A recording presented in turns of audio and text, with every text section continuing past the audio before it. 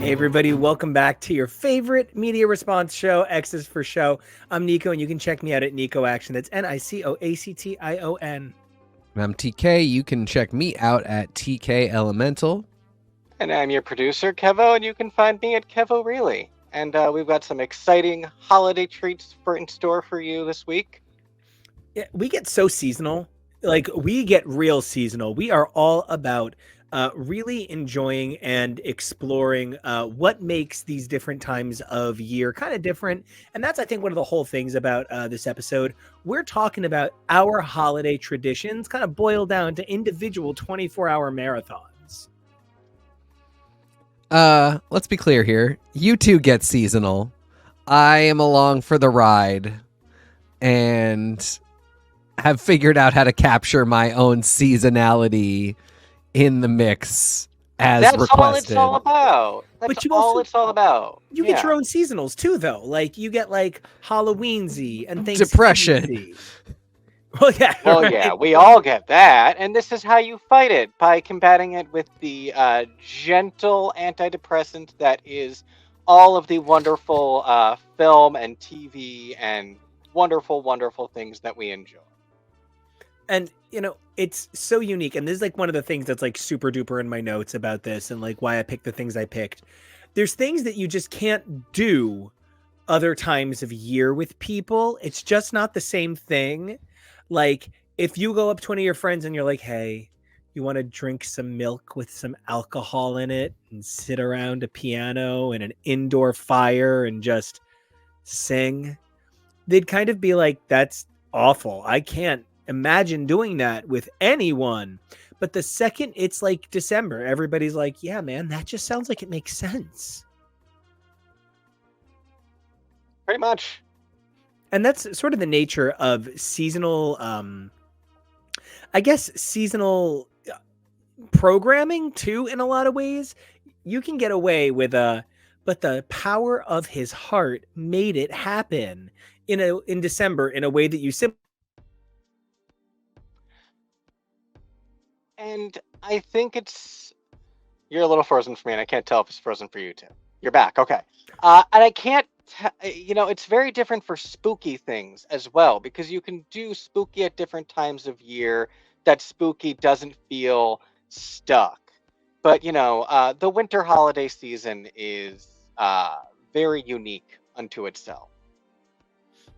And, I think part of it has to do with our generation having been raised on television media aimed at us. And this is something that we talk about occasionally in this program.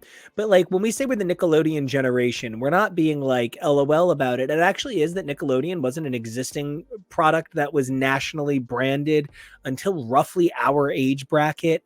And while a lot of the programming was secondhand purchased, right? A lot of it was very much targeted at creating certain intrinsic feelings within us. And some of that has to do with, like, you couldn't walk through a JCPenney without going to pick up a copy of Spider-Man Maximum Carnage. You know what I mean? And that sort of balance meant there were toys to be sold. So there were Christmas specials and Hanukkah specials and the unfortunately rare Kwanzaa and any other denomination special, really, when we could have just been having New Year specials all along. And at TK, I kind of wonder, like, as a guy who has always existed in multiple faiths, like, did you feel like, December's time to be a little bit Christianier? Yes and no. I think I mentioned this the last time we talked about Christmas stuff. I was baptized when I was born, and I was raised basically maybe Episcopalian, one of those. I love that Not you're not Catholic. sure. Yeah, truly not sure at all. For a while, and then we would do. I say a while, but that was like until I was like 5. Then we did nothing, but we would still do the holidays. We'd still do Christmas. And then my dad found his Jewish faith real hard. My mother was not religious, even when we were doing. She was brought up Catholic, so even when we were doing like non-Jewish things, it wasn't even her real faith. It was just like whatever was around in the community that we could assimilate into. But when my dad found his Jewishness, we got really Jewish really fast. We celebrated a lot of Jewish holidays. We celebrated Hanukkah as a religious holiday, but we would still do the Christmas season. Okay. Can I just say that the picture you painted for me of your father on the show, at least, is that he goes to, I believe it's called Midlife Shalom Temple on the corner of East Street and Disappointment Avenue. Yeah, yes, that the Get Bruce on. Springsteen reference, super important. Midlife crisis, very important. The man is getting into his 80s, and he's been on the same one since 40. So, but yeah, I'll be so lucky. truly, just the thing that's really kept it going is just a lot of money. So if you want to just keep the good times rolling as a sad heterosexual man, just make that dough, honey. But yeah, somewhere in the middle of all that, he decided that he was really into his Jewish faith. But like not at all the faith part, because my dad has no soul. And so the like big concepts of religion, like what is the meaning of life? What is God? Like, what are we here to do? Those things mean nothing to him. This is going to turn into an anti-Zionist rant really fast, which I've got. And you should find me at TK Elemental if you want to hear it, but I'm not going to do it on the show right now. Point being, I adapted to my Jewish faith very early and lovingly and weirdly, because I did not really like the community very much. But I really grew to like a lot of the traditions. Something always felt off about Hanukkah to me, and it wasn't until I was a little bit older, early teens, that I realized Hanukkah is not Jewish Christmas, which is something I've mentioned on the show before. It is not our equivalent holiday. Holidays are different for everybody. There doesn't need to be an equivalent one. And so we kind of just kept celebrating the season. And Nico, as you said, I think a big part of it is like I grew up on the media of the season. Millennials were the kids that grew into demographic programming. The reason why it is such a big deal for us is exactly as you said. Like Nickelodeon is a great example, but back in the day, especially when cable wasn't really a thing at all, the 3 networks would maybe have a couple of hours a week for Saturday morning cartoons and a few other things that were for kids. TGIF. That was our time, and we would fight anyone who would take it from us. But even then, TGIF is family programming too. It has to be like minorly tolerable to adults as well. Okay, but that gave us Reginald Vell Johnson, who's on my list. It gave us Thelma Hopkins, who is only not on my list because it's not called Tie a Christmas Ribbon. We can do an entire series of episodes about the children's television boom of the 90s. Truly. Boy, howdy, believe you me.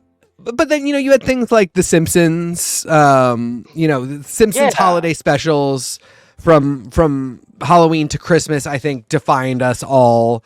And they have enough Christmas episodes by now that you could do a whole Simpsons Christmas advent calendar of Christmas episodes of The Simpsons. 100%. And other long-running shows of the time that just would, we would accumulate all of these references, and some of mine are those. They are shows that were really kind of young person directed and specific that really spoke to me. Even though by the time I was really watching all of those, I was not effectively in any way religiously celebrating Christmas. I wasn't really religiously celebrating any holidays, and I was kind of not like celebrating the holidays that much. It was just like the season that you went into. And yeah, I mean, it's been interesting to look back on all of it. Well, and I Um, appreciate you bringing up the secular nature of it too, because I had a similar upbringing in terms of we weren't super religious, but we went to the Catholic church in our town for the holidays. It's the church where my sister got married, my grandfather and mother were buried. Like it was the Catholic church, which actually happens to also be on the street where they filmed the Gay Pride Parade for the movie Bros. So that's a fun little tidbit. Know that that street has a Catholic church on it, but it was just part of the culture of the town that oh, everyone went to midnight mass. It was a thing. I just want to comment. I was raised in a very religious holiday, but also religious holy day, but also like fun time holiday kind Yeah, of family. There's like go to church, Jesus song kind of Christmas, and we did that. And then there was sort of like general jovial Christmas. That's what Jesus would want you to do, Christmas. But then there was also like, hey, what's up? It's a swinging Christmas time kind of Christmas. And we did all three. Um, I had a pretty balanced Christmas upbringing, and I like to think of it more as a holiday life now. I got to get out of that C word because I want everybody to feel H umbrellaed. You know what I mean? But more than anything, I just want to say I want to go into this image for a moment, this incredible image that Kevo made, and it has nothing to do with his beautiful image, and it has everything to do with my inability to read sometimes. So I just kind of couldn't but read carefully, and I was like, is that really a Scrubs Christmas episode? And then I realized it says S Club 7. oh yeah, But now I need an alternate universe where the plot of Scrubs is it's actually Scrubs, and it's that the S Club kids become doctors. I then saw Mixed Nuts next to it and was like, I don't remember there being a Father of the Bride midquel, but I'm Christmas. in. Yeah. But then ultimately, the one that has me all the way fucked is I'm like, when was there a Christmas Phoenix special starring Famke Jensen? Because it's a flying redhead and a giant X logo. Oh my god! No, that's Tori Amos. She's on my fucking list. Welcome to the show, guys. Sorry, I didn't think she would mind getting Oh no, put behind the spotlight. oh no, I think Tori Amos is a big fan of the Spotlight. God But bless. I also like that it kind of looks like it says Iron Man's. And so I just want to It point out does. Iron Man's on film. No, it's Iron Man with the Stussy S that isn't actually the Stussy S that we all drew in high school. I love it. I also want to draw attention to the Oh my lovely God. classic TV guide ad. Kevo, this is just above and me. So this Buffy episode is from my list, and I did provide Kevo with art. And Kevo had better art ready to go. And it's so funny because this episode is not called a Buffy Christmas, which it should No. be. And it is not really a Buffy Christmas, which it should be. It's And I that's just the charmed font around it for a Christmas 1000%. I know. It's amazing, and I just wish the marketing team had caught up with the script writing team well in advance. I'm so excited to talk about this episode, but really, I would love to talk more about the possibility of Buffy having even better Christmas episodes. I just want to throw in the number of these I had in my locker growing up. This was such a moment, these digest size TV guides from back in the day, and also the WB New Tuesday, my favorite thing. I remember when the WB was like trying to be artistic in a way that really clearly did imprint on our generation. That very look past into the distance, a pop song plays, stare across, look down, look up, everybody think, feel emotional, smell perfume. That very like stylized advert, I really think it's gone a really long way because the people that make stuff now were inspired by that then. So always really fascinating to see things like New Tuesday and thinking back on those, like them just standing on the lot style promos and how that's still a very big thing now. You can just look at like seasons of Drag Race for that same sort of aesthetic. But Yet another entire broadcast could be dedicated to us just watching those ads. could they? Oh, what a night. Oh, what a night. The night is young Silent and night. snowy. So Christmas night. Holy night. who did we decide goes first? I Kevo. think you said me. Kevo, then let's and I'm let's roll in. comfortable with that. Let's roll in and let's get started. So my first slide that I have prepared is my Muppet Stravaganza. When filling 24 hours, I didn't want to jam pack it with too much of like, I know it's Doctor Who's anniversary year, but I was like, am I really going to do an episode of every Doctor? No. So I decided to fill it with other stuff, and I went crazy with the Muppets. Up first, I have two very classic 1980s Muppet Christmas specials. We have Jim Henson's The Christmas Toy and A Muppet Family Christmas. The Christmas Toy is a deeply scarring film that is a sort of precursor to Toy Story. But what if instead of the toys could still be alive when interact with humans, it murdered them forever? So high stakes in that one, but delightful music. And then A Muppet Family Christmas is jam-packed with literally almost every single Muppet at the time. It had the Muppet Show Muppets, it had Sesame Street Muppets, Kermit and Robin met the Fraggles, which was mind-blowing. The entire 10-minute finale is just a medley of Muppets singing Christmas songs. I mean, where can you go? You go wrong with that, really. We were a little bit too young when these came out, but do you have any experience with these 80s, the horror that is the Christmas Toy, the joy that is Muppet Family Christmas? You know, the Christmas Toy and I had a really complicated relationship. It was one of those things like the Fox and the Hound. I just have to think back on "You're the best of friends," and I'm just sobbing. Copper, like it's all one big nightmare. And the Christmas Toy goes on that list of early childhood films that really, fucked me up in a bad way. But I loved it and I watched it. And it's one of those things I talked about it, I think maybe last week, I thought maybe even, where there were so many things that were labeled as first time on Nickelodeon ever. And, I would go to my parents and be like, this brand new thing. And they would be like, no, honey, the Flintstones movie, the animated Flintstones movie from 1986 is not brand new in 1991, but they're saying it's the first time on Nickelodeon. So I interpret that as it's the first time, talking about Buffy when they did the WB series finale, making it sound like Buffy was ending, even though it was just leaving the network. Right. It's that sort of thing. So I feel like many kids thought they saw the Christmas Toy the first time it aired. And I just wonder, what time did they go, oh my God, is this new? It looks like shit. I wonder where the cutoff was. I remember when it aired on Nick. Sorry, go ahead. No, I have no experience with either of these. My only one is Muppet Christmas Carol. Wow. Christmas Toy is about a little Christmas toy who finds out that it's Christmas again and is kind of disappointed that his kid is going to get a new big Christmas toy and he's going to get replaced. Yeah, that sounds like... So he decides to become the Christmas Toy. It's funny.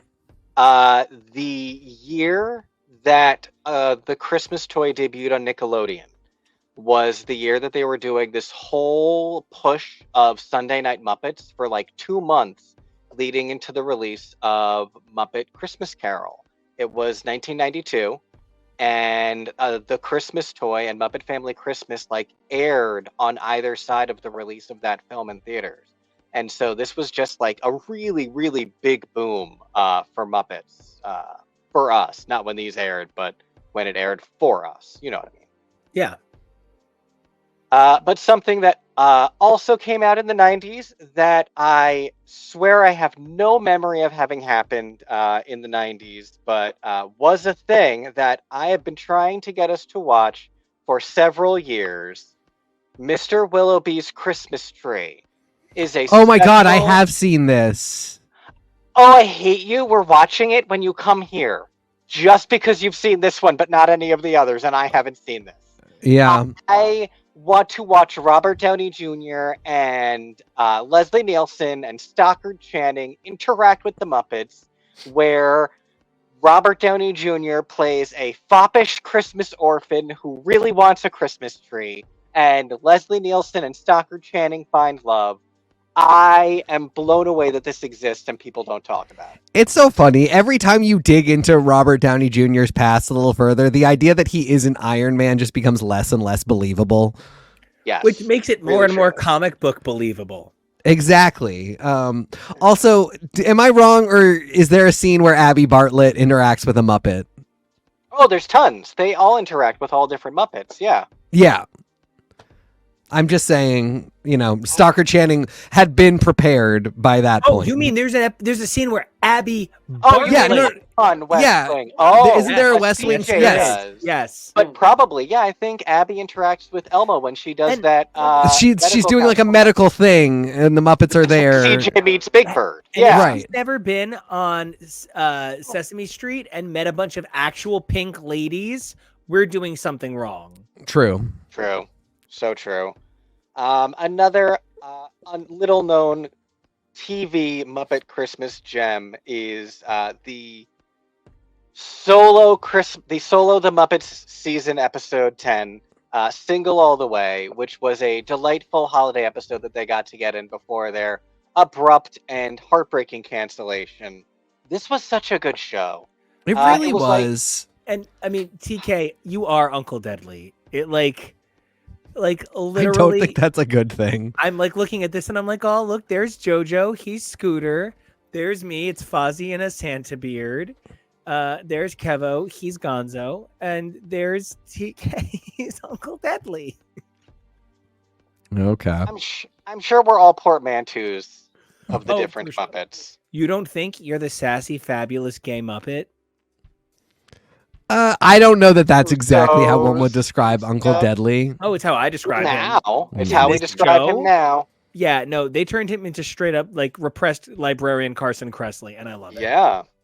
He's the other half of Vincent Price now. So here we are. These are all bad descriptions that I don't want of me. Repressed librarian Carson Kressley. Okay, what about Cole's centric Ross Matthews? Wow. I do like that he is vaguely dragon-esque. Yeah, Yeah. That I enjoy. Anyway. And we didn't say you're this guy. So it's Yeah, fine. which, with this hair. In the bottom, yeah. good.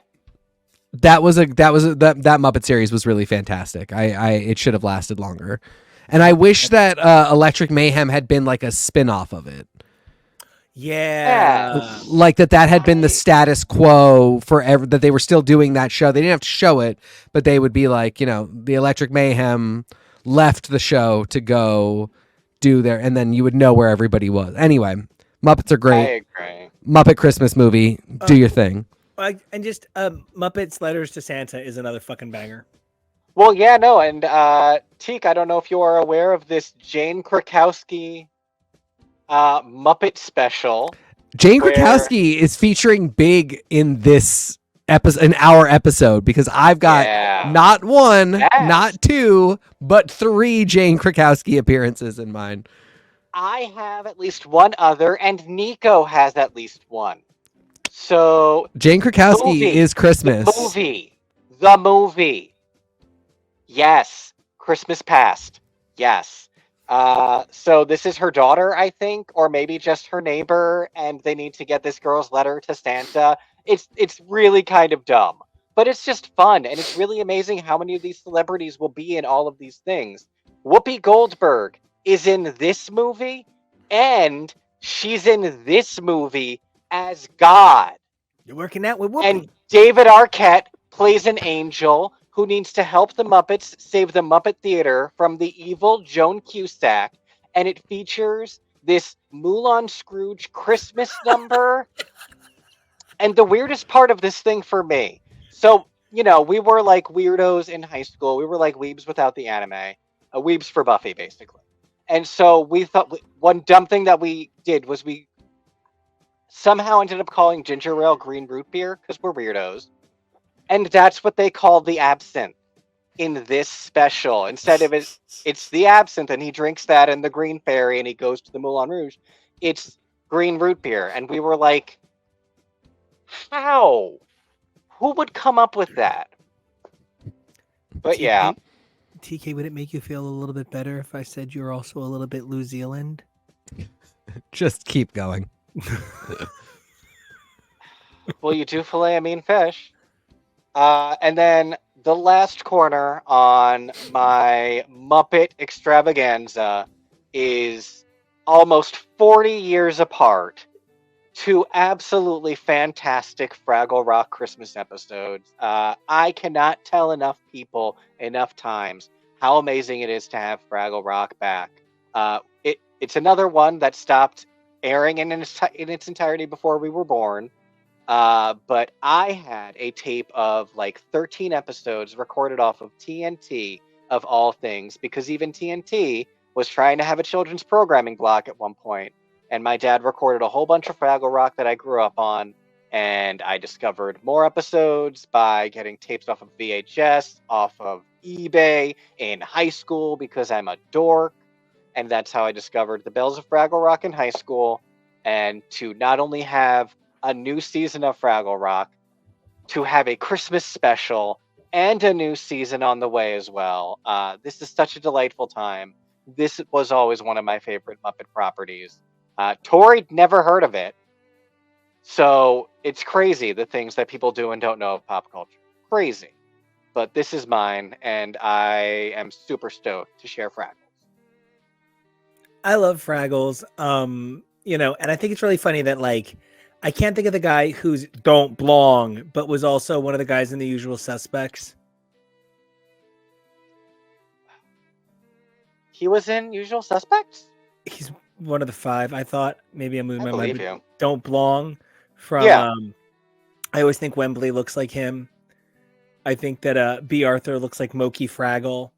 I think that Cree Summer looks like Red. Kevin Pollak. Thank you. Yeah, I think Kevin Pollak looks like Wembley at all times. Since I'm like a little Kevin Pollak. Kevin Pollak. He doesn't know how to say my name. Oh gosh. Well, we won't spend long on this, but no. I just love that the Fraggles are so not to question Tori's Muppet authenticity, but I do think that they are very recognizable pop culture icons, and I just think that the fact that they have Christmas specials is a Gorg-sized way to keep them kind of involved in the cultural zeitgeist for multiple reasons, not just being a Muppet offshoot, but like you said, Kevo, this is part of your Christmas tradition.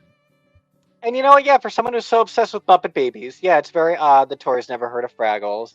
When she watches this, please know that there are Muppet Baby Christmas episodes, including a mitzvah for Miss Nanny, because Miss Nanny in New Muppet Babies is Jewish, voiced by Jenny Slate. So they have a Hanukkah episode for Miss Nanny. Yes, mommy. Yes, mommy.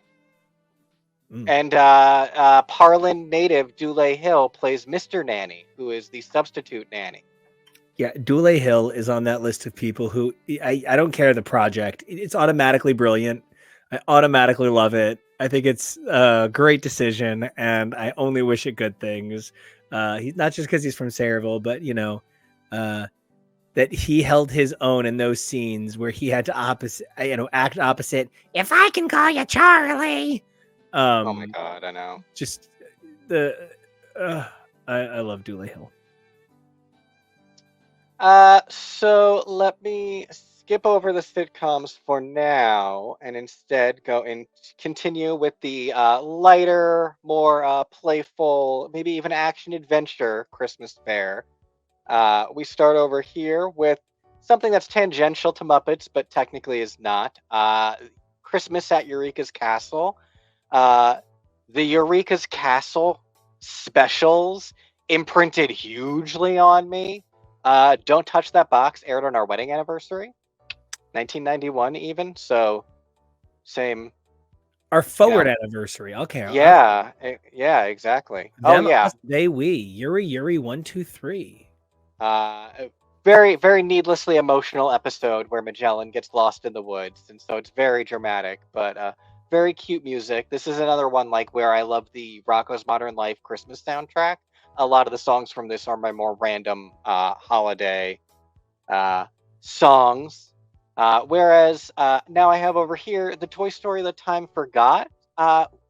We have not watched this one yet, but I had Toy Story of Terror on my Halloween list, and so I wanted to provide some symmetry there.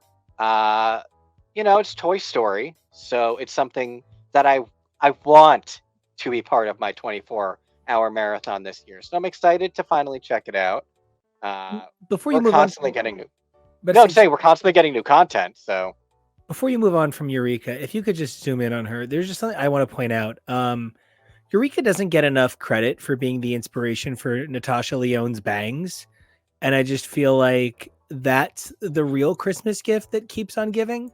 you're laughing, but we're gonna watch this and look at what she's wearing. She's wearing a Christmas capelet, a beautiful red with white fur-lined shawl, making her look like Zsa Zsa Gabor.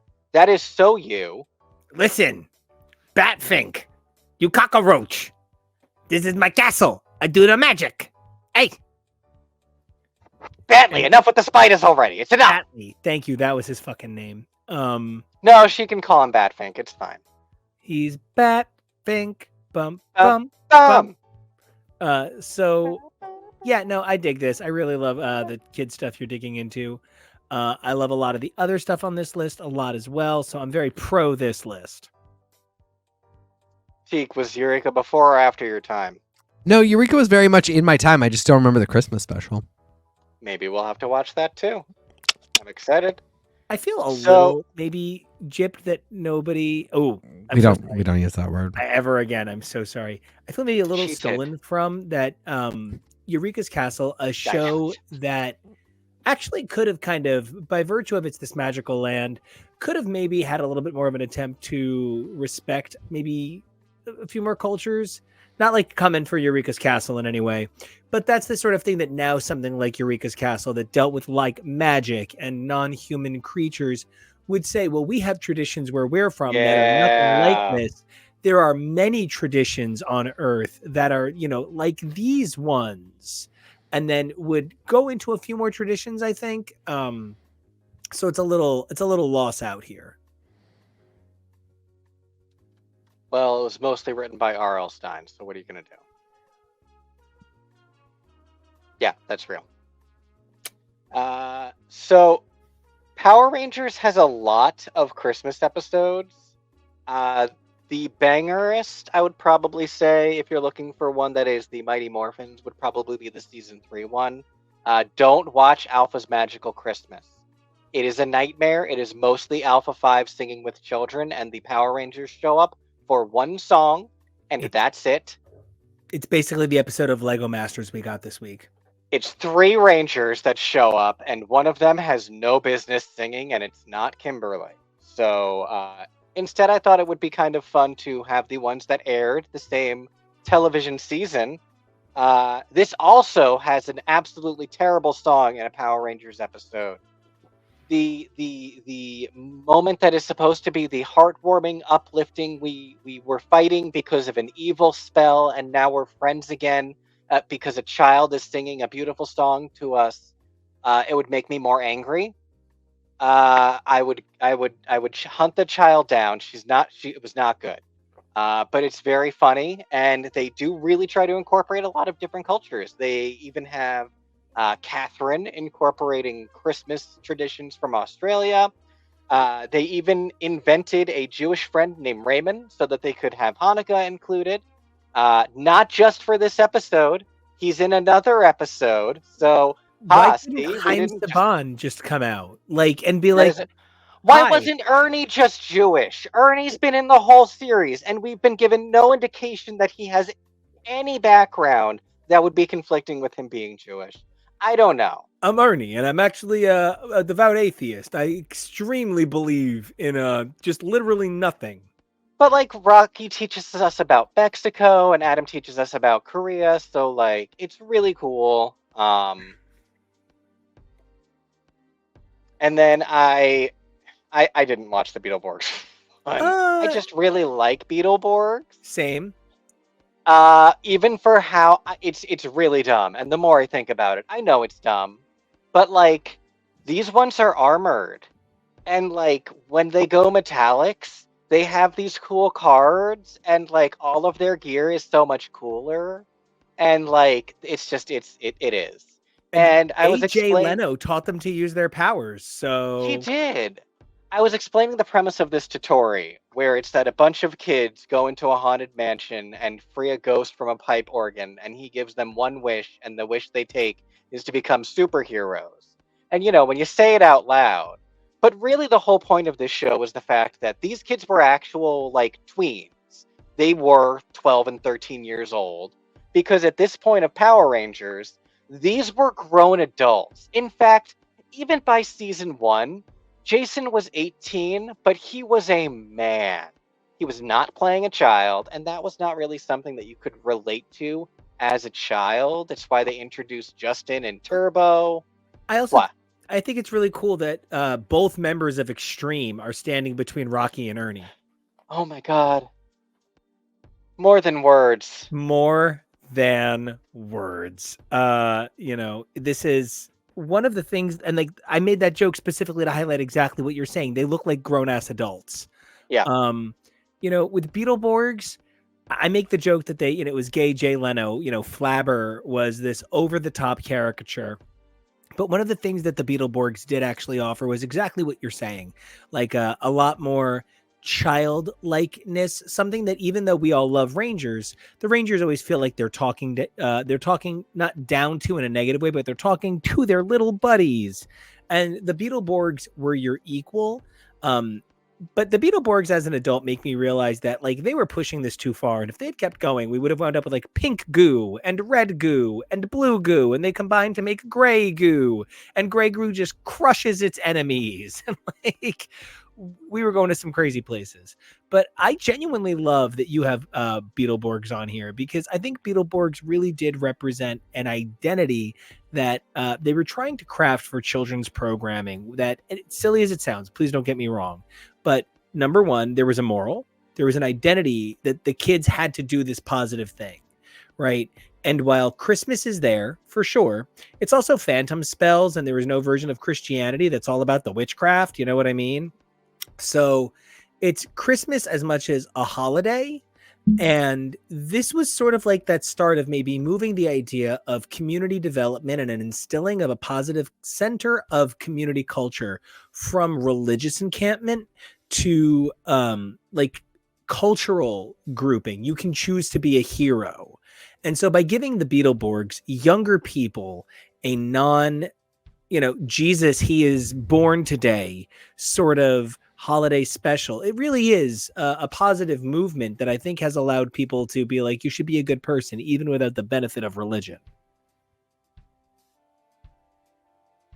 Good read on Beetleborgs.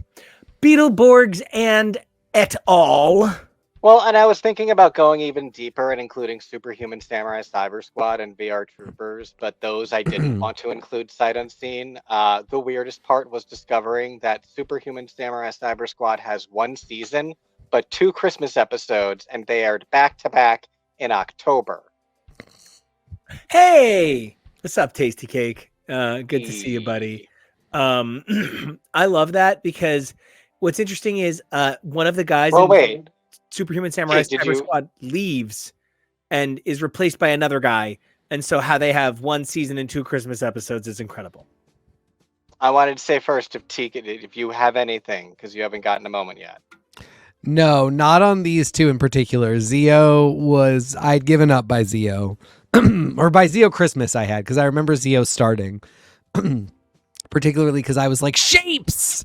But then I wasn't as impressed with shapes. And crystals. I was also impressed with crystals. But yes, yeah, no. Yeah. And then I vaguely remember Christmas Bells and Phantom Spells just because it's a great rhyme for a title. But yeah, no, not much on these. Well, and this going from this corner to the bottom left really ties into what Nico was saying. Apparently, this Phineas and Ferb Christmas special is like one that is very lauded for having that same, positive moral I was gonna message say without it this being. this area feels more like actually doing that work that you're talking about, Nico. Yeah, Estás los Santa Claus? this actually is not my more The 90s favorite of version. the Phineas and Ferb Christmas episodes. One half of one episode is them doing a Christmas special in summertime, and Kelly Clarkson is a guest. Yeah. And I love that one. This one has Big Bad Voodoo Daddies, which is not as exciting unless it's 1997. How dare you? Well, am I wrong? It's a No, great you're song, not. though. No, you're not. It's They have a great soundtrack. I love that one of the gimmicks of their Christmas thing here is that Doofenshmirtz doesn't hate Christmas, but he feels like he should be doing evil, right?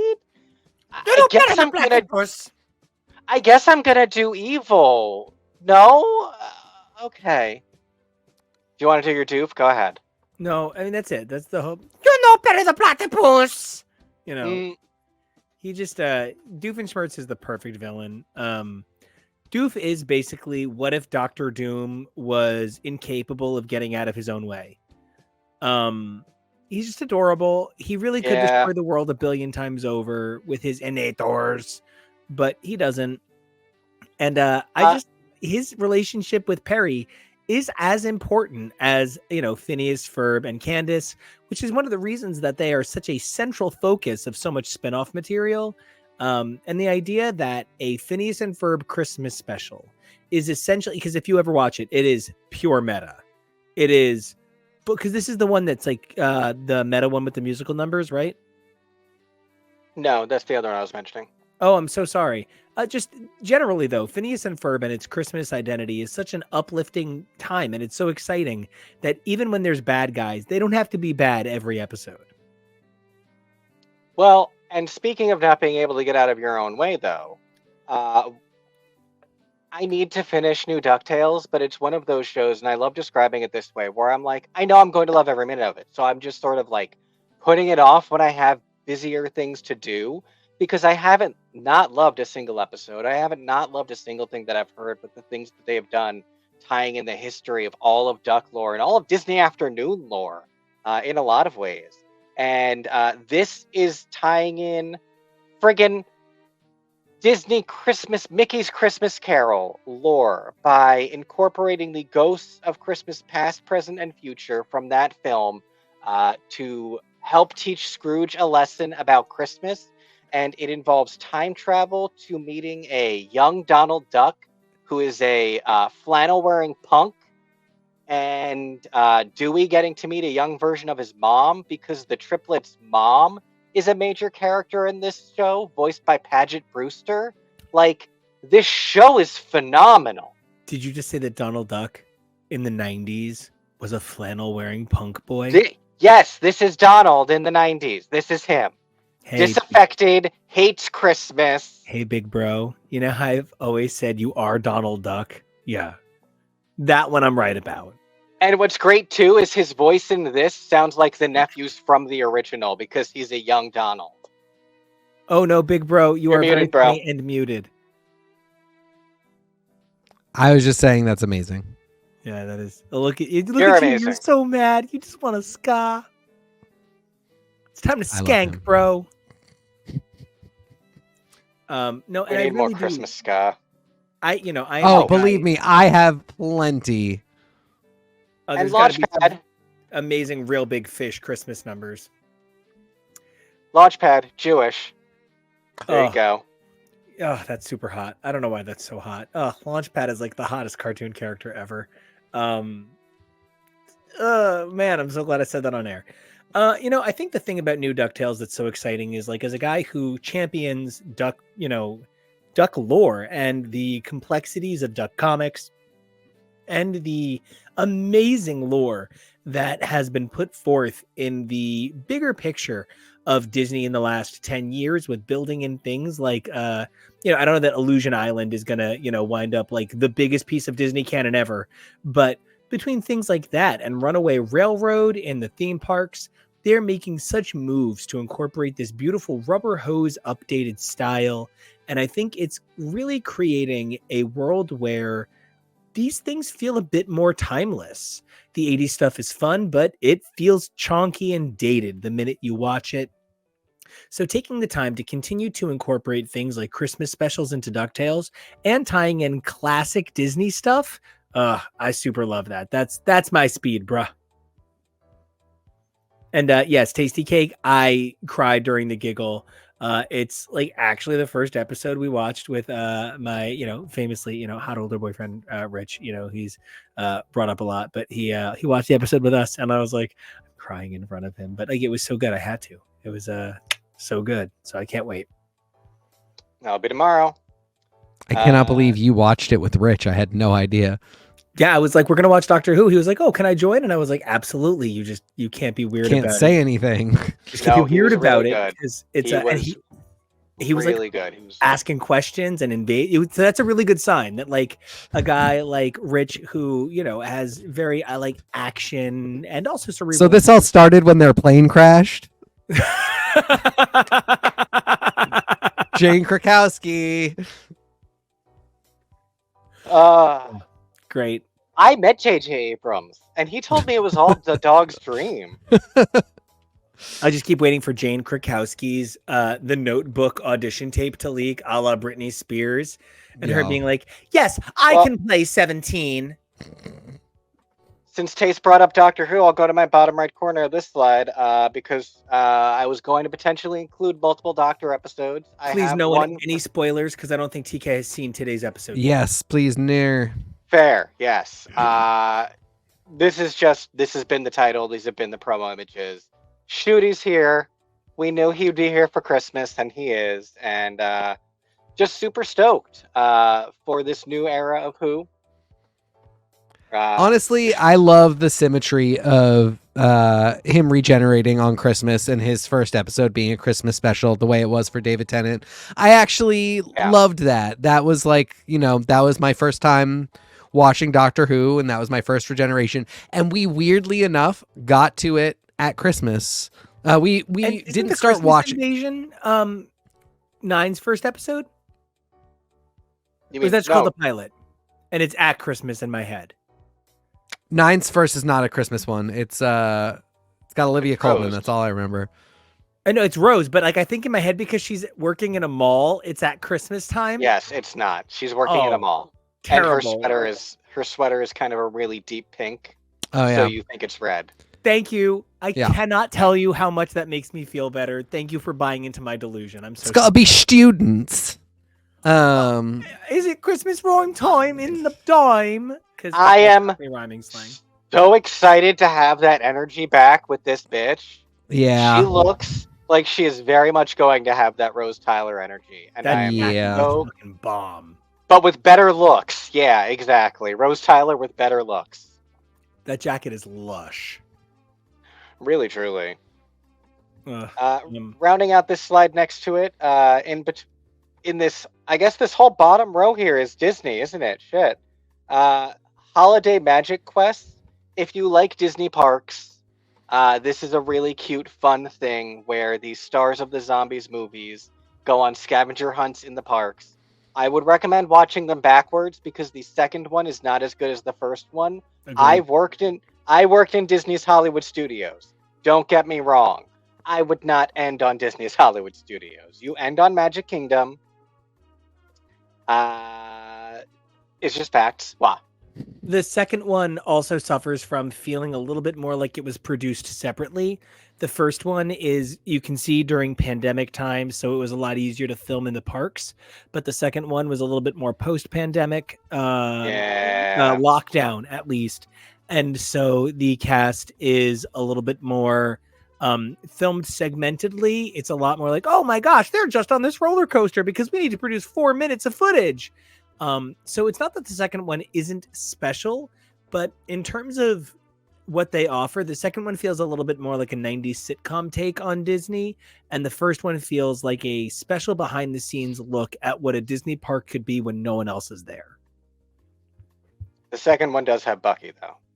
So. Oh God, Bucky is one of the best things about the zombie movies. That. Which direction do I want to go? Let me go into. So I thought this was going to be like my teen dramas-ish one because it's High School Musical and Glee and Crazy And Ex-Girlfriend. Scrubs. But then I was like, oh, this is musicals. This is musical number shows. I guess I didn't even know myself. Yeah, feels like forever ago that you said Scrubs, doesn't it? It does. It was like 21 hours ago. I was joking about your marathon length. I know. We're not even halfway done though, because you keep talking about everything so much because you're so smart and you love these things so much. You just gave a really long dissertation about Beetleborgs. You sure did. In the world. That's all. Is that Olivia Rodrigo?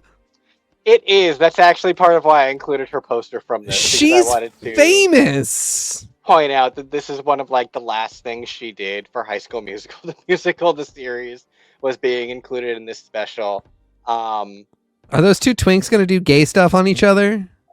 I wish no, they don't. But they go in a pool. And this woman is amazing and points at cactuses a lot. Is anyone doing gay stuff on each other? Even ladies? Yes. No. Oh, those two? Oh, God. Nothing is good enough for you. That's fine. Their glasses are just going to get all tangled up. Yeah, there's that. But there's also over here for Jewish. So again, Shalom stereotypes. Shalom. So both of them, Jewish gingers. God bless. And so if you have ever been curious about High School Musical, the series, this is a really cute way to get to know the cast. They include a scene from the Christmas episode. I didn't want to include the Christmas episode because that one's, an episode of the show, and that one's a little bit more involved. I figured this is a cute way to see if this sort of Disney Channel pop fare is for you.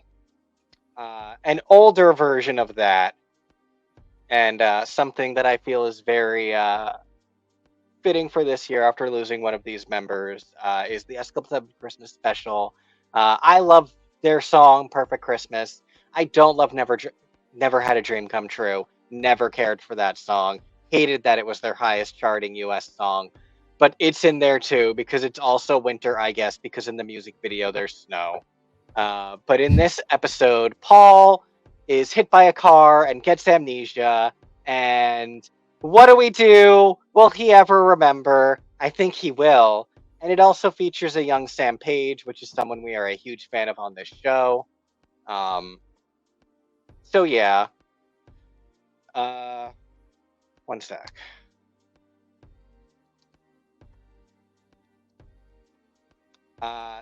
Another one that had a lot of Christmas episodes that I sort of had to pick between is Glee. I chose the one that was written by Marty Noxon, obviously. Yeah, big surprise. Also the only episode to be directed by Matthew Morrison, I believe, which is really interesting. This one is in huge part sort of a classic Christmas special in black and white. Very fun, very goofy. Super enjoyable time. And then I wanted to provide symmetry with TK's Thanksgiving list, where he put on the Crazy Ex-Girlfriend Thanksgiving episode by including the Crazy Ex-Girlfriend Christmas episode. Definitely delightful one. It's so funny. I specifically was like, you can't do all the same ones. And so I did not choose this. I didn't do any West Wing Christmas episodes, but this is a really good one. All their seasonal episodes are all really good for understanding what the show is about without necessarily having to get too mired in what else the show is about, all the plot that the show is about. Yeah, okay. I get that. Nico, any notes on this slide? I mean, generally speaking, I think one of the things that musical shows have an obligation to do is to be Christmassy, or they're going to age poorly. Just simply, people won't come back to them and they won't get all of that magical streaming royalty money. So, like, it is in a show's best interest to do a Christmas episode, but then, it's in your best interest to do a special one. And it's super cool that there are 4 that are super special for you. Thanks.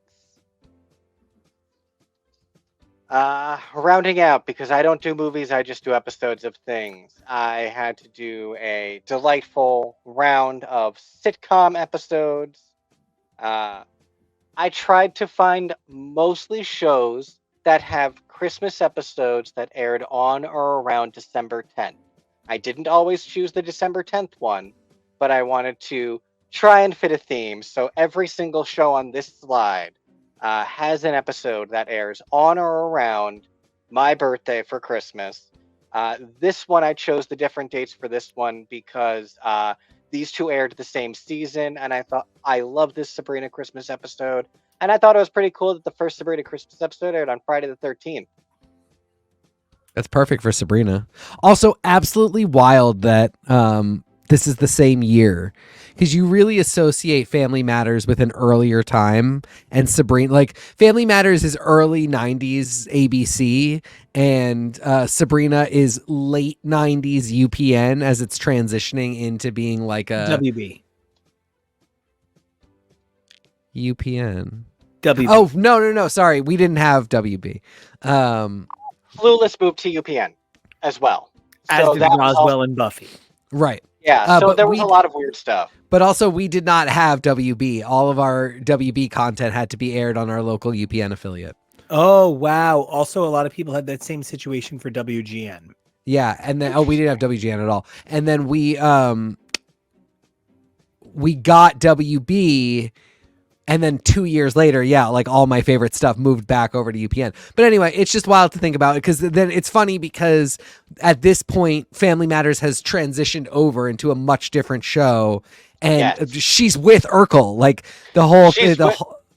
This is when she's with Stefan Urkel. She ends up with Urkel in the season where they moved to CBS. But yeah, this is the point at which Stefan Urkel is a separate physical being from Steve Urkel, and Laura's story is she has to choose between Stefan, who's off modeling in Paris, and another guy she's dating.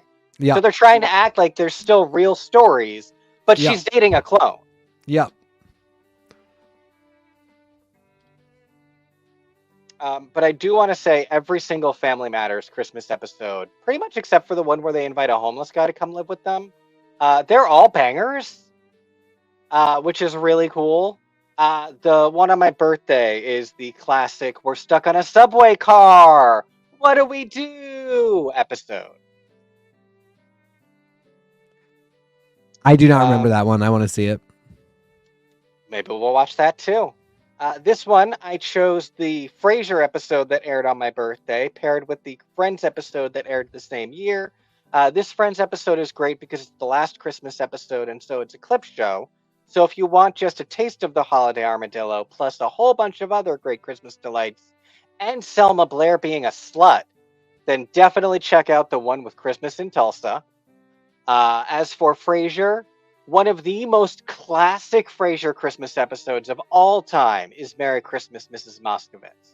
So I didn't pick that one, and instead picked another very delightful one, which is also a Daphne and Niles Are Together episode, which I always prefer those. I mean, really, one of the things that's so difficult is Frasier is a will they, won't they for the side characters. So there are people that are just later half of the series, Niles, Daphne people. And it's nice that there's Christmas episodes for them as well. There are definitely a bunch of bangers for Frasier. I got nothing. So I gotta ask, before you get into these, did you have yours picked before I had mine picked? Not necessarily. Probably, actually. Okay. The community one. Well, so Community, and you've got a 30 Rock on there too. Yeah. Did you have that 30 Rock pick too? That one also. That one more no. I Okay. chose that one based around your 30 Rock picks. Okay. Um, Well, thank you. but it was also because this was another one where there was a whole Christmas must-see TV Yeah. block in 2009 on my birthday. But at the time, the only one of those shows that I watched was 30 Rock. Did not watch The Office anymore. Did not watch Parks yet. Did not watch Community yet. So this is the Parks and Community corner. This Parks one is so good because Yes. Christy Brinkley was the gift that made the latter half of Parks and Rec. Lucy Lawless. Christy Brinkley is Love Actually. No, Christy Brinkley is Jerry's wife. Oh my God, she's Jerry's wife? I've never gotten that that's Jerry's wife. That's literally... How are you doing this to me every holiday episode right now? This is you telling me James Brolin is Jeff's dad. I just thought she was some pretty lady. Oh yeah, my... no. That's Christy That Brinkley. makes her- It's amazing because, Well- she's... And then, but though, Love Actually, that makes her introduction at Christmas even funnier because Yep. she was in Love Actually. Oh my God. Yep. Oh my God, Christy Brinkley. And the fact that they are just like the sweetest family and nobody understands it.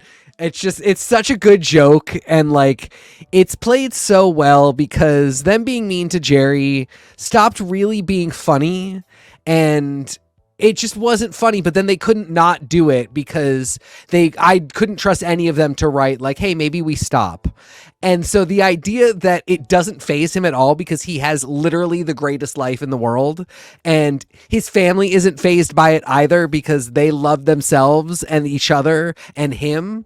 And it's just so funny because then they keep getting to be mean to him and being totally bewildered by him. And you as the audience are like, I fucking hate these people. But you also love them because they have their own life. You just never would want to be a part of it. You would never want to sit at their table singing eggs, bacon, and toast. But it's so good. It's so good.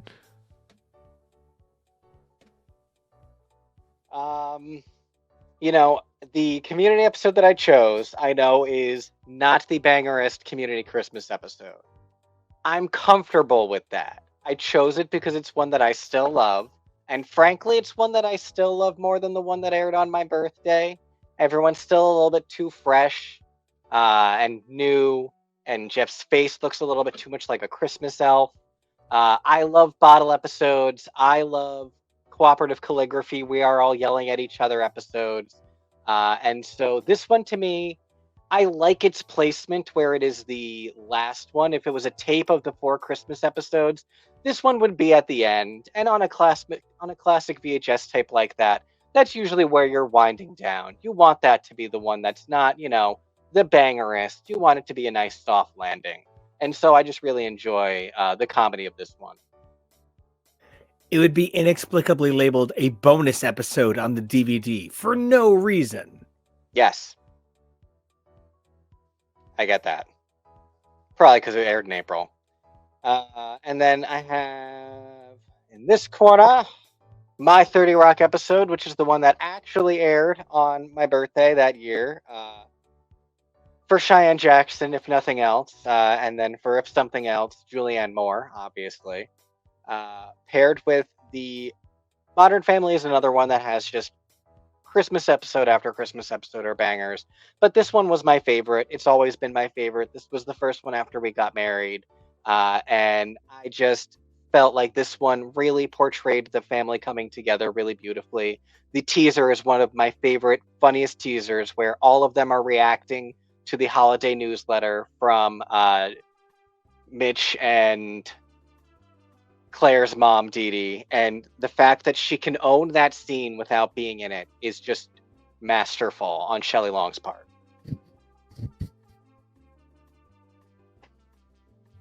I often say that I can't even think of its name, but "And This Song of Mine in 3 The Christmas song.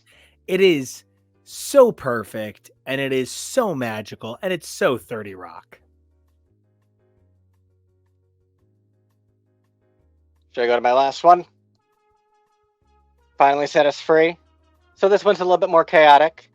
I wanted to include a superstore. The one that I liked the most was the season 3 one, because it involves America Ferrera being a lot of fun, and I think more people need to see that in the world. The New Girl episode that I chose was LA Xmas, because I really, really, really loved the era where the cast was the 6 of them. The fact that they brought Damon Wayans Jr. back after happy endings failed was just so cool, so funny, and really helped affirm the fact that Winston and Coach were not the same characters. And it was probably my favorite era of New Girl. Very tangential from those types of shows. I included the first Christmas episode of Girl Meets World because it's the first appearance of Sean. I think this is an episode where if you've ever been curious about the program, this is a good introduction to the show as a concept. And it's a good thing to draw in someone who might have liked the classic to see a legacy character make an appearance. And then down here, I really couldn't decide whether or not I wanted to include the Golden Girls episode, which is such a classic, or Golden Palace, because Golden Palace is still such an unknown entity, and so many people need to give Golden Palace a chance. Don Cheadle and Cheech Marin playing against 3 of the 4 Golden Girls. You really can't go wrong there, obviously. And then kind of the same thing here. I could not pick a single news radio Christmas because all 3 are absolute bangers. Take your pick if you can find them, because I'm not even sure where it's streaming. Probably Freevee. Feels like one of the ones that's on Freevee, doesn't it? I feel like there has to be some sort of radio broadcast equivalent of news radio out in the ether that's some sort of like actual free streaming service that carries it as like a public service at this point.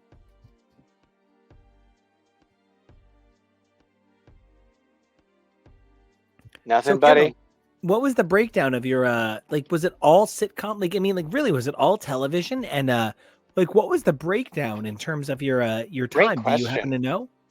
I don't. You guys take that so much more seriously than I do, and I really respect it. I'm a little bit more like, here's a bunch of crap. Do you Doing know if most it's longer than 24 hours? I believe it's, if anything, shorter. I believe I Okay. fell short, and I believe I did that on purpose, which is why I included, like, pick a news radio episode. Like, I'm not saying all 3 are on my list. I'm saying you can pick any of them because they're all bangers. I'm saying if you refuse to watch Golden Palace, this is the good Christmas episode because the other Christmas episode is utterly depressing. But yeah, no, mine is mostly TV. It's a few movies, but it's mostly like that's a Muppet movie. I just love television, and I spend so much time collecting my little lists. I have so many more. Bewitched has Christmas episodes. What was that? Oh my God, Better With You. Remember Better With You? I need to find that again. That was a terrible sitcom. But yeah, mine was pretty much all TV. Well, I think it's a great list, and I really enjoyed it. TK, were there any new ones here for you from this list? There was so much new stuff on here for me. That's why I didn't have a lot to say about it, because so much of it I didn't know. Like, some of it is stuff I was like aware of. S Club Christmas Special, absolutely. But then, like, I guess I never thought about the fact that there's a Golden Palace Christmas episode. You know what I mean? Like, it's not surprising to me, but I've never seen it, and I was not aware of it. It was not on my Christmas list. And then, a bunch of the kids ones, Phineas and Ferb, again, I've assumed there was a Christmas episode because I know it's a long running show, but not one that I've ever seen. So yeah, there was a lot on there that I was like, making note of. I definitely have to watch that DuckTales one. I am eventually going to. It's not even convincing because I'm sure something he'll just want to do. But we'll eventually cover a ton of duck lore because it is so fascinating. Yeah. I will say I did not know about Holiday Magic Quest, and you guys made me watch it last Christmas. We did. You were such a good sport, and I really appreciated that. It was weird. It was weird. That was all I was looking for. Even a weird. I accept It was weird. that. It was very well produced. It was just like it was weird. Actually, it reminds me that I keep forgetting to make you guys watch the and this isn't on my list and I don't know why. The Drag Race Christmas special, because it is similarly a fake competition. Oh my god, that sounds like so much fun. Yeah. Maybe we'll cover it. Who knows? Yeah. Well, then that's got to go on our like our personal list then. Yeah. What do you think, Tiki? You ready? I'm ready. I got this. All right, folks. This isn't so much a Christmas list as it is a trip through the most important era of your life, because it's the most important era of mine. That's like the early 90s to the early 2000s. And we're starting off strong with what I feel is the greatest Christmas comedy ever committed to film. A movie that just makes me laugh so hard. I think it is a perfect comedy. This is Mixed Nuts, starring Steve Martin, with Liev Schreiber as a drag queen of sorts, a trans woman. It's sort of not clear. Adam Sandler as an Adam Sandler type character from this era. Adam Sandler what was the one where he was at Little Nicky? Adam Sandler Little Nicky was a very different creature. And I love the younger, less self-assured Adam Sandler. We've got Juliette Lewis playing a pregnant Mary-esque figure. And anyway, it's about a guy who runs a suicide hotline at Christmas time. It's just a great comedy. I can't say enough great things about this movie. It is absolutely iconic. Amazing 90s LA Christmas aesthetics. And this is one I watch every year. It makes me endlessly happy. Well, I would love to watch it. And this won't be the last time we cover Liev Schreiber on this channel this month. So that's It's true. Also, it's directed by Nora Ephron, which, not enough women directors, and I think Nora Ephron is an incredible talent. But and Rita Wilson, who's married to Tom Hanks, who never gets acting roles. So I mean, it's great to see her starring. That's who I thought that was. Yeah. And this is the guy from Empire Records? It is the guy from Empire Records. His name I just completely am blanking on, but he's great too. I want to say Anthony LaPaglia, but is that correct? You are absolutely correct. It is Anthony LaPaglia. Thank you very much. Anyway, it's just such a good cast. Gary Shandling shows up at one point. I don't know. It's so funny and so of its time. Really and truly, I love this movie so much. This movie to me is Christmas. Christmas as a whole is my heart. As a lover of Christmas, whatever I love about Christmas is in this movie. Nice. I feel like this one's probably going to have fewer. And then that innocent child heart grew up too fast. And I was obsessed with Go as a 14-year-old, because that's when this movie came out, when I was 14. I found this movie entirely aspirational, which is how things went off the rails for me very young. This is a movie that takes place in 3 parts following 3 different characters. One of them is Sarah Polley, pictured there with Katie Holmes of Dawson's Creek fame and Nathan Bexton. Another viewpoint is Desmond Askew, this British dude who I think everybody thought was going to be like the it guy in 1999. They didn't do that much. And then he was in Roswell. Exactly. And then the other viewpoint is Jay Moore and Scott Wolf. We're going to come back to that in a second. But anyway, Sarah Polley's big storyline is she can't pay rent. And in her point of view, Scott Wolf and Jay Moore approach her because they're going to a party and they want to buy ecstasy. And they normally buy it from Desmond Askew and he's not there. So can she procure for them? And she comes up with a scheme to sell them a bunch of ecstasy so that she can pay her rent. Things go off the rails. She winds up at a rave selling, at a Christmas themed rave, selling baby aspirin that she is passing off as ecstasy and like tricking idiot kids into buying. And to me, that was like, that is a smart idea. That is a girl with a plan.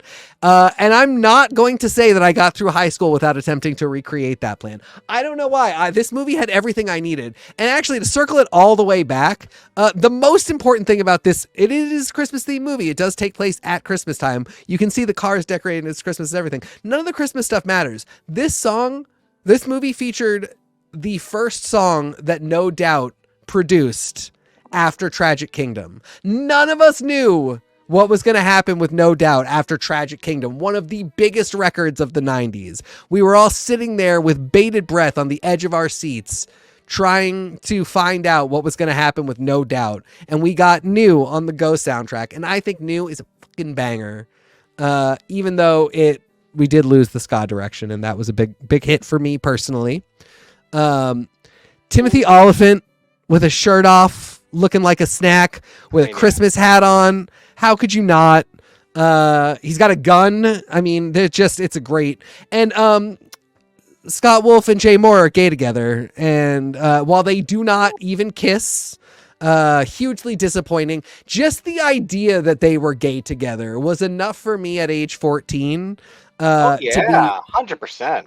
To be super into it. They are pictured there with a cop who is using them. He's trying to get drug dealers. So he's using them to entrap Sarah Polley, and he also is trying to get them in on a scheme that involves him bringing them to his house, where his wife is played by none other than Jane Krakowski. Wow, didn't see that coming. Yeah, so nobody realizes that they're gay, and Jane Krakowski is trying to seduce Scott Wolf. And then, ultimately they're trying to get them into a multi-level marketing scheme. So anyway, this movie really just took me by storm and by surprise as a youngin', and I really thought this was just how you had fun in life. You just tried to procure and sell as much ecstasy as you could. I would go on to fulfill that dream and many more. And this movie is insanely problematic and offensive. It's got a lot of misogyny. Breckin Meyer makes more than a cameo, less than a supporting role appearance, in which he uses the N-word, soft R, to Taye Diggs, and Taye Diggs responds. The 90s were wild. Probably don't watch this, but also maybe do, just to know what we were all looking at in 1999. For the record, my banger off the Go soundtrack, was not Steal My Sunshine by Len. No, another great one, though. The Way We Came Together by Natalie Imbruglia. A very solid choice. That was my banger. Yeah, it is a very good choice. And on to the last one for this particular section. Guys, this movie isn't good, but it is also amazing, but it's bad. But this maybe you should watch it. But neither is your family. So you should watch this anyway. Yeah, I don't know. Something about this movie really charms me. Sarah Jessica Parker plays a super uptight woman who goes to her boyfriend Dermot Mulrooney's family Christmas, where they all hate her and they're judgmental assholes, but they're also like a really cool, accepting, loving family. And it's this weird thing where like Sarah Jessica Parker's character kind of sucks, but she hasn't really done anything wrong. So why are they being so horrible to her? They're actually all the horrible ones. And everybody is with the wrong person, except of course for the multiracial gay couple. It is. And you should be too. Nico, you haven't spoken in a while. Let's go. I've spoken about how much I love The Family Stone on this show before. Great movie. I've already said everything I have to say about this movie. It's amazing. I was going to say the No Doubt New thing. covered that, and I already hit my Father of the Bride Christmas midquel. So I really respect this 8 hours of Christmas-ish cinema. And Every single one of these has a lot of Christmas in it. I will say that. There's no Die Hard. Yes, I specifically did not go with Die Hard, and we are going to get into the action movies in the next slide. Yeah, but he has his own Die Hard equivalent. So I really do, and I think it is both better and worse than Die Hard. But Family Stone, I don't know. It's just like, it has one of those really, like, their house seems cozy at Christmas time. That's what I got. I get that. So if nobody has any more thoughts, we can take it over to slide 2. Yeah, I'm down. The action and adventure slide.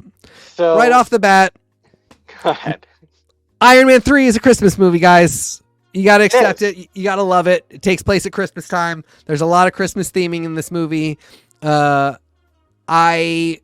I wish maybe we'd had some sort of Christmas villain, or, you know, Santa Claus introduced as the first mutant, which canonically we know him to be. That's not true. Santa Claus, while canonically a mutant, is also canonically literally everything else in the Marvel universe. I like that it can play the dichotomy, though. It is just an Iron Man movie, but 100%. It is also a Christmas movie, and so by it just being a villain, that helps. I do want a Marvel Christmas special where they do fight some actual Christmas villain eventually, though. I completely agree. I think we absolutely do deserve it. I think they were, I've always wondered if they were like, you know, if we just make it Christmas time, everybody will always say Iron Man 3 is a Christmas movie. This is just, what's his name, the director. I can't remember what his name is, but when we covered this on X's First Show.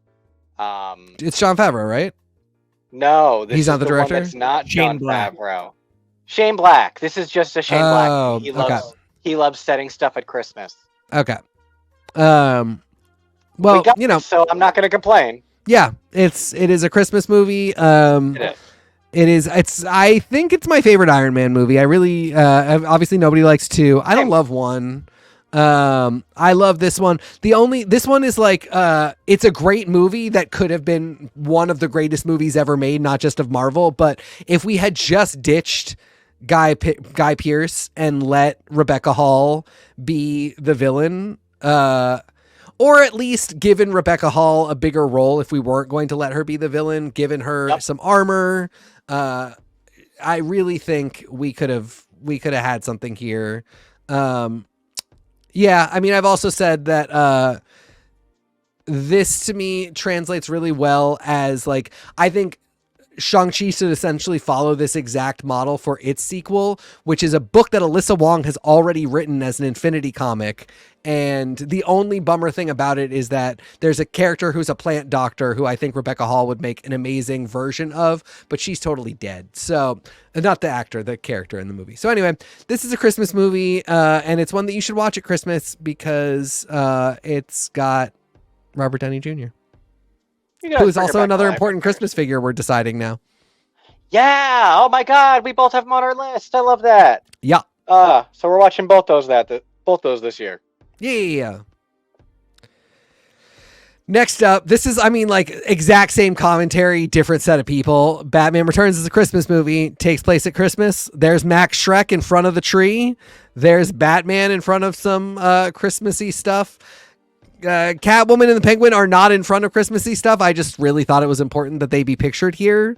Batman is a Christmas movie. It's a Batman Returns is a Christmas movie. It's a fantastic Christmas movie. Gorgeous aesthetics, nonsense plot. Watch it just because Michelle Pfeiffer will turn you gay. And this was such a weird turning point for these movies and the way in which so many of these things were being marketed, because the fact that there were like McDonald's toys for children for this movie with Michelle Pfeiffer like tongue kissing dudes and stuff. Yeah, it really wasn't a movie for kids, but studios wanted that kid money because of the children's entertainment boom that was happening. Yeah, it was a similar thing for the Flintstones movie. I always felt where like they were trying to be scintillating, but they were also trying to be for kids, and it was just a really weird time. and you ended up with stuff like this. Yep, 100%. Like But I love it. like I wouldn't trade it. I remember just being young and being in the theater, seeing this for the first time. And yeah, I mean, both of these, I love them specifically as Christmas movies. I think this is the closest we'll ever get to a Twin Peaks Christmas. Yes, I love that interpretation. Nico, what do you got?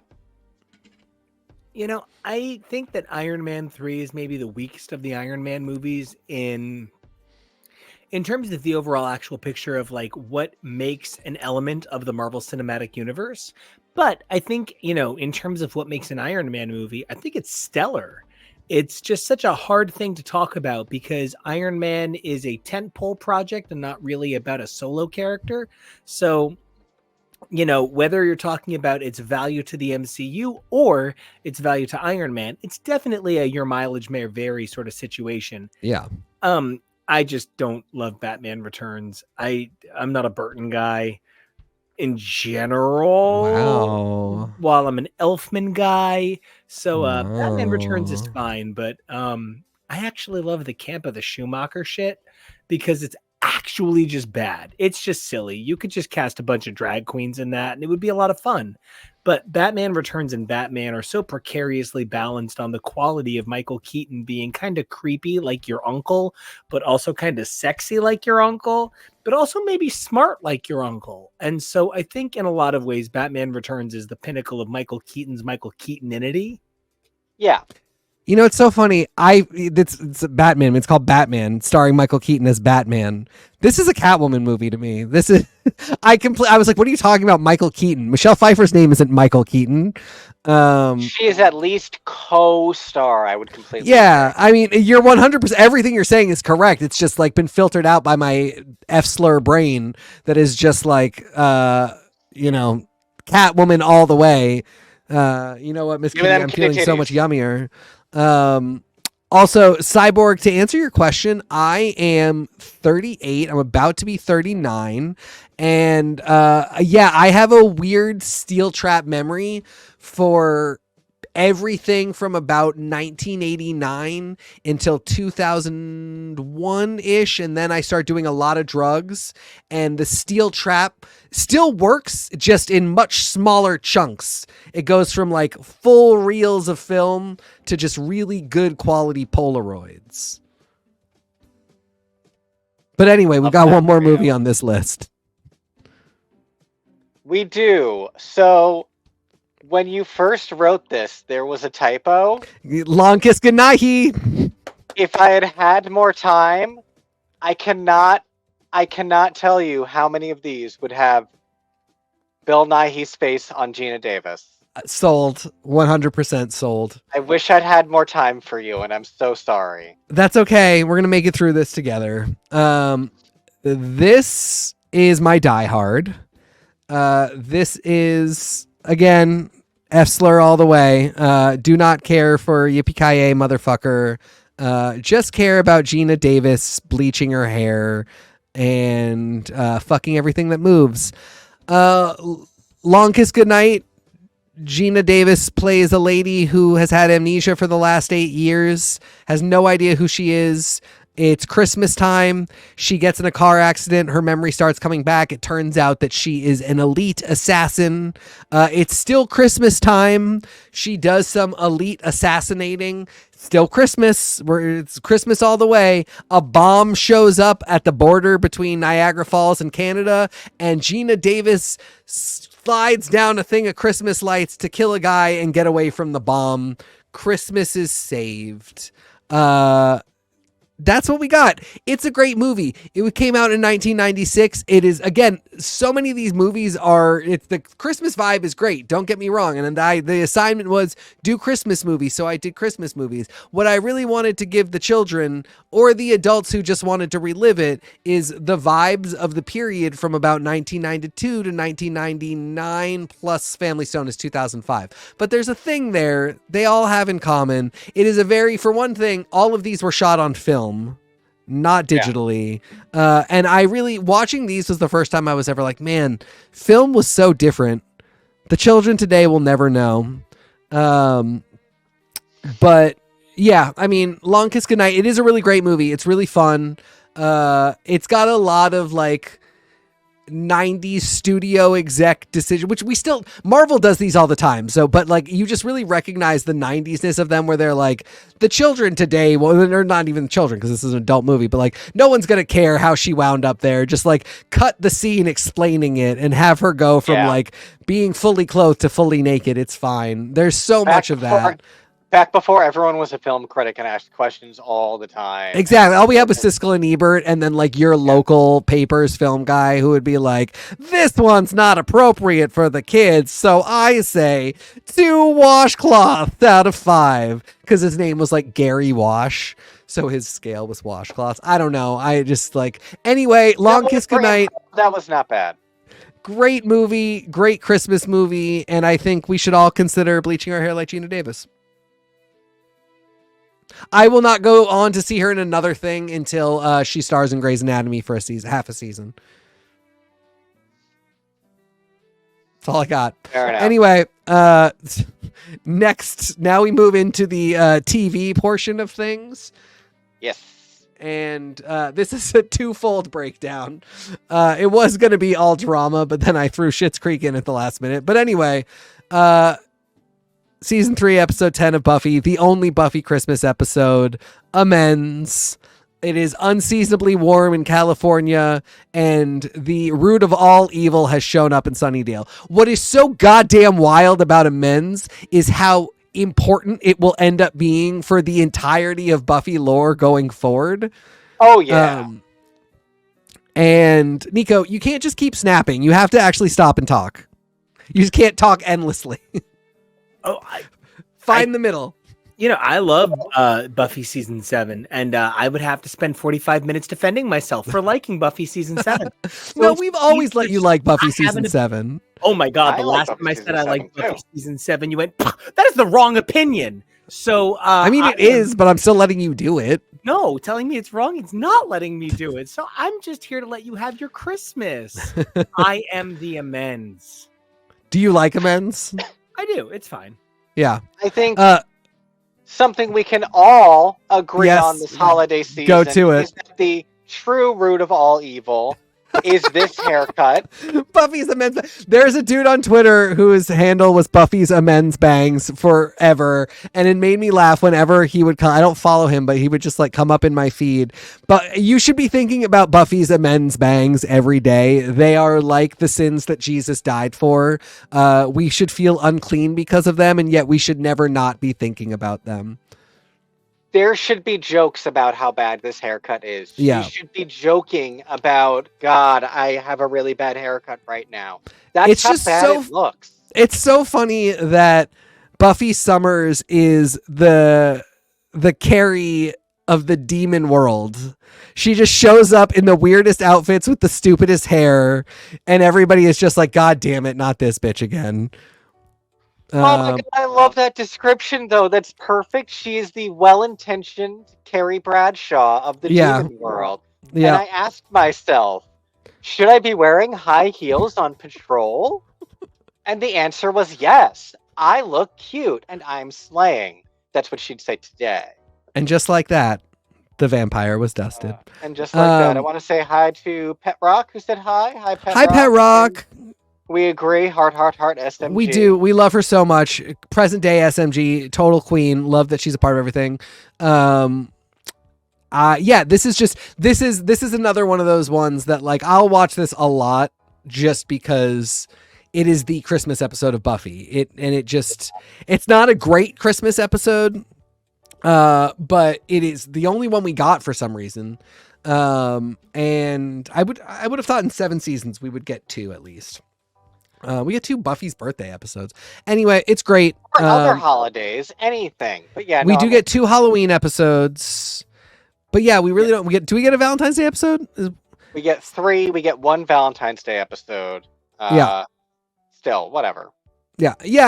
We could have used another Christmas episode. So anyway, but I still love this one. What I love about it is that nobody is feeling Christmassy because they live in California and it's really warm and it's Christmas time, but there's no Christmas vibe. It's not like so many other Christmas episodes. Like I'm going to do some community episodes where like literally it is the spirit of Christmas showing up. And I love that. But this one, the whole point is like nobody's feeling the Christmas spirit. It just happens to be Christmas time, which is so much my life. I'm so often the person that's like, it just happens to be Christmas. I'm not like feeling Christmassy. But then like all of a sudden, well, not all of a sudden, the source of all evil, the first evil shows up. We got to fight it. All this stuff happens. And then it's snowing and now it's Christmas and beautiful. But let us never forget the true source of all evil. And only this one episode. What? Just once. happened? Never comes back. It must have been some sort of like a scheduling thing. I was gonna say, like, you know, there was clearly a hairstylist situation happening. Merry Christmas, Johnny Rose from Schitt's Creek. The quintessential Christmas episode of this show. Amazing flashbacks. The Roses are canonically basically Jewish. Johnny is Jewish. It's funny. I think they're the same situation as my family. I don't believe Moira is Jewish, but Johnny is Jewish, and the kids are by extension kind of culturally and as much as they have any faith, which they don't. They're Jewish. They don't celebrate Christmas, and you know, for anybody who has not seen the show or isn't aware of what it's about, in general, it is about the Rose family has had their entire fortune taken from them and are just living in this motel in Canada. And so Johnny, who is not Jewish, all of a sudden wants to do Christmas. He wants Christmas cheer. He wants to bring that into his life because, you know, he has nothing now and he just wants to celebrate and feel something beautiful. And I think he wants to harken back to the Christmas parties they used to have when they were very wealthy, which we get flashbacks of, again, pictured here. David Levy with that amazing haircut doing a duet with, Catherine O'Hara, absolutely phenomenal. One of the things that's so delightful about this episode too is this sequence of them doing a Christmas duet is a callback to an earlier episode where they talk about exactly at Christmas parties, and so just their own sense of continuity. And the callbacks that they do and getting to see that was truly amazing. 100%.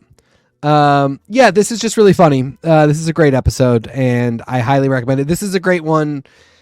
You don't really need to have seen much of the show otherwise to really enjoy this one. And yeah, it's really fun. And then on a less high note, oh my God, you guys, I knew I was going to put this on, and I had not seen it in years. And I was fully prepared to be like, this is probably gonna be lame, and it is lame, but it's also amazing. This is another one. It's so much more about the vibes of what was going on in the 90s than it is about showing you a Christmas episode. First off, episode starts, our lovely Wilson Cruz, little Ricky, falling to the ground and spitting up blood. That is how the episode begins, and it doesn't get less depressing from there. Ricky, they were really going for a vibe.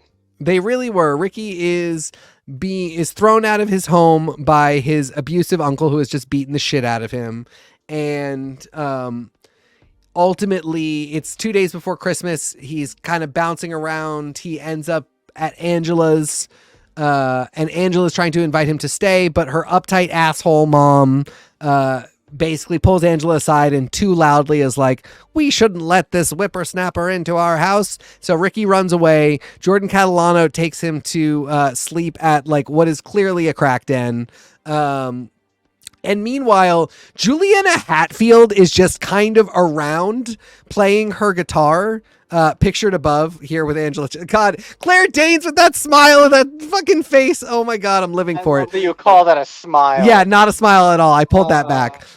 Whatever that look is on her face. Anyway, that's Juliana Hatfield, amazing musician. Absolutely love Juliana Hatfield. But she's just there. She just, she's like on the street playing her guitar, and then, she's at Angela's school and she's talking to her very, esoterically. And she's like, I can never get warm because of my shoes.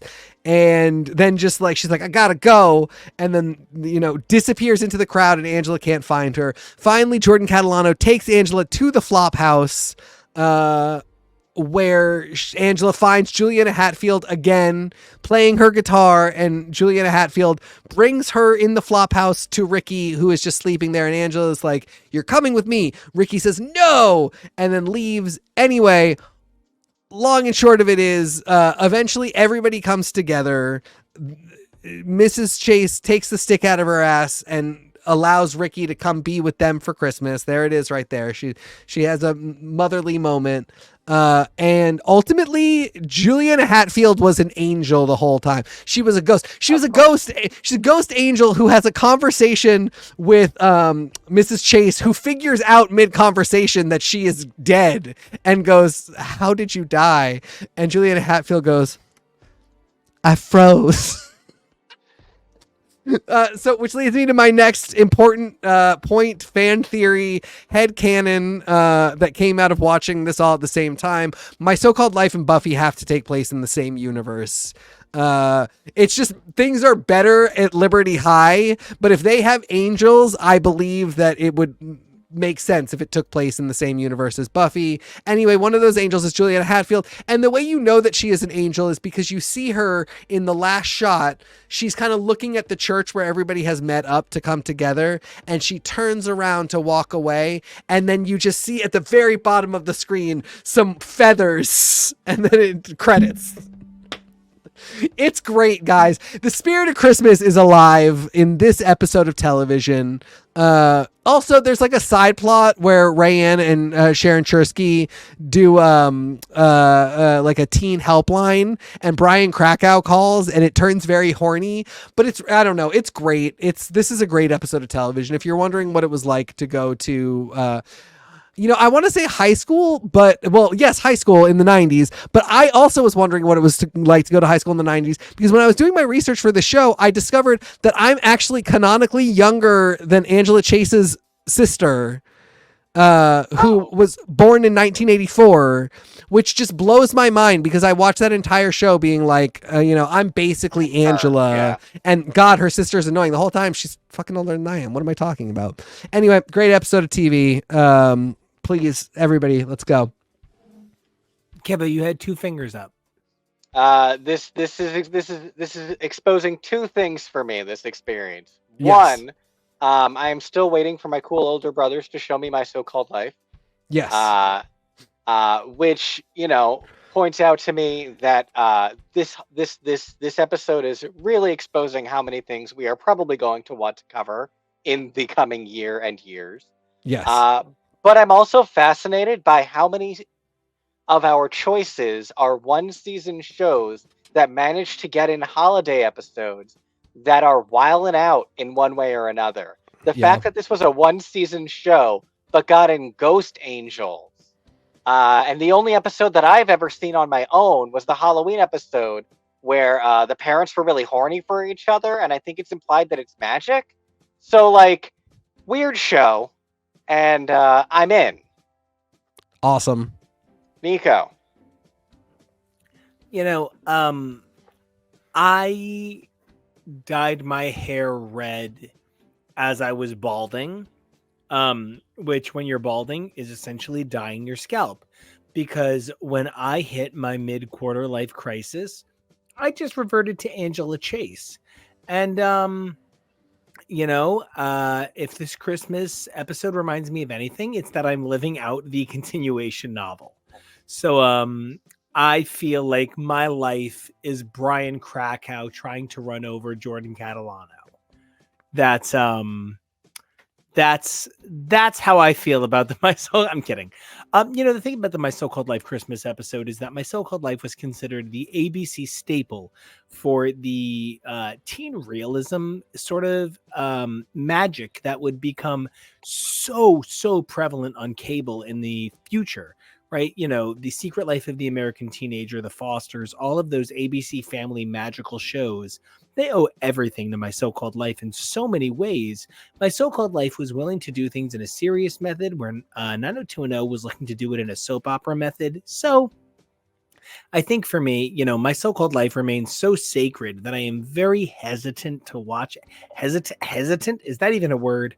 I am very hesitant to watch my so-called life again as an adult because I'm always like, was that what being 17 was like? Or is that what I thought being 17 was like at 12? Yeah. So, but ultimately this episode is, one that I've watched multiple times. Of note, when my so-called life was only released in 12 episodes on VHS, it was the first 11 and this. Yep. So if you are a My So-Called Life big time fan, a stan, as it was about 2 years ago, you definitely had those VHSs, and you had a copy of this. Yep. All right. On we go to the funny The lighter stuff. side. Yep. I chose 2 episodes from 3 of my favorite series. I decided not to do the Parks and Rec ones. I don't know.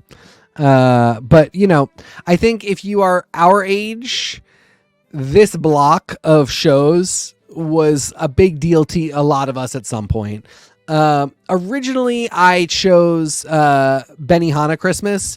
I have since, while doing research, found that while it made a lot of racially charged jokes, I think with a wink and a nod, intending to point out that, idiots are racist and idiots do the racist things that you see. And we're laughing at the idiots, not the racist things that they're doing. Ultimately, some of the actors who were involved, who were of the races that were part of the humor, felt disappointed that they had been brought in just to play Asian actresses. So even though I think Benihana was incredibly funny at the time and still has a lot of humor that is not that, I decided to pull it off the list and instead went with Christmas Party, which I think is still an incredibly funny episode and shows a really important side of Michael, which is just that he can be really horrible when it comes to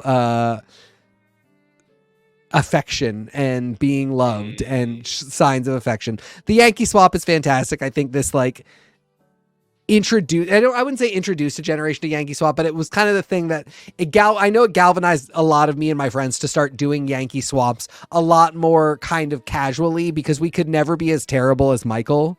So we might as well just do a Yankee swap and have some fun with it. So I'll always love this one. And Moroccan Christmas, again, this is a phenomenal one. This is kind of The Office firing on all cylinders. Every character at their most themselves. I would not even begin to start describing it because it would start taking away from the jokes. But this is one of those ones that how worth it was to do 5 seasons of watching to get all the character build up to see everybody be the most themselves they can be at Christmas time. And yeah, I don't know. I love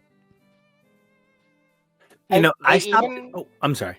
No, I was gonna say they even have ones outside of the 3 that you mentioned. Yeah. Oh yeah. They have one almost every year. Nico. I stopped at 4 because honestly, season 4 pushed the limit for me. What is it about this episode that makes it such a great summation of 5 seasons? I think that by season 5, you've gotten a little bit more time with some of the smaller characters. For instance, Angela has really developed by then. And, she's had back in minor plots over the course of many episodes, such that, she's now with Andy. So she's, had a relationship with Dwight, broken up with Dwight, had a relationship with Andy, and is actually cheating on Andy with Dwight. So, she's had a lot of character arc that I think just seeing her do the kind of standard Angela lines that you get most of the time takes on a new dimension here. And it's a similar thing, though a big part of the episode centers on Meredith, who is a character who has consistently said stuff that really makes you raise an eyebrow about her self-worth and her personal health and her choices. And a big part of this episode is how she has maybe gone too far. And And there's also stuff with Phyllis. Like, a lot of it is about how a lot of the smaller characters have been fleshed out. I like that. I keep wondering if I want to go back and try and finish The Office, because you know me, I will binge it in like a month. Yeah, I mean, I've been rewatching some of it. I love it still. Can't believe it's been 10 years. I know. Speaking of been forever and now waiting. And they he just said they're going to start filming the movie soon. Abed's Uncontrollable Christmas, of course, an homage to all of the amazing stop motion claymation holiday specials that have existed over the years. It's a fantastic episode. It's got some great musical numbers. Again, this is one that like I can't say a ton about. It's really one that you just kind of have to see. But this is a beautiful Community episode. It's a beautiful Christmas episode. Abed is, of course, not is not Christian, doesn't celebrate Christmas religiously, but because it is such a cultural thing and because he is such a culturista through his absorption of media and pop culture, he loves Christmas. And it's really funny because he and Troy are the two people that don't celebrate Christmas, but somehow constantly want to be celebrating because they love stuff. And so you get episodes like this where, Abed just wants to celebrate Christmas, but then at the same time, like, he's also having a deeply personal moment that just involves being a person at the holiday times. I don't know. I deeply relate to it. It's really cool. It's really funny, and I highly recommend it. Part of me would always really love to see, and now it would have to be, I don't know, also animated or something, but I would love to see a version of this from outside the fantasy. Yes. I feel like there are parts where it could get too dramatic, but every time it goes to this scene, I genuinely picture the real world circumstance, and I picture what would be these goofballs in the actual study room improving this song together positively as Troy grabs Duncan and physically throws him out. And I think that would be such a cool thing to see, because even without the claymation part, that would be a Community episode. It would be like the D&D episodes. Yeah. And it really still fits the spirit of the show so well. And I completely agree. I have such hopes. Anyway, before I can get into that, another banger. Regional Christmas music. I put this on here in part because I know how much you guys love Taran Killam, who is such a big important part of this episode. This is Christmas by way of Invasion of the Body Snatchers by way of Glee. It is hilarious. It goes through a bunch of Christmas tropes. Famously, Nico does not like Annie's Sexy Baby song, which I think I love, but I like that Nico doesn't like it. I'm in the deeply unpopular opinion of people who have watched Community on that one. So, and I was in the unpopular opinion on Santa Baby. Maybe I just don't know how to sexy Christmas. It's a me thing. Maybe okay. Yeah, it's completely fine. I like differing opinions. I like when people don't like the things that I like. It keeps everybody honest. I think it's super funny, but I don't think it's as funny as Britta's Christmas song. Her awkward song. Oh God, Britta's in this. There's just so many great lines in this. There's so many great moments. The musical references are fantastic. Baby Boomer Santa, I sing to myself constantly.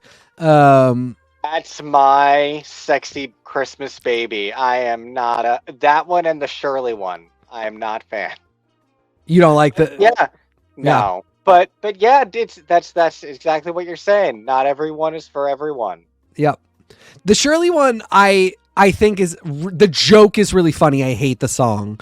I love the fact that, when Pierce wants to Invasion of the Body Snatch, when he wants to body snatch her, he brings in a choir of children to sing very vaguely Christian music, and it just takes 3 lines, and she jumps out of her chair and goes, "I gotta tell the babies," and then just bursts into again, just like vaguely Christmas song that just mentions Jesus a lot and is not real, and it's great. Anyway, it's just regional holiday music is a great episode. And I had the season 3 Halloween episode on my list for Halloween. So nice. So we talked about this one a little bit during Christmas music, during our Christmas music, our Christmas songs tier maker. I will not even talk about this too much because it will make me cry. This moment of Elaine Stritch and Alec Baldwin singing the Christmas song at the piano together. And again, what I said last time is like this. I don't think this is Jack and Mrs. Donaghy. I think this is non-diegetically Alec Baldwin and Elaine Stritch. And Elaine Stritch has a few more years in her after this, but Mrs. Donaghy, she has like 10 years in her after this. Mrs. Donaghy dies in season 7. And I think Elaine Stritch dies 4 years later. It's this woman, I remember the first time I saw the documentary of the recording of the original soundtrack for Company, which features Elaine Stritch doing Ladies Who Lunch, which I saw for the first time in a documentary filmmaking class. But I just remember the power of that performance and of Elaine Stritch at that time was kind of like life-changing to me. And just seeing this moment of this woman, I don't know, just being in the Christmas spirit, super beautiful. This is just a great, funny, early 30 Rock Christmas episode. So it's like not quite insane, but it's got some really good 30 Rock humor. So I love it a lot. This is one where I feel like I like to pair it with the one that I chose as mine is the secondary. This one is the strongest 30 Rock Christmas, probably. Yeah, I think you're right about that. However, this is later in 30 Rock's life, so this has elements of like the stuff that is insane about 30 Rock, but manages to actually keep things pretty under control for where 30 Rock is in its like humor telling at this point. Christmas Attack Zone, again, Elaine Stritch, like can't live without her. Wouldn't be Christmas on 30 Rock without her, but she shows up in town to just be shitty to everybody. And it is her Christmas Attack Zone. This is where she is making her last stand against Jack, against Avery, and against the father of her son, played by Alan Alda. This is another really funny. It's worth it alone for worth it for Elaine Stritch alone saying "Welcome to my Christmas Attack Zone" in her Elaine Stritch crone voice. And every appearance from her is a delight, and the fact it is absolutely perfect. Christmas is unbelievable. Yep. Do you like that I kept her bigger? That was on purpose. I do like it a lot. And then it ends with her and Alan Alda united in yelling at Jack, who finally gets the Christmas miracle of having his parents yell at him. Is fantastic. It's something we all dream of. I think one of the things about this episode is that it is born of so many elements of 30 Rock's ongoing, I guess, revelations about those first season characters. It does feel like a payoff in a lot of ways. I think He Needs a Kidney is one of the most standout moments of all of 30 Rock. So seeing it come due in a Christmas episode, which is another thing that 30 Rock is so hallmarked for, is such a lovely way to kind of punctuate the series because there's not much time after this. Who is it who ultimately gives him the kidney? Is it Elvis Costello? Probably. He mentioned specifically that it's either Elvis Costello or Adam Levine. I hope it's Elvis Costello for his sake. Me too. And then Diana Krall is on my list, so it's a family affair.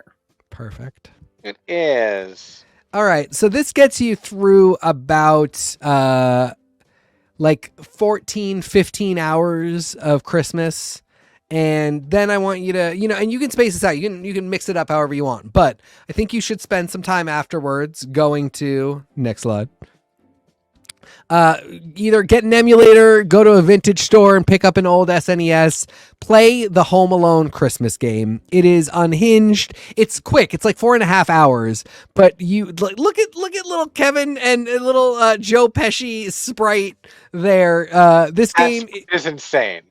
like I said, my whole list is really about 90s vibes, and it does not get more 90s vibes than the SNES Home Alone game. Home Alone, of course, famously a fantastic Christmas movie, which I did not put on the list because it's actually not a very good movie. But, you know, this game, also not good, but worth playing. You can get through it in like 2 hours. Nice. I have nothing more to say about it than that. And with the time you have, unless anybody else has anything they want to get off their chest about the Home Alone SNES game, with the time you have remaining, you should play Spider-Man Miles Morales, another Christmas game, which, you know, to 100% it would probably take a lot longer, but with the rest of your 24 hours, you could spend just playing as Miles Morales, web slinging around New York at Christmas time. Is it really a Christmas game? Yeah.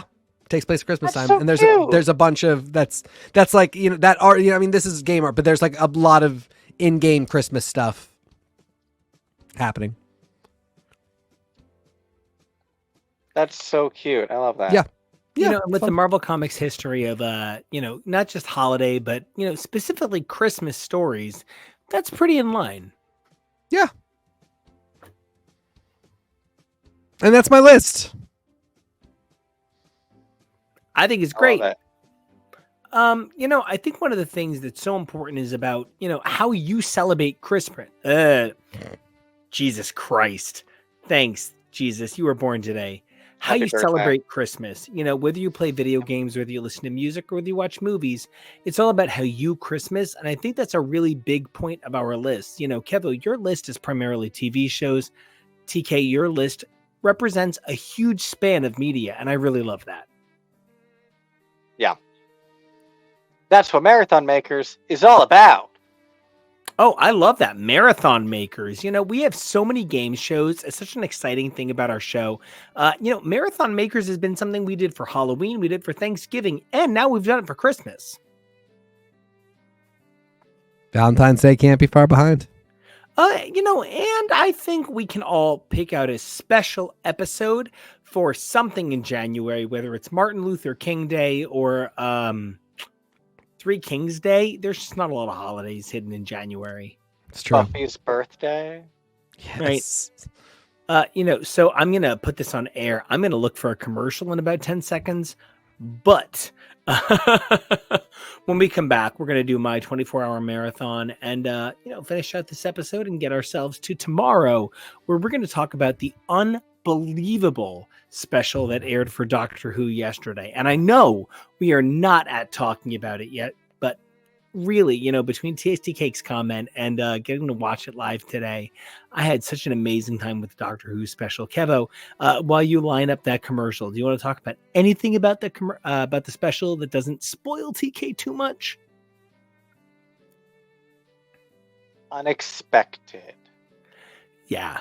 Unexpected top to bottom. You know, I think that's even one of the things that makes Christmas so exciting, never knowing what you're going to get when you get downstairs. I remember there are so many Christmases where my parents would buy like something at like Odd Lot that was like $2.99. That would be my Hallmark Christmas present for the entire year. And I would talk about it for 10 years to come. How many fake tool sets I would have when I wouldn't pick up a real hammer until I was 35 is pretty staggering. And so, you know, it's pretty, I don't know, it's just really magical when it surprises. Does anybody have any favorite surprise Christmas presents over the years? I already said mine. It was the SNES. Yeah, I mean, I'll think about that one forever. Ooh, if we're going on a break, then I'll think about it on the break, and then I'll say it when I come back. Can I just like express to everybody that when you've been on camera for 2 hours and 2 minutes, sometimes it is just really hard to make words happen. Yeah, truly. Oh God, I get so tired. Anyway, we're going to hop to commercial. We're going to come back. We're going to do my list and we're going to get out of here, guys. So definitely warm up that hot chocolate, get some marshmallows, drop it in there. And we're going to come back and bring you a little bit more 24-hour holiday marathon.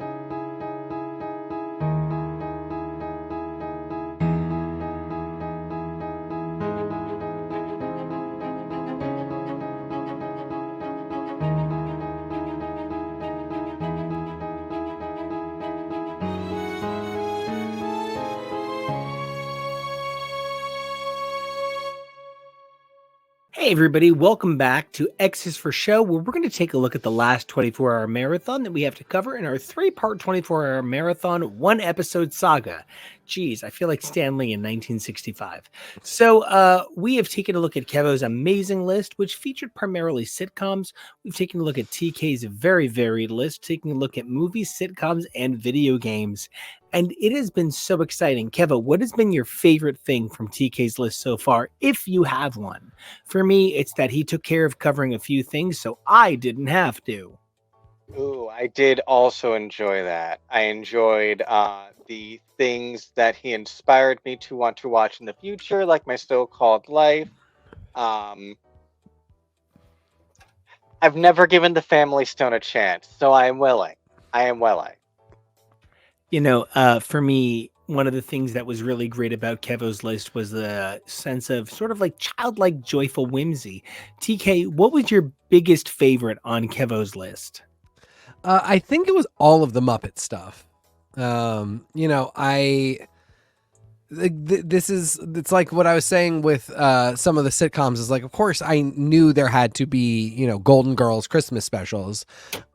With this, it's like, I actually knew some of these Muppet Christmas things existed.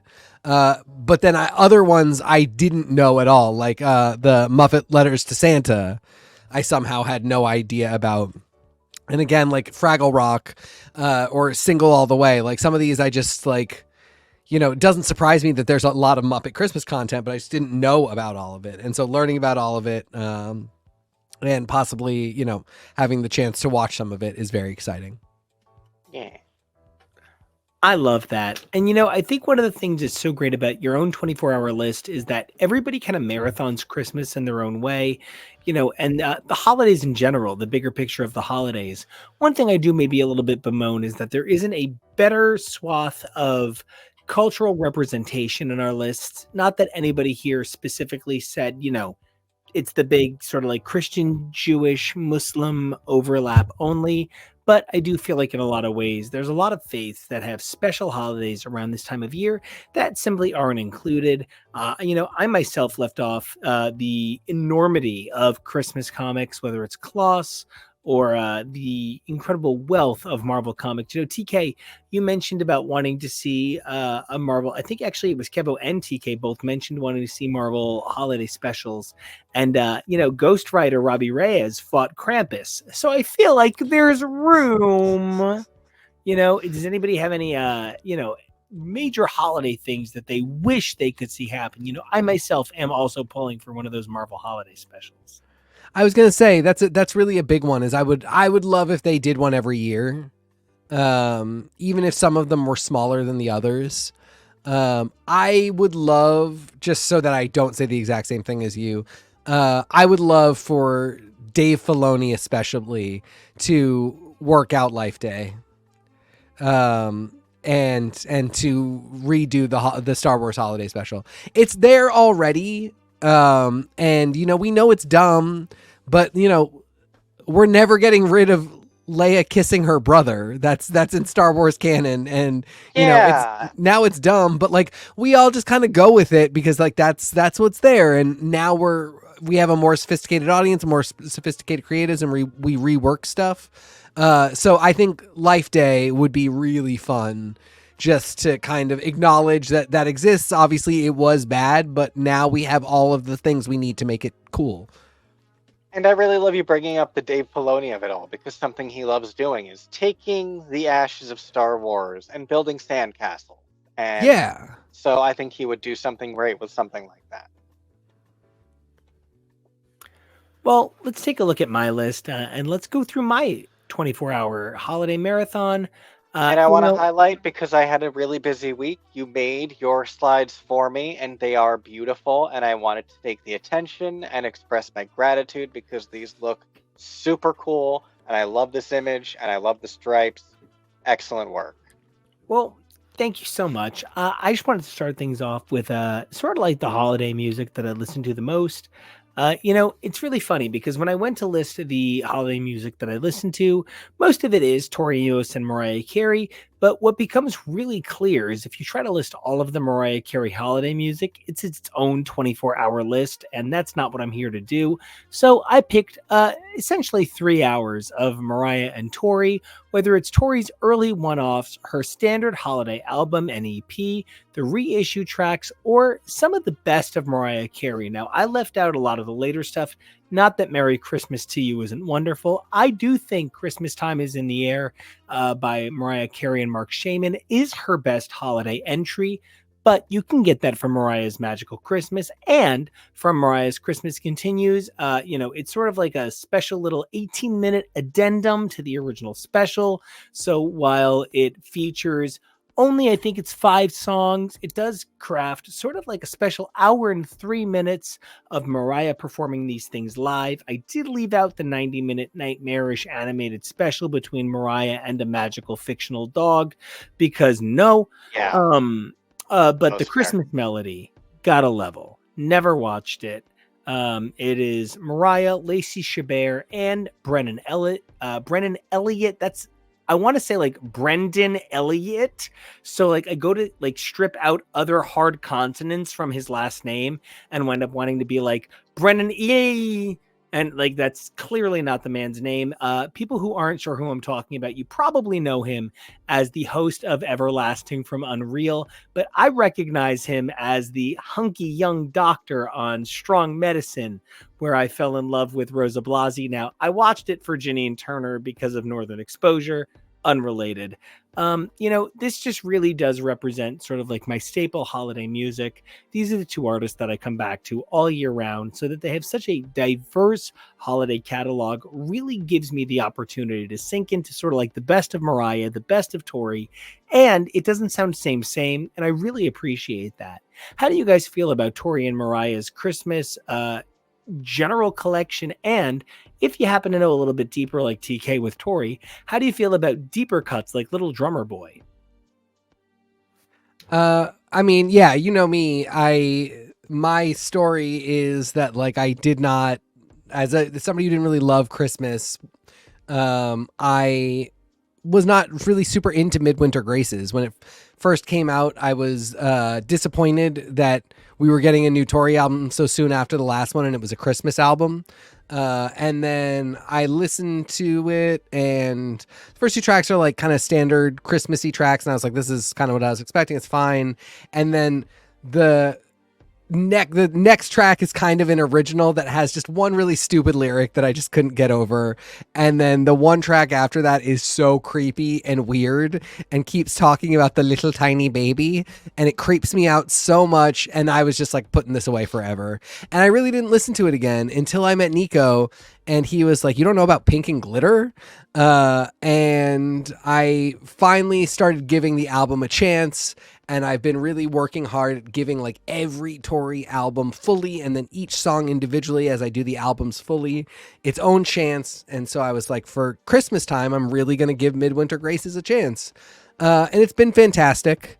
Little Drummer Boy and Have Yourself a Merry Little Christmas are like, for me, a different thing because those came around when I was still a little Christmas boy. Have Yourself a Merry Little Christmas especially was like why I started making Christmas mixes, because at that point I had that and Bare Naked Ladies, It's Christmas Time, Oh Yeah, and a couple other tracks that I was just like, I collected MP3s of, which nobody had MP3s back then but me, nor did anybody else have a CD burner. So on top of making everybody Christmas mixes, I also had to make everybody else CDs.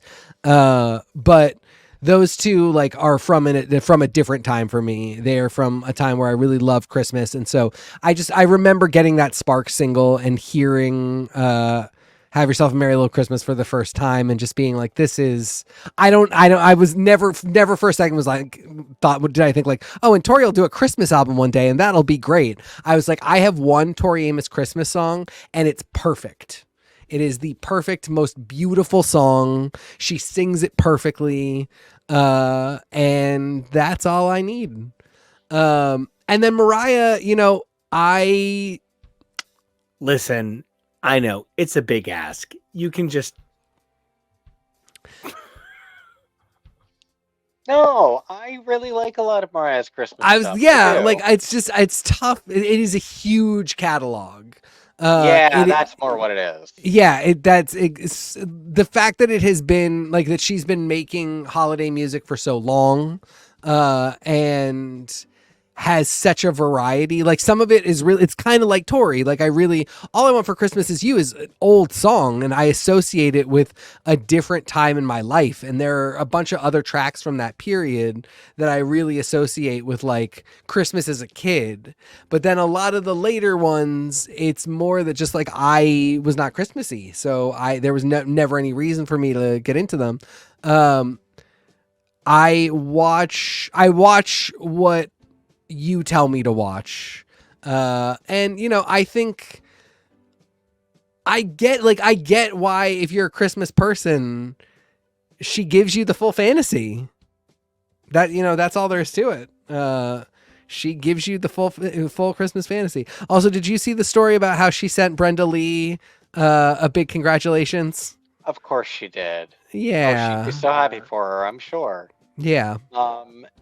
And I really appreciate you pointing to the wealth of Mariah Carey's catalog because I would say it feels like half of her catalog is Christmas music, and she has a full catalog of pop music. Yep. So now double that, and it's Christmas. So that I think really is hugely where you're coming from, where like there is just so much. So diving into just Mariah Carey music, like I told you, as I was making the Christmas Jams playlist, other Christmas music was coming up in my algorithm. So I was getting like the Spice Girls Christmas album. So many artists have all these songs. So Mariah's catalog being a full pop artist's worth of just Christmas. But like she's so damn good at it is the thing. And she really does a variety of sounds, which I also appreciate. Nico, like you said, it's not really your jam, but she does some sexy Christmas. She does, whimsical Christmas. She does poppy Christmas. Her song just came on our mix right now. Let me pop the link to Nico's absolutely awesome mix of holiday music that we have a music video of. So if you want to check out some of Nico's amazing work that has been playing in the background of this whole video, go check out this cool medley of holiday music, which, and all the inspiration, it all comes back to her. On the Tori end of things, Tori Amos, I feel like, is the most secular version of church music. A lot of her music is very choral, a very cold Christmas, in a positive way, because a lot of that stuff is very beautiful, but because it is so church, it's really hard to find ones that you can listen to if you are not super Catholic, super into that on that level. And so the fact that she is someone who, though she has the preacher's daughter upbringing, isn't herself. Oh, did someone say Tori? Hey, Tori. Slay. Slay, girl. We're talking about SLEIGH. Yes, that's Slay. indeed. It's weird that you. Sorry, go ahead. Good. It's weird that you say that. Just it's an interesting like double-edged sword, because it is, of course, Tori's never going to make Christmas music that is like inaccessible or is like Jesus died because homosexuality exists. It's always going to be very like broad and opening. But like these are deep religious cuts of songs. Like Jeanette Isabella is about two little girls finding the baby Jesus and going to get their torches and tell the villagers that the baby Jesus has been born in the manger, and the two little girls are Jeanette and Isabella. Like it's an old French Christian song, and so like she's coming at it from like I just want to make Tori Amos songs. Yeah. But like if I'm going to do it, I'm not going to do Rockin' Around the Christmas Tree, because of the two, technically Jeanette Isabella is a more Tori Amos song. And it's very interesting when you look at her process with like how she did both Night of Hunters and Strange Little Girls. Like whenever she does anything where other people's artistry and influences take place, it always goes to a much more esoteric and maybe like not quite the zone you think she's gonna go to. I love that. And until Tori does a cover of Rockin' Around the Christmas Tree that sounds like Raspberry Swirl, Keva, what you got? Which is the one that I love that she turned into Coronation for Light Princess? Winter's Carol. Yeah, Winter's Carol. I love that one. It's a Just great one. I before. definitely recommend everybody check out Midwinter Grace's Christmastide EP. And if you have a chance, look at the one-offs like Little Drummer Boy, Have Yourself a Merry Christmas, and the Gold Dust reissue tracks with Star of Wonder and Snow Angel, though I think Snow Angel is the Japanese bonus track. As for Mariah, check out Merry Christmas, the standard edition from 1994, because the deluxe reissue is 2 hours long. Fuck that. Yeah. The hour and 3 minutes of the Apple Plus specials. And while I have never seen it to verify, I'm going to watch A Christmas Melody this year, and we'll see what happens. No matter what, it's Lacey Chabert, and that I Yeah. can Lacey Chabert. You know, Exactly. Now that we know it exists, we need it. let's take a look at my next slide where we can take a look at some of the more experiential Christmas stuff. You know, I love to talk about experiential, I guess seasonal offerings. You know, I did it in the Halloween episode, and here I am doing it again in the Christmas episode. If you can't make it to Walt Disney World or Disneyland, I do have an incredibly romantic relationship with things like holiday wishes, the unbelievably sweet sentiment of the Christmas Fantasy Parade at Disneyland. Plus, I do love the Walt Disney World Once Upon a Christmas Time Parade and the Peace on Earth retired tag from Illuminations. Most of this stuff is no longer available to be seen live, but thanks to the incredible magic of things like Martin's Ultimate Tribute on YouTube and more, you can spend about 2 hours watching some of the best ever Walt Disney World and Disneyland holiday offerings. And if you're somebody who likes live theater, don't forget to check out a production of A Christmas Carol. I love the Alan Menken, Lynn Aherns, and Mike Ockrent. That name feels like it is specifically designed to fuck with a kid who was in speech therapy. I think that 90 minutes is some of the best holiday magic you can spend.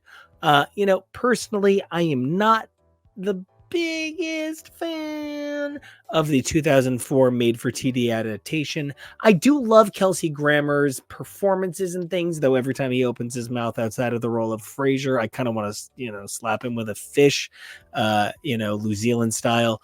But, I really do appreciate a lot of the magic of that adaptation.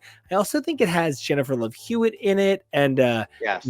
when I was 12, I thought Jennifer Love Hewitt should be president. So, it's pretty in line with my general sentiment. It has Jane Krakowski, so I fulfill that requirement. I saw, I want to say, 8 consecutive years at the theater at MSG. It is, to this day, my single most important formative Christmas memory. Christmas should always be terrifying. You should be fucking scared as shit at Christmas. Link by Link is one of the greatest pieces of musical theater ever. Kevo, by all means. I cannot emphasize enough for our non-local viewers how much the Madison Square Garden Christmas Carol was an annual tradition just of the area for how many years. Hearing this commercial on the radio or seeing it on TV. My mom was a 3rd grade teacher, and one of her kids was trying to be an actor, and he was Tiny Tim. A year or two. He played against Tim Curry. Oh my God. Yeah, this was like a thing. This was a huge thing. We went one year. I listened to this soundtrack every single year. I constantly forget that I have the original soundtrack, so I am always missing Nico's favorite song from the show, which is really funny and goes to show how Broadway can change from OBCR to continuing productions. Oh, Tori says, I saw Patrick Stewart do it. You saw him do the musical? Probably not, but I would adore seeing video of Patrick Stewart doing A Christmas Carol. The Jane Krakowski, Kelsey Grammer one, like you say, it's not phenomenal, but it's a made-for-TV movie. They did what they could. I would love to see a, like, real modern production film of the Mencken one, because it's such a beautiful musical. TK, do you have any experience with, maybe A Christmas Carol at large, or perhaps this version of A Christmas Carol? I mean, of course, I have a ton of experience with A Christmas Carol. Every kid ends up having some. We did like a big literary analysis of the play when I was in high school. I've seen like 3 or 4 different stage versions. Of course, I love Muppet Christmas Carol. I've seen. Actually, probably not a lot of the ones on this list because I didn't go to Disney at this time, but I've seen like a lot of Disney holiday productions because my sister and my brother-in-law used to work at Disney for a really long time. And for years, we would spend basically our holiday time there. My niece is born December 26th. So like we were usually down there at that time, and then like for the first few years of her life, like probably right up until about 2008 2009, that's what we would do at Christmas time. We would go to Disney for her birthday. So I've seen a lot of this stuff. It just never took for me at the time. It really took meeting people who are passionate about the back end side of things and the production of it to really get me to start appreciating of it. And it's just like, it's one of those things. It's so crazy how time lines up, because just, it would be very interesting to have had some of this insight watching it. Just like, it's all very interesting. I want to know how much of this content we can con you into watching. I don't imagine that we would be able to get you to watch the full 2-hour Christmas time tribute. But just some of the shows. You can definitely throw it on, and then like a lot of times I'll watch it with you guys because you like kind of. I'm saying this in a nice way. You talk over it because like I don't find it that interesting just to watch. Because I would rather be there. Yeah. If you were like, hey, like we're going to Florida, here are the shows we're going to see, I would do that in a heartbeat. If it's on TV, I would rather you just talk over it and tell me what's going on, because it's kind of 2-dimensional. It's not that, but the whole thing that makes it special is it's a 4-dimensional experience. It is all of the time and space that is set up for you. So when you just kind of see it on screen, that it's cool to note, it's cool to study, but it is not the same thing at all. And yeah, it is a holistic experience. So like talking to each other while you're watching this show is part of it, because like it's visually stimulating, and like there is stuff going on, but they don't make it too like you need to be on the edge of your seat or anything. You're supposed to take it in, like take it all in. Now I would personally recommend going to see a live production of it if you can. I was lucky enough to, with Kevo and my whole family, see a production of A Christmas Carol at the Count Basie Theater in New Jersey last year, where I would then go on to see Tori Amos with TK, Kevo, Jonah. And, that's sort of a magic that, like, she's on my list as a Christmas artist, and we're talking about A Christmas Carol. This idea of experiential live Christmas theater, it just kind of means so much to me. So whether you take the time to drive through like Diker Heights and just take in those Christmas mansions, or you take the time to just go see somebody carol, it's just a really special thing to just kind of experience and I guess interact with, because nobody goes around singing Easter carols. Nobody goes around singing patriotic songs on the 3rd of July, It's just not something you do, but you might be able to catch a production of one of these things on the 20th of December, and that's pretty magical. So let's take a look at my last slide, and I am so excited about this last one. Whether you are a big fan of competition or not, I think a number of these things might just tickle your fancy. I'll be honest, this is not my favorite season of Holiday Baking Championship, but seasons 3 through 9 are pretty engaging. And, I'm a big fan of game shows. I love the excitement of seeing somebody win something, of seeing somebody have an opportunity to do something they could never do otherwise. And so seeing the now annual Elizabeth Banks hosted and produced Press Your Luck Holiday Special, or the ongoing holiday content on I almost said on Prices, on Press Your Right, but I'm trying to simulate the faux pas, and it's difficult. On Price is Right now. Price is Right has actually expanded its content and format in the last 2 years to include more at-night specials. There is always a holiday at night episode, but the week of Christmas, they do tend to include more kind of holiday theming in the episodes. Now, I didn't include that week of Christmas because that 5 38-minute episodes is not quite the same thing. But there's always going to be an at-night special for Price is Right where you can see Drew Carey basically act like the primetime equivalent of Santa. Now, Lego Master Celebrity Holiday Spectacular last year wasn't just incredible because it was one of the last times we'll ever get to experience Leslie Jordan, but Beverly Leslie. Okay. Yes. Leslie Jordan. What a tremendous personality who gave so much of himself in this real life experience. It was really special to get to see that. But I'm a big Cheryl Hines fan. And so Celebrity Lego Masters Holiday Extravaganza is something I'm so excited that they've already renewed for this year. They've renewed for next year. Just keep giving it to us. I just need it so bad. Because growing up, Legos were always a huge part of my Christmas. So it is so special to get to see a holiday tradition with. Wait, who's that on the left? Oh, it's Robin Thicke. That was the joke I was making. By all means, please lay into Robin Thicke being a part of our Christmas tradition. Oh no.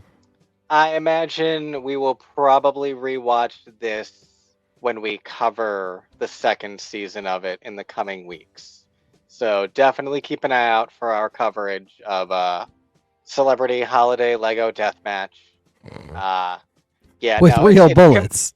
It's a completely unrootable team, so.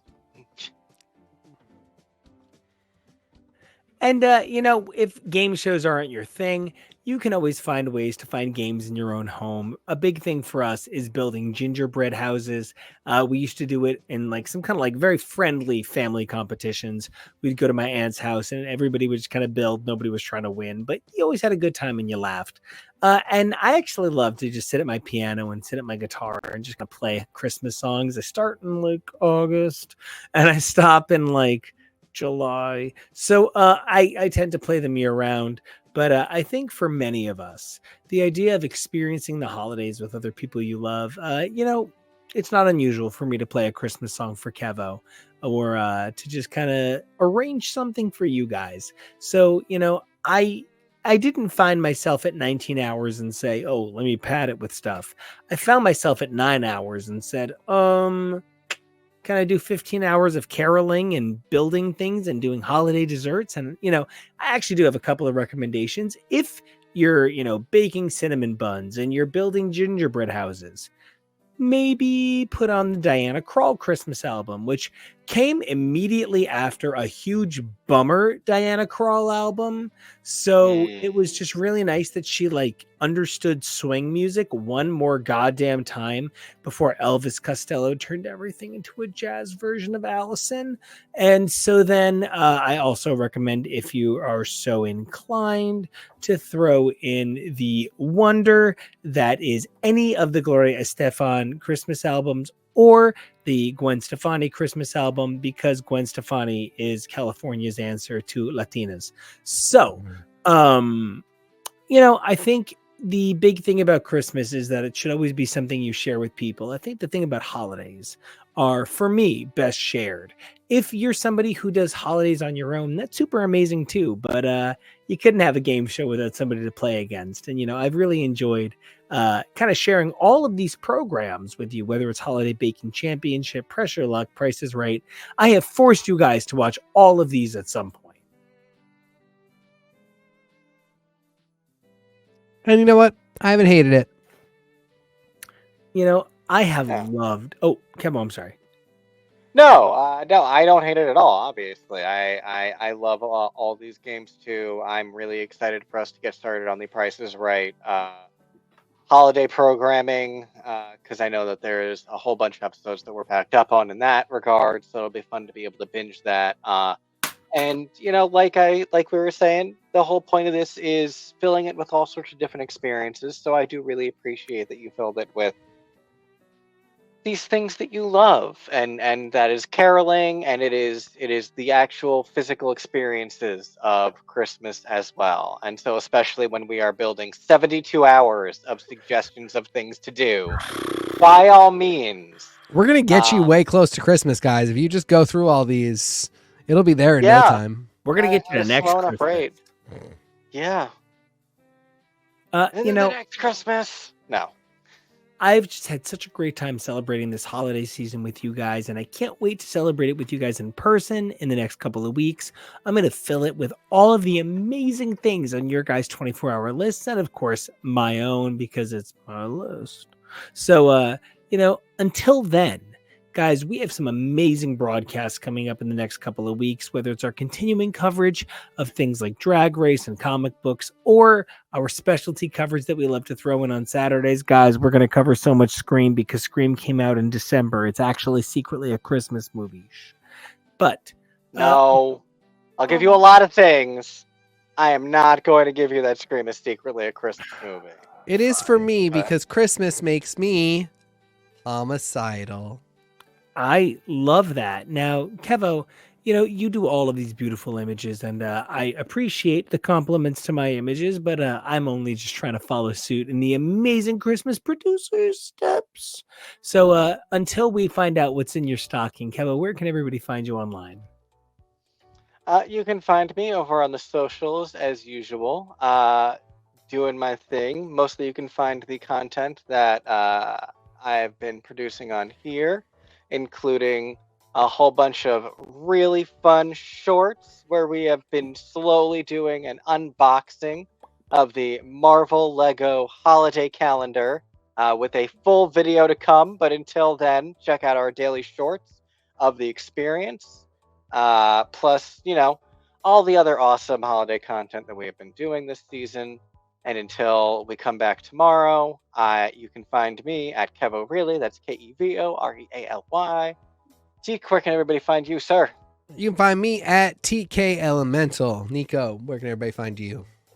You guys can find me celebrating this amazing holiday season all over this network with these two amazing guys. We have a lot more amazing programs to come your way. I wish I had another word for amazing, but I seem to use amazing way too much. I also noticed that when I'm trying to say I'm going somewhere, I describe it as I'm heading there. I use that verb way too much. That's definitely something that that's a Christmas gift I'm giving myself this year. Self-awareness. But until then, you guys can check me out at Nico Action. That's NICOAC down there, ACTION. You also can check out my music over at SoundCloud and more. I am so proud to be part of this show. I love these guys and I love everything we do. And so until we come back, way less than 24 hours from now, we want you guys to do three things. Number one, we want you to stay merry safe. Number two, we want you to be brave, Holly. And number three, we want you to be jolly evolve daily jollily. Yeah, there you go. Jovially or something. And until then, we'll see you. Ho, ho, ho. And happy holidays to everybody. We are, of course, X's for Show. Welcome back. You can check us out at X's for Show. As for me, I'm Nico. You can check me out at Nico Action. And I'm TK. You can find me at TK Elemental. And I'm your producer, Kevo. You can find me at Kevo Really on purpose. And we have a very special guest with us today to talk some very cool stuff. Hi, folks. It's me, Tori. You can find me on the socials at SM Tori. That's Tori with an I. I see we're all hitting the eggnog today. Yeah, it's It's cold. It's that type of day. cold. Yeah, baby, it's cold outside. It's festive. It's cheerful, and we're here to be Yeah. cheerful and festive. Yay! And to talk about cheerful festividunes, we are here to enjoy the magic of the holidays through one of my most time-honored traditions. We are going to get all in on some Christmas music and holiday songs. We have some magical Hanukkah jams in here. We have some stunning general wintertime bops and a whole lot of songs about fucking. So I'm real excited about it. And I could not be more excited than to do this with the three of you. I love Christmas music, guys. I start my Christmas playlists in July. I start testing them in August. By September, I'm actually kind of tired of them, and it's time to start the October Christmas playlists. So this for me is just a religion and a way of life. Tori, I feel like you Christmas bop during Christmas time pretty good. Oh, I do. It's actually really interesting because around July I will have a week where all of a sudden I'm like, you know what I really need? Some Bing Crosby right in my veins. But I Christmas hard. Christmas music is one of the things that feels very untainted by how Christmas eventually became with family and with the thoughts and being an adult and whatever. Like Christmas music itself is still perfectly pure childhood magic. And so I bop hard. I find new stuff, but I am very classically inclined. So like a lot of the bops that we will talk about today from the aughts and the teens, I'm like, I won't be as vocal about. Well, I mean, we have one of the very chosen people, sitting next to me, and he's chosen to grace us with his participation when Christmas music not his thing. No, it sure is not. And yet here I am. So here's actually the thing. Christmas has not been my thing since I was about 18. Just hasn't been, whatever.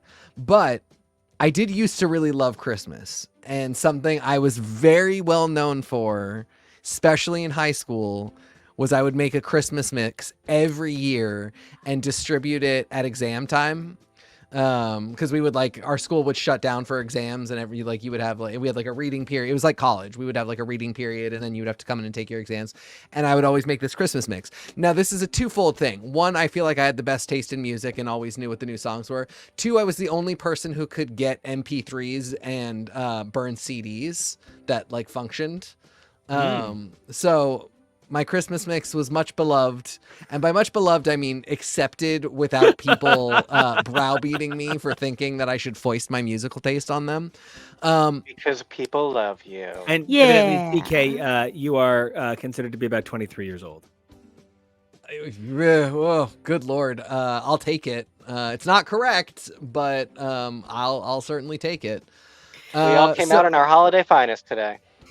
So I have a lot of thoughts and opinions on holiday songs, with some really notable exceptions. Basically, none of my favorites are here. Though songs that are my favorites are here, suggested versions are not. And I'm really excited to get into it. I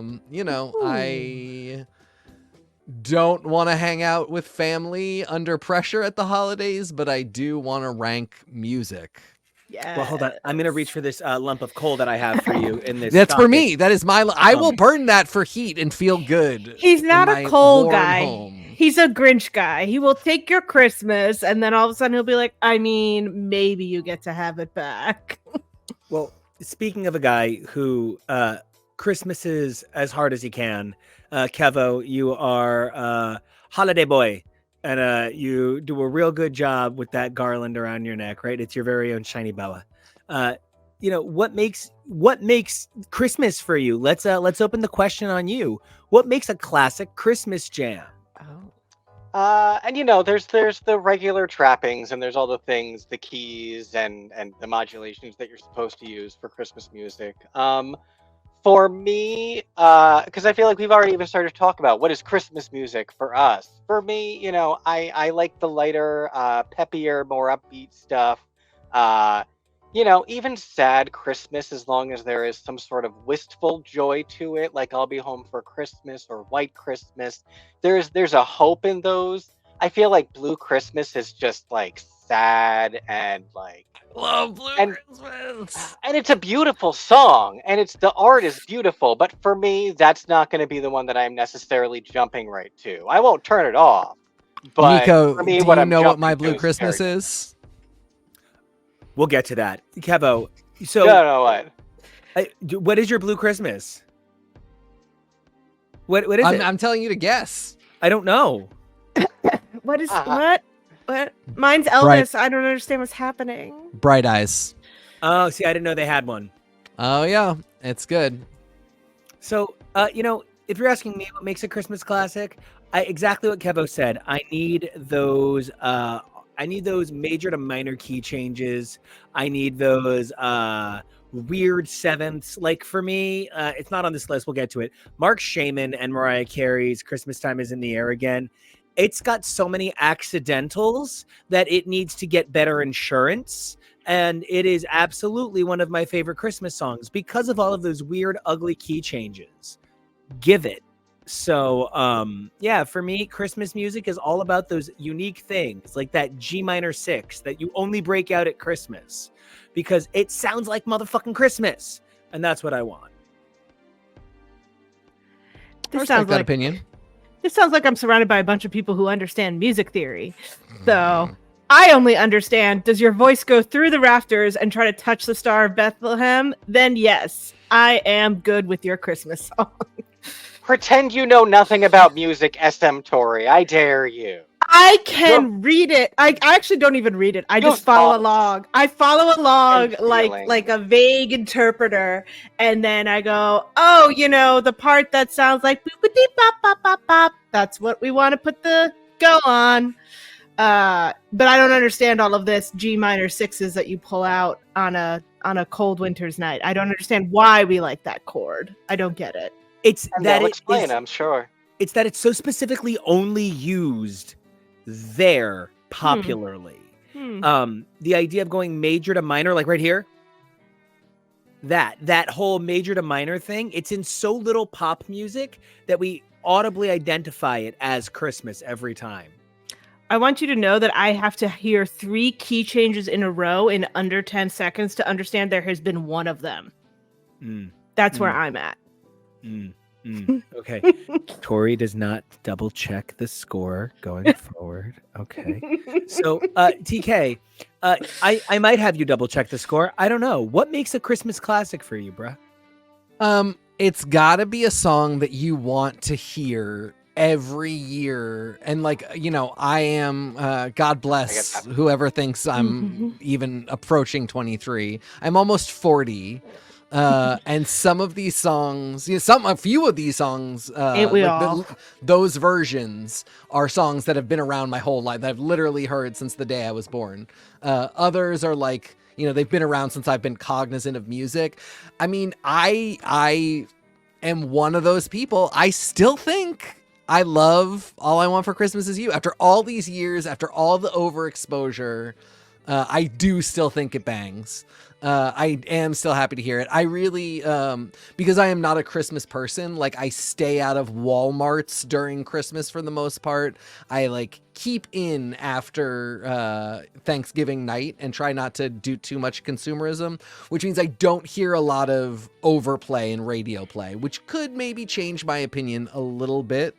But ever since being a kid and really loving All I Want for Christmas Is You is a great example, I really try not to hear it too much, but I look forward to hearing it every year.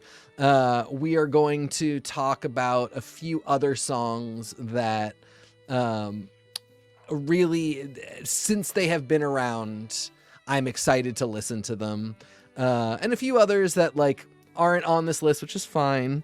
Nico had very smart standards for what would put a song on this list. It just ended up meaning that a lot of the versions that I would want did not go on here.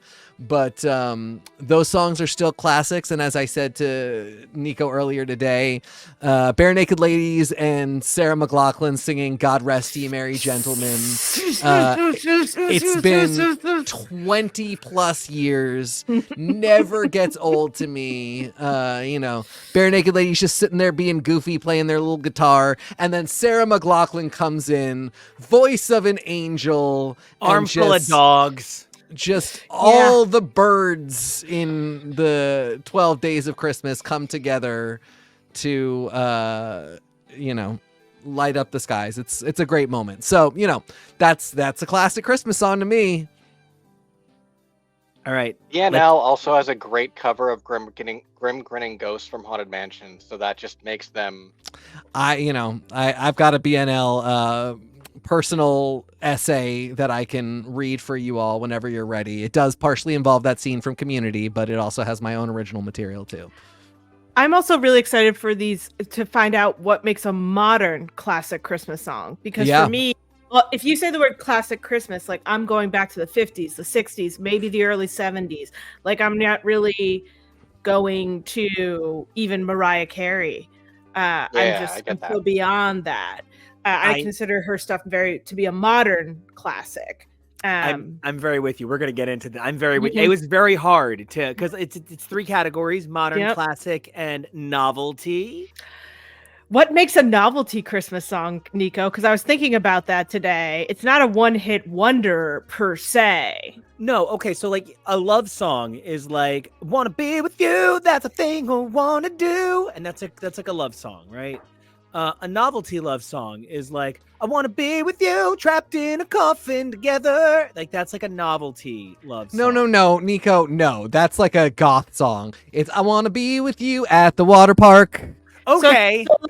So you specifically are only going to listen to that song when you are in love at the water park. Right. So like, it's like Cherry Cola is kind of a novelty song. Yeah. Savage Gardens, I Want You. Yes. Because you call it Cherry Cola. That is exactly the point. Yes.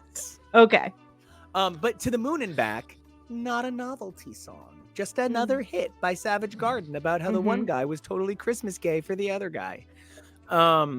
So now today we're going to rank these songs. We're going to put them from, they're terrible, they're dreadful, D class, to they're kind of okay, that's C class. They're banal, that's B class. It's A through D. B is solid. It's a good song. I was being silly. But then it's a good song, but I'm not in love with it. Yeah. And it goes up to A, and then above that is Star. And Star it's at the top of the tree. It guides us to Bethlehem. Three guys get there a couple days later, and they're all like, we brought some smelly shit for a baby. You want a party? Oh man, we should have done. I wish I'd thought of it. We should have done Star, frankincense, myrrh, gold. Okay. Anyway, next year, folks. I would just also like to say. Oh, good. I really regret that I did not put Northern Star by Hole, written by Billy Corgan, on this list.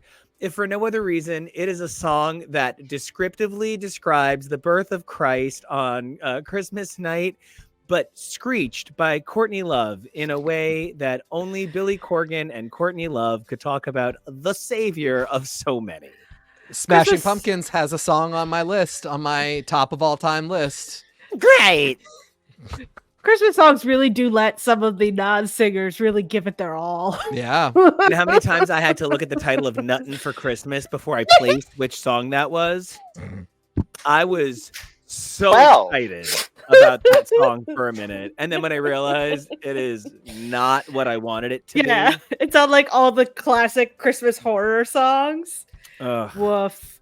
But also like, I have to admit, I love bad Christmas songs, and we're going to get into it later, but I love bad Christmas songs, so I will skew a vote, just because it's so bad it's good. As you should. We're going to be view askew. We're Jersey. So let's get into this. Now, we have a voting system that TK has been kind enough to put into place.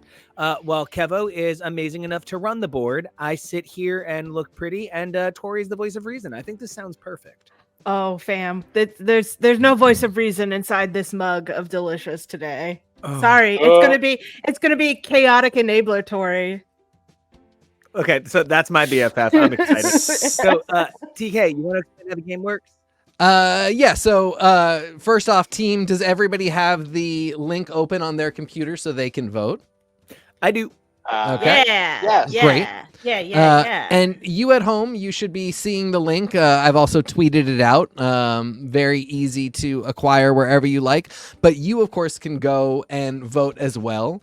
You can go, you can sit there in 5 minutes and go through all of these and vote how you want. And we'll get into total results at the end. But for now, we're going to go song by song, talk about them a little bit, and we'll each take a minute to vote. And we'll go from there.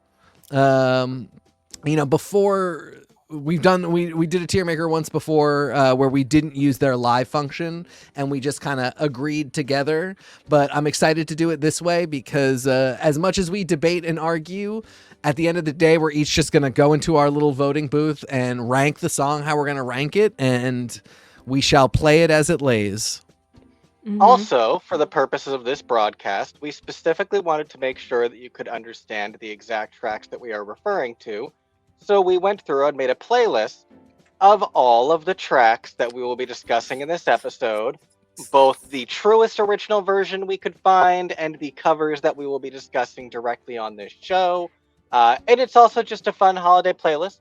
So check it out if you have any questions or if you're curious about any of the songs that you haven't heard before. And I do want to say, I will be factoring in original and like whether or not I even like the song conceptually. Yeah. Exactly. Because It's about the original. The version is just I wanted a cute version out there, but like, it's about I think it's got to be a mix of original. I think it has to be a mix of the two. Well, some of the originals are from like 1882. Exactly. Yeah, Some of the originals are tone not it down. great. So you really got to, it is a balancing act. But there Yeah. are a few of these that like, if you had picked my go-to one, that it would be getting a star. Yeah. And since the version you've picked is the version you've picked, it might be getting a B. But that's just where we're at. And Well, speaking of people that have gone from a star to a B, TK, your turn is over. I was gonna say TK will err on the side of I don't like your version, and I'm gonna err on the side of I love the version. So therefore, like it. we'll balance. yeah. All right, let's do this. Kevo, are you ready to take a step into the Christmas playlist you spent the day cultivating for me? Yeah. All right. We're going to start with the oldest really popular Christmas song I could think of. Oh, and I just want to be clear. So like Kevo shared with me that Meghan Trainor covered her own song with Pentatonics. They did Made You Look, but like in Christmas sweaters. Yeah. That doesn't make it a Christmas song. No. It's still very cool, and now that's going to be the version I listen to in the video I put on, right? And until she records a version of her and the Spy Kids guy doing naked jumping jacks. So I, am just fully aware that some of these are Christmas songs by definition, and there are going to be songs that are off of this list specifically because they're not Christmas songs, ladies and gentlemen. Yeah, I'm a very firm believer that My Favorite Things is not a Christmas song. Thank you for playing. It's a lovely song. But then again, I have a very strong feeling about the song that says "And the Snow Turned into Rain" is a Christmas song. Okay. Which I feel like is controversial. So I'm not always right. So let's kick things off in the 1840s. We're going to take a look at "Oh Holy Night" by some old guy, but also Celine Dion. Mm-hmm. And the thing about why I chose the Celine Dion version, when literally the Josh Groban version is like literally like money making wise, record breaking wise, the number one version of it of all time. Later on, Josh Groban gets Believe, which was co-written by Grammy-winning Glenn Ballard, who would get an Oscar nomination for his work on Believe. Celine Dion's Christmas song is I'm Your Angel, written by R. Kelly, who would go on to get a prison sentence for his involvement in pissing on children. Is that really a Christmas song? It was the Christmas single from These Are Special Times. It was the single from this record. Wow. I have to say, that's one of the greatest heartbreaks of all time. I think I Am Your Angel is such a banger. I think it's such a great song. It's so good. It's written by a garbage monster. It's terrible. Don't listen to it. You can find it in like really bootleggy on YouTube Music if you have to hear it, but can't let R. Kelly have any money. So now, just to put it out there, I'm going to give this song in general an A. And here's why. Every now and then you'll go see like an amazing vocalist go perform it, and you'll see them make this gesture toward the end at their accompanist. Yep. And it means it's mass number 3 and they're not doing the note.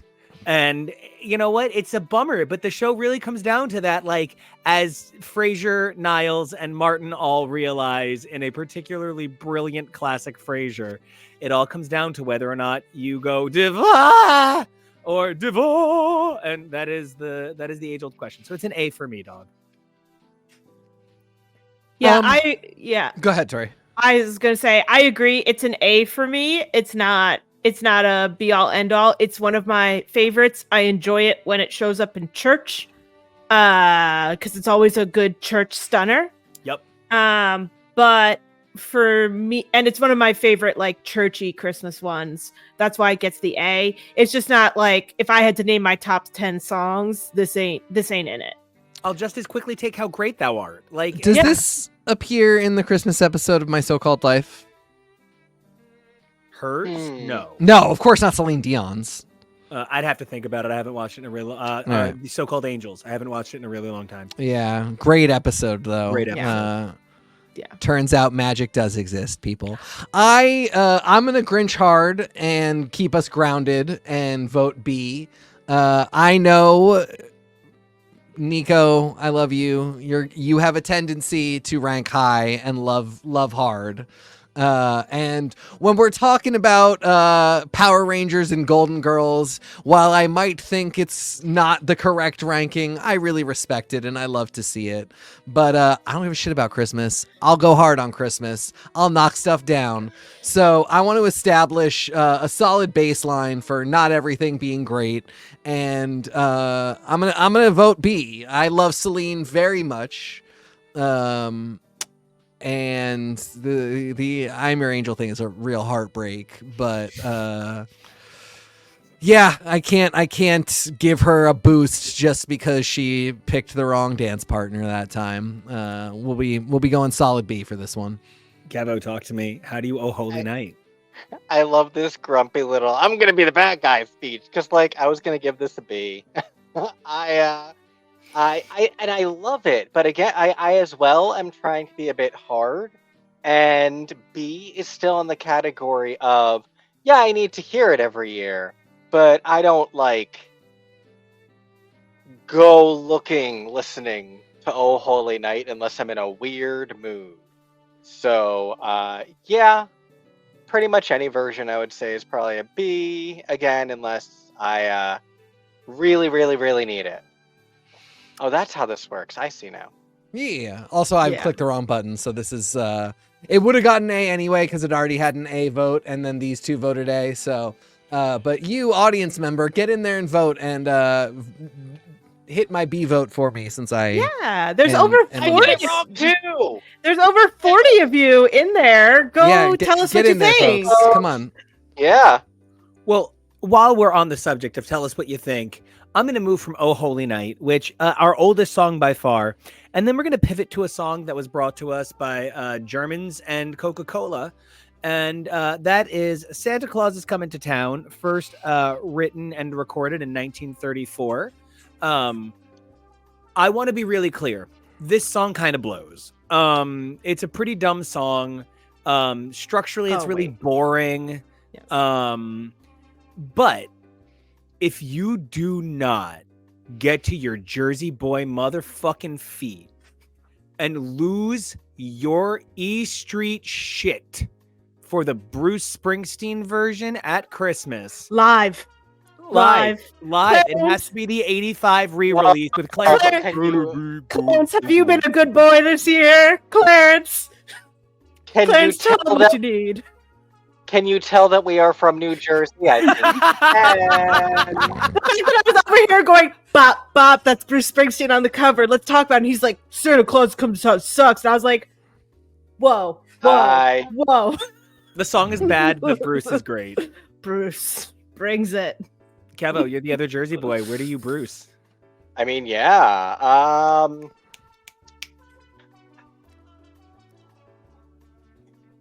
But you're right, where it's sometimes kind of a rough song. This will probably get my B to balance out Celine Dion, at least. I am. Oh God, it's tough because that version is so good.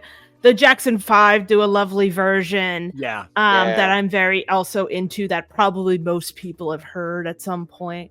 Michael, those squeaks, so sweet and cute. Oh, and he's like peak cute baby. Eek, cute Michael. He's so cute. He's so cute in those little videos.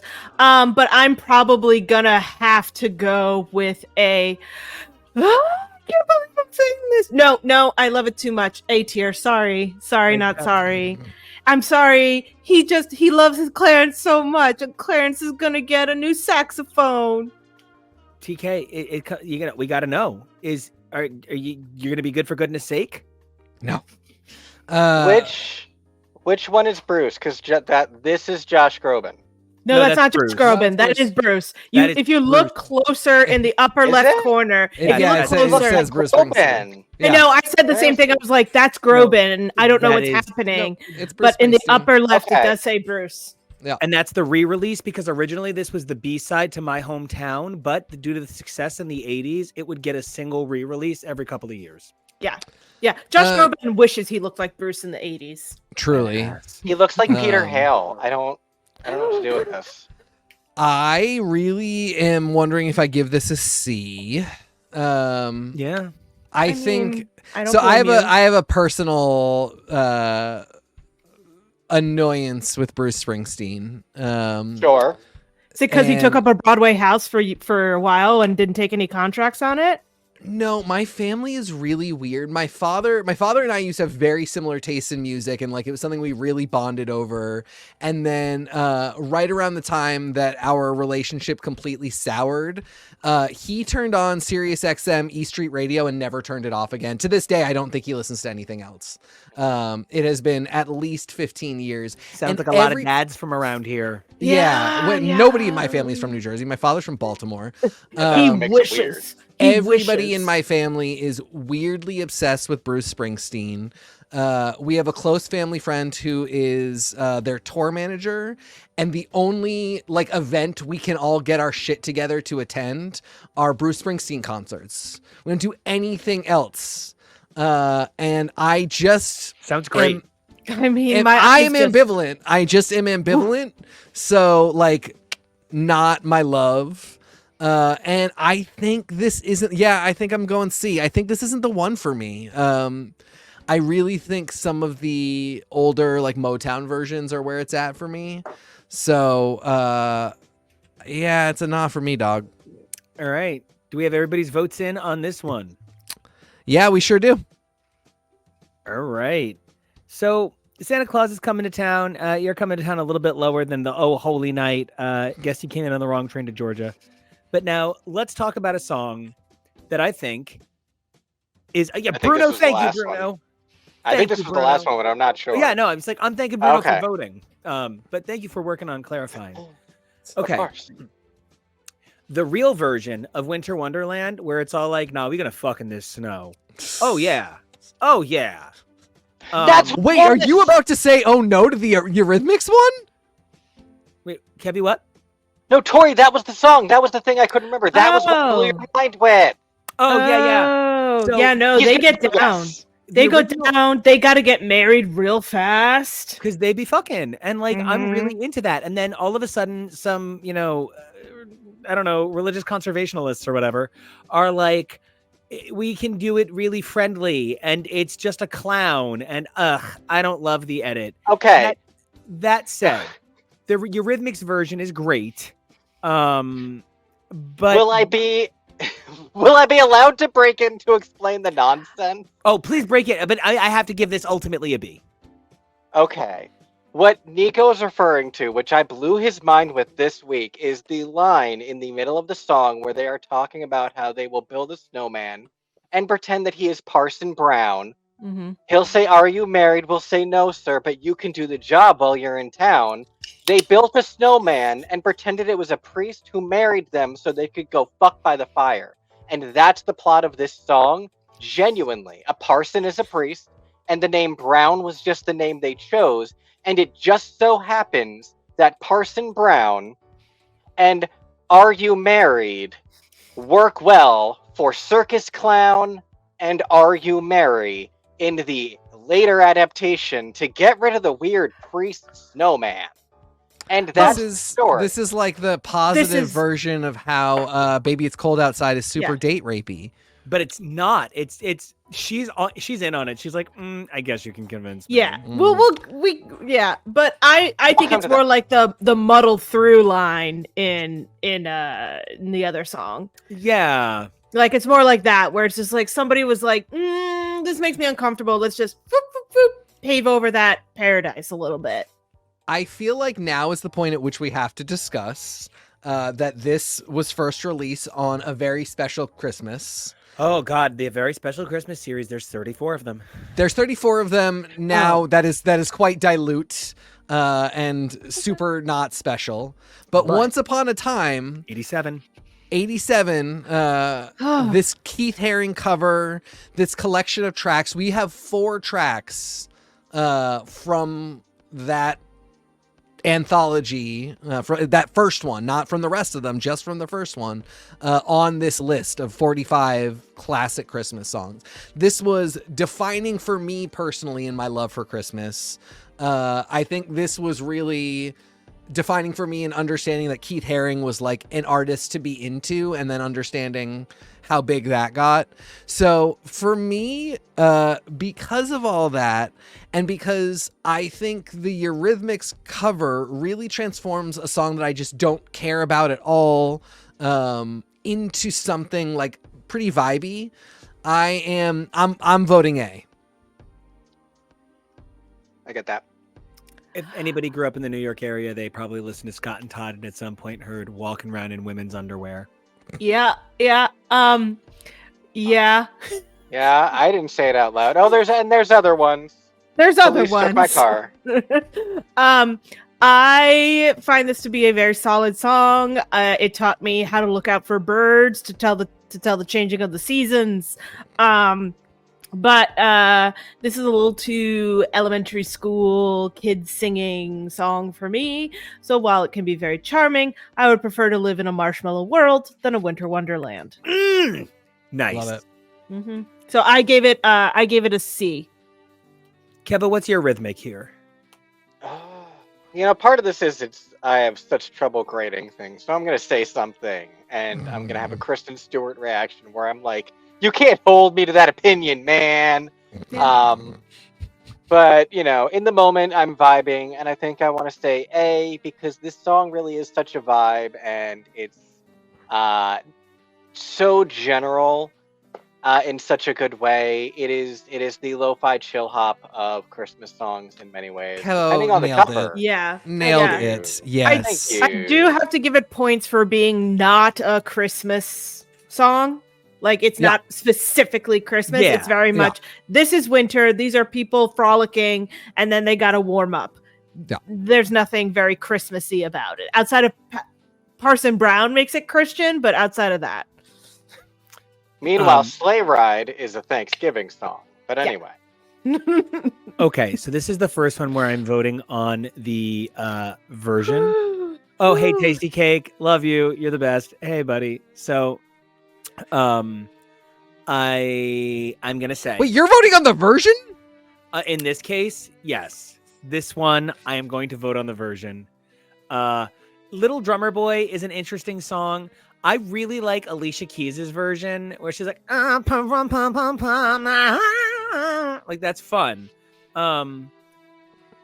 If you're asking me what is the most important Christmas moment in TV history, it's this.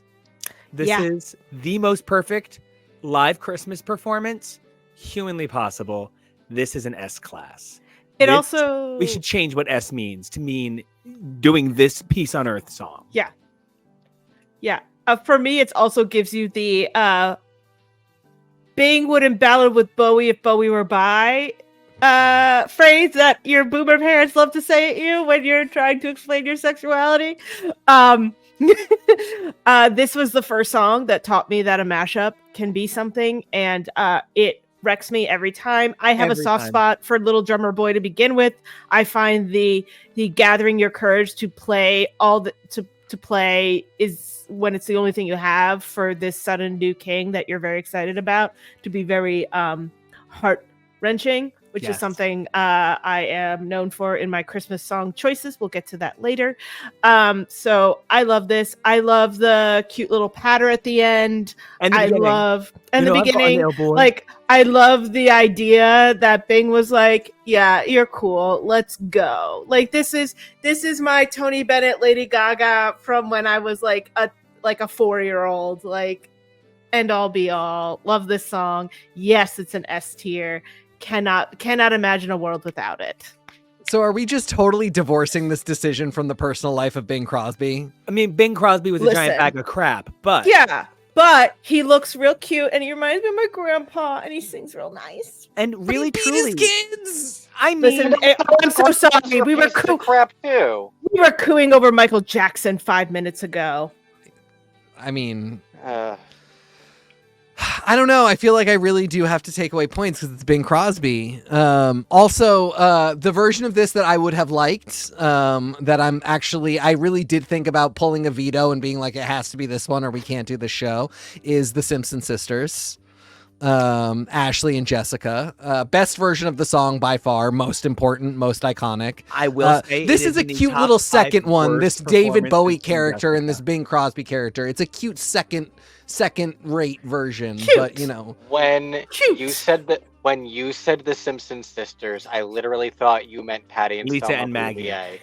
No, Patty and Selma Bouvier Yeah. from The Simpsons. Yeah, Not Lisa and even Maggie Lisa and Simpson. Maggie. From the I didn't even think of them as what I'm saying. Maggie's Kevo, not I- binary. Let's go Maggie with can't that. sing. Yeah, Maggie can't sing. Let's Kev, I think listen. you had the right idea. I think, If there was a song Maggie could sing, it would be Little Drummer Boy.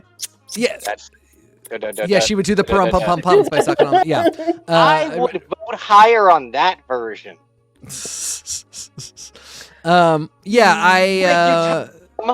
Tom's with me on the Bouviers for no reason. Patty and Selma. That's what I thought. Yeah, I appreciate that. I love that. And I would now want to hear that version. But I was talking about Jessica and Ashley, who just really take the song to levels that I think nobody was aware it could get to. So I really want to thank them. And for that, I'm gonna give this a C. Yeah, same. Well, I some of us don't are right and some of us like- are wrong. Little Drummer Boy in the first place. Because you were a find little Me drummer too. boy. Kevo, me neither. That is a huge reason. I'm not gonna pretend it's not. Kibble was but a little it's drummer long, boy. It's maudlin. I am It's also still a creepy. little Stop talking drummer about little boy. boys. Still. Okay. But I am moving Yeah. us forward because I will say this. If we're talking about any of these artists and the people who originally wrote them, all of the songs are out. oh yeah, Like- kind of. All artists are pervert. That's what Kirstie Alley taught us. You know, Bette Midler was canceled in the last couple of years repeatedly. Gaze, you're next. I'm beyond Oh my that. And she came through the entire Kevo and I had a black lot of fun community. with that. So, I do need to I say just that. also I want to remind everybody watching, follow the link. You can find it on Twitter as well, and go put in all your votes so that we have these properly weighted. We want to know what you all think. So I'm gonna have to vote on the performance, not the person, which is why I'm your angel Yeah. can be on here. But if you're asking me how I feel about White Christmas as a song, it's okay. I don't understand how it's like I mean, and even then, Guinness Book of World Records no longer recognizes it as the chartably, trackably best-selling record of all time, because the numbers that have been reported that are unreliable from the 1930s and 40s and 50s, back when you just literally sent in a piece of paper saying, yeah, I sold this many, and that was it. You know, upwards of 100 million copies, and like it was, you know, it's hard to track sales in the 40s. So at this point, the Guinness Book of World Records now just recognizes it as the song recognized as the most sold song in the world, but no longer holds that distinction, as that distinction now belongs to Candle in the Wind by Elton John. That said, no, this actually isn't even my favorite version of White Christmas. I have included the Bette Midler version. Because why? I couldn't find another thing to shame her for this album cover with. And I just thought that since I don't really give a shit about this song, this was a really good time to say, Bette Midler, what the fuck were you thinking? You literally look like a crazy snow clown. And that's not even like early 90s Bette Midler, is No, it? no, because that would be if she was doing the hair and everything in the early 90s. Right. We'd be like, yeah. It'd be like kind of a Tina reference. This is no Diva Las Vegas. Katie Seagal was not recently her backup singer. This is some Third Wives Club. Yeah. And the name Cool Yule like also really sucks. Oh, sorry. No, it's just, it looks like it's supposed to be poinsettias, but it looks like Raggedy Ann is the problem. Yeah, exactly. Some white woman in an afro. I mean, I think the name Cool Yule really sucks. All of that said, I actually really do like this version. And because it has the December 24th and I Wish I Was Up North line, which is often excluded from the song. Original intro or nothing. Exactly. And I think, you know, whenever Bette gets in her doing what? My arrangement of White Christmas. My Americana Jaunt White Christmas is playing right now. Oh, yeah. Whenever Bette gets into her American standards, American songbook groove, I sort of am charmed by her in new and different ways. And I feel like this is that. But I feel what you're saying. This, in different circumstances, if this were on A Very Special Christmas, if this had been produced in the late 80s, early 90s, and like the aesthetic was there, you know, we're talking Hocus Pocus era, she's having a little fun, I think this could be smiley face on the titties. I think this could be even S tier for me. But in this particular incarnation, at this time, with all of these factors in play, the vote is B. B. I also gave this a B because I prefer the older versions, the Bing Crosby versions, the basics. I have a very fond of who I was as a person memory of calling my mother from California and leaving specifically when I knew she wouldn't be home, to leave a voicemail singing I'll Be Home for Christmas in there. Which is this song, right? I'm Not Crazy. Mm-hmm. Of course. Yeah. Okay. It's all from Holiday Inn. Yeah. And so just like singing that into the voicemail and then waiting 4 hours for her to get home and her to lose her mind. So like I have a lot of fond memories wrapped up into this. I think Bette Midler is a great actress who can hold a tune. Good for her. I'm not interested in hearing her sing White Christmas. So that's a B from me, dog.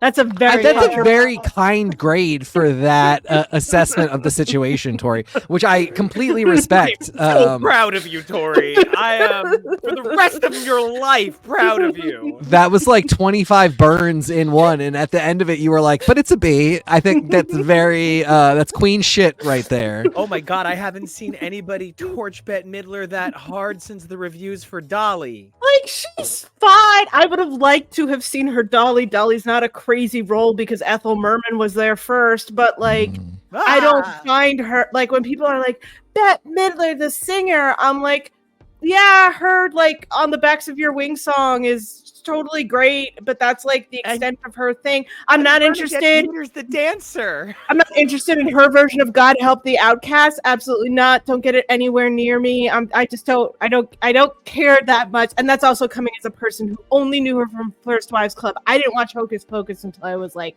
24.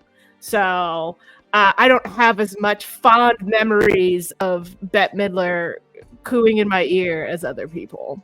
Your dismissiveness of Wind Beneath My Wings is breathtaking. Yeah, that's again queen shit. Took It my- is the wind took my out of wind my away. breath. Yeah, exactly. I'm Oh. plain.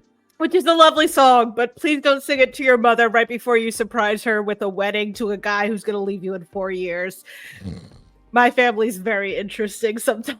Terrible song. Kevo, talk to me. Where do you fall on White Christmas? I think I'm going to go with the general vibe of the song, and I'm also going to middle out at a B, because the thing about this song is it depends on how you're covering it. I enjoy like the happier, more upbeat White Christmas, but like when it's sad and maudlin, I don't know about that.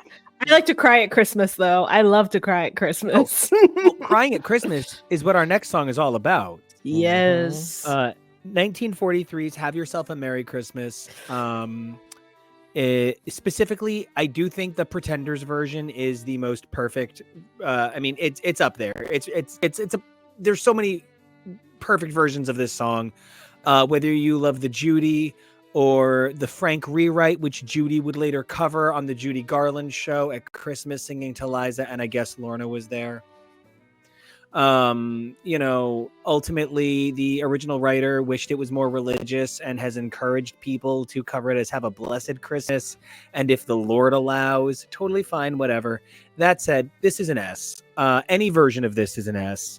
There are no bad versions of "Have Yourself a Merry Little Christmas," and I only wish that I hadn't needed to use this Pretenders song, because 500 Miles is another literally perfect Christmas song. Love this song.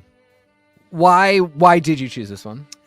Because this is the most heartbreaking I have ever found Chrissy Hines' voice. As a kid, I literally followed the Pretenders around on tour, like as a kid. And okay, Bruno, I know the Tory version, but that's the question I was queuing up. One song per person. And I wanted to use an original Tory song because Tory's done so many original songs for Christmas that it meant I wanted to respect that. She had 10 original Christmas songs. The Pretenders have 1. So that's how I split it. That said, there is no bad version of this song, and this song is perfect. S tier. S tier song. Yeah, I kind of do think it is. "Have Yourself a Merry Little Christmas" is really the quintessential. I'm really trying to be sparing with my S tier, so I want to make sure. I know I've got one other one for sure. I got 2. I hope it's Christmas wrapping. You picked a weird one for that. Well, that was Yeah. that was 100% me, Tori. That was for you. That's Nobody fine. We're else gonna have would a have. conversation later about New York Christmas songs. Yes, too. we absolutely will. All right. Gosh, I feel bad. I'm not going to give this my S tier. This is getting my A. It's a great A. It's a great A, and it really is close to S. I do not have your personal relationship with the Pretenders. If it was the Tory one, it would be getting my S. That was the foundational song of the aforementioned Christmas mix. That was getting that Spark. Was it the Spark single? Yeah, because it's Yeah. Spark, that, and it's Purple People, which Do it again. accidentally gets Christmas the in Purple Space People when it's- Christmas in Space. Yes, great piece of Tory lore, everybody. On the Spark single, it labels the song "Purple People" with a in parentheses "Christmas in Space," and then the next song is "Have Yourself a Merry Little Christmas," where the "Christmas in Space" should clearly go. Anyway, that version, when I first acquired that single and heard that, I was like, well, now I have my Christmas song, and everything spun out of that. So that would be getting my S. But in this case, this is a very loving A. And I totally respect your reason for choosing this version, having this be what's on the list. I like that a lot. Bruno coming in hot with the hot takes about a D level for this. I may have heard the Pretenders version before. It's not standing out to me. And I have to be force-fed Tori Amos, so I can't help you on this one. But for me, this is kind of peak maudlin Christmas for me. I spend a lot of time actually whenever they're like from kids to 1 to 92. I'm always like, what about the 93-year-old kids? When justice for them. My grandpa died at 92, so it's funny for me. Oh, he got to enjoy that. Oh, Grandmother. oh, I was gonna be like, my grandfather died at 1. Wait, that can't even be possible. You don't know. You don't know. Science is great. So for me, like, this is like, if I'm already in a mood about Christmas and this comes on, it is just crying on the NJ Transit. Like, that 100%. Is all that it is. Yep. So for me, like, this one gets the maudlin version, like, of feelings into the A category. It's a strong choice. I don't know what you new kids are doing. I'll be over with Bing taking 5 minutes to get through this song. I left New Kids' Funky Christmas off the list. Thank you. Hey, I left Gaga's Christmas Tree with New Kids off the list. So I was a good Christmas Tree was one of the ones where I was like, I feel like this needs to be on here. Okay, but the only reason it wasn't is because it never technically charted. Yeah, because it's like a deep find that isn't technically on anything. Right. Yeah. Some of these songs also did not chart, but that's fine. Kevo, how do you have Merry Little Christmases? Do you pretend them, or do you Tori Amos them and I missed it? I think I'm gonna see this one. Ooh, okay. Kevo, okay. coming No, in respect hot. it. Respect it. He says he doesn't like maudlin. I respect it. Where's my paper bag? Where's my? It only underlines why I love it. His not liking it. I agree. No, I really agree, because it really does represent where our music choices are different. I'll upgrade it to B, because it is one of those, it makes the season, but it's, again, like I said in the beginning, it's that one where I'm probably not going to go seek it out. I know it'll come to me. It's going to find me. It will. Like Whamageddon. So moving on to the next one. Yeah. Okay. The Christmas song. So I did a little bit of homework on this. Turns out Nat King Cole recorded this song 4 separate times across 20 years. Holy so snaps. I never, ever, and the one that everybody knows is the third of 4. So I never, from 1961. Yeah. The original is just piano. The second is piano and orchestra, because the studio didn't, of course, they never respected Nat King Cole. He was a black man who was able to make the money, but they weren't interested in giving him that kind of respect. Mm-hmm. And he had to fight for the right to have this single recorded with strings. That is, of course, a better known version. And then ultimately there would be the version he re-recorded in 61 that's associated with the black and white video. Then, of course, they did this incredible animation for it just a handful of years ago. I'm going to give this song an A. And the only reason it's not going to get an S is because, as a guy who has studied the song for a couple of Christmases in a row and has played the note for note accompaniment of the Nat King Cole version, it's a song that if you play the dynamics even one note off, it's dark and sad and depressing. If your BPM is even one note slow, it's dark and sad and depressing. This recording, flawless. All of his recordings, flawless. The John Legend, I love John Legend, but his almost dead eyes looking at the camera, just kind of singing along, doesn't have the magic. So this one has to be an A because it's performance based for me.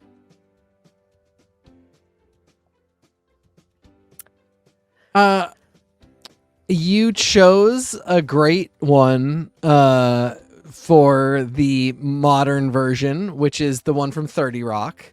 I did that. Thank you. Oh, no, that's all Kevo. Kevo, that is bumping up this vote for me. I think I don't like the song. This is imagery of Christmas that is exactly what doesn't resonate with me. I love Nat King Cole, and like this is so me grinching. Like this is so not like, oh, this idiot wrote a dumb song. It's just not my vibe. But then I just want to say Mel Torme wrote it. I believe this one was Mel Torme. Feels very plausible. He wrote it on a very hot July day. As we all do when we're writing Christmas songs. You're just wanting a better time. That's when you gotta record. That's when you gotta film. That's when you gotta do it. The 30 Rock one works for me because it is sincere in that way where all broadcast sitcoms during the Christmas season want to give something Christmassy, but it is also very 30 Rock in that Jenna is singing it so Jenna, and in this moment of desperation to be a holiday queen. Nico, I see that face. I see the resonation. And Jenna actually has Jenna and Cheyenne Jackson have one of my all-time favorite Christmas songs ever. Yes. Yep. I love that one too. 30 Rock has some great Christmas episodes. It has some great Christmas content. So I distinctly remember that moment being like, this is cute. This is fun. I'm having a good time with this. Yeah. And then all of a sudden it cuts to Elaine Stritch, and out of nowhere, I cried. Top 5 that I've ever cried in my life, and she had not died yet. I was just aware that she was close, and that this moment where she is there, sort of non-diegetically singing with Jack. It's this weird moment where it really is Elaine Stritch and Alec Baldwin. Alec Baldwin being so in awe of her. Like, yes. Oh my God. The moment of humility. Yeah, like it is not the Mrs. Donaghy and Jack Donaghy singing together. It is Elaine Stritch and Alec Baldwin, and it is this woman who, it really to me was gave me an early understanding of being an iconographic theater queen. Singing this song, not with the power of somebody like Jane Krakowski at her much younger peak, but with the power of somebody who has lived her entire life. And it's just such a beautiful moment. So anyway, for all of that, I am giving this a loving A. Yeah, I am also going to go with A. Obviously I put it there, so I picked this version. For the same reason. It's just so beautiful. It's funny, and as I'm thinking about, do I like this song? What do I like about this song? One of the things I think I really love about this song is it is one of those things where it feels like the entire song is 3 sentences, but it takes them 3.5 minutes to say that. Mm-hmm. It's like the way Christina Aguilera would sing "Row, Row, Row Your Boat." Yeah, I love that really long rolling length of time for the one simple thought. And it's a beautiful, sweet song. You can't really pep this one up, but I don't think you need to. This is that wistful thing. Yes. It's sad, but it's bittersweet. And if I can jump in on that, Kevo, something you say there's this line in this song that when Nat King Cole sings it, exactly what Bruno says, how easy he makes it sound. When he sings the line, to see if reindeer really know how to fly, I understand what a good vocalist is in that moment. There's vocalists who have giant ranges, doesn't matter. When he says if reindeer really know how to fly, I literally experience my mom taking me to FAO Schwartz on a cold Christmas day. It is like literally the most New York thing you can experience. It's so perfect. And then in contrast, Sleigh Ride is just the silly things about Christmas. And I'm going to be honest. The Ronettes Sleigh Ride is the best upbeat Christmas song of all time. It literally eats All I Want for Christmas by Mariah Carey. That's so funny. It literally, Sleigh Ride is what All I Want for Christmas is trying to be. Mm-hmm. It turns out there were 20 years of failed to moderately successful versions before well-known murderer Phil Spector decided to make the song perfect. I was trying he was just really good at his job. I'm very sorry. I swear to God, the Wall of Sound is like one of the 5 most important moments in music production history. And it never sounds better than Sleigh Ride. Of course, Ronnie herself is one of the finest vocalists of her style. This is an A. This is an out of the park A. That said, there's 3 other good versions in history, and they're your discretion. For me, 2 of them are Gwen Stefani and Mariah Carey, but I'm sure there's other good versions. Your mileage may vary. Yeah. I feel really bad because Have Yourself a Merry Little Christmas just reminded me that that's where the 1 to 92 is, and the Make the Yuletide Gay is in Christmas song. It's fine. I'm great. Or the other way around. The other way around. Christmas song has 1 to 92. Have Yourself a Little. It's why these titles like get me screwed up, because when it's just a song about like general Christmas ideas and there's no plot, I'm always like, which one is this? Which one is she? I love Sleigh Ride. I give it a B because I do love the Ronettes version, but I think that there are better Ronette Christmas songs out there. So that's where I lived at Christmas. Yeah, and also the clip clop that sometimes comes with the sleigh ride can be a little much. So and the constant key change. I know, and it's so hard for me to keep up with those. I just can't do it. So I love Sleigh Ride. Of the B's, it is a top B, trying to be an A-. But in the interest of not making every song an A and some of them an S, it's got to be a B. Tori, you took the words right out of my mouth. I feel exactly the same way. It's a very loving B. Mm-hmm. Kevo, are you a Sleigh Ride boy? Do you like the galloping clop clop and the fact that it has 3 goddamned modulations? You know what? Yeah, I think that I do, and I think that I might decide to wild out because we are on our 8th song, and I might go all the way up to S. Dang. Ooh. Just to wild out. Because you know what? Down. It's one of those things where it is pretty generic to the holiday season. Like I mentioned earlier in the episode, it's a Thanksgiving song, technically. This isn't Christmas. Sleigh Ride is Thanksgiving. It's just Christmas appropriated it like Christmas appropriates everything. Christmas, that white man. But so I love that makes it something that can fall on the list of generic Christmas songs. And yeah, I like the clop clop. Something about my auntie brain. It likes the clop clop noise. Clop, clop, clop, clop, clop, clop, clop. All right. Yeah. Well, from things that I like from the 60s, this experimenting with the quality of sound, to things I do not like about the 50s. No. I hate the way certain things have held up over time, sound-wise, like quality-wise.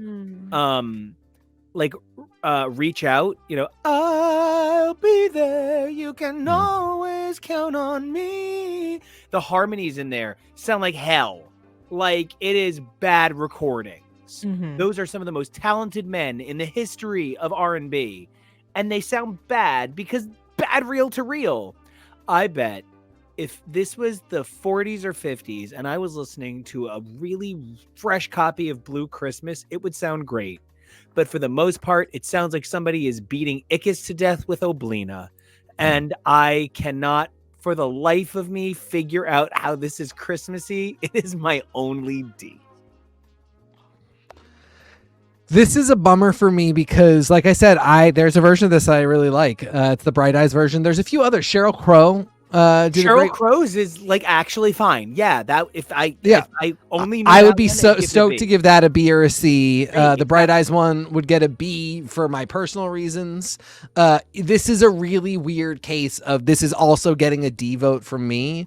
And I don't dislike the song. I don't love the song, but I don't dislike it. And I love to see, especially modern rock characters do it, because it is really hammy and stupid, but also like, I mean, Bright Eyes is such a good example of like, the lyrics of this song are emo in a time before people did emo. So it just sounds like how we all have to ultimately admit how stupid so many emo songs sound, where it's like, you're too sad about nothing.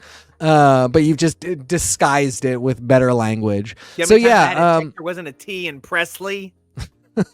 So yeah, this is getting a D vote from me as well.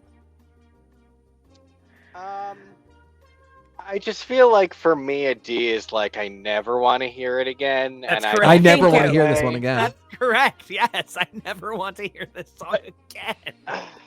No, there's other songs that I know I'm going to feel that way about.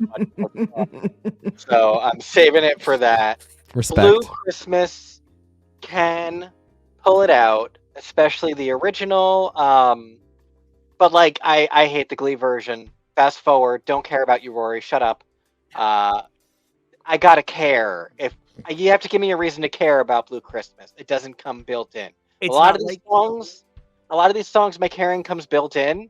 This one, you gotta give me a reason. I want it to be blue. It's not Zooey Deschanel singing in the ghetto. I just don't have a reason to care.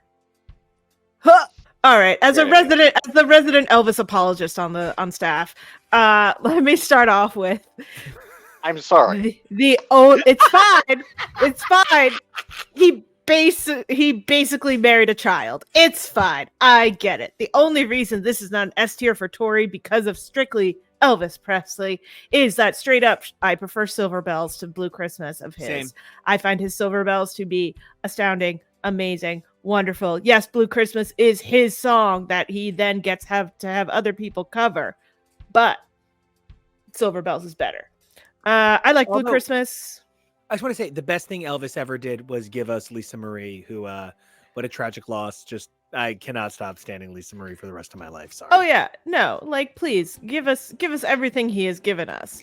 Honestly, Austin Butler is better off for that movie. Thank you and good night. But Blue Christmas is lovely. Blue Christmas is wonderful. Blue Christmas is another maudlin song that never just quite gets me there because I'm always enjoying Elvis too much to really get sad about it.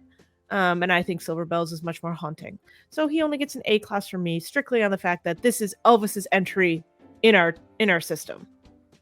Yeah. So I would like to go from here to Elvis is actually a great example of why I'm giving this next song an A. Oh God. I want you to think about the greatest story song performers of all time. And if anybody comes to mind but Cher, I'm going to play some stuff for you. And I want you to think about how, in 1978, I think it was, they come to Sonny and Cher with The Night the Lights Went Out in Georgia. And Cher goes, "Son, I want to do this song." And Sonny goes, "No, it's going to insult half of the Americas. You can't do it. No, I'm going to go run for mayor." What a great congressman. Thank you. This is quite the impression. So then Cher, Cher does all of the Cher songs that I guess wouldn't offend the country, like Half Breed and Gypsies, Tramps, and Thieves.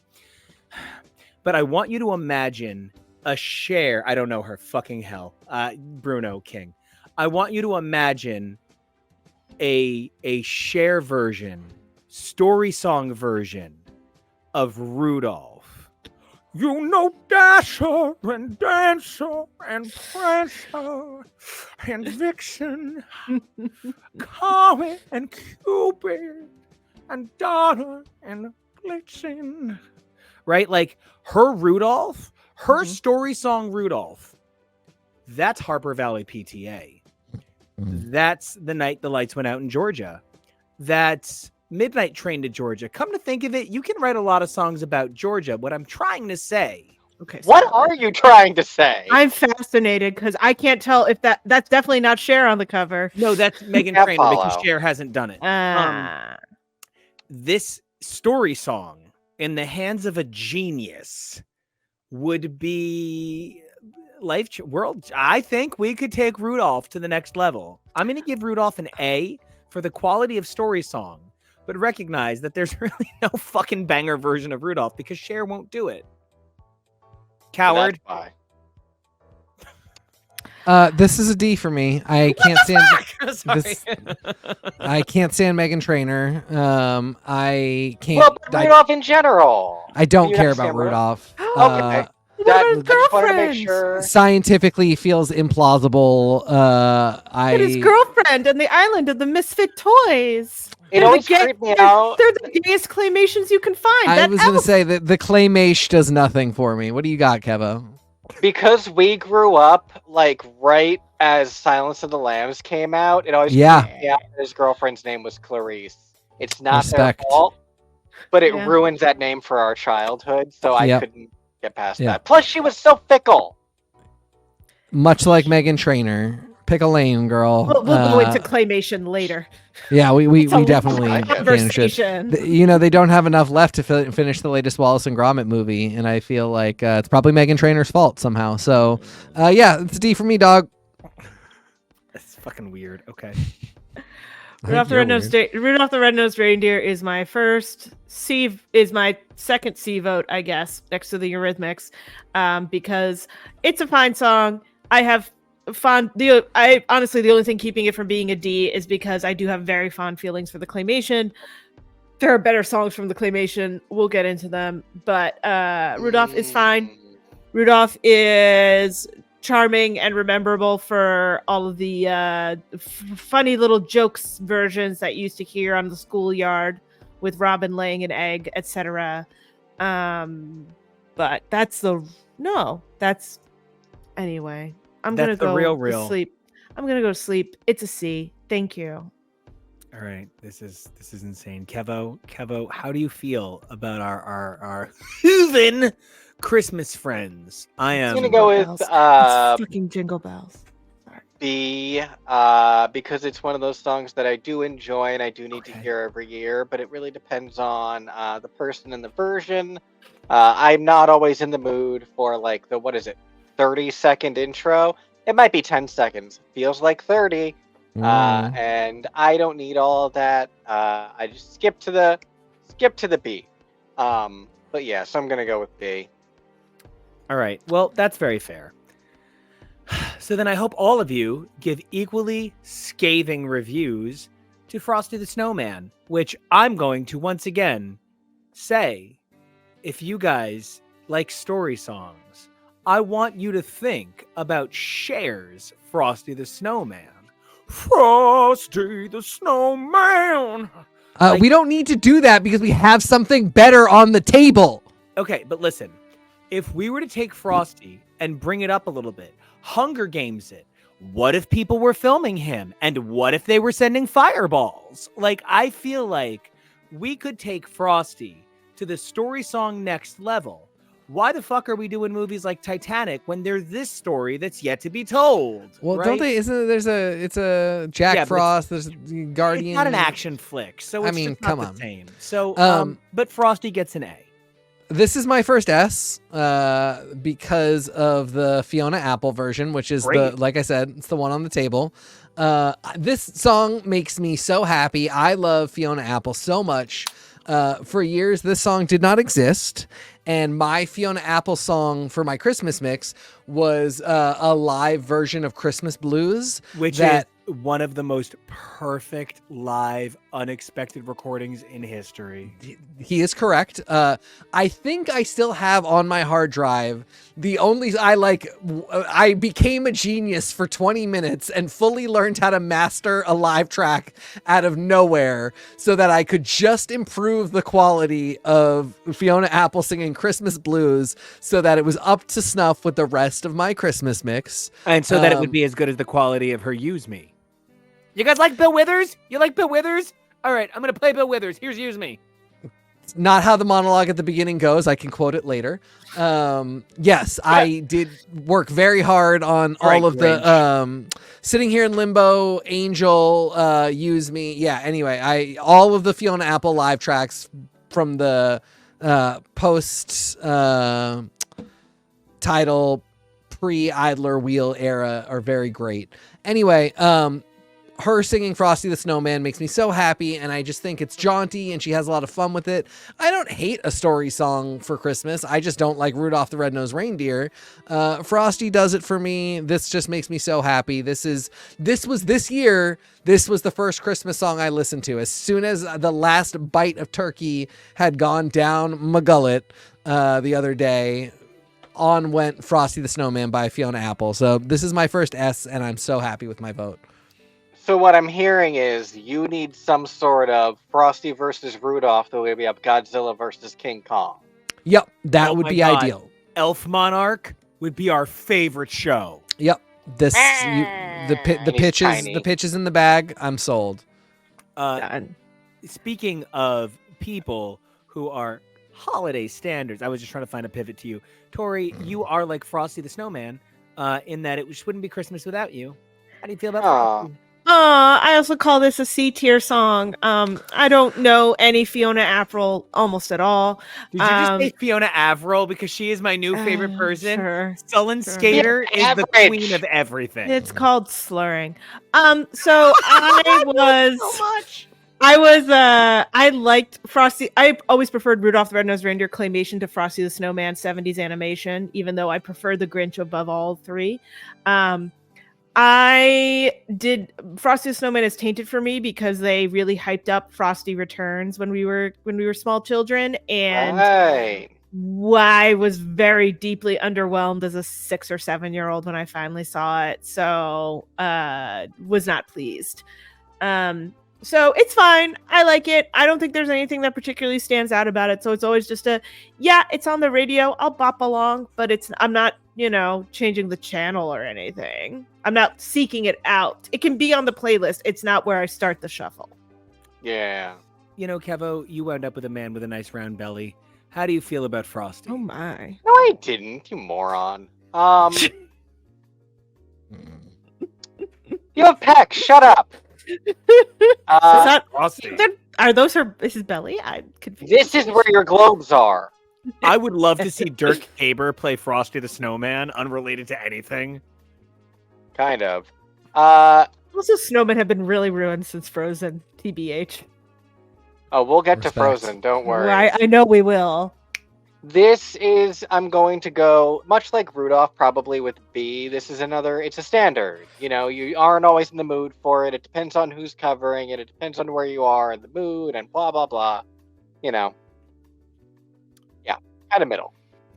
So I'm going to pivot us to our next song, which actually is the first song that the version would have gotten an S. The song gets an A.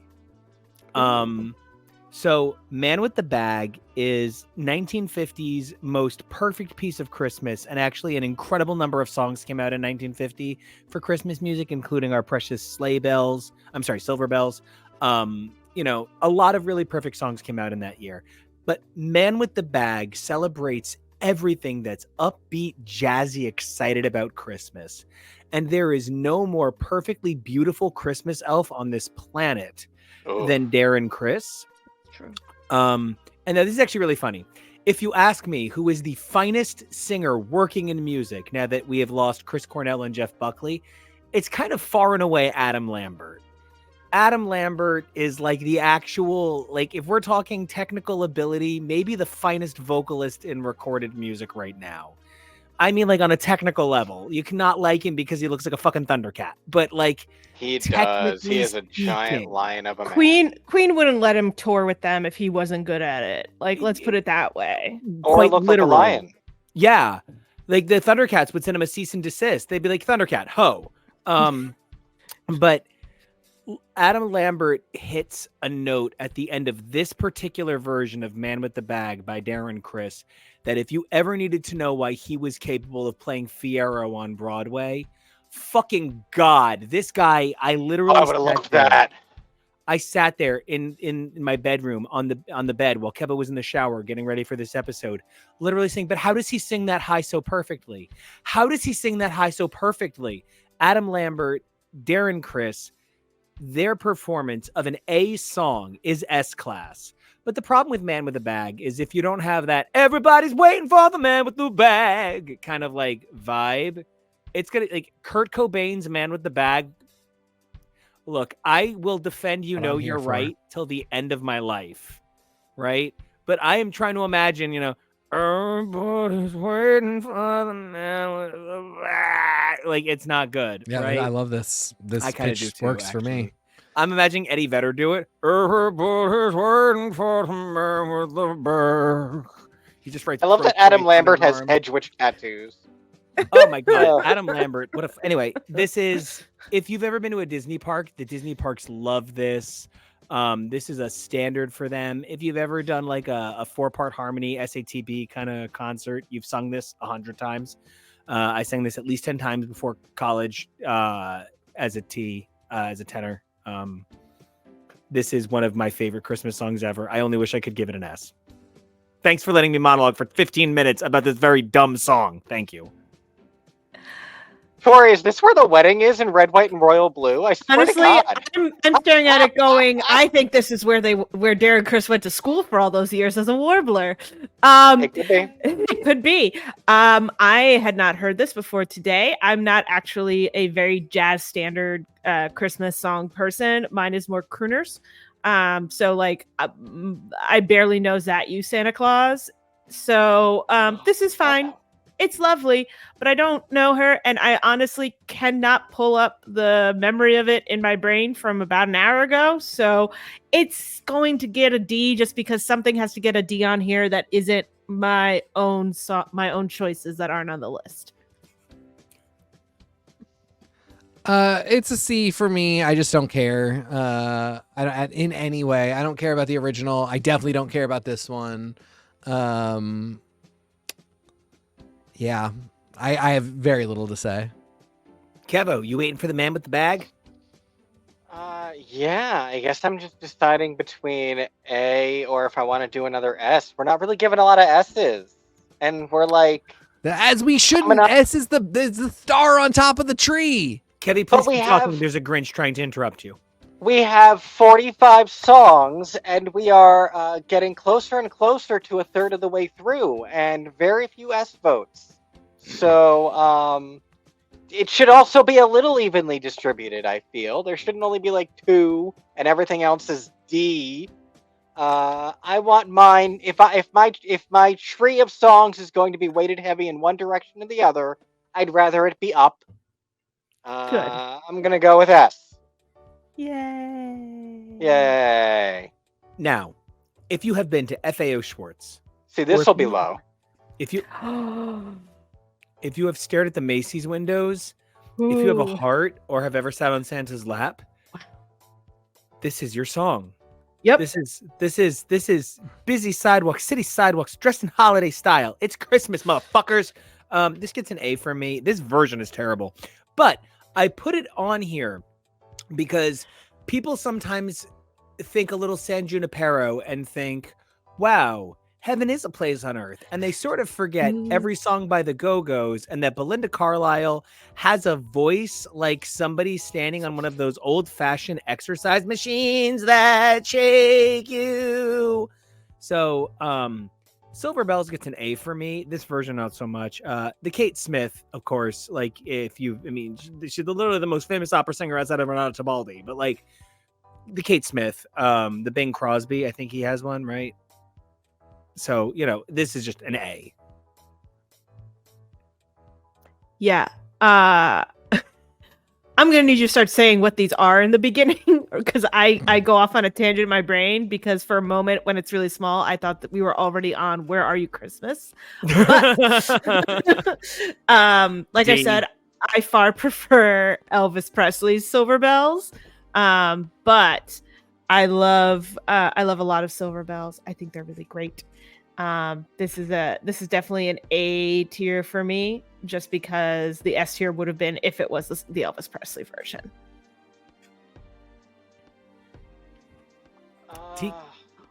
Well, yeah, Kevo, how do you feel about Silver Bells? I feel like this is a New York staple.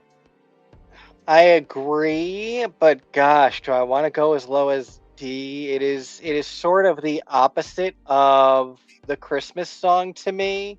That thing where I was like, it's slow and it's one thought and it takes forever. But like, the sad version, the really sad version. It doesn't sound like it should be sad. Like the content isn't sad, but it sounds like a dirge.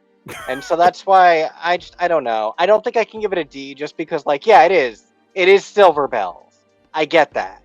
So really, but I think I need to go C. I accidentally gave it a B. It was supposed to be a C. Yeah, Kevo, again, you nailed my thoughts. I get that it is not a sad song, but it is like wading through molasses, which I promised myself I wasn't going to do again after high school. When you're on the molasses team. I just think it's a really good. The feel of it is the slog through the wet gray snow of the New York City streets. I think I it getcha. perfectly captures that, and It's it a also real perfectly, Christmas. you know, I think Yes. it's great. And that's my problem with it. Oh, well, yeah. I respect. Okay. I know you love that. I know. I don't like being wet and cold. Leave me alone. It's Well, here fine. comes the D. Well, let's talk about an S for me. Jesus Christ on a cracker. Whoa. I cannot think of few songs that are S-ier than this. And let me be clear with you. Until Bubbles. October 31st, if you Yep. asked me who I would literally slay in combat, and if you ask me January 1st, the answer is probably identical. But if you ask me November 1st to December 31st, the man I most want to be, the guy I keep in my heart and think about channeling the positive energy of, you ask me the sexiest man on the fucking planet from November 1st to December 31st, oh, it's Michael Bublé. There is no one who is more Christmas for me than Michael Bublé. This record is literally the best-selling Christmas record of all time. And for really good fucking reason.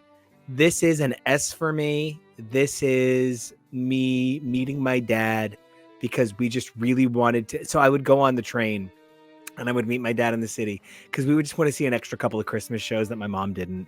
Like my mom would go see White Christmas, or she would go see, the Rockettes, but she wouldn't go to like a college production of Holiday Inn. But my dad would go meet me at like a Brooklyn University production of Holiday Inn. And that for me is it's beginning to look a lot like Christmas. Just perfect. Everyone else can give it D's. I'm totally ready. But for me, this record is Christmas perfection. Yeah, it's a D. I happily gave it a D. I think Michael Bublé is the only thing I can think of that is creepier than this song itself. What Wait, a match no. made. What about the Rainbow Connection? Rainbow Connection is weirdly creepy, but somehow grew on me after a while. This has never grown on me. It's even just the pattern of like it's beginning to look a lot. I don't know. It just I never have liked it. I don't like any version of it. I really don't like Michael Bublé. I love your villain take. Now I need to hear that. It's beginning to look Yeah, it's just it's Christmas. it's a Gollum song. It is Smeagol through and through. Not interested. I wish I never heard it again from anybody. Yep, fully a D. I'm on the Toys R Us indoor Ferris wheel when I hear this. Jesus I love that for you. I am deeply fascinated that Nico forgoes Harry Connick Jr. Christmas time. Yeah, for great Michael point. Bublé. That could have Christmas gotten a C. because I understand that Michael Bublé is very good at what he does and is a technically better singer than Harry Connick Jr. Listen. But I think Harry Connick Jr. is a much more visually appealing Christmas saw modern Pajama crooner. Game. I saw Pajama Game live. I jizzed Okay. in my pants looking at his giant pecs on stage. Yeah. He just performs like it's someone else's song every single time. You're saying this as about Harry Connick Jr., but not Michael Bublé? No, absolutely nobody on the He planet will loses sing it quite himself as to annoying having as Bublé. any personality in his song. Like, Yeah. I get that. Michael Bublé surrenders himself to the fact that he is famous for nothing but these covers. Yes. When he told me the number of cover albums Boobs has done, I was like, what? All. Yeah. It's not like you have Yeah. physical copies. Yeah, so for me, Bublé's not that interesting. It gets a something from me. he gets a C from me. He's fine. I like this song. I like other versions of it, but like Bublé is always, he tries to take my sad stuff and make it too jazzy. He likes to take my fun stuff and make it too sad. I'm never impressed by the choices he makes. Yeah, I'll agree with that. He ruined Van Morrison's Moon Dance, which is a literally unruinable song. Yeah. You can't. Christmas only. That's it for me. Sorry, Kevo. What's your bubbly feels today? Not necessarily particular to the boobs, but I think I am gonna go with A for the general concept of this song. It's one of the peppier ones. It's one of the staplier ones. Bublé does a good job. I don't know that I've heard the Conic. I'm not really hooked on Conics. It's great. That is hysterical. I am literally changed. I watched the Harry Connick Jr. episode of Cheers this week, but that's not the same thing. I mean, and Harry Connick Jr. did slow down in the zeitgeist when he was just so very boring on Will and Grace, but that was not his fault. Harry Connick Jr. I'm gonna say Harry Connick Jr. is just Chris Isaac with peck implants. Yeah. Somewhere in the version of the pop culture, there is a version of the Fox live-action Grinch musical where it's Harry Connick Jr. instead. And I wonder if the world would have been kinder. Oh my God, a world where Harry Connick Jr. is in charge of Leah Michelle on Glee. Oh wow, that I'm so sorry, but can we also just say Harry Connick Jr. cast in a live-action version of American Dad would literally change everything. Ooh, that's right? A different episode. Moving on from boobs. Yeah, I have to give a song a C. I was 25 years old, sitting at the Christmas dinner table, and I said, look, I love older guys. I'm super into old guys. Dilfs and Gilfs is my shit. But I saw Mommy Kissing Santa Claus. Creepy. That's like in front of your kid. You save that shit for your basement dungeon. And this song is a C. A solid C. I don't like Sexy Baby Christmas. I think Alison Brie is probably Meryl Streep, and that everybody else is wrong thinking Meryl Streep is Meryl Streep. I think Annie is probably the best acted sitcom character in the history of television. And save that for next. I was gonna say I don't like where this is going. And I still think Poopy Doop Sex is the unfunniest thing in the history of community. Nico, get out of here. You should have saved that for when we were talking about Santa Baby. Oh, I have. We'll get back to it. Don't worry. More for that. Oh, no, you're not. Now you said it once. You're done. So wait. I have a separate thing for Santa Baby. So Nico is of the opinion that Daddy is dressed as Santa Claus. No. As a kid, I spent my entire life thinking Mommy was fucking Santa because I like old guys. And so I always thought she was just going after a thick old man. Right. But I always thought that too. All of us think that because that is the surface level idea. I never went further. When you get a little older, you start to be like, wait a second. Daddy's in the suit. Honestly, older than 30 because I stopped caring. And so I never, and then it took me, and I like my version better. I think it's a lot funnier if she's just a slut for presents. And maybe they're poly, who knows? I'm very open to ideas. There is no age I would tell Patrick Warburton no. One of my favorite things is there is a Scarlett Johansson SNL sketch that has Cecily Strong. Kevo dropped that in front of my eyes today. As the daughter of this parent set with ScarJo and Mikey Day as the parents, with Mikey Day as a watcher, and the daughter realizing that, I guess my fetish is watching people. So it's a great spin on the song, and it's what that version makes it for me. But this one, no, this is a D, hard D, hard D. I respect it. I went C just because of the Jackson 5. I kind of wish I had gone D because this is a terrible song. It's gross and weird.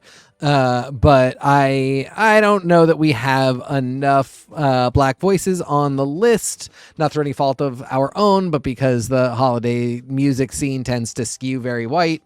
I went by sales charts, and Yeah. that literally means that we are going to skew white. This Christmas, other than the really tragic story that follows several years later, this Christmas is one of the best Christmas songs of all time. And it just didn't have the numbers because it was a black artist in the 70s. Right. And So anyway, I gave it a C, but this is a weird, creepy song. This is we're gonna get into a bunch of little kids singing who are actually adults or in adult-sized groups. We're gonna get a few of these. This is the most, I think, palatable of all of them. If you ask the general public, do you like I Saw Mommy Kissing Santa Claus, Chipmunk Song, Hippopotamus, Two Front Teeth? Like, the general consensus is, oh, please just give me I Saw Mommy Kissing Santa Claus. I don't need the others. So I also enjoy the Jackson 5 in this. This is, again, peak cute little Michael. Michael's so good in 70. Oh my so god. Good. So, but I'm gonna give it a B because it took me. I still have questions. Who is Santa? Is it magic? Is this the Hallmark story we were all missing? And what's funny to me is I saw a tweet talking about this being like, by the time millennials started popping out, y'all stopped dressing up as Santa like at large. Some kids' parents still did, but like I remember thinking the Holiday Armadillo episode, why is it such a big deal that he dresses up as Santa? Like, this isn't a thing that I ever knew anyone's parent to ever do. So we did it. We did it for Well, because your dad is year-round summertime Santa. Your dad is such a fun guy. I love your dad. Yeah, so I grew up with going to Christmas at my cousin's house, and their dad would dress up, or the dad of the youngest kid would dress up as Santa, and it was always a hoot and a half. But like, we very much had someone dresses as Santa and shows up for Christmas thing, so that was never a part of the zeitgeist. So not to jump us ahead too fast, but to go to a song that I gave a D, I can't think of a sexy Santa song I like less. I actually, I'm really being serious with you. A Santa who's a little bit more muscle than fat, but only a little bit more muscle than fat, is kind of my dream body type. Like, I love a guy who's 55 with a good set of pecs and a good belly. But like, Santa Baby doesn't get it. Santa Baby does not capture fucking a 60-year-old quite right. And there's a guy who has. Santa Baby, you're close, but you are not giving me that Santa good vibe. And I maybe regret going with Madonna's. I wanted to go with Kylie's, but I am so obsessed with Mika, the second greatest vocalist on earth, that I chose to go with Kylie and Mika doing Wonderful Christmas Time, because Mika can literally hit every note ever. Like, he's the weird little gremlin guy in Pentatonics. So Santa Baby, D. Anybody else who has better opinions on this song? Because I promise you, I don't. I gave it an S. Really interesting. This is one of my all-time favorite Christmas songs. I, of course, like the Eartha Kitt version the best. Of course. The Eartha Kitt could have gotten a B or an A out of me. Yeah, I think this is a really fun song. And I really I actually do like the Madonna version because it's stupid. This is another one. This is on the Very Special Christmas. This is on the iconic Very Special Christmas. Yeah. Madonna, this is her most affected accent after the fake British accent, which I think is really fun in this context. You know what? You're already making me like this song more, because now I do want to legitimately, not ironically or being mean, I want to hear Olivia Rodrigo sing it. There's a lot of people who I think could make it their own and really fun. Yeah. The whole for me, the whole thing is like the way Eartha Kitt does it, there's like no sexy baby. It is just kind of like it's kind of a cougar. It's somebody who is not like, Santa, she's not old to Santa. Santa's not old to her. They're both like sophisticated. Exactly. She's Mrs. Claus. Yeah. Exactly. And Madonna turns it into a little bit of like what she is and what she came from, which is like she was a poor girl who is now successful. Yeah, she plays it like Chloe Grace Moretz playing Lolita. It's horrifying. She knows to demand the finer. I do not agree. She knows to demand like the nice stuff. She has been famous long enough now that she is not she's asking for what she actually wants. For me, I don't really see I do see why you can hear Sexy Baby in it. I just don't, and I think a lot of it is because I heard these songs when I was like 5. So, Madonna was fully an adult. Yeah. And anyway, yeah, I love this. This is such a Christmas classic. This is like a song that just I associate with Christmas, and it makes me happy. So anyway, that's for me. Can I be real? The performance from Madonna in this was so unique that I literally, until like today as an adult, never fully realized that the Madonna one was really the one we grew up on. Like, this is the voice I know. 100%. Z100 play this all the time. Oh yeah. And so, yeah, I think it's a great version. I'm not quite S, but I'm probably A, I want to say. Sometimes I'm not in the mood for this song, but I definitely think it's a classic. Tori, Yeah. You are quite literally, by virtue of the fact that we're very, very gay, so we think we pack all the estrogen we need. You are the only, female presenting voice on our show. And what does Santa Baby mean to you as a woman who was told, this is like the Christmas sexy standard? Oh, I was never told that. I grew up in under a much bigger rock than that. But again, I love your dad, but I really get where you had a very Blue Christmas kind of house. Yeah. Oh yeah. Blue Christmas, like all of that. For me, Madonna's version is the iconic version. I love the Eartha Kitt version. I love I've always thought of Santa Baby as a little more these are all the things you're asking your rich boyfriend for. And if Santa himself is your rich boyfriend, so it goes, but sometimes it's just your rich boyfriend or your very rich boss who doesn't want his wife finding out. So I love this song. I will always give it a yes. I think it is one of the best female comedy Christmas songs you can pull out. I don't know how many girls at how many cabarets have taken that dive off of a piano, but I can guarantee you they have done it at least once. Each and every one of them. Respect. And I really love you framing it that way, and the idea of it being a female comedy, like she's in on the joke. The joke is that she's playing him. Yes. I really love that. I love talking about spinning these things on their head and viewing them through different social lenses like that. That's very interesting. Yeah, for sure. So that's why I love it. I think it's a great, fun song. It's also like one of those sexy songs that isn't crazy sexy, so you can cutesy yourself in the mirror and be singing along to it. And it's not that like, oh my god, if your parents pop in about it, I get you. Those kind of those songs where you're like, you can sing Adelaide songs from Guys and Dolls. You can sing Madonna's Secret Santa Baby. You cannot sing Madonna's Papa Don't Preach. You cannot sing certain songs from Rent when you're 12 years old around your parents. Yeah. So yeah. Do we all vote? It's an A. Yeah, I think so. Although, I'm very surprised given the oh wait, no, okay, it moved up. All right. Run Rudolph Run. I thought it was very interesting that Nico chose the Bryan Adams version. Well, you know why. You do know why. Because everyone knows Bryan Adams is my nemesis. Oh, that's right. Oh gosh, no, I can't let you tell this story. This is a great story, but this is a long story, and we are running. So I'm the gonna short put answer is that Bryan Adams is Canada's answer to Nico. Yes. I'm gonna put a pin in that one for later. I chose this because I wanted to make a statement about how Chuck Berry was treated.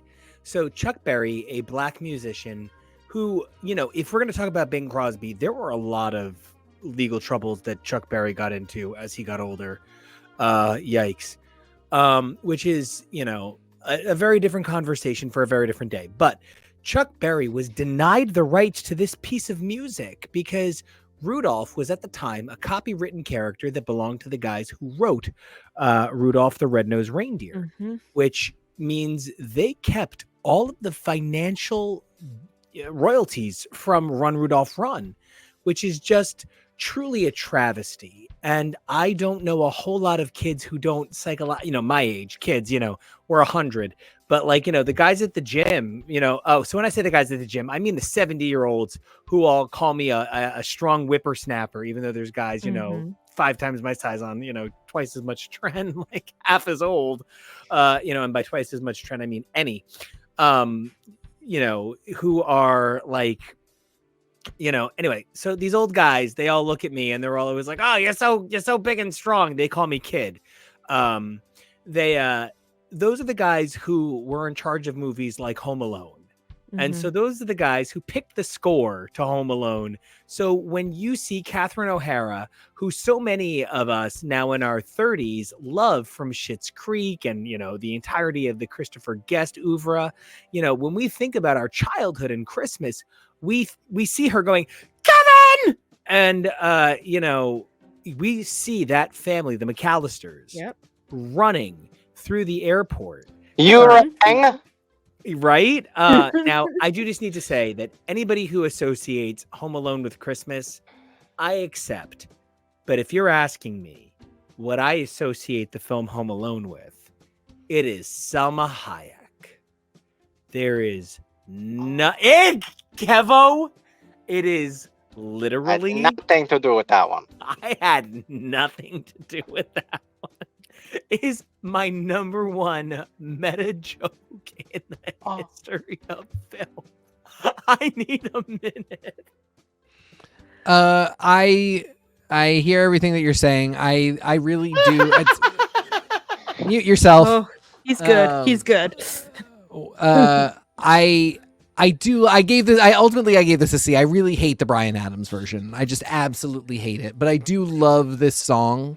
And this most recent listen through, just to take it back to Community again, I was immediately reminded of the Invasion of the Body Snatchers Community Christmas episode where Troy and Abed do Baby Boomer Santa, and the 60s, one of the 60s songs that they do is very obviously Run Rudolph Run.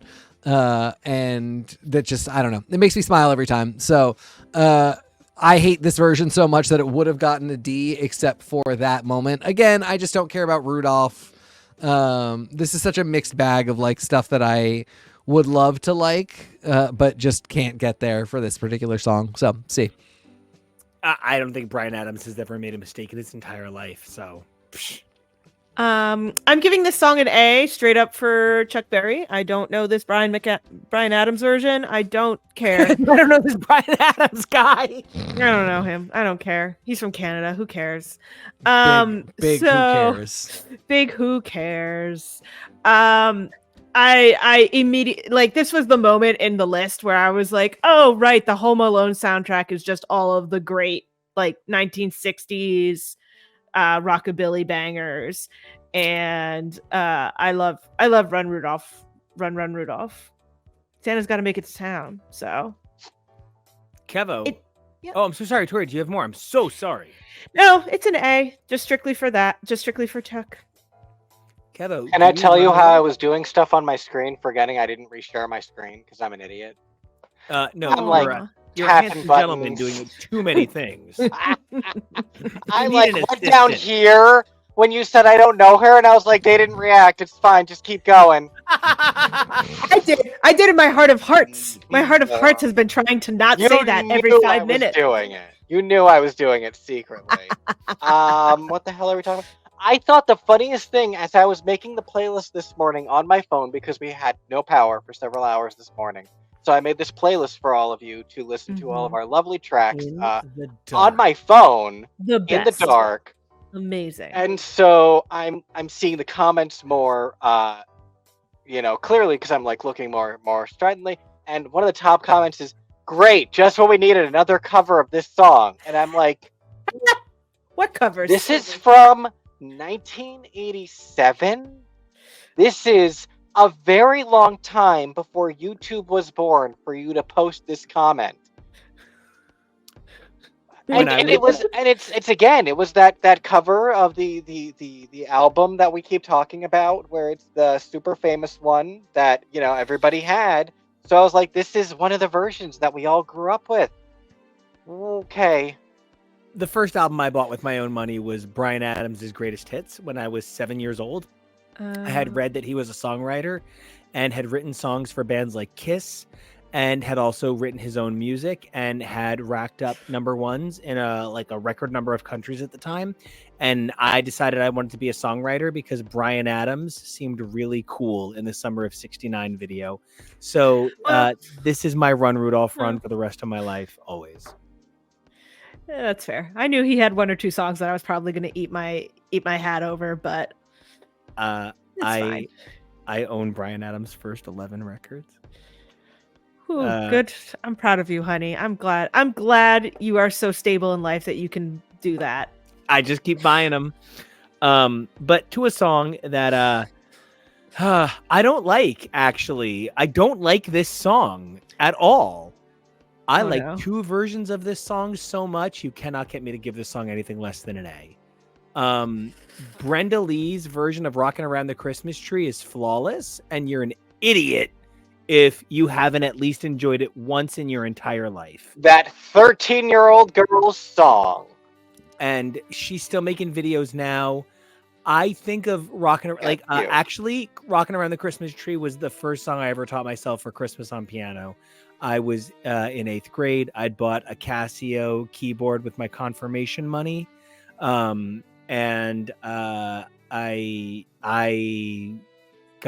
think Rockin' Around the Christmas Tree is the best Christmas song when played by Brenda Lee. When anyone else plays it, it sounds like a bag of shit. It sounds like somebody is shooting cats in a barrel.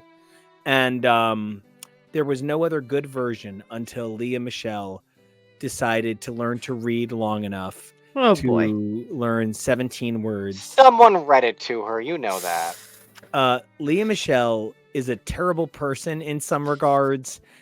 Is a internet meme in others, but one thing she is not is a bad singer. And the way she sings Rockin' Around the Christmas Tree, you would almost think she wasn't Jewish. This maybe the Brenda Lee version would maybe be an S for me. You're about to go to some places that are going to scare my soul. Yep, the Leah Michele version is an F. What the fuck? I almost would like to add the row so that I could just say yes. I mean, the word I want to use is I don't care for anything other than Brenda Lee, so you will never catch me listening to this ever. Yeah. Sorry. Sorry. I really because it made it on the list. I was like, they've got to have a point. Like, they've got to. It's the finest cover in 50 years. This is the best cover since "Because the Night" by the 10,000 Maniacs. Whoa! I think that's insane. The thing that just took my breath away immediately is that this is like a song by this like white girl who's like just rocking around and like, but she doesn't have any edge to her, and yet somehow you feel the old timey like rocking around the Christmas tree. There's how many edges does your tree have? 0. I don't have a tree. When Leah Michele sings it, it is an auto-tune AI nightmare. It they just don't is. Let her sing. Keep going. It feels smoothed over in that same way that AI skin feels smoothed over. Like when you came over to my house and you were like, look, I love you. I'm your man. I'm going to take care of you. I'm going to turn off, what was it, the auto alias? Oh, yeah, motion smoothing. Jesus Christ. You did that. You did that. Yeah, good for you. My boyfriend. I think we turned it back on. I don't think we liked it. I hope you did. It to each his own. I know people do love it. I can't. Yes, this is exactly motion smoothing. Like, she is very talented. She can definitely sing. This could not be a more wrong song for her. And on top of that, the production just makes it sound like. The production is so good. Are you sorry? Is that Leah Michele or is that Jessica Lange? Who am I looking at? This is Brenda Lee. Okay. All right. Then okay, Yeah. good. Because I was like, if that's Leah Michelle, I have problems. Leah Michelle have progeria. Leah Michelle. Out of respect to Brenda Lee and the song that I really do love, I'm going to give this a C. I hate the Leah Michelle version so much. I really wish that I could just remove it from the list entirely. And I just need everyone to know that I'm going to be with that man for the rest of my life. I love him more than life. So anytime we actually like fight and joke, like that's my life partner. That's my man forever. Yeah, this isn't real. This is a list of Christmas. I truly do not care. Yeah, so when if I'm like, anybody, the fuck, you know, which we're is not why, breaking like, up after. even when we were talking superhero squads, I was like, I don't agree with that, but whatever.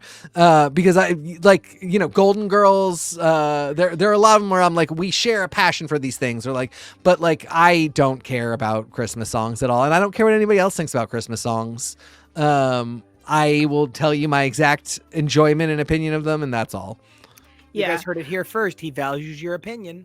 that's great. Because mine is that Brenda Lee's "Rock Around the Christmas Tree" is one of the top songs out there. Can't be done by anyone else. The only reason it's not an S tier is because I know so many other songs.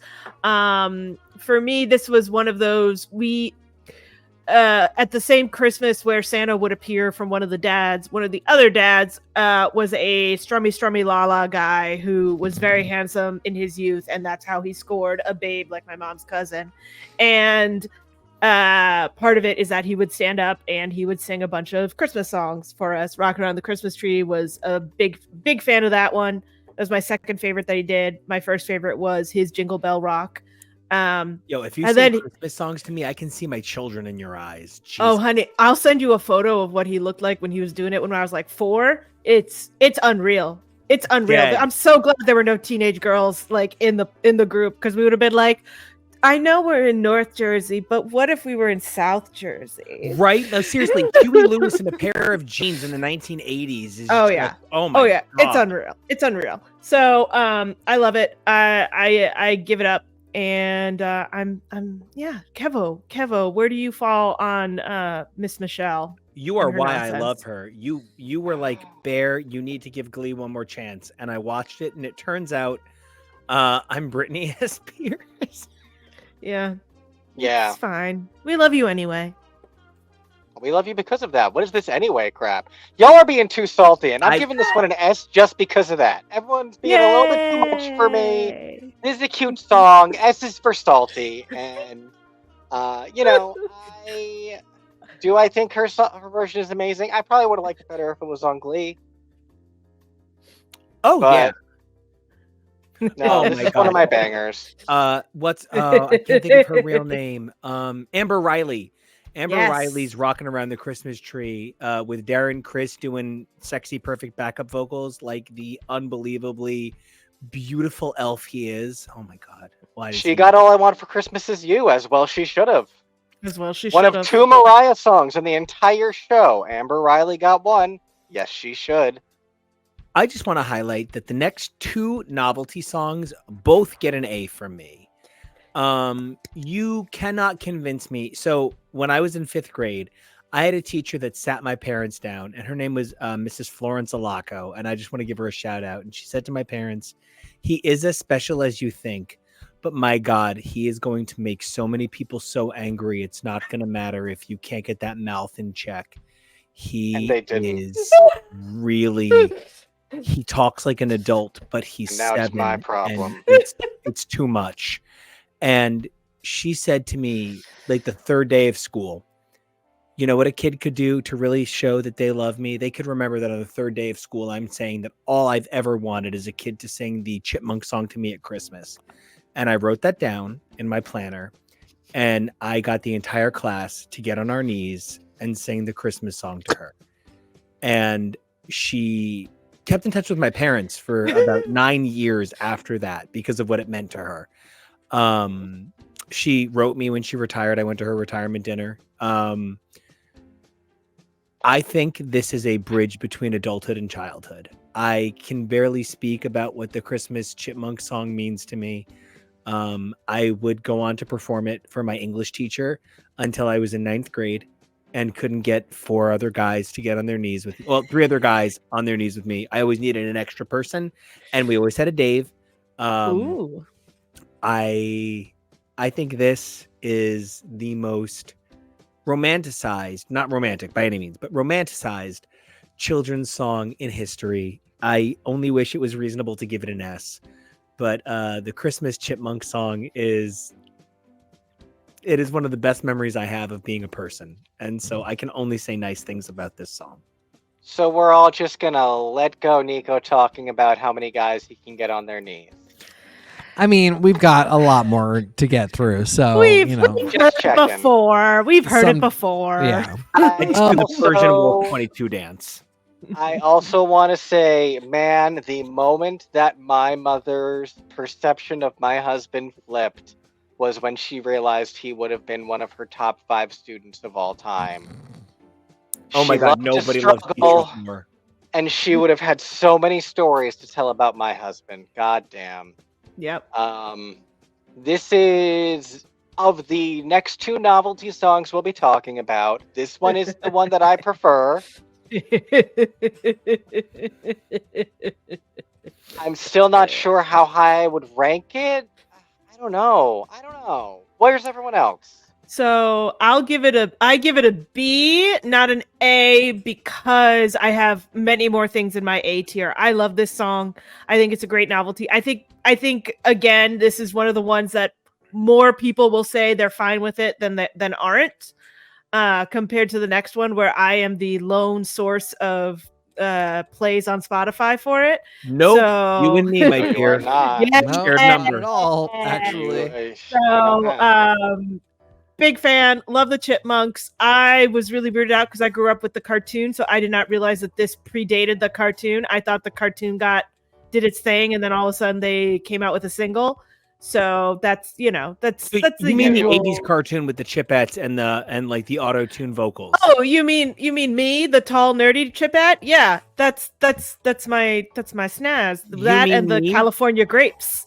You mean me, the guy who needed Reasons. to be the lead in everything and always be up to trouble? Yeah, God. Alvin, get out of here. I genuinely was like, oh my God, I'm going to be an Alvin for the rest of my life. Kevin, you know me and my sisters. I'm Simon, Claire's Theodore, and Lizzie's Alvin, and it fits so perfectly. Your 2 sisters are incredible, but in your Lizzie version, doesn't exist.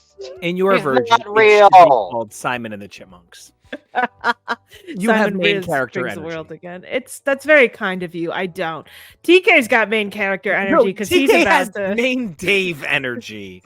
He seems like he is ready to say, "I have no is patience he our for Dave? Nico." Is he our Dave today? I actually give this a B. I love this song. It's really cute. It's annoying if you listen to it too much. Yeah. So that's why it's a that B. hurts that. I want a hula hoop. I always cute. now flash to Look Who's Talking To, with the shitty little kid from Seventh Heaven as the first baby. Yeah. And Go on yeah, to I don't know. It's a really cute song. Like, it is a Christmas classic. So I went with B. And then I'm just gonna roll right in. I gave Dominic the Donkey an A. Dominic the Donkey was not a song I was super into, but it was something I was like vaguely aware of, was not super into, and then randomly these 2 like very talented choreographers who met and got married during COVID and have a very popular TikTok did a phenomenal dance to it. Yeah, they did. For Christmas, I want to say 2021, and it tickled me so much that I just have, for every year since, every Christmas, I just sing Dominic the Donkey to myself constantly, and I find it very fun and I love the idea that, like, I know nothing about Italian Christmas traditions. I don't know if an Italian Christmas donkey is a thing. Fish. Oh, I don't so know. much fish. It's so great. I don't know if an Italian Christmas donkey is a thing. I don't know if it's like Struel Peter or the David Sedaris story about how Santa travels with 6 to 8 black men. I don't know anything about whether or not Dominic should exist, but to my American sensibility, just the idea of an Italian Christmas donkey is so absurd. It is worth every penny. So, hey. I was So Kenny. to finish the Chipmunk song first and cast my vote, I guess I'll probably go with B after hearing from everyone else. I really agree that it's sort of a middle. It can be kind of annoying at times, but it's something that you get used to hearing every year. This is a D from me, though. I've never been a fan. Had to be one of us. Never been a fan. It is not my least favorite Christmas song. It might be my least favorite song on this list. This list really is a lot of bangers, and even if it's songs that you don't love, it's like we keep saying, it's ones that you're used to. But this one for me, I don't know. I like if it sounded more like this album cover, I would like it more, but it doesn't. I self-identify as Nico the Donkey, so like I think this song is perfect. Yeah. Nico, when you were researching these, did you find out if Dominic the Donkey really is like a New York metro area thing? Because my sister moved to Baltimore and she found out that they do they do crabs for Christmas, which is about Santa Claus bringing you crabs for Baltimore. No, But with way more innuendo. The whole thing is more innuendo than Miss Baltimore crabs. Like, it's all of it. It's bad. Tori, this song, literally, if you cannot identify the World's Fair Unisphere in Queens, you think this song is for weird old perverts. It turns out, if you cannot tell someone what a gefilte fish and lox is, and if you do not know what it means to stand in line outside of FAO Schwartz, you literally have never heard this song, and everyone thinks you're a fucking weirdo when you go, "Oh, it's Christmas time," and it is bad. I have ruined so many actors across the country with this song. For every song on this list, I tried to make sure there's at least 2 versions, like I said, because it was usually the original, so you'd know the real version, and then the cover that we chose. There's no covers. I know, it shocks this me. song. No. I had to add the instrumental version, and don't worry, I added the version without the hee-haw, hee-haw. It's just the music, so you can listen to it and not have it take you out of your head. So Dominic, to Bruno, I'm so sorry. Go ahead. To Bruno Campos, the most attractive profile photo that follows us. When you're wondering why there is an Italian Christmas donkey, so much of the American identity of Christmas traditions is based in the things that were brought here by immigrants in certain specific eras. So a guy like Lou Monte is representative of a first-generation American who was here as a part of the Ellis Island first wave of naturalized born citizens. And, there were a lot of songs that were sort of native to the experience of New York and lower California areas that were about the immigrant identity. And, New York radio stations really did sort of define what the identity of the bigger picture of the top 100 was. Now, I know that, looking it up, I think Dominic the Donkey maxed out at like number 79 ever. But does not belong there. It really was, as a kid living in the New York metro area, living as a kid, 16 miles from New York City, every morning DJ played this every single day from Thanksgiving till New Year's. And, that week between Christmas and New Year's, the joke was, "You tired of the Donkey Boy yet?" Yep. And they would play it one more fucking time to drive you nuts. So, it's because the identity of the American experience is so uniquely non-American from this period of time that, yeah, that's why it's an Italian Christmas donkey. You know, TK, you're from fucking Maine, man. You took me to the Italian place in town. That's a joke. But like, you know, The Portland has some of the best Italian food I've ever had in my life. So it's not like there isn't a representation of this identity in your town. What was it like being from Maine and having Dominic the donkey? We didn't. What? But that's no. I mean, like that is entirely possibly a me thing. I did not. I had friends that were part of the Italian community. We actually have a big Italian community here, but like I just didn't do Christmas with them, and so I had never encountered the song until I moved to New York. Didn't do the 7 courses. That says a lot. Yeah. Yeah. See, for me, also the thing about this time period is that there's also a huge amount of Italian American songs that aren't just Frank Sinatra and Right. and his Rat Pack. Like, there's so many of them going on. Mambo Freaking, like, Italiano. Camp Granada, like all of these songs that are just like on the verge of being absolutely ridiculous, and yet they evoke such a moment in my brain coming from an Italian American family that Dominic the Donkey is just so ridiculous and so awful. I love it so much, so much. I'm too soft because I'm like, well, do I want to give it up? No, things need to be D's. But Yeah, you give know, it a D. it's one of those things where, you know, I will enjoy the song with you, TK, but the culture that they are describing around the song, it just reminds me of my dad and his jackass family, and them being annoying about songs like this. That's why I gave Springsteen a C. You have every right. Do exactly as you choose. Yeah, exactly. And yeah, and with that one, I gave it a higher grade due to the spirit of the song. Yeah. But that sort of jackass. There is no spirit to this song. There's no better angel to this song. It is what No. it is, and I guess it mostly is going to depend on your crowd. And I guess we are going to spend the rest of our lives building a better memory of this song together. But today, here and now, I'm going to go ahead and D it. Respect. Speaking of songs, though, that are unique to the New York area, don't get me wrong. Mariah Carey's All I Want for Christmas is considered a Christmas staple, but Darlene Love has performed a regular Christmas show in New York for like 50 fucking years.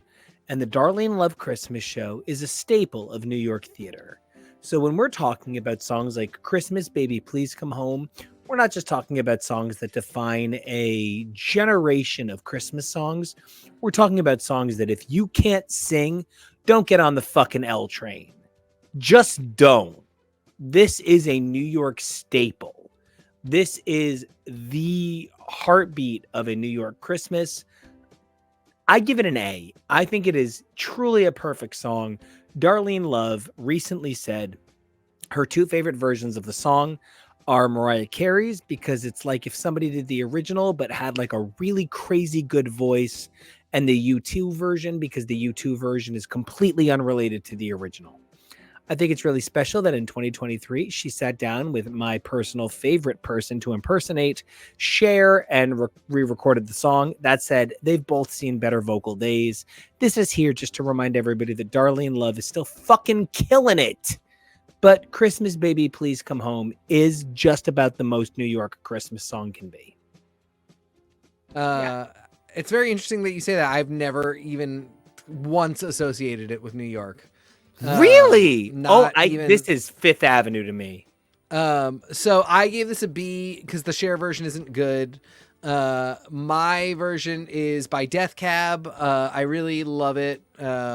Okay, that is a great version. It's a great version. It's the perfect song for Ben Gibbard. That and Earth Angel. I really wish they had just like submitted at a certain point and just done. Which freaky metal band did Earth Angel? I don't know. Oh shit! Look that up. Unfortunately I just don't like the Cher one. This is like, it's lacking all of the production charm that the ABBA album did. where I think, she really put her whole shrussy into it. There was just kind of none of that here. I love the idea of her doing this song, but it just doesn't pan out. So it's a B. The original is definitely an A, verging on S, and it probably would be an S if it was the Death Cab version. Please, everybody. Yeah, Darlene Love is right up there with the major crooners for me in Christmas songs. There is nothing like Darlene Love to get you going. I love it. I love it. I don't care about Cher in this song, so it's fine. So it's an A tier for me. If it really was the original, I would have a much harder time putting it in an A instead of an S. But here it is a comfortable A. Kevo, this literally goes in that category of songs you just cannot like. Like, I mean, maybe you even like this one, but it is maudlin. It's slow. It's sad. If this song hits for you, it's because it's a magical song. But, how do you feel about Christmas Baby Please Come Home? No, this is the upbeat sad that I'm always talking about. This is peppy. It's desperate and pleading, but it's happy. It's full. It's got full instrumentation, which I love. You're like, this one isn't going to be for you, and I'm sitting over here thinking, God, are they going to yell at me for giving something an S again? No, this is the song that you get dramatic to while singing while putting up your decorations. We are just singing. You go full Jennifer Holiday on this. Yeah, you like big arms every time. Every time. I always think of real Darlene Love showing up at the end of the New Girl Christmas episode to sing this as a gift from Robbie to Jess, and I always think this song is so maudlin and it's so appropriate because your relationship isn't going to last, so it's almost funny.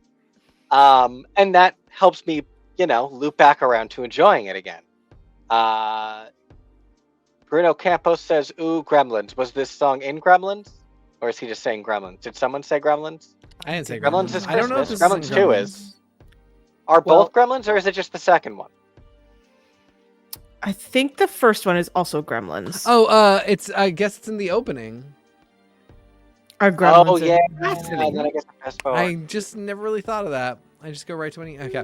Anyway. Well, speaking of things that people associate with a specific film, there is no Christmas movie that has a song so uniquely set to it the way Christmas Time Is Here belongs to the Charlie Brown Christmas special. The Vince Guaraldi trio, this song has been released a few times, both with vocals and without. I agree. Christmas is horrible. But as a guy who played the viola in an orchestral performance of this that was recorded and released, let me tell you,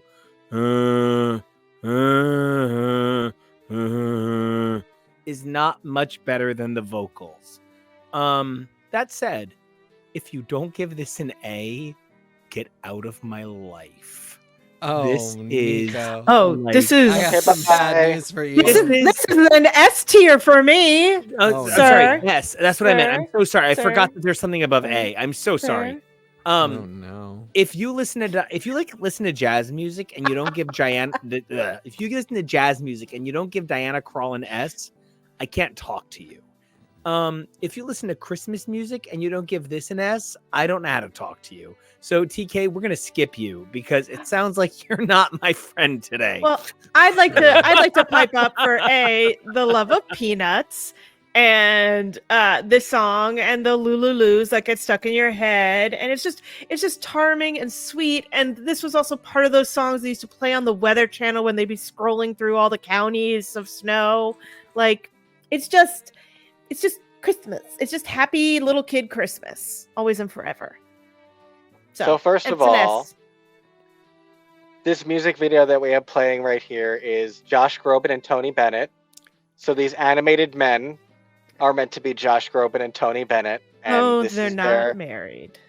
This is their version of Christmas Time Is Here. Don't they seem like a gay couple in this? They do. And, I'm more power to R.I.P. them for that. TD.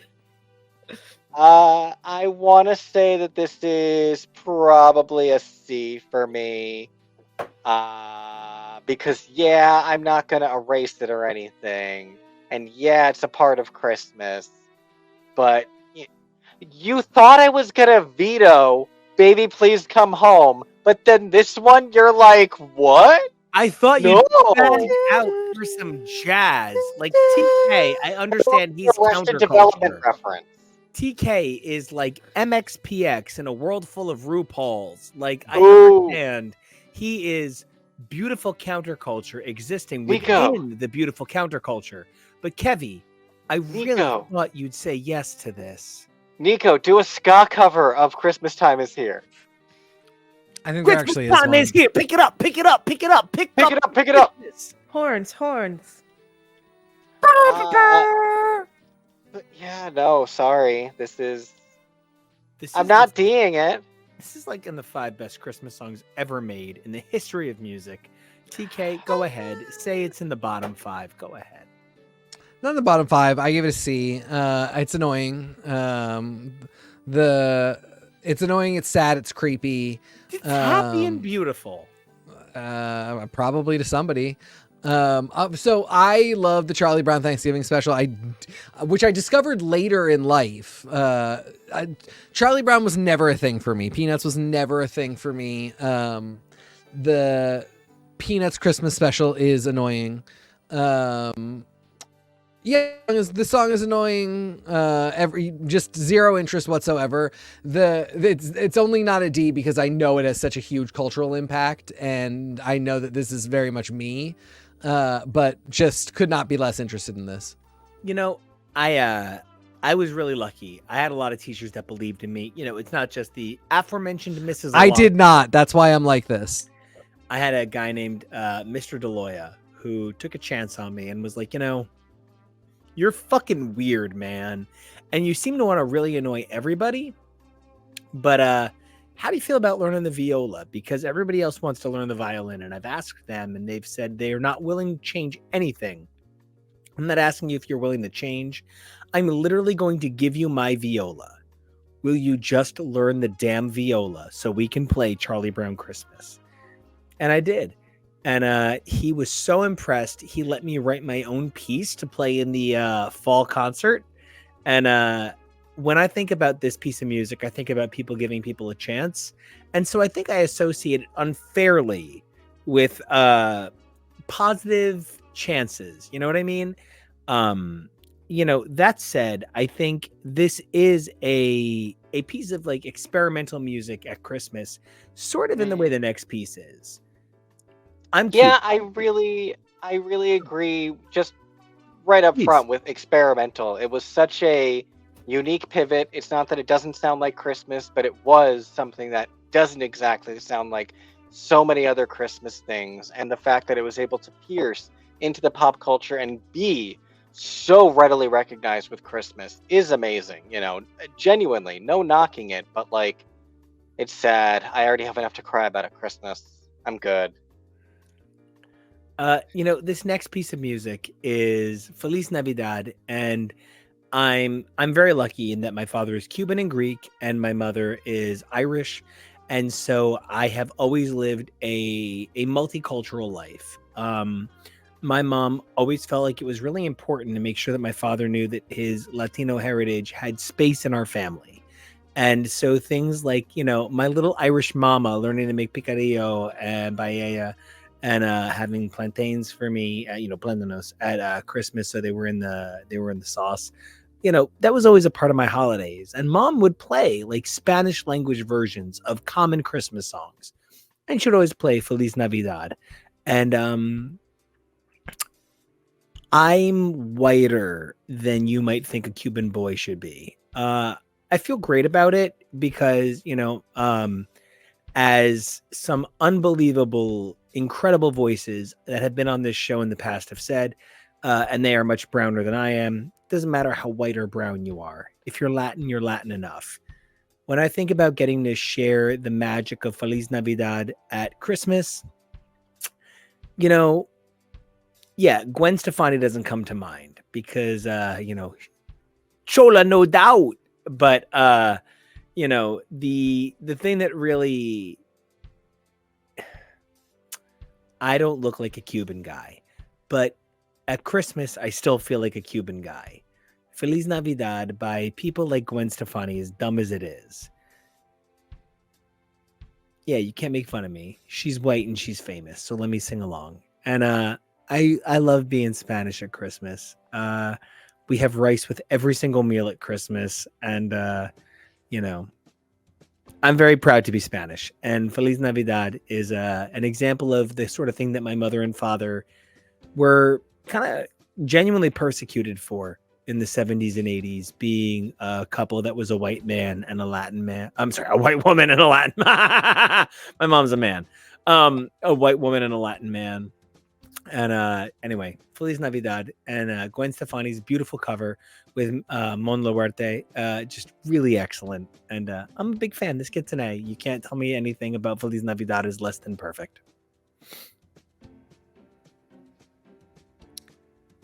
I like Feliz Navidad. I've Yeah, always you been were more following of up the a Spanish guy about Feliz Navidad. Sorry about it. I was always gonna be more of a Donde está Santa Claus kind of girly.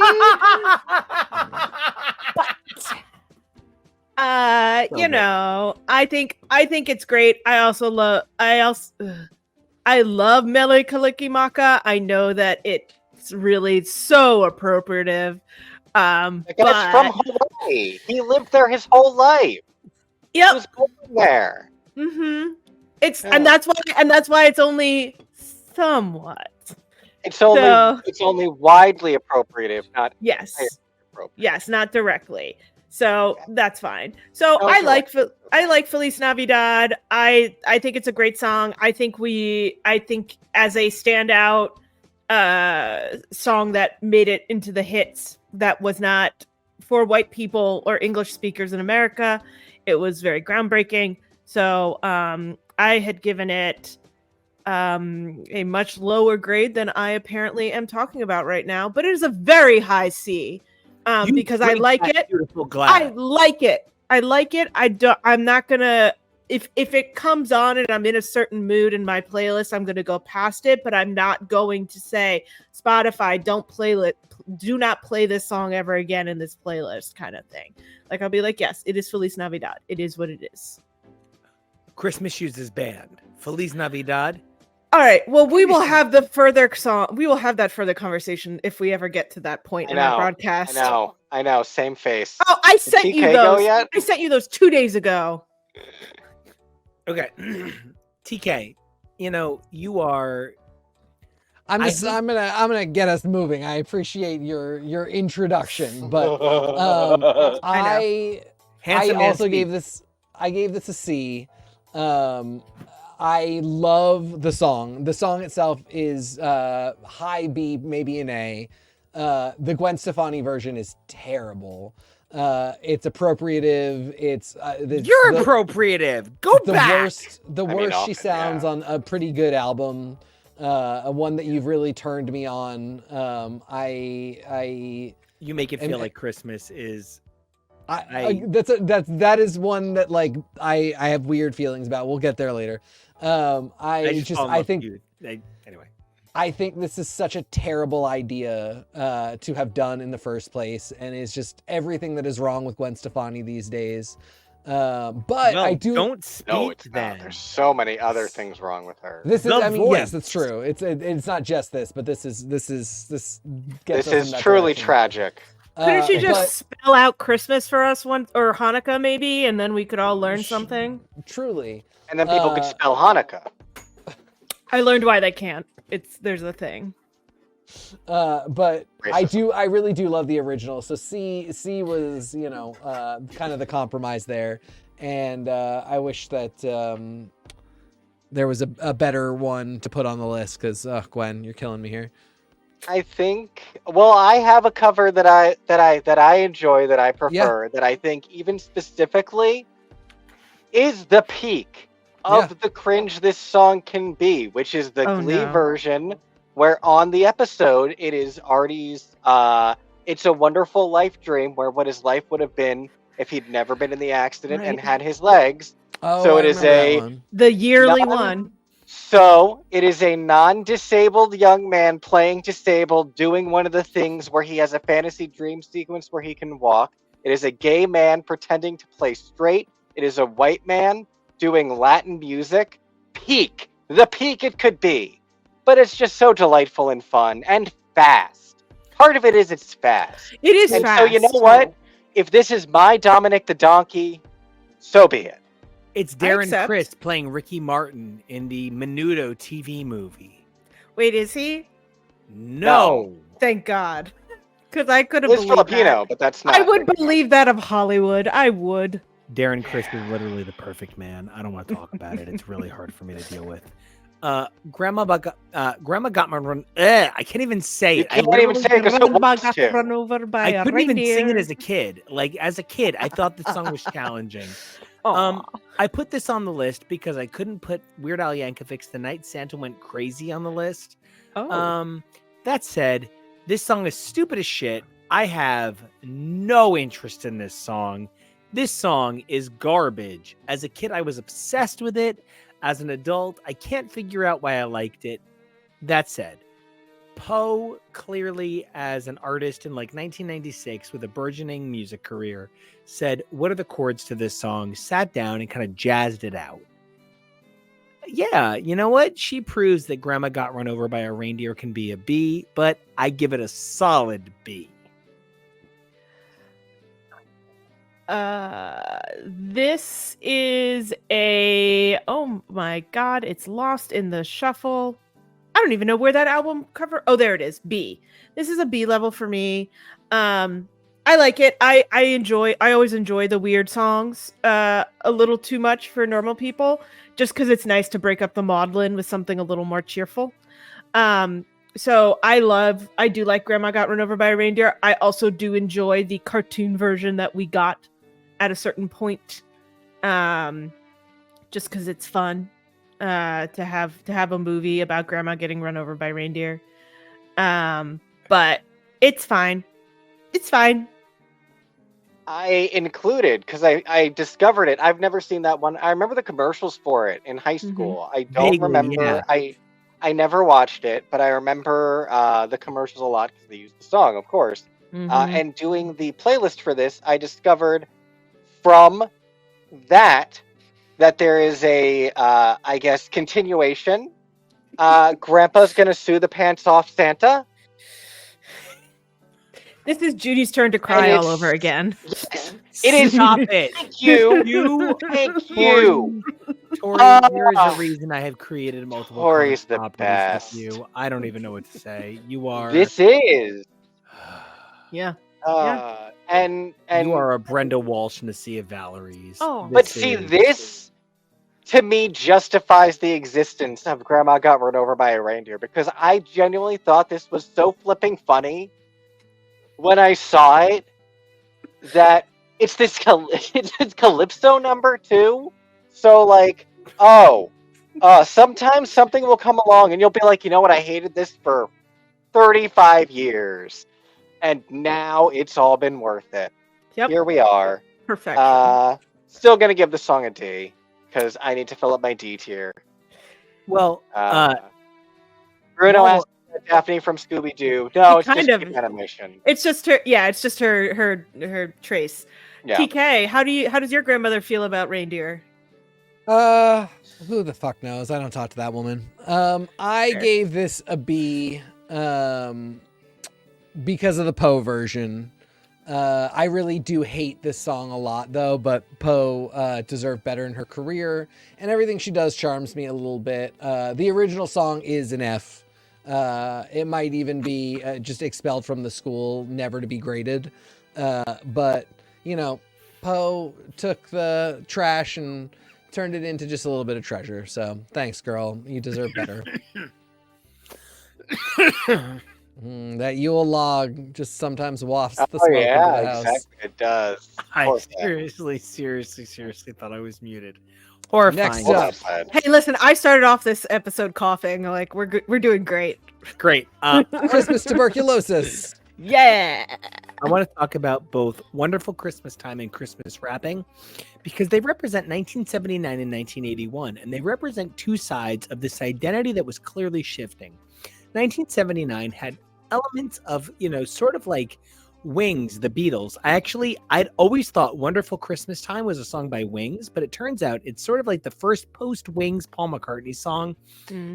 Christmas Wrapping is clearly a song that is aware of the era of rap and, Fast Five Freddy and so many things that came out of, sort of like, I don't want to say rapper's delight, but kind of, this identity of, rap is a real form of music. I give both of these songs positive vibes, but I give them positive vibes for different reasons. I think Wonderful Christmas Time says goodbye to a generation of music. Wonderful Christmas Time was only written as a response to... So John Lennon said that Paul McCartney writes dumb shit songs. And it generally, he wrote that, who says there's enough of silly love songs. And so he wrote Wonderful Christmas Time as a response to Happy Christmas. I don't know. I hate Happy Christmas. I love Wonderful Christmas Time. I've had to listen to 5 versions of that argument between my dad and his brother every Christmas. It's why I'm like sitting here and I'm going, oh my God, I'm my uncles John and Tommy. Fuck. I'm like trying to stop myself from having the conversation. And I'm second guessing every sentence. Honestly, this song's an A for me because it represents the idea of happy good times at Christmas, and Christmas Wrapping is kind of an A because it represents the best of silly Christmas songs. This is 2 A's for me. It's really hard to pick between the two of them. How do you guys feel about this 2 sets of novelty songs? I don't think they are novelty songs, sir. I think they are just Christmas classics.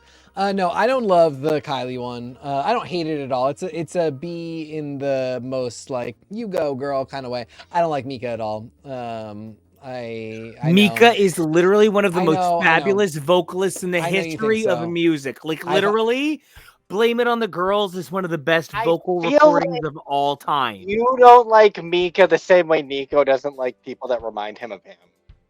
No. I hate Ed Sheeran Hot takes. for 15 other reasons.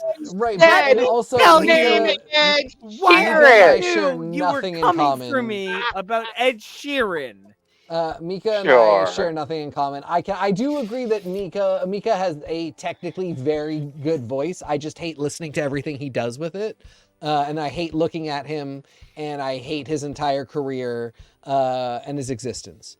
That's how I feel about Jake Shears, because again, he has my career. Yeah. Also, I agree. Jake Shears, the soul-sucking worst. A personal story there. We'll get to it later. Christmas Wrapping is my third S. Both versions absolutely flawless. Like I said, A. The Waitress's version, just like new wave Christmas perfection, a New York classic. That was one of those songs that I was like, when I was living in New York, my first Christmas, I was like, I really felt like a New Yorker going to the party that I would go to every Friday and hearing Christmas Wrapping. And then telling everybody about the version that I was much more familiar with at the time, because I was very into the ska scene as a like little kid, because I'm like just a little bit too young to have really participated in the meat of the third wave ska scene. I was like coming into it just as everybody was like, we got to do something else. Ska's not going to last. Boston's and Clueless. Yeah, like, so Boston's and Clueless is 94 and I'm 9. So like, that's, that's a little, but like, my favorite of 3 Real Big Fish concerts was in 2001 when I was 16. So that's where we are with that. The Save Ferris version is for really half a second, and I hear him go, "Real Big Fish," and I'm like, the Save Ferris version is really fantastic because it has a bunch of references to being Jewish, making it a multi-faith extravaganza that I love so much. And Save Ferris just never quite got their due. So anyway, super fun version of a perfect song. S tier for me all the way. Yeah, for me, the Wonderful Christmas Time is a B level song. I find both that and Happy Christmas War is Over they're fine. They're fine. I far prefer Snoopy's Christmas, which I used to think was by one of the guys from the Beatles, but it's not.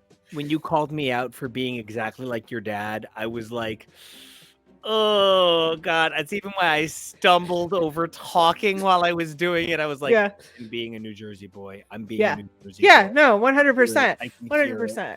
No, like, and they're fine and they're good and I won't turn them off, but like I understand that was like a beef that was had between two guys back in the day, one of whom has been very dead for a very long time and one of whom is a very old man who does not care anymore. So like it's fine. They're both fine. Yoko saying Happy Christmas, John. Happy Christmas, Jude. Boring. Don't care. But Christmas rapping, I care a lot. It's one of my top songs by the Waitresses. I will sing it. It was that perfect. You're 17. You're just figuring out that you don't like your family. You don't want to do it, but like you still love Christmas as a whole because you remember that's like the one point of joy in your life. And so yeah, I've always loved the Christmas rapping. That for me is one of my currently 4 S tier songs. Ugh, I love that we're keeping track of our S tiers like it matters so clearly to each of us. I'm not. It's all like I'm S Club 7. Gosh, can I give Christmas rapping another S? Because Do it. it's the positive for the negative. So, you know, It's the Daria. It's the Daria of Christmas songs. it's the Daria of I don't want to be cheerful, but I'm still happy songs. Yeah. I, as a teacher, occasionally come across a paper. I remember once a student turned in a paper, and the topic was specifically, is it sometimes important to break the rules to do what's right? And this student turned in a paper that once said, I one time saw a movie, and in it, a white priest helped some black slaves escape. He got them to a river. He did what was wrong because the government thought that black people should be slaves. Also, there was once a girl. Her name was Anne. She thought Hitler was bad, so she wrote a book. And in that book, she said Hitler was bad. She thought that Hitler was wrong, and Hitler thought that Jews were basically garbage. Anyway, Hitler defeated Anne, and that is why it is important that sometimes people do what is right against the rules. I am literally fucking telling you that hit the point better than our next song did. Do They Know It's Christmas is the worst Christmas song of all time. And the only thing that could make it worse is the cast of Glee being overproduced. No, I'm sorry. The cast of Glee make this song sound lovely. Oh, I could not agree I less. fucking want to slap Bono in the mouth. Tonight, think of them. Yeah. It's I'm not giving them any more screen time. Honestly, I do think that the Glee cast singing it could be good, but this is one of those things where it's the problem that I have with Leah Michelle, it's the problem that I have with Cher, the desperate need to ensure that there is not a single non-McDonald's-ized version of the vocal. Every vocal needs to be completely homogenous, totally smooth, not a single. It's not like let's make them sound their best. Most in smoothing.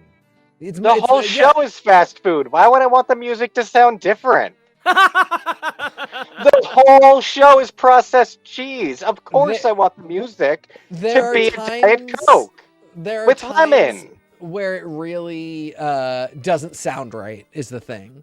There are times where doing that just doesn't sound right. There are a lot of times where it works fantastically, and I have a lot of fun with the songs.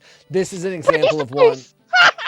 Well, no, for me, Glee always works best when the songs fit in properly, as opposed to them just being like, let's just slap a couple songs that are semi-thematically involved in here and we'll just bop.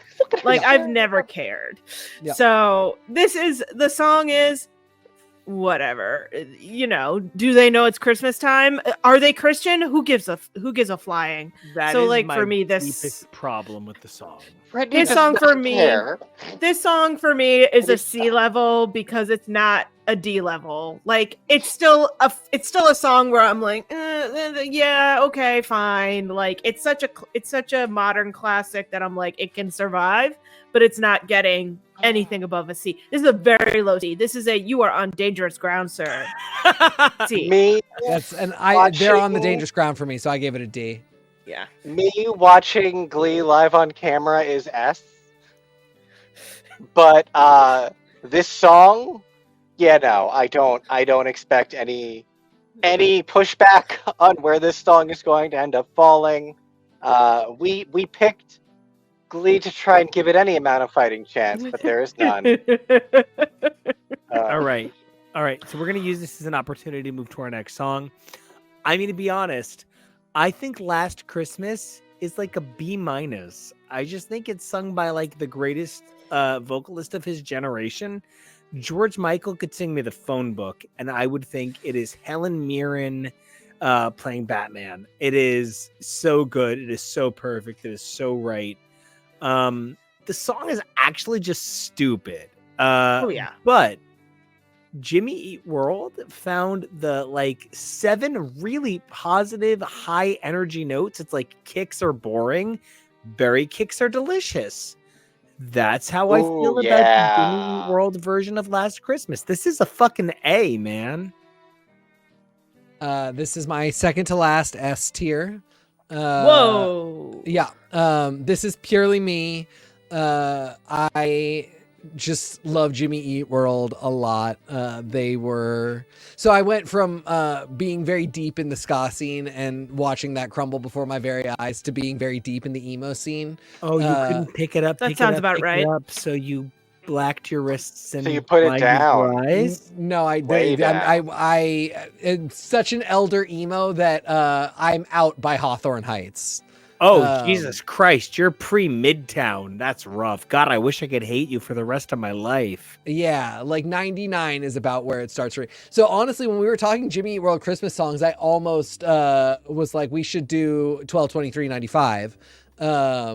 But this is a better song. This is a great cover by a great band. Yeah, I love this song very much. I discovered this through the OC, right? They used this on the OC. Yeah, yep, that's it's on correct. their album. Yeah. That's a great. It had been out album. for a while before that. They didn't do deluxes then, so this was not originally. Yeah, this was on- originally only in Japan. Yeah, Sorry. Ooh. Yeah, sorry. I'm just finding out that Jimmy Eat World's debut album didn't have the middle on it, so this is a tough one for they me. Sure did. And amusingly, Jim Adkins was not the original lead singer of Jimmy Eat World. Yeah, that's the fucking craziest thing. Yeah, the Bleed American is the first Phil album. Collins bullshit.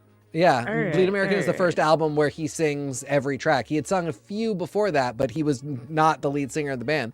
It's why he looks so terrified in Praise Chorus. Yeah. So Last Christmas, I knew that would make you laugh on air. Last Christmas is a weird one for me because it is a maudlin but a bop. It's very much about a breakup, and for some reason, as a kid, breakup Christmas songs never hit it for me.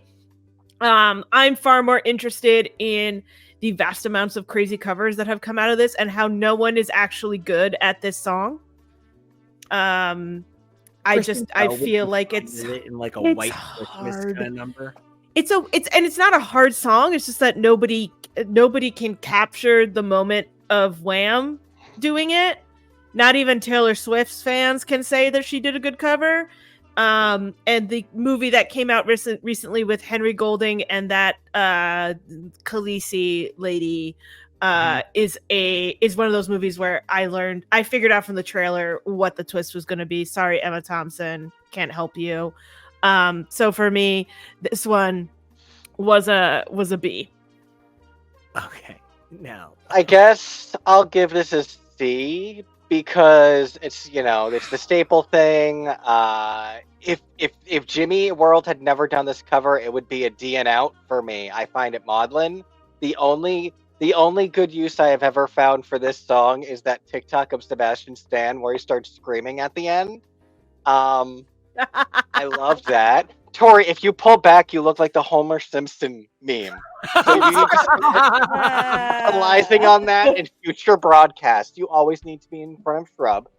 Oh my god, that's amazing. Yeah. And it's not for me, dog. It sounds like it's on ketamine. It's not for me. Listen, That's bros, why I love it. we get I 1 know, minute it's per okay. song for the next like 30 songs. Oh yeah, we got Yeah, to we're roll. gonna- We're going. It's gonna be wild. Um, Listen, Hey Santa is the single most embarrassing Christmas song of all time. What's crazy is the parents of the Wilson sisters. One of them is Brian Wilson, the greatest musician of all time. So it's sort of crazy to me that Hey Santa isn't an ultimate Christmas classic, but you find me. I mean, one it's not like he faggot- wrote "Hold On." No, but you find me one faggot that doesn't know how to go, Hey Santa. You see? And you don't Yeah. even like Christmas music. So No, but this is a B for me. it's an A. You're crazy. I thought I was being so generous with that B. I was like, this is actually a complete Stop failure being of a song, drunk. but I love it. No. This is a D for me. I don't know. I Yes, don't know Tori, this. I don't go, know her. girl. I don't know her at all. I didn't even know this was the Wilson sisters. I saw Carney and Wendy Wilson. I went, who are these children? Who are these babies? And that now it says 1993, and you said Wilson sisters, and I went, oh, those girls from the commercials. So yeah, no, this is a D for me. I don't know this song. Zero understanding. Oh. None. If there's a Mariah Carey gift, this is the time for it. Respects. You But- kill on but- Drag Race. Oh my god. No, sorry, we gotta move. We gotta go. I don't know any of hers. Kevo, what you got? I mean, yeah, it's such a weird one, and it's such a weird and embarrassing one. Embarrassing. Oh my But do you live for the embarrassment, or do you just wish this was over? That's the question. How drunk I am, man. That's the question. Well, do we have any Twisted Teas or Trulies in the house right now? TBH. Right? Are the TBH, this spirits in the room mug. with you? Yeah, this mug has helped me through a lot of choices right now. We're gonna go with. It would be C, but I'll give it a B because yeah, hilarious. All right. Now I need to be Uh, really clear with everybody here. There are very few people in this list that, oh God, I'm just gonna be honest. Like Mariah Carey, I love her as much as I love my husband. We know. Here's the thing. I would fucking blind myself if she told me to. It would be like really weird because people would be standing near me and I'd be like, I guess I got to do this. Bye, guys. And like, I would just take my eyes out. I love this woman so much. It's fucking stupid.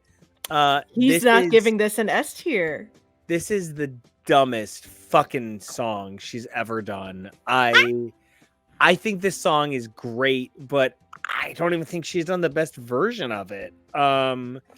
This Whoa. song is really, really good, but Mariah Carey's best Christmas song of all time is Mark Sheehan's Ooh. Christmas Time is in the Air Again. Number Wow. 2 is her cover of Darlene Love's Baby Please Come Home. Her number 3 is the Ariana Grande and Jennifer Hudson cover of Osana. And number 4 is her own cover of I Still Believe by Brenda K. Starr, because the word believe is in the cover title. I would put this at number 5. What's your grade for the tier though, Nico? S, so nobody shoots me, but it really would be B. Okay, Mine's mine's an B A. then. Yeah. Mine's an A. This is a Christmas classic, and I don't. For me, it is the gold standard of modern Christmas songs that become classics. Yeah. So that's, it gets an A for that. I hear everything you're saying. Like technically, pop music wise, it's clearly not that great, and yet it has somehow managed to stand the test of time. And I don't hate when I hear it every year. I just can't hear it too much. Yeah, this is an S for me because of all the modern classics, it is the one to kind of measure yourself against. It is an excellent showing for a original Christmas song on an album of original Christmas songs. Yes. There are very few Christmas albums from pop stars that go as hard as she did on their Christmas albums. Kelly Clarkson's coming up. That's another one. But I don't know what covers you have who can do this better. Please send them my way. This is the kind of voice that reaches for the stars, that is going to do the thing. It's got fond memories of a stupid section of Love Actually as part of it. Like it's a great. You can't put a Juggernaut in the A section and pretend like the S section is going to be better. That's just not a reality in my mind. Kevo? Yeah, and to take it a step further for myself, this is one of those songs where I feel like for our generation in particular, it is such a cultural touchstone of our understanding of, so many of us thought this was an old song growing up because it has such a classic feel, and then to come to the understanding of, no, it's not any older than us, and then growing up with it, and seeing the way it's risen and fallen in cultural perception, seeing the way that it gets revitalized by its use in a classic Christmas movie like Love Actually. It's just been such a really interesting and wild ride with this song as a pop culture touchstone. And so that's part of why I have to give it an S more than anything else. I really love that you chose the word touchstone. I was going to say the word like juggernaut, like thinking about its impression, but no, touchstone. I think 1993, which also gave us Kenny G's Miracles, from which I had no song to pull.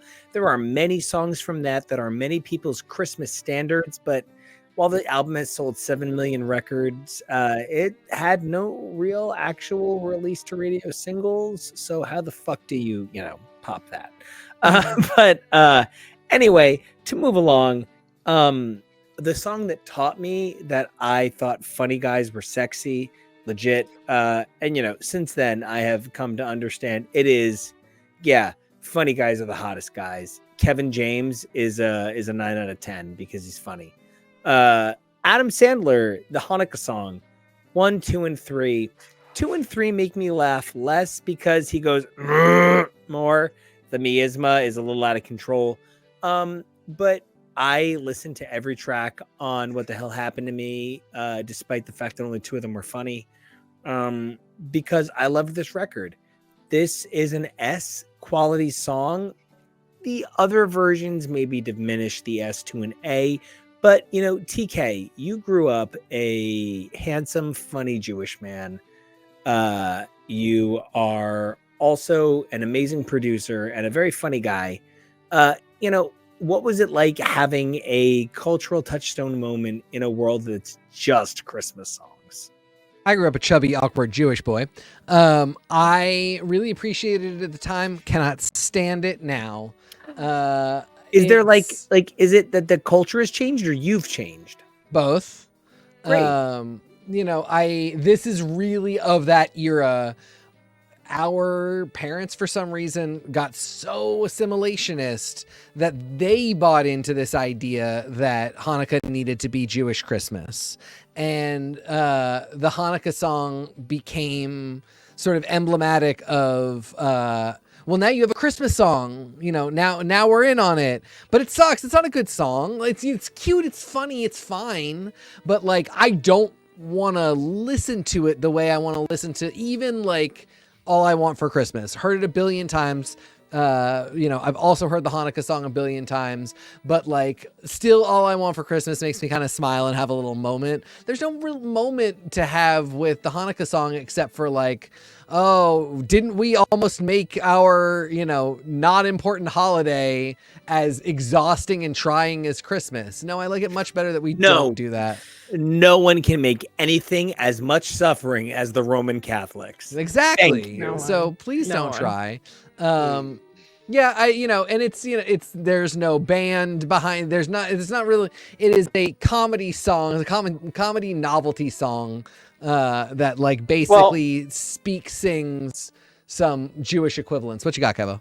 That's actually why I like number 3 the most, because that's the one that does have a band and it's got the child chorus. It's the one that has the most production. So that's the one that I like. And it was cute to see how it evolved over the years. It was a really nice and important effort that he made to continue to try and update it to be like, please don't just point to my song in this one list of Jewish celebrities, because here's some more, and now here's some more. And that's a really great take on it. Didn't really do much for the problem, though, because people who try to come at problems like that usually don't.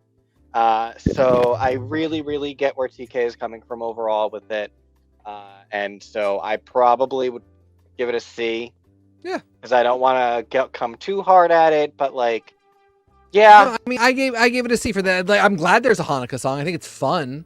I just don't think there's anything like great about it. Like, yeah.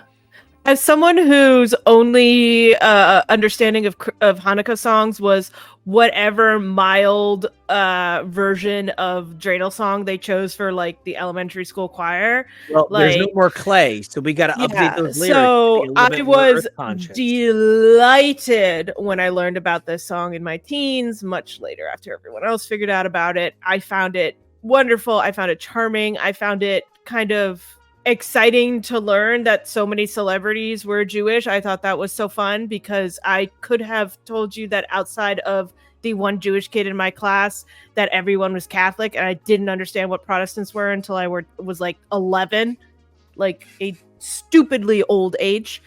Cranford. So for me, I love this song. I think it's an S tier just straight off the fact of that it could climb so high in a season that's not about it. But I also fully understand that I'm coming at it from a very, very Catholic Christmas based world. So. And this is one of those ones. If you love it, that's all that matters, and that's all that the ranking is. I don't want anybody being like, it's the same thing. Like, I didn't give Feliz Navidad a better grade because it meant something to Nico, because I just don't like that version. And like, I don't want anybody being like, well, this song sucks because I didn't like it. Yeah. All right. Well, meanwhile, why Nico was dressed this way? Okay. Oh, yeah. Well, he has a real Mark scarf, but that's his fashion Mark scarf. Yeah, this is my fashion Mark scarf. I do have the actual Mark scarf. I'm going to keep it short. I have been staged in Rent by the Broadway cast of Rent on the stage and performed as the waiter alongside Carmine Allers, the Broadway Mimi, playing the role of Mimi. I'm uniquely connected to the show Rent. It is the greatest Broadway show of all time. Seasons of Love is a Christmas song in that it is performed on Christmas Day at about 1 a.m. Every year Rent was open after the year 1999 with my dad go see Rent on December 23rd. That was my dad and my's tradition. We would see it literally every year. I've seen Rent something like 37 times. Seasons of Love is perfect. It's an S. I don't want to talk about it. My opinion is absolute garbage. You shouldn't listen to me. I give the worst song in Rent, Contact, a B. So no, it's not. It's a B. You Your can't Eyes go me. Is the worst song in Rent. Ooh, no, Your Eyes isn't in Rent, because if it was, there'd be an F-, and Your Eyes is simply not in Rent. I can't believe you would do this to me on Christmas.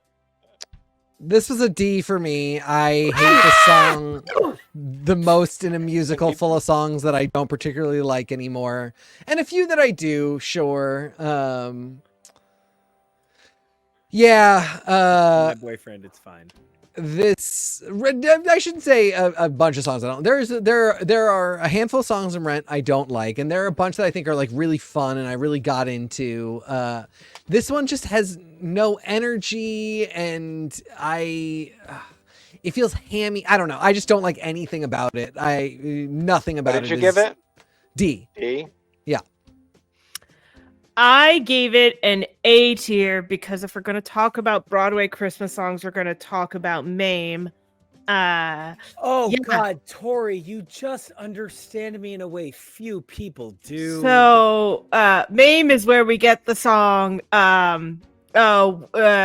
Need a Little Christmas right this very minute, We etc., need a little etc. Oh, I love that one. Yeah, so Yep. that's where we get it from. It's from MAME. I don't consider Seasons of Love a Christmas song because I always forget that Rent happens like mostly over the course of 48 hours. I love it. I've heard it so many times. If you've ever worked with a cast that gets really close to each other, you're gonna hear them pull this out, Yeah, even it's if horrible. they can't hit those notes. It's awful. And so I like it. Of course I like it. I get really upset that Spotify won't show me the OBC recording. It only shows me the movie recording. Your mileage may vary. It's fine. It's an A tier for me. Kevo, what you got? Can I add real quick on that? Just 7 seconds, I promise. Forbidden Broadway did Seasons of Hype, and speaking of people who can't hit that note, they did Measure in Hype, and like the woman just keeps hitting different notes each time, and it's like all over the place. And it's This is a tough song. This is a tough song to sing. Don't let anyone tell you otherwise. It's so funny. Here's the thing. My favorite things by itself is not a Christmas song. You need it to be that jazzy swing version. You can't do nothing to Seasons of Love and have it be a Christmas song. That's true. Literally, the whole point of the song in the play is that it opens the second act and it carries you thematically throughout a year. It's about a whole year, and that can be used to reflect on Christmas, but like, I need sleigh bells or something for this to be a Christmas song. The song by itself is not. I'll give it like a B because it's not ridiculous to me that anyone could be like, oh, this makes me think of Christmas. But if this is at the top of your Christmas playlist, I don't know why. I think this is the first one we all gave it a different grade. I would never include this on a Christmas playlist. No, this is great not take. it. This is not it. No. Because it's I not Christmas. I didn't realize that we all had different grades. Great keeping track, TK. No. No. Yeah. All right. Well, all right. Now for the ultimate Christmas song. Oh, Let's solve a war with cellos, please. listen, Our generation. Whew. I spent 8 months on my version of Carol of the Bells. I based it on a standard Hungarian version of the SATB. I slaved, and to this day, you know what I still think about it? It's choral in 3/4. Get the fuck over it. This is a B, but this particular performance is an A. It is choral in 3/4. Those Wow, words mean Kevo, nothing. did you make Those that words mean happen? nothing. Kevo, did you make that happen, or is it just literally where it like lined up? I don't know what you're talking about, buddy. So I didn't do. Carol it of the was a Bells Christmas is now Carol. magically playing. No, I have not touched the music once. Amazing. Your music loop that has been playing this entire time has been amazing. I've loved it. I can't wait to do more with it. Turn it into a loop that everyone can listen to all Christmas. Super stoked. I want to have that up by December 1st. So keep an eye out. This is basically thank you so much, Kevo. This is basically a standard 4-part vocal performance in a waltz timing. There's nothing else to it. It's very average. But this particular recording, Sarajevo, A. Oh, yeah. This one is one of those S tiers for me because it taught me that Christmas could go hard. Up till that point, I was interested in maudlin. I was interested in pop. I was interested in crooning. I had heard a mashup that was crooning. And this is what said Christmas can go hard. And like, did you know also that orchestras can go hard? And my brain went, no, I'd only vaguely listened to Mambo before. So I love this song. It will always be like a top tier for me. This is an S tier all the way, even without the history around it. That's awesome. Yeah. For me, it's a C. I guess it bums me out. Every time I hear it, I'm like, I thought I was going to be more into this when it actually got played. And then I never am. Like, That was me with Kubrick. I swear to God. I'll hear a 5-second clip and I'll be like, yeah, this fucks. And then when I actually have to sit and listen through the whole thing, I'm just not into it. I also don't understand why it is not Carol of the Bells. Because it's also What Child Is This? Sure. Yeah, but it's come on. both of them. I mean, but it's also not called either of those things. It's called Christmas Eve / Sarah. Well, But we were all there in the 90s when that didn't matter. Every radio station was calling it Carol of the Bells. Yeah, no one was calling it Christmas Eve Sarajevo 1224. Right, exactly. It was Carol of the Bells by Trans-Siberian. I'm very confused, but I don't know. I mean, I get the hype. It ended up never doing it for me. Where did I hear the joke recently where they were like, it's just so exciting they found so many trans people in Siberia to be in this orchestra? Yes, I know exactly. Somebody did that joke recently, yeah. But now we've gotten to a point in pop culture where I feel like 2030 we're really going to have a trans-Siberian choir 100% to perform this, and I love that. My God. This to me is the other side of the coin of the Mariah Carey thing I was saying earlier, where it is a touchstone for our generation, where this was new and it was everywhere, and everyone was listening to this. My sister was obsessed, and yeah, so I'm still not going to give it that high because it's not always my fave and it's very intense, but yeah, A for the general song and A for this version. Yeah, if you had a decent high school orchestra in the late 90s, this is what they were going to bang out every year. And it was going to be a crowd panty dropper. I am so sad. I accidentally voted S for this on the actual tier maker. I meant A. Oh gosh. No, but I can tell you why I meant A. This actually opened the identity of Christmas to an entire generation of music. The Britney Spears Christmas song kind of flopped. Christina's Christmas songs didn't really chart the same way. NSYNC's Merry Christmas, Happy Holidays uniquely managed to capture the charts and quickly entered the vernacular of things like VH1 and Fox using music cues, Disney using songs and stage shows.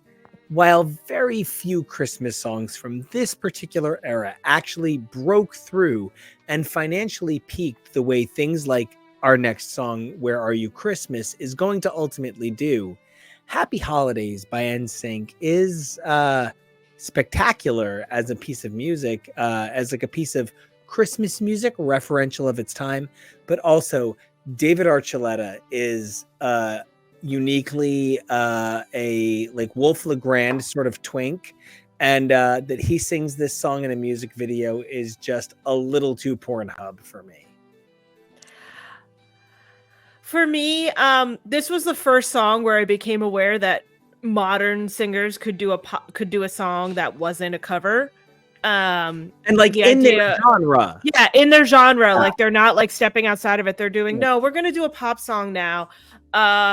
It's one of our faves. It's my gay cousin's favorite Christmas song, so it was always fun.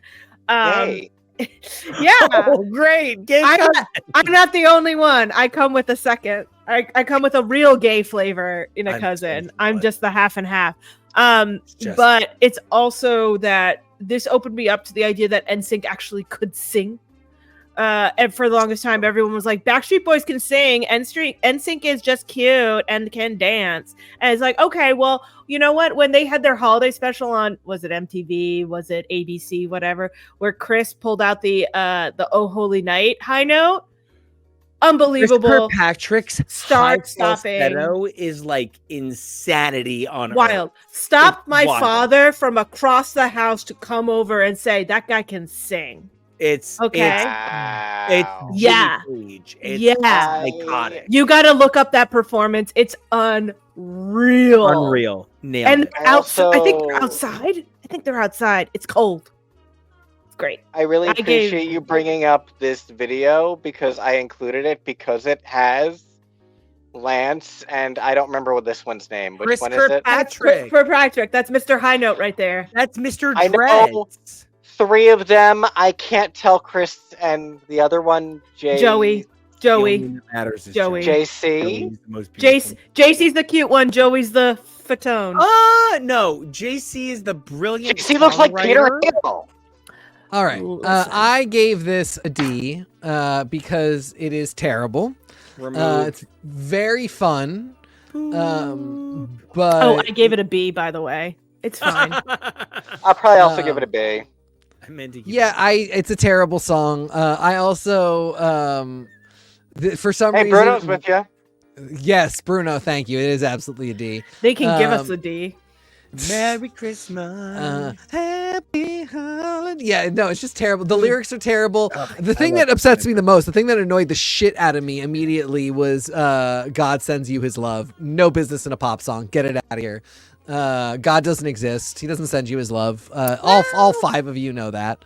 I'm yeah, not sure about Joey. You make me laugh, man. Wow. Wow. Yeah, I could see Joey just blank behind the eyes, just accepting it fully. Yeah, this is not a good song. This is the worst song in the world. This is Yeah, Whoa. this also got a D. Arthur Park at Christmas. Whoa. This also got a D. Whoa. If you ask me who is better, Faith Hill or Shania Twain, simply because they are both pop crossover artists at the same time, Faith Hill. This Kiss, The Way You Love Me, what a fucking queen. What did Shania Twain have? When? No, thank you. Shit, man, I feel like a woman. Let's not go crazy yeah. here. Yeah. But, like, Let's come go, on. girls. I Let's go, have girls. no interest in that song. You know what? You're outside not of a the girl. same It's way fine. Other people like It's Raining Men. Yeah, it really is. Where Are You The Christmas? show is falling apart. This song is like if you put an impact gun up my asshole. Yeah, this I is truly terrible. hate And this song. indefensible given that The Grinch was not terribly executed. Like it ended up being a pretty good movie. Yes. They had enough sensibility to let Jim Carrey. Truly. So why did they not figure out how to let somebody Christmas? This should have been like Dion Ferris doing "It's a Christmas Time Again" for Grinches. Like it should have been like a pop number. This song is a funeral for Christmas. Goodbye lights. Good night. Good night. I used to cry at a lot of things. I used to cry all the time as a little preteen and adult and young child. Totally. This song, and I think probably came out around the same time as Toy Story 2. Those 2 songs are high on the top of Tori remembers as her first time crying in a movie theater. Yeah. Sobbed my way Yeah. through this. This is an A tier song for me. It would be an S tier if it was Your Mean One, Mr. Grinch, which I'm still mad that's not on here. I know, me too. Regret. But it's fine. I understand. We somehow missed both Jingle Bell and Jingle Bell Rock. It's fine. It's fine. Did Yeah. I miss Jingle Bell Rock? You Jingle Bell Rock? did. You did. You did. Oh, I feel like a mutant. I'm so You Turn sorry. the heat down. Turn the It's heat fine. down. No, I'm she should hit very me sorry. harder. No, it's okay. You put a lot of work into this, and you did a great job. Tori, you should loot and plunder my Captain Planet for leaving off Jingle Bell Rock, my second ever Christmas song on piano. Love that So, song. Fuck. Anyway, love this. Love the whole movie. I won't get into why Tori is extremely horny for Jim Carrey at all times. At Kevo, what do you all think? times. No, Do all Nico time. and TK All time. not have more to say about the child in this movie being played by Taylor Momsen? It was before we knew. Okay, Yeah, the little Cindy Lou Who. Yeah, she Is he was Taylor Momsen? overshadowed. She was overshadowed Listen. by Baranski. I need to be clear with you. Everyone Pretty is. Reckless is a pretty solid band. There's a Taylor pretty Momsen's reckless music singing is man. pretty solid. Yeah, I like Taylor Momsen's music. Legit. It's right up there with like Ashley Simpson's. yeah. It's Yeah. it's for what It's it It's is. about the same. It's pretty strong. I'll probably say C. All right. If you don't like Christina Aguilera's Christmas Time, you don't believe in the miasma, and that's fine. But like I mean, you have to be ready to like do that, and like it's got to go on for 7 minutes. I mean, that she can get through the phrase "this Christmas time" within one round of the song. You owe her congratulations. her name is Xtina. It's built in that she is Christmas. Four. We forgot about this song, and then as soon as we both remembered it, we both screamed because there was like Top of this the- small gap where this song was everywhere, and then it did go away. And I find that fascinating. And it's beautiful. The song, not that mystery. It's kind of boring. B. Someone else. It's a Hang B for on. me too. Yeah, I gave it a B as well. is my counting? It's a great B. It's a perfectly Oh. lovely B, but just a B. It's just a Christina Aguilera song from 2000. That's all it is. Yeah, Yeah, I six wish of the- I wish that she had an S tier Christmas song. Yeah. But she doesn't. Gonna get married. Gonna get a little more jolly. Six of these last 10 songs I've never heard before, so they're all D's for me. So this is Fair. a D for me. I don't Fair. care. I'm sure it's got a lovely riff in it, but I've never heard it before. And honestly, at this point, with the amount of Christmas music that I ingest, if you're not being played on 102.7, even you're nothing. You're not even you're not even a contender. Jesus Christ, Tori, you just said the most bodega thing I've ever heard outside of Brooklyn in my entire life. Fuck up. Get out of my fucking house. For the record, guys, one time I hurt my back and Tori came over and decorated my Christmas tree for me. You guys do yeah, not I did do understand that. the way my I did do that. Tori is such a part of my We family. had just seen. Did we? Was that Red Dawn? That was that Red Red Dawn. Dawn? Yeah. That was Red Dawn. We just saw You Red guys Dawn. don't even understand Tori. The is a part first of my time I family. ever texted in a movie was with Red Dawn and Kevo. You don't This was like the second or third time you'd ever met. It was the first time you'd ever been in our house, and Yeah. we were like, "No, Yeah. I'll take care of it." Let's just Yeah, finish I had it." a terrible first meeting with Nico. We'll get into it someday, not today. We have 9 more songs. Okay, I don't want to be like a horrible person, but I'm going to be you. really honest with you. This is a D. No, this is next. Oh. I'm so sorry. I'm out of order. This is my favorite Christmas song of all time. This is yours. St. Patrick's Day by John Mayer is a piece Thank of you, music Bruno. I do not feel healthy talking about. I was in a very dark place when this record came out, and I had the original black cover by Aware Records, and like I was going to see John Mayer in concert. Like I was driving like 6 hours, and like St. Patrick's Day is just a piece of music that really represents coming through some dark shit for me. You can lie to yourself for a really long time. And if you listen to the lyrics, that's what it talks about. No way November will sing our goodbyes. When it comes to December, it's obvious why.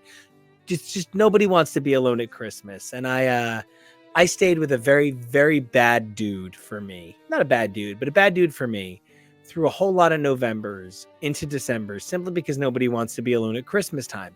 And then come January and February until St. Patrick's Day in March. And you can tell the kind of March you're going to have in December sometimes. Unless you have a very good January. Yeah. I love Yeah. you. Yeah, I love you too, mister. Yeah, good call. Anyway, this is one of the best songs I've ever heard in my life. And it's a specific kind of song. You got to love the blues and you got to kind of want to be sad all the time. So it's not everybody's ass. But this is why John Mayer won so many Grammys in like 2 years. Anyway, this song means the world to me, and everybody else should give it a D, and that's not a bad thing. This is a personal song, not a quality song. It's a different thing.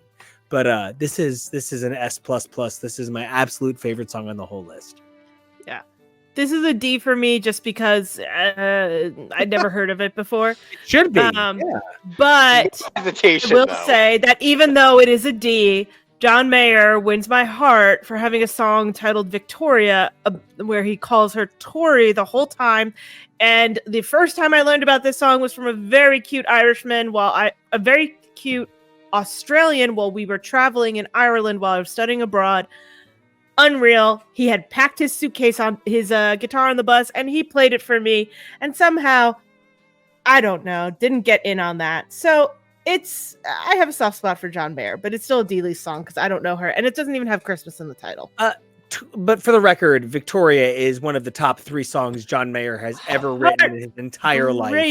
Heartbreaking song. It was very thematic for where I was in my life at the time. Blasted that all day, every day. I understand no one's going to appreciate this, but there's an E minor slide to a B minor with a hammer onto the 7 that is like unbelievable, and it's from that song, and I have copied it in over like 30 pieces of music. TK. It's an A for me. I too really love this song. Similar experience. I think this might have even been on the sophomore year Christmas mix, which chronologically was before the actual album came out. And I think I had an MP3 It would have been on his of it. MySpace. Yeah, I think I just had an Yes. MP3 of it, and I remember people being like, "Well, it's fucking called St. Patrick's Day," and I'm being like, "It's a Christmas song! Like, I know what I'm doing here." Yeah, it's a really great one. It's just not my my all-time forever tier, but I can understand why it would be for Nico. I am going to give it a very stern C. Like if I was saying I'm giving it a very generous C, it would mean I think it's a D. And I don't. It's a beautiful song. It's the Christmas Showdown. I don't find it very Christmas. I think that it wins the argument against anyone in this room that a Christmas song is sometimes what you make it. And I think that's beautiful. But, you know, is it strongly a Christmas song? Definitely not. So that's why I'd probably give it a C. But it is very lovely, and I really do love the theme of it.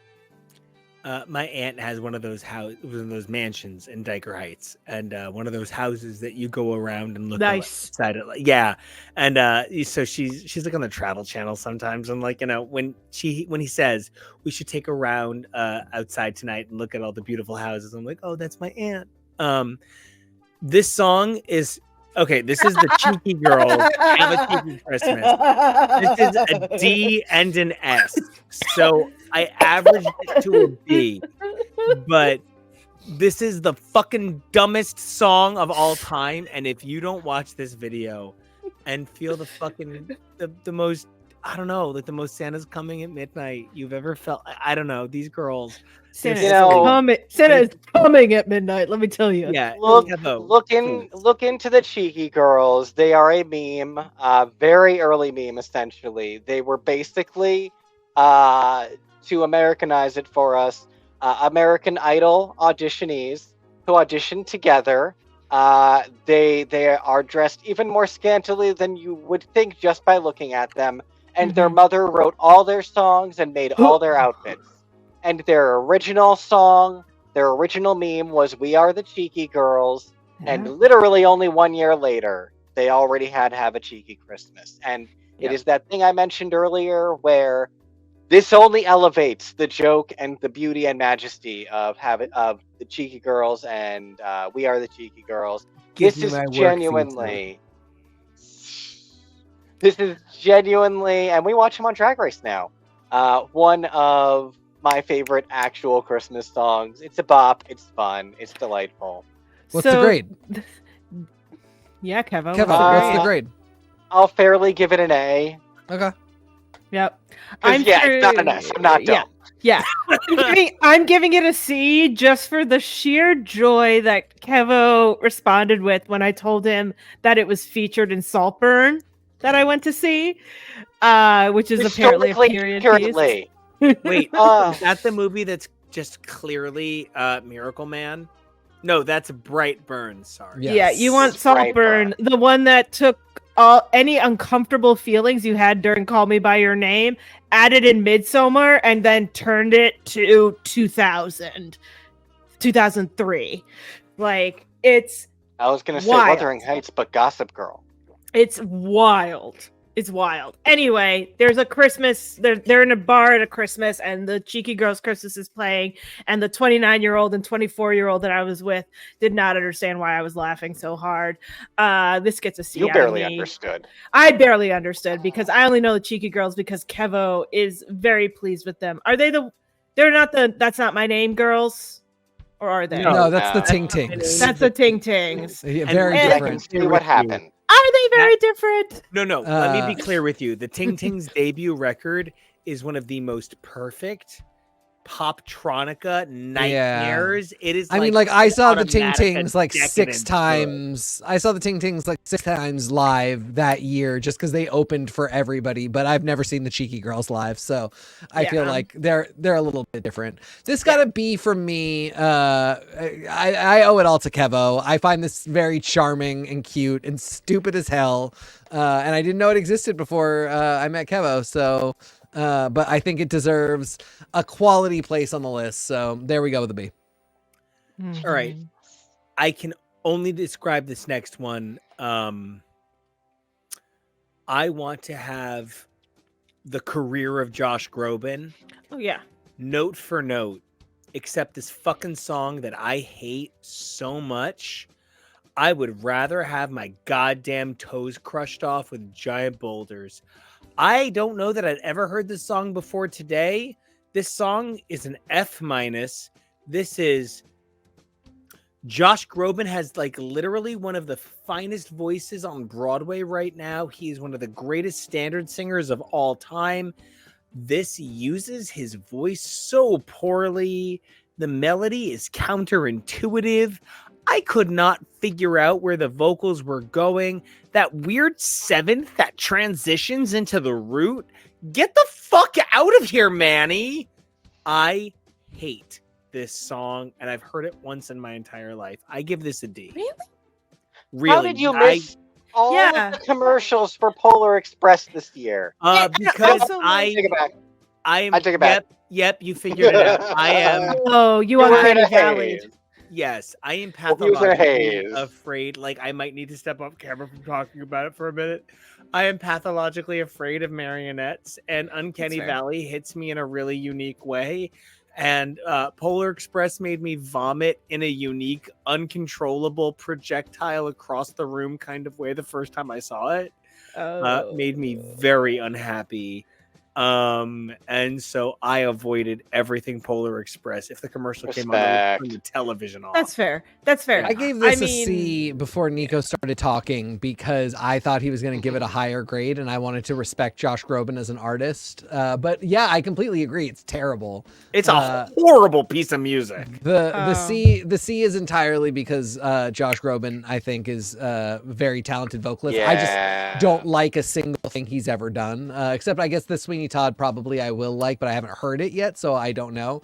But You're all Still of his... You from Ally McBeal is one of the best pieces I've ever heard a vocalist do. I know that's too that's too faggot for you. I really get that. It's not that it's too faggot; it's too long. It doesn't resonate anymore.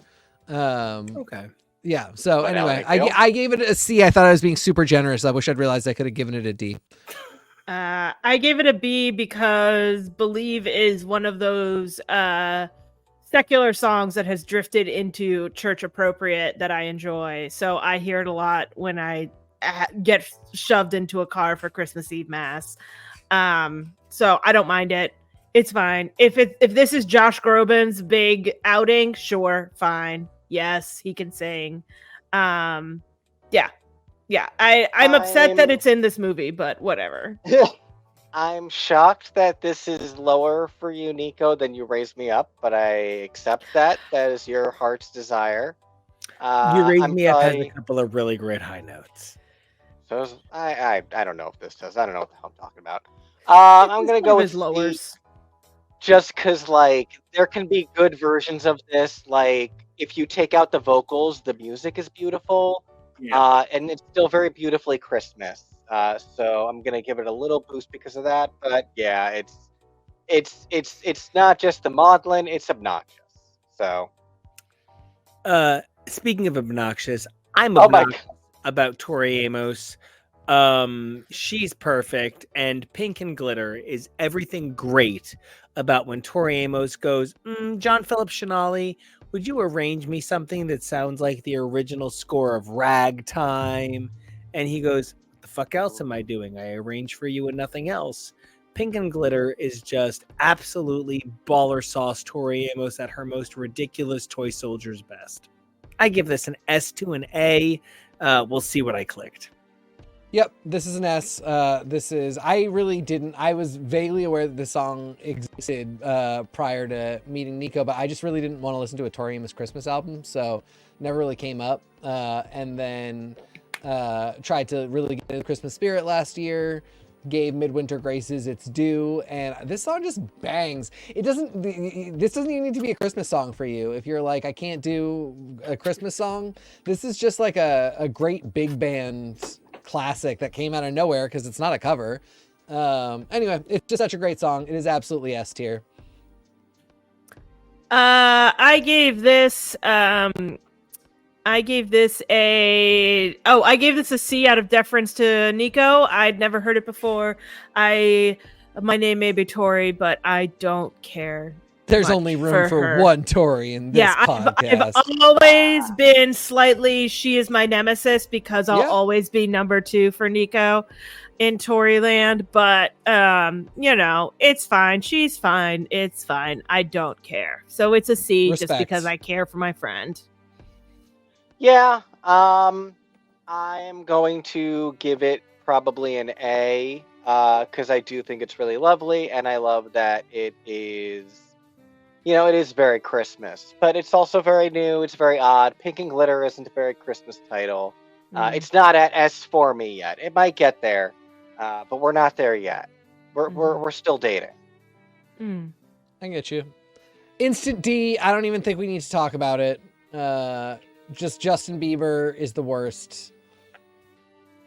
I'd never even heard of this song before, and in fairness, it does fall in that like late aughts, early teens where I really didn't listen to much modern music. Yeah. Especially not Justin Bieber music, but whatever. Yeah, no, this is a D for me. Yeah, I wish that I could give it a higher vote because it's cute. It's a cute little Christmas song, but it's so generic. It could have not had the word mistletoe in it, and it would have just been like, "You're my baby, I'm standing under some other stuff, 'cause you're my baby." It's just a Justin Bieber song. Yeah. I give it a B. You give it a B? I think I might have given it a C, but I really don't care. Christ on a cracker. Okay. It's not a terrible song. Like, if it came on, I wouldn't be like, "Ugh." I would just be like, oh. You know what? I'm going to justify my D grade, though, because I get where you're coming from, but I had to watch some of the music video, and it's like Rebecca Black Friday levels of crap. So it earned a D. I agree with that. Kevin, that is exactly it. Also, if he calls me Shorty one more fucking time, I'm going to slap his stupid face. That's not true. He is a billionaire, and I am just a New Jerseyan. So to the next song, I really God, I really should have put Wrapped in Red. I understand that. I really do. The first time I heard Underneath the Tree, I literally fell apart in a parking lot and couldn't put myself together for like 45 minutes because all I could think about was the first Christmas I spent with my husband. And this was the happiest I think any piece of music had made me outside of Tori Amos and maybe Mariah Carey. And there is no piece of music Google or YouTube will tell you I have listened to more. I listen to this probably 30 times a day during Christmas season, just because it makes me think of Kevy. I cannot thank Kelly Clarkson enough for what she's given. S or A? S plus plus plus. I give it a super S. Okay. I gave it an A. I really love it a ton, but it's just like not a formative one. You can see my list now. I'm fully voted. So that this 5 here, these are I've gone ahead as well. Yeah, same. These are my S's. Love them very much. But this is a song that I would not have thought I would have liked at all, and it's an absolute A. Doesn't she just fucking sing it so right? Yeah, she absolutely does. She nails it. And this I wish this were more popular. She deserves this. Should be All I Want for Christmas, but it's it's close. The TikTok generation really loves this song. It has been used a lot. So yeah. Love it as Yeah. an Yeah, this is an A for me as well. I think this whole album is a really, really solid, like, whole Christmas album that is modern and fun and hits all the notes, gets maudlin, gets silly, gets crazy with the vocals. It's just a really solid piece of work. All right, we're moving along. Oh, Kevo, what were you? As well, Mhm. all the same reasons as Nico, really. You know, I need to spend more time getting to know Pink and Glitter, like I said, but I fell in love with Underneath the Tree right away. I love the part where she sounds like Clara Cluck at the climax of the song. But yeah, and like Tori said too, whole album of real good Christmas bangers. So good for her, and check this album out for sure. Oh, thank God, we're in the last three. I just want to say thank you to everybody listening. We're gonna hit 4 hours. I'm so sorry. This is a topic a little too close to my heart. I never thought it would go on this long, but Christmas. I think we music, could maybe make it under 4. Before 4. dreaming. We have extras. I gave "Do You Want to Build a Snowman" a C. I did not like a single song from Frozen the first time I heard it, except "Love Is an Open Door," which I think is an S plus plus plus plus plus plus plus plus. Number one, the single most perfect modern score in the history of Disney music ever is Tangled, which is the best movie ever made. I just love Tangled so much. I don't understand other people. Mandy Moore is the Disney princess of our generation, and you know, Eugene is the sexiest Disney prince of all time. So you know, when Frozen came out, I was a dick because I thought Tangled was the greatest thing that ever came out, and I was so unpleasant. And I asked one of my students at one point, why do you, and he was a young gay man who really trusted me, and so I respected him for trusting in an older adult who, you know, I you know, wanted to just be somebody who he could talk to because he couldn't talk to his parents. And I said, what the fuck is it you like about Frozen? And he said, dude, it's just about getting to be yourself and other people being themselves and you just loving each other. Why are you so difficult about this? And I was like, oh. Yeah. Oh, So I Yeah, gave right. this a D because I hate this song. I hate find it, this song, but I find Frozen's it actually so annoying, and it doesn't have. There's just nothing. There's nothing fun or redeeming about it. It's not catchy. It's not a ballad. No. It just. I hate it so much. I'd so. argue that it's catchy, but like earwig catchy. Yeah, like because sometimes I do. Well, it's also there's been some good memes like you say, "Do you want to fight me?" Which is what I always think. I don't actually. Yeah, exactly. Thank you, Tori. That is the one. That's all I think about. I don't think about this song all the time. Yeah. I think it's very charming for like because I imagine like a fleet of little kids singing this is flipping adorable. Sure. So I gave it a B. I think the Frozen soundtrack in a whole has no center line to it. It is just all over the place, left, right, center. There's no cohesive whole to it. But I recognize that this is the most Christmassy out of all of them because Let It Go is the obviously superior song, but overplayed and not actually Christmassy. So, Kevo, what do you got? The movie is in the middle of summer. It's not a Christmas movie. Wait, It's Australian It's Christmas. not even a winter movie. Frozen is midsummer. This isn't a Christmas song, and this isn't one of those ones where it's like you can slant Seasons of Love, you can slant My Favorite Things because it's about gluttony. This is a song about trying to reach your depressed sister, and then your parents die. And like, I had to find a version of this song to justify the idea of it even being included, which is why the Disney Channel's All Stars version is on our list. And they kind of do something to like pep it up, but like it's still the whole "we only have each other." No, not Christmas. And like that's where I can't get down with it. I'm way down with Frozen. I really am. I need to make Nico watch Frozen 2 before Frozen 3 comes out eventually. Oh god. But it's not Christmas. It's not.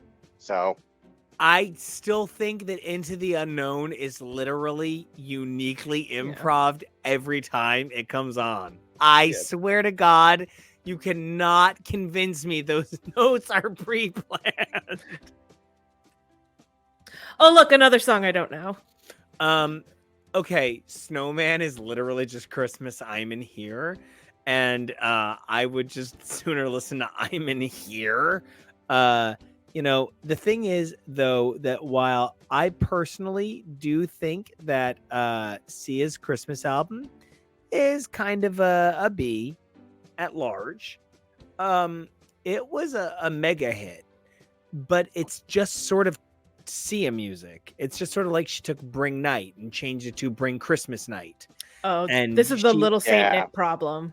Yes, exactly. It's just pop music. Mhm. It's a very good pop music. All of the videos make me feel kind of sick. Okay, but I feel like it's Christmas pop music at least. But I do hear what you're saying, where like it's just a Sia song. It's Yeah. the Christmas flavor of a Sia song. Yeah. But yeah, it's. I feel like the same way about NSYNC Happy Holidays though. That's just Yeah. an NSYNC song. And- Beach okay. Boy, yeah, the Beach Boys' Little Saint Nick is just Little Deuce Coupe with different words. They literally were like, we already have a hit, change the words, we're good. And so, yeah, no, I don't know her, so this is a D. Sorry. I give it a B. It bums me out. The first like 45 seconds of this song are like they're almost a Sade song.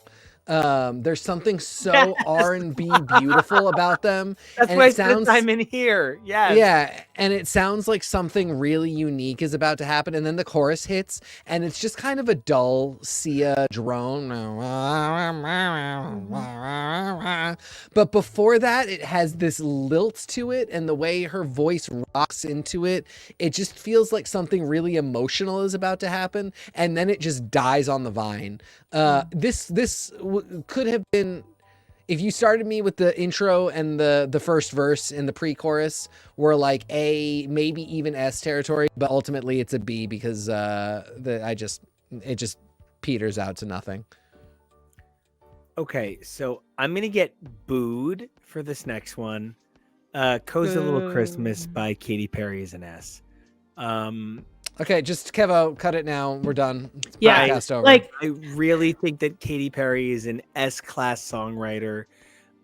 California Girls, Teenage Dream. I just think what she makes is a very unique sound. And you were talking about Benny Blanco right now.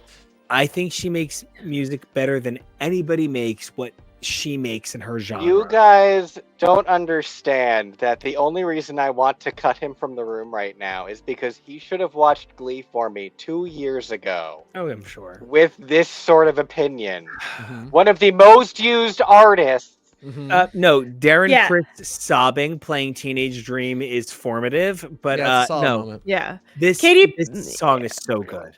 Yeah, Katy Perry Glee era, like I am deep on her oeuvre at that point, and I have never heard this before. So again, this is a D for me. I understand Katy Perry is very good at what she does. I don't think she's as good as Nico is claiming she is. Yeah. I'm so But, sorry. I forgot. I have to go. Give me one moment when my mouse starts working and I can dramatically remove myself. Yeah, Tori, same for me. D, yes, Katy Perry's great at what she does. I don't think this is what she does. This is a Christmas song, but it's not even a good Christmas song, and it's not a Katy Perry Christmas song. So it's just kind of Yeah. nothing. And She was a little Jesus girl beforehand. I wasn't know. So she? why there's so Little many Kate things that she Hudson. could there's so many things that she could have given me that are like I was a Jesus girl. Cozy Little Christmas is so not it. It is yeah, could not be less memorable. I would rather listen to her stupidest song, Harley's in Hawaii.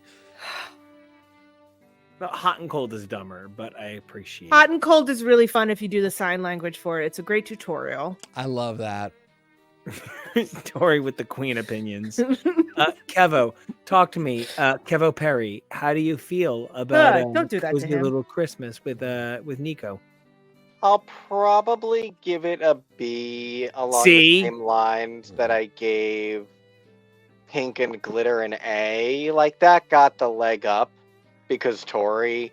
I haven't really fully made up my mind on this song yet, but it's cute. You know, Christmas songs are supposed to be fun, and it's a cute song. It's fun. Well, all right, guys, we had the absolute best time. I kept everybody way too long. Turns out that if you talk about one of your 5 favorite topics, Tori Amos, Mariah Carey, Final Fantasy, composition, or Christmas songs, you wind up talking a little too long. Really sorry. But you guys have been such troopers, such amazing kings, queens, and all the in-betweens. And I am so grateful that you guys went on this Christmas journey with me. But, Tori, were there a couple of Christmas songs that didn't make the list that you wanted to mention? Oh, just a few. Beyond the ones that I've already talked about in passing. I'm a big nerd for the 12 Pains of Christmas, which is a very specific comedic Christmas song about all of the annoyances of Christmas. And it's hilarious for lines like when you're like dealing with your in-laws, they start to break down an ad lib. And so there's just like a woman going, "She's a witch, I hate her." It's hilarious. I also enjoy Opera of the Bells by Destiny's Child, which is always a sleigh all day. God Rest You Merry Gentlemen, We Three Kings from Bare Naked Ladies and Sarah McLachlan is, as previously discussed, an S-tier song all the way, every day. I also love, I had to pick one New York Christmas song because I imagined that TK was going to choose the other, but I chose Rob Thomas's A New York Christmas. I love Rob Thomas. I don't think TK is likely to pick a song by Matchbox 20. No, he chose the other New York Christmas song by the Pogues, probably. But A New York Christmas by Rob Thomas. I've loved Rob Thomas since the moment he appeared on my scene, and I think this is a great song. It gets my heart all afluttery. I love it. But the number one song that I have to talk about is the fact that I have barely gotten over the fact that I love The Christmas Shoes by New Song. Really? I was an obsessed, angsty preteen. In 8th grade, I auditioned for our spring musical, Oliver, with an a cappella version of Christmas Shoes. And as you know, Nico, I do not sing. I cannot sing. I am deeply tone deaf, flat, unable to find a beat. And I chose to humiliate myself that way because I believe that hard in that song. I caused sibling fights. I went. This was the song that taught me that you cannot buy an album unless you like 3 songs off of it, because I thought the rest of the songs were going to be like this, and what they were Christian rock, and that was not where I was at when I was 13. So it's this weird, like, ultimate maudlin, awful sappiness that I will always go hard for.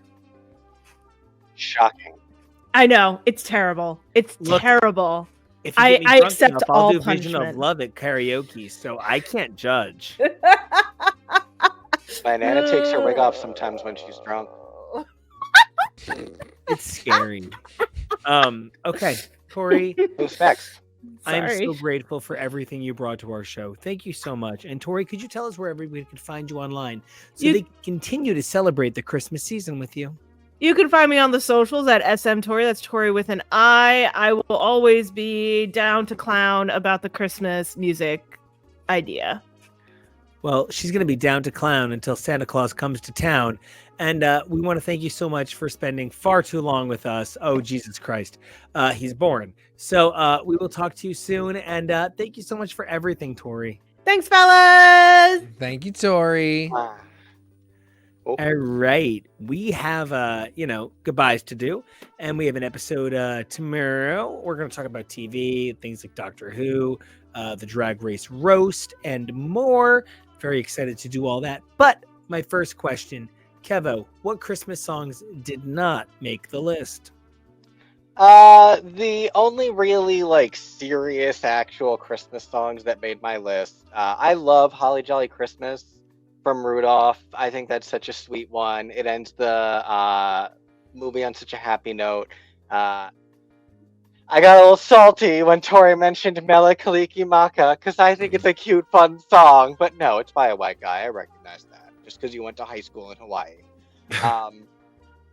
Another one that's also legit, but it's not, one that would be in any way known, is my band that got a reference earlier. S Club 7 had a really sweet single in the early 2000s, Perfect Christmas, that my husband has promised to do a cover for me of. And so I'm stoked for that. Big S Club fan. Tori is already talking from the comments. Love those Burl Ives songs. Other than that, it's just kind of weird stuff, like Rockin' Around the Pole from the Mean Girls musical, which is what they had to use instead of Jingle Bell Rock, so they wouldn't have to license that for the Broadway play. The theme song from Rocco's Modern Christmas, which is it has a beautiful score and has no right to. And my final one is the Christmas version of Rubber Band Man from the Office Max commercial from the early 2000s. It's a bop, and all of our discards are going to end up on this playlist as well. So don't worry, you'll be able to check it out for yourselves. Teak, what about you? What are your Oh man, I got the list pulled up. All right, so of course I said Blue Christmas by Bright Eyes, Christmas by Blues Traveler, Christmas Baby Please Come Home by Death Cab, Christmas Card by Weezer, the Christmas Song by Mogwai, the Christmas Song by Dave Matthews Band, Christmas Time by Smashing Pumpkins, Christmas Time by MXPX, Do You Hear What I Hear by Copeland, Donde Está Santa Claus by Guster, Everything's Gonna Be Cool this Christmas, Eels, Happy Christmas War is Over by Happy Christmas War is Over by the Polyphonic Spree. Have Yourself a Merry Little Christmas by Tori Amos, which we talked about a bunch. I Did It for the Toys by Dance Hall Crashers. I Heard the Bells on Christmas Day by Pedro and the Lion. It's Christmas Time, Oh Yeah, Bare Naked Ladies, but the version that I have, not the version that you can get on streaming services. Only at Christmas Time, Sufjan Stevens. Silent Night and Vogue. Snow Day, Matt Pond, PA. White Christmas, Goldfinger. Let's end it there. Okay, well, if those are going on the list, you're adding them your damn self, because Nico told Tori and I like 4 or 5 alternates. I went fast through them. You cheeky little bitch. But yeah, don't worry. I'll put together a playlist or get this on a playlist. But yeah, those are just a few of the Christmas songs I happen to like. Well, they're great takes, so and if you want to talk about those with me, you can find me at TK Elemental. I love it. So thrilled. If you guys want to follow me, you guys can check me out at Nico Action. That's NICOHCDION, and a little extra X for Xmas. I have loved being here with all these people. So sorry I kept everybody here real. Don't apologize. We loved it. We love being here. We love making this show, and it's Christmas time. Well, and we're fun. Thank you all for loving your Christmas shackles. But as I set you free to the Christmas magic and release you from your elvitude, I am so excited to talk TV. Both new specials like the Doctor Who special that aired and Drag Race, plus all of our favorite game shows, scripted shows, and more. I cannot wait to watch the next episode of Beacon 23. So as much as it is magical stocking season, it is also still regular TV coming through your way. And we can't wait to bring that to you guys 3 days a week. That's comics on Wednesdays, special topics Saturdays, and TV Sundays. And until next time, please do not forget to like, subscribe, and check us out at X's for Show. And then 3 other things we need you to do. Number 1, we need you to stay safe and holly jolly. We need you to be brave and also very merry. And number 3, evolve daily and have a happy new year. All right. And we'll see you guys tomorrow. Oh my God, it's like 6 hours from now because this went so long. Bye.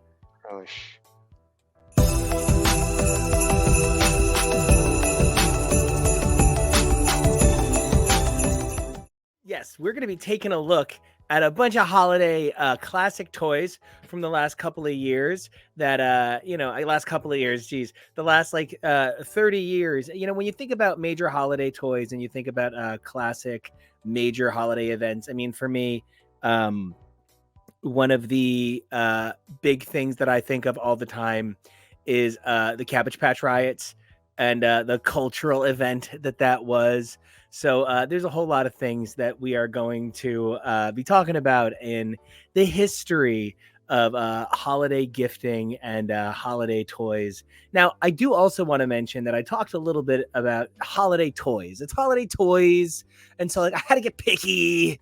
But hey, you're back. We missed you. Am I working? Yeah, now you're all synced Okay. up.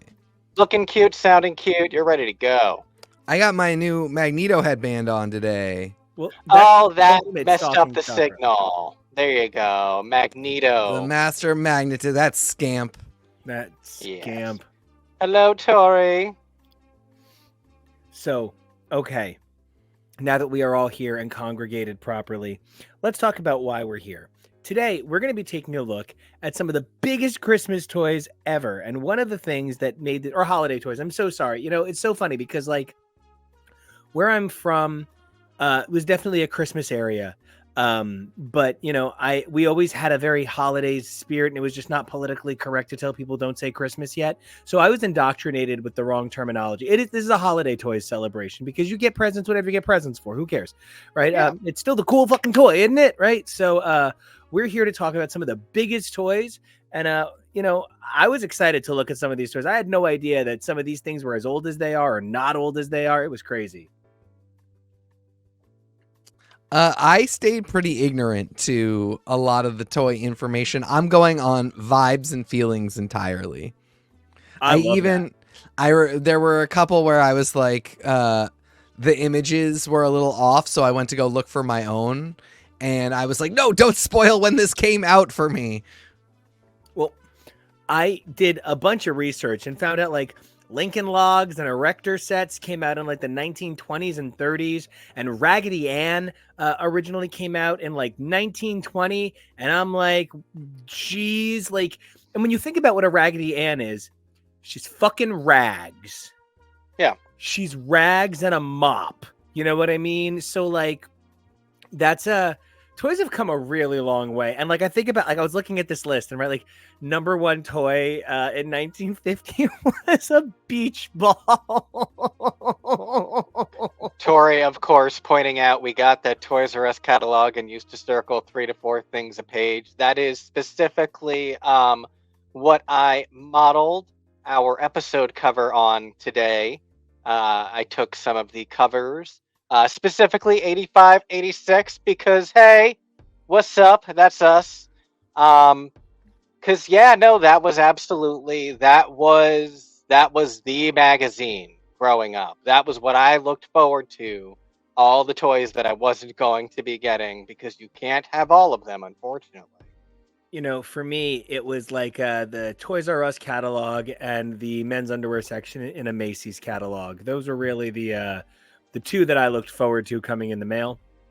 But I want to ask like a question. So, okay, I did not grow up in a toy competitive community. I was not in an area where like you had to have the coolest toy. I was in a friend group where people wanted to have the coolest shit, but like there was a hierarchical thing. Like one of us clearly had the parents that spent the money and the rest of us had cool toys, right? So we're going to be taking a look at like a lot of those, but I want to start this off with like, what was your favorite, like, oh shit, I can't believe I got this toy. For me, no lie, and we're going to kind of talk about it. For me, it was the Salem the Cat Gigapet. I got the Salem the Cat from Sabrina the Teenage Witch edition Gigapet, and that shit fucked. It was, I was like, hey, Santa loves me, Christmas morning, who got Salem? And all my friends were like, there's absolutely no reason to be jealous of you over this, but I am extremely jealous. And I was like, that is right, you should be. For me, you know, we talked about how mostly one thing that was staying off the list because it sort of destroys the list if it stays on is video games. Yep, guys, I'm so sorry. Video games will have to be their own competition. They literally would just, it's own ranking, and we can do that sometime. We can go through and go from Atari onward and rank all the video game systems. But once they start coming out, that's it. They sweep their year and maybe years after. But I will say, the one I remember, the one I lived for, the greatest Christmas ever was the Super Nintendo Christmas. Bless. Yep. Nope. Respect. The Super Nintendo Christmas was the greatest Christmas of all time. Were you that kid with the is it an N64? What does that kid get in that Head video? back to 64. Yeah, were you Yeah, basically the main version, but in like 1992? Well, yes, but we were in Miami at the time. Ooh, bouncing in the club. The heat is on. Yeah, that's exactly. That was around the same time as the Womp Salo S video. Oh my which god. we love. You just made Christmas better than you could even imagine. Listen, Tori, I just want to say I really love that your sister had a my size Barbie. We bought a my-sized Barbie once. No, that is not what happened. We bought one of those. She was the Emily doll. That's right. We as a prop for in our first apartment, we had some weird props. But anyway, the thing I do want to talk about with N64, Super Nintendo, was that like a family gift? Was that like all of the kids shared it from? And also, your family did also celebrate chosen people holidays. So like, how did you guys split it? So that was pre us celebrating chosen people holidays. My father, for the first 7 or 8 years of my life, was very assimilationist, and we lived in one of the more frightening WASP towns that you can live in. So my father kind of all but rejected his Jewish heritage. I was baptized when I was born, and we went to church every Sunday. That lasted till I was about 5. And then we were just kind of lazy, non-secular people for a while. And then my father found the Jewish community in the area where we were living, and he slowly embraced that a little bit more. And so a little later, we would start celebrating the Jewish holidays. This was basically peak consumerism only Christmas. We had no religious backing behind it. We are not a big family, like extended family people. So it was really just me, my parents, and my sisters. No, it was not a family present because my sisters would not play a Super Nintendo for any reason. They were just not. My sister Tyler, like, kind of when there were, like, if there was like a group of kids and everybody wanted to play a video game, she could like kind of get into the group dynamic, but she did not care about a single video game for any reason. Oh, my two sisters both played video games. It was a line. It was a line for my two sisters and I. Yeah, always. So for me, that peak Christmas, I think I would say, was the Christmas of 6th grade, because that was that gap period where my mom quit smoking for like 2 or 3 years, so we had a sudden influx of cash. Those were stressful times, though. You weren't there. You wouldn't know. I remember one time she quit smoking. Yeah, sure you do. Sure she did. No, this was like a legit 2-3 years, and then her brother Michael gave her a cigarette at Thanksgiving, and she went back to smoking. But like, that was the year that we went to Disney World when I was in middle school because we could afford things again. It was crazy. And so that was the year. Well, first of all, I have brought up for both of us, I have your Salem Gigapet, and I also have the Gigapet that I got, which was the Yoda Gigapet. That thing is so fucking cool. Look at the shape of it. Yours? Yeah, no. But here's the thing. Now, retroactively, I think it's cool because Grogu existed. But at the time, I wanted R2-D2. I didn't want Yoda. What 11-year-old wanted a digital Yoda pet? And then my mom smashed it with her bare hands because she's bipolar. I would have called it Sophia and just pretended that it was Sophia Petrillo, the digital pet. Didn't watch it. But this, the Christmas of 6th grade was my big influx Christmas. And it was the year that I got all 4 Beetleborgs Metallics figures on their motorbikes. It was the year that I got the Haunted Hillhurst house set. I got the Data Blaster from the Beetleborgs toy props. I got the Data Bonder. I got all sorts of awesome toys. And I was already in 6th grade, so I really shouldn't have been getting toys like this at 12 years old. But I was still the kid who wanted all of these things. And so that was super cool. and that's certainly for me one of my favorite holiday toys and favorite holiday Christmases for toys and for presents was 1998. That was a No, good one. 7. The year that you got these, I also got some equally. You kind of thought they were maybe a little too young for me, kind of toys, and I still love them. I also want to say, Tasty Cake. The Sears Christmas catalog had their exclusives. Sadly, you didn't take care of that Star Wars stuff, but getting lost in other toys, which I regret. Dude, I'm the same way. I ultimately would go back and replace a bunch of my classic X-Men the Animated Series toys. I would go back and replace a bunch of my classic Zords. I would go back and replace but there's like stuff I can't replace. Like someone loved me way too much and bought me a full-size Serpentera. Which is legit. It's like it's the size of my fucking leg. I mean, it's just gigantic. You can't replace it because nobody's selling it, and if they are, they're selling it for like $400. It's like trying to get a Titanus. Just don't bother. So I know exactly the feeling, dude. I had and I think it was a limited edition by Avon set of X-Wing and TIE Fighter models that I had on display. Did not take good care of them. Regret it every day. So, all right. All right. Okay. Are we ready to do this? You want to jump in, talk some toys? Well, this time, TK, you are on mute, and I see that because it says it. So... I definitely am on mute this time. Yes, let's do it. All right, TK, you want to explain the rules a little bit and the super cool program that you brought to our attention?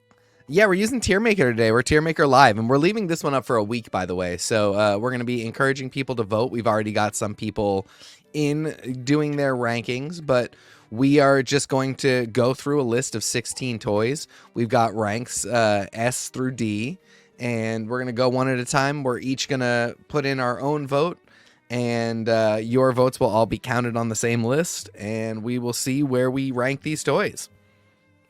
But this isn't one of those ridiculous American democracy situations where your vote only technically counts in part as long as other people want to uphold your vote. No. Here on, here at the Action Pack and on X's for Show, your vote counts, and we're going to talk about these results in a couple of weeks, and we're going to say if we got it right or wrong as far as our audience is concerned. Yeah. These two beautiful men are both, one of them eagerly and one of them just fine with it, have agreed to do a bunch more holiday programming. So you have not yet seen the last of these holiday onesies. So, just hang in. We're going to have a really good time. But let's take a look at some voting. Now, I want to double check. Should I be voting myself using Tier Maker as well? Yep. Just like we did last time. The process. Well, for new people, I just want to make it accessible for our everybody follow the link that Kev was posting in the chat. The link is also up on our Twitter. But yeah, follow the link. You submit your own vote. You rank the toys however you want. You can wait and vote along with us because we're gonna do each one as we get to it. But you also can just blast right in, rank them all in 5 minutes, and then just hang out and see what we come up with. All right, so let's dive in. Yeah. Now, I originally had these organized by year to make it easy to pull up the images. I'm not sure if they're by year in the. They are sitting by year in Tier Maker, but it kind of doesn't matter. I mean, I can, Okay, so then let's kick things off with. Oh, I see where I'm confused. Yeah. Okay, so let's kick things off with our first one, right? Oh, I love Tori jumping in with I love this tier site, so easy to use. Yeah, we love Tier Maker. All right. So up first, we have, I think this one is Masters of the Universe. Now, this one is from 19... No, first one is Star Wars, Bubba. It's in the right order. Oh, the image I have is Masters of the Universe up on my screen. Like when I go to Tier Maker, the first image is Master of the Universe. You can see... It's here. You can see it as the Star Wars figures. Okay. Good to know. So then let's start with Star Wars. I think Star Wars figures as such an important thing to talk about because one of the things that Star Wars figures represent is the best selling like movie franchise toy line of all time. You know, that's where you get series like the Toys That Made Us come in and say, no, you guys don't understand. When people talk about Star Trek figures, they're talking about the sales of one line of Star Wars toys. Like the difference here is so crazy. I think Star Wars really is the motherlode of action figures. I think I'm torn between an A and an S on this. They're an S for me. These are, maybe it's just because we want to play with Star Wars toys. Like, it's just great to, when you're a kid and all you want to do is like the only other one that I would put at this rank for me in terms of action figures, in terms of like just what I wanted to do, was the X-Men toys. And I all I wanted to do was just like live my fantasy with the Star Wars toys. I wanted to have them all and do all my little interactions with them. And when I finally started getting them, which was actually a little bit later in life, I was just so stoked. So for me, these are just totally an S tier. Yeah. About to say, Star Probably Wars is your thing. Yeah, no, probably same. I don't know that I would call the originals S tier for myself necessarily, but in general, I think Star Wars is something that was certainly a Christmas staple anytime that it came up in the popular zeitgeist. It was definitely a big one, and we love talking about the Toys That Made Us that we watched that talks about how much toys and the toyetic energy of Star Wars is something that has been intentionally in the franchise from the beginning. So you really can't ignore the influence that it has in the holiday season.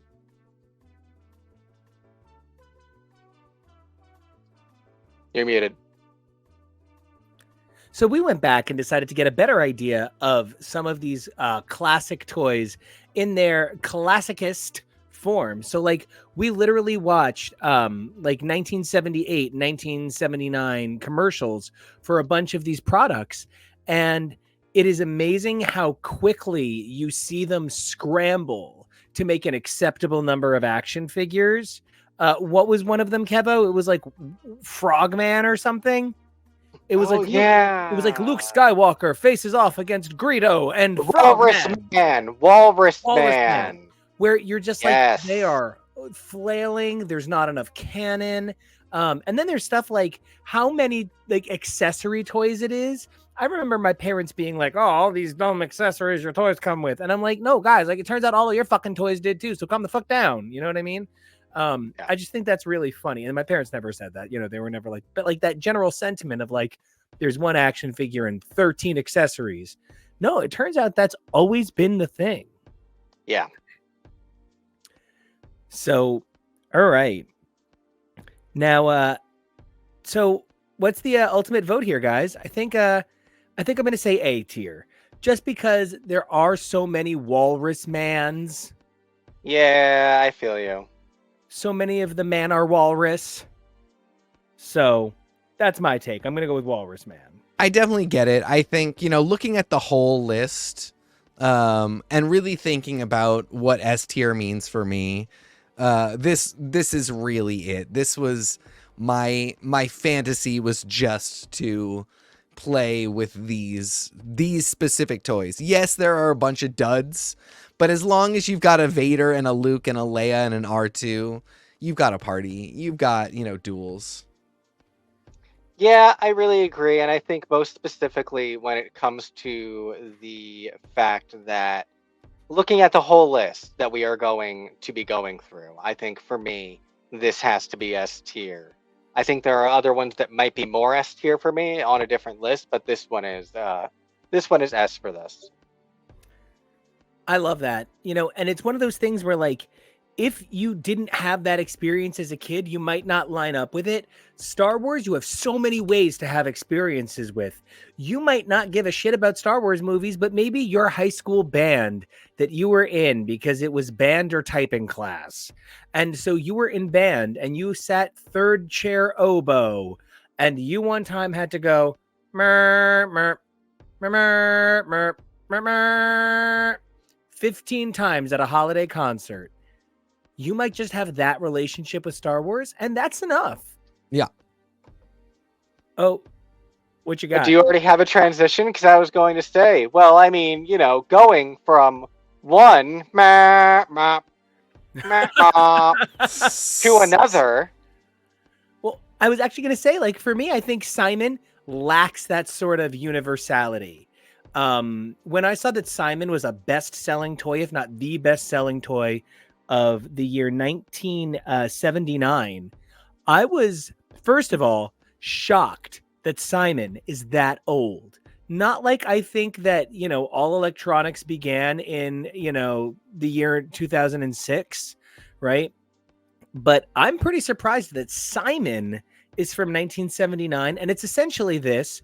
What's interesting is there's a couple of different versions of it, of the standard. I think I saw that one version plays an E flat major chord, which is pretty upbeat, pretty like peppy. It's kind of like, it's very cute. But then the other common variant sold when the product was first released played a B flat minor, which is kind of like, and so it's not as happy. I just can't imagine getting the B flat minor assignment and being like, listen, the game is sad, you guys. So Simon, for those of you who don't know, it lights up in order, and there's matching tones to the colors, and the tones are specific to each light. I actually played by note more than light because I could never memorize patterns of lights, but I could memorize sounds really easy. So that's the whole point of the game, is you develop your ability to sensory match, and you kind of exactly which yes, sense. But autistic people can only do so much. Preach. And so I had an older cousin who had Simon. She kind of was very no. One for me, one for you. Two for me, two for you. The old Looney Tunes bit. So which one? Jenny. So so I have good memories of Simon, but it always seemed to me like a smart kid toy until it wasn't anymore. But the one she had, for the record, was that banging light up DJ Tanner looking motherfucker on the lower left. I was gonna say this one. Oh, of course she did. Sweet Jesus, that thing is beautiful. Look at the light up colors. That thing is that's Midtown before the Giulianification. That is true neon beauty. That thing is so beautiful that Space Cases would turn it into a background prop on a spaceship. Yep. TK. Oh, so I'm gonna give this an A. I think it's actually just a fine toy. It does not get an S. But to know that this was 1979, this is significant. This marked a giant jump in handheld gaming in a big way. I think it's probably an A for me too. I think it's a really cool concept. I think you can really get into it for a while and for an extended period of time. I don't know if we owned one, but I don't think we owned one, but the one that I used the most, that I encountered the most, was the see-through acrylic one that we were looking at before, and it really is a banger. I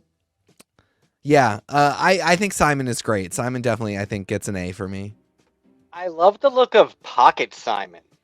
That's very cool. I purposely included it because I thought you would find the design very tricorder-y cool. Yeah, I would have used that as a tricorder or something.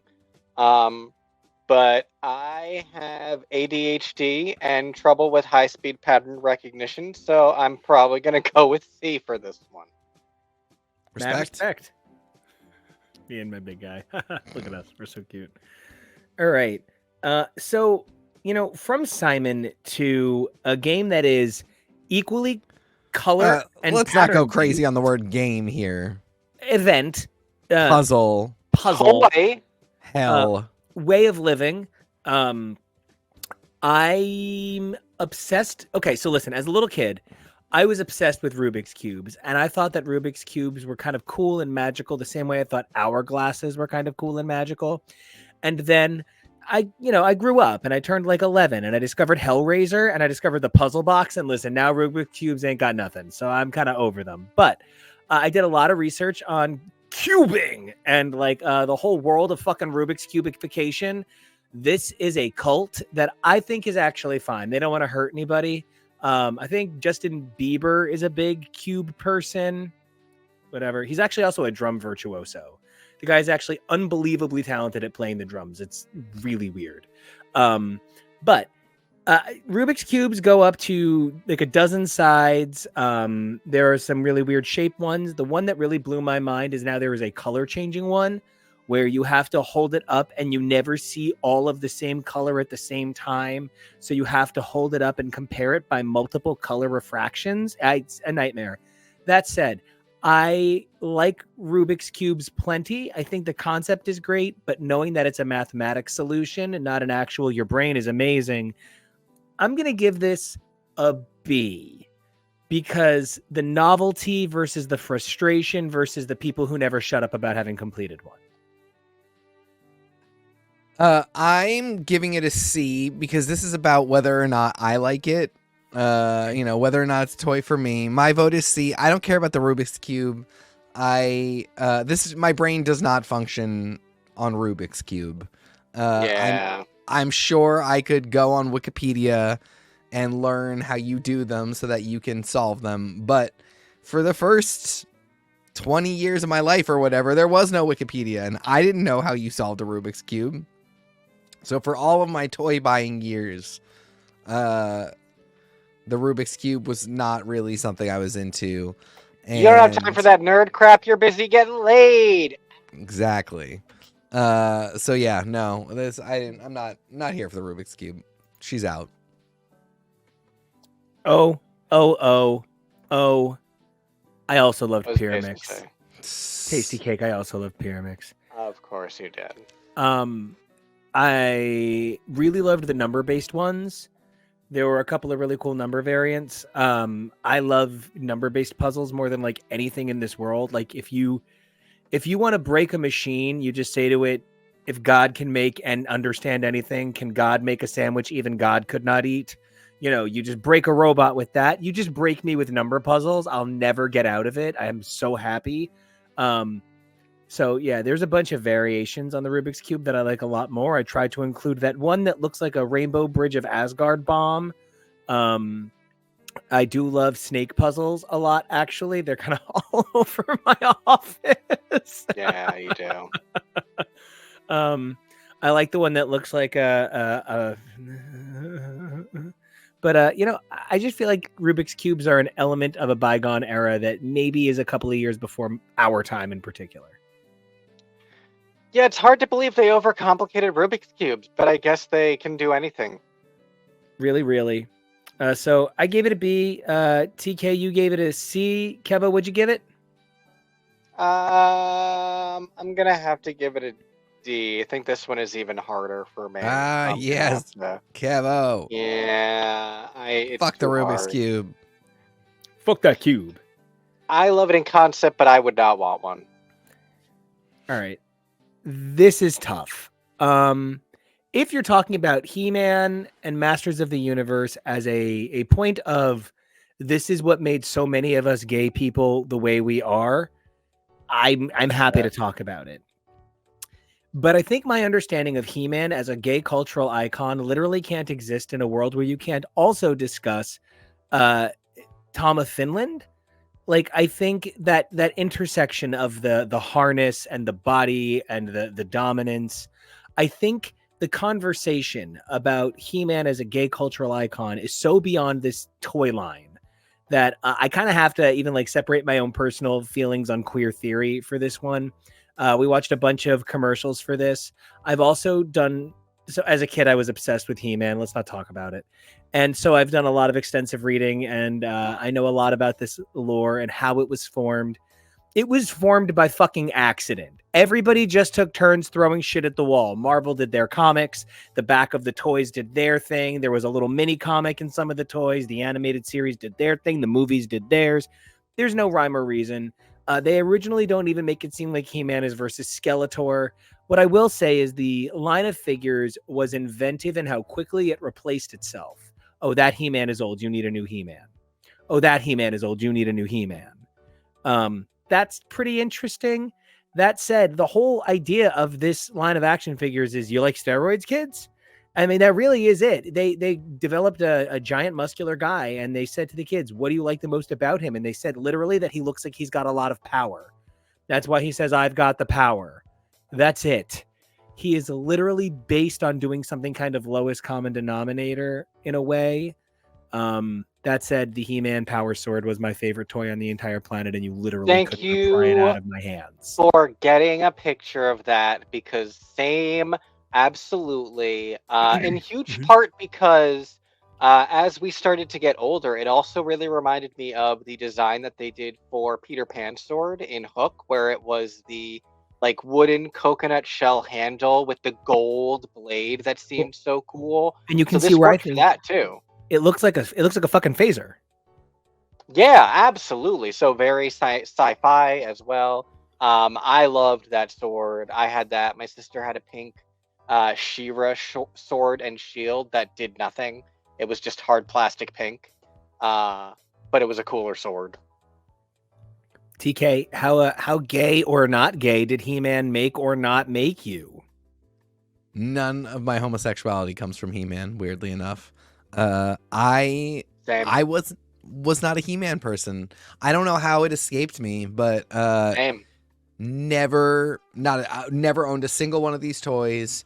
Just the sword.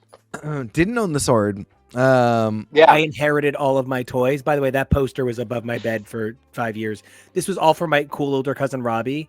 The only toy I ever bought or wanted was the Power Sword. Everything else was gifted to me.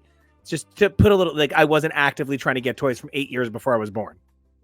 Mm-hmm. I always confused He-Man and Conan, and I only got the two together because Conan, the cartoon, had the Phoenix that was obsessed with pomegranates. Needle! Yeah. These are a D for me because I just don't care. Never just and like now I'm just like, He-Man, really? That's all you guys could come up with? She-Ra, at least now we have She-Ra and the Princesses of Power, which bangs, and teaches children to be lesbians, which they all should be. So speaking of the Conan especially cartoon, the boys. Yeah. I just want to say, TK, I just realized for the first time, you're the human version of Grey Wolf. From the Conan cartoon? Oh my goodness. I don't know what that means.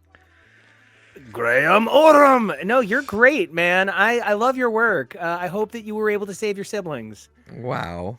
I've been read. Gosh. So I'm gonna give this franchise. I've never been more attracted to you. I'm gonna give this franchise a B. There were some really cool I feel like I have to go lower. Well, there were some cool ones we saw. Like, there's one that's like battle armor He-Man, and you can like rotate his chest plate to be partially damaged, really damaged, or fine. That was I mean, it looks horrible. It's chunky. It's thick in a way where you're like, oh, dude, check the bulk. But like, really interesting line, but there's really no story here. Everybody's name is like Punch Man and Kick Fuck, and it's just, no. Then I think I'll probably give it a C because I really appreciate the solid effort. It could have been so much flimsier for the kind of crap that kids will buy, but it really feels like as they started to get cooking, they themselves really got into it. And I think that shows in the longevity of the franchise. But yeah, same as TK, this was not one that grabbed me. So I'm probably going to give it a C for effort. what bums me out is I'm way more attracted to Skeletor than He-Man as an adult, and I just wish I understood what that was. I do exactly understand what it's about. I just wish I understood where it all went wrong. So I also really do agree with Tasty Cake that, you know, the customization is the thing now. There are so many variations. You know, that really is a thing. It's so I'm having a conversation with series super contributor Tori about, you know, where she can jump in on a specific storyline in comics to try and get in. And I'm like, it is almost daunting to try and tell anybody about a 2023 storyline and where they have to jump in to get in on it, to have like an actual understanding. I did not realize how many toy lines had that same situation where that sense of customization and variation leads to like an actual canon of toy lines. You can do a Portal scene of some of these toy lines, right? But one I don't think you can do, I guess you can, right? I guess that would be unfair. One I wouldn't expect you to try to do a Portal scene of is My Little Pony. You know, as far as My Little Pony goes, I root for My Little Pony as a concept. I root for it as a brand, good for people wanting to share love. I'm not personally a brony, but I will never forget the time I saw a very, very muscular, very hairy, slightly shorter guy carrying around the biggest Buster Blade or sword I've ever seen, and the whole outfit was Pony Strife. And he was just Cloud Strife as a My Little Pony person. That's a celebration of just that just makes you happy. Who can judge that? Like, that's cool. Don't make it weird. Don't ruin fandom for people, and don't make professional voice actors uncomfortable on stage. What is wrong with you, you monsters? But I root for My Little Pony as a brand. That said, talking about the 1981 or so dolls, these are stupid as shit. These are plastic, flimsy, scratchable, precious moments with fucking horrible straw hair. Put one of these near a candle, your whole family's gone. I don't know what else to tell you.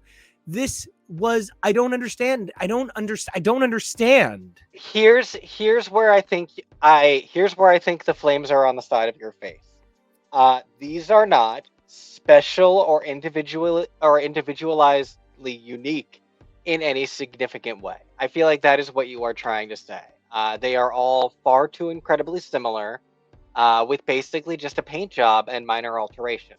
And perhaps if there was a little bit more to each of these ponies, but Butterscotch is cotton candy, is Bluebell, is Blossom. They are all the same goddamn pony. For the record, while I was absolutely tripping balls up to high heaven, the first time I ever saw Fluttershy mumble out her own name, I literally couldn't be consoled for several minutes. Yeah, we had to stop for the rest of the night, I think. I laughed until my sides hurt. I thought I was literally, I thought I was in tears. I was literally in tears. That said, don't ever go and watch a bunch of My Little Pony commercials from the 1980s, because you will just hear that stupid little jingle over and over again. I love Tori's point of she was only vaguely a horse girl and that she wanted her dolls to have horses, but she wasn't obsessed with them. So you knew your dolls should be horse girls, even though you were not a horse girl. And I love that. TK, do you pony boy? I don't know. I think this is my other D. I looked at the list. I don't think I have any other Ds, but Nico, you said it. They're cheap. They're not interesting. I do, you know, they did really interesting things with the property and the brand later, and the adult My Little Pony people that are cool and are happy are great. Really, it feels like a gateway drug to furrydom. So, you know, in that same way that weed is great, but people who smoke weed before they start slinging crack are bad people. You know, bronies are great, but bronies who go into full furrydom and then like shit on the hoods of cars at conventions or whatever the hell horrible nightmare stories you hear about Marrying happen. a body pillow. Yeah, Kamiko Tan. God, we're coming for a very specific sect of James Franco fan, aren't we? Oh, truly.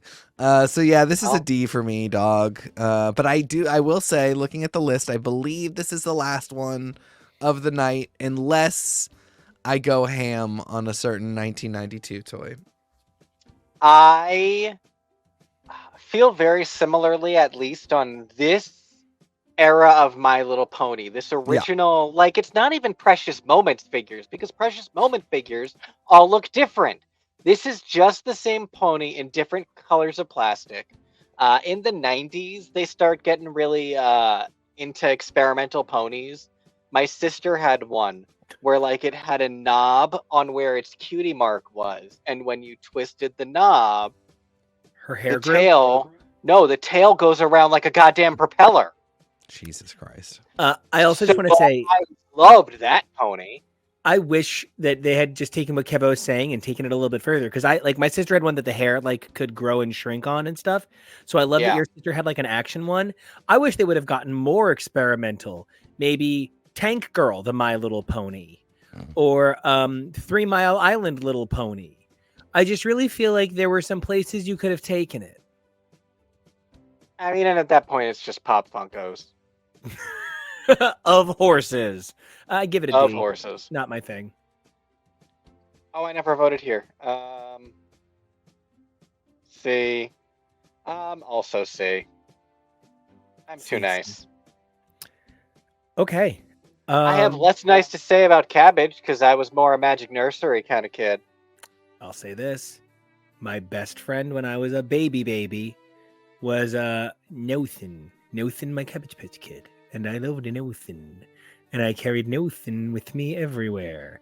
Nelson actually came in like a little baseball outfit, and evidently I rejected that and made my parents get him like a cute little tracksuit. Love that. That makes sense. So this led to riots where people got violently injured. I don't get it. They're fucking weird looking in the first place. They all kind of look like Danny DeVito and Rhea Perlman at varying stretched outness. I think, and like, I don't mean that like Rhea Perlman's like a hideous, like she shouldn't be stretched out to these weird cupid proportions. No one should. I don't know. I think that they inspired the Garbage Pail Kids and I'm so sorry, Keba. What was the name of the one you mentioned a moment ago?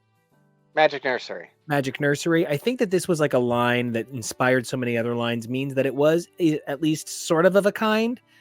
But I'm pro Cabbage Patch. I'm going to give them an A or a B. I just don't think they're terrible. I just think they're a little generic. But noticing that by the third commercial, black dolls were included in the commercial was as significant to me as noticing that from the first Star Wars toy commercial, there was a young girl playing with the boy figures. Yes, not just playing with Leia, but playing with all of the figures. I think if I were to hazard a guess as to the Cabbage Patch fervor, it really feels like there hadn't been a baby doll quite like this one before, where it had the soft body and mostly soft head with the fur hair that was like very sturdy. Like a lot of doll hair was very fine, and so it would get ruined very quickly. But this yarn hair was like very durable. So this was a very durable, sturdy style of baby doll, and I think that really contributed to its popularity. Yes. Oh, I just forgot how horrifying the Olympic babies I made you. Yeah, you did. You did. And you know, I also want to comment on, you know, as far as that goes, they do represent at least an ability to mass produce this sort of doll. Even if there had been versions of it maybe before, this was, you know, this was Reaganomics. This was like, you know, industrialization of toys. This was a great time to change how we did things. And I think that resulted in this, you know, mass marketification. I mean, there was also the whole like process with Cabbage Patch Kids. Like you adopted them. They came with an adoption certificate. And it was like actually a process to go change their names. You know, it was really like taking ownership of something. I too give this a B. I loved my Cabbage Patch Kid. I think they're cute. Like they're now as an adult, they're so weird looking and terrible. But like as a kid, I get why their weird faces are appealing to another kid. And they're just like, you know, like I was a kid that liked stuffed animals and liked things that I could hold. And I like my Cabbage Patch Kid. So I wonder if this is where I developed my love of marking guys' butts as mine. Just seeing that somebody else, anyway. Yeah, I mean, they're an A or a B for me. I just think they're not a bad thing. They're no Madame Alexander doll, okay? But like, they're also, not exactly the precursor to Bratz in a direct line. And if the worst thing is that Bratz convinced young women that they could have as much attitude as a G.I. Joe figure has, then absolutely, Bratz dolls are incredible, and we should be very grateful. the worst thing about the Bratz dolls is they gave rise to Sugar and Spice. Yeah, spay and neuter as they were. I just came up. I'm not gonna ask which one's which. That was a great line, though. Good for you. I guess mine. I believe it's Jinx. Yeah, and this point from Tori is exactly what I was saying. Porcelain dolls are so annoying. Yeah, they really don't are.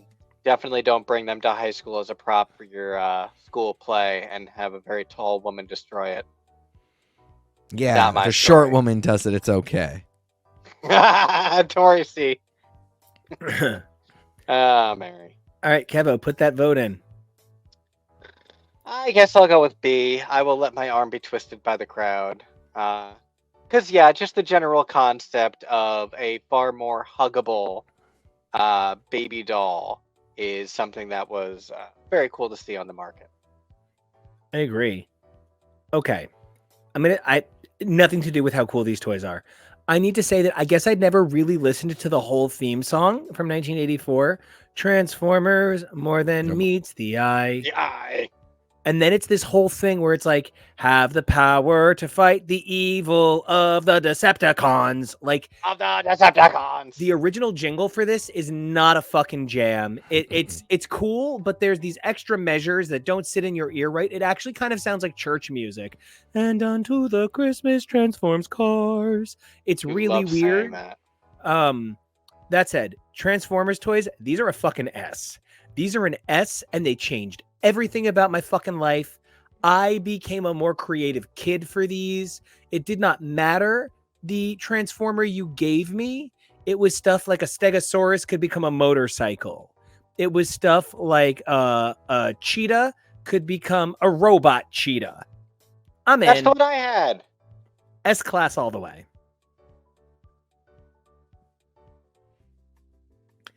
Things can be two things. I wasn't into Transformers. I don't know why.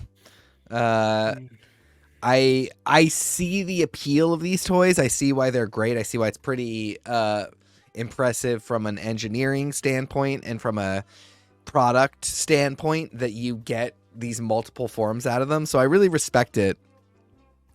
I just was not into them at all. I mean, I can respect it. It wasn't your thing. It, like, you weren't coming for it. You're not like, I wish all Transformers were canceled. I don't wish that. That said, I don't really know how to vote here because I have no experience with them and I have no connection to them. I don't think they're bad toys, but I don't think they're great toys either. I just I was never excited by them. I was never motivated to go get them. And I think in particular, I never really got the hero of the story. He's a giant Mack truck. And Yeah. y'all think that's the coolest? Yeah. It's basically like, what if Ving Rhames was his own car? I don't see the problem. I don't see the appeal. I You don't know, see the I problem. think- I don't see the appeal.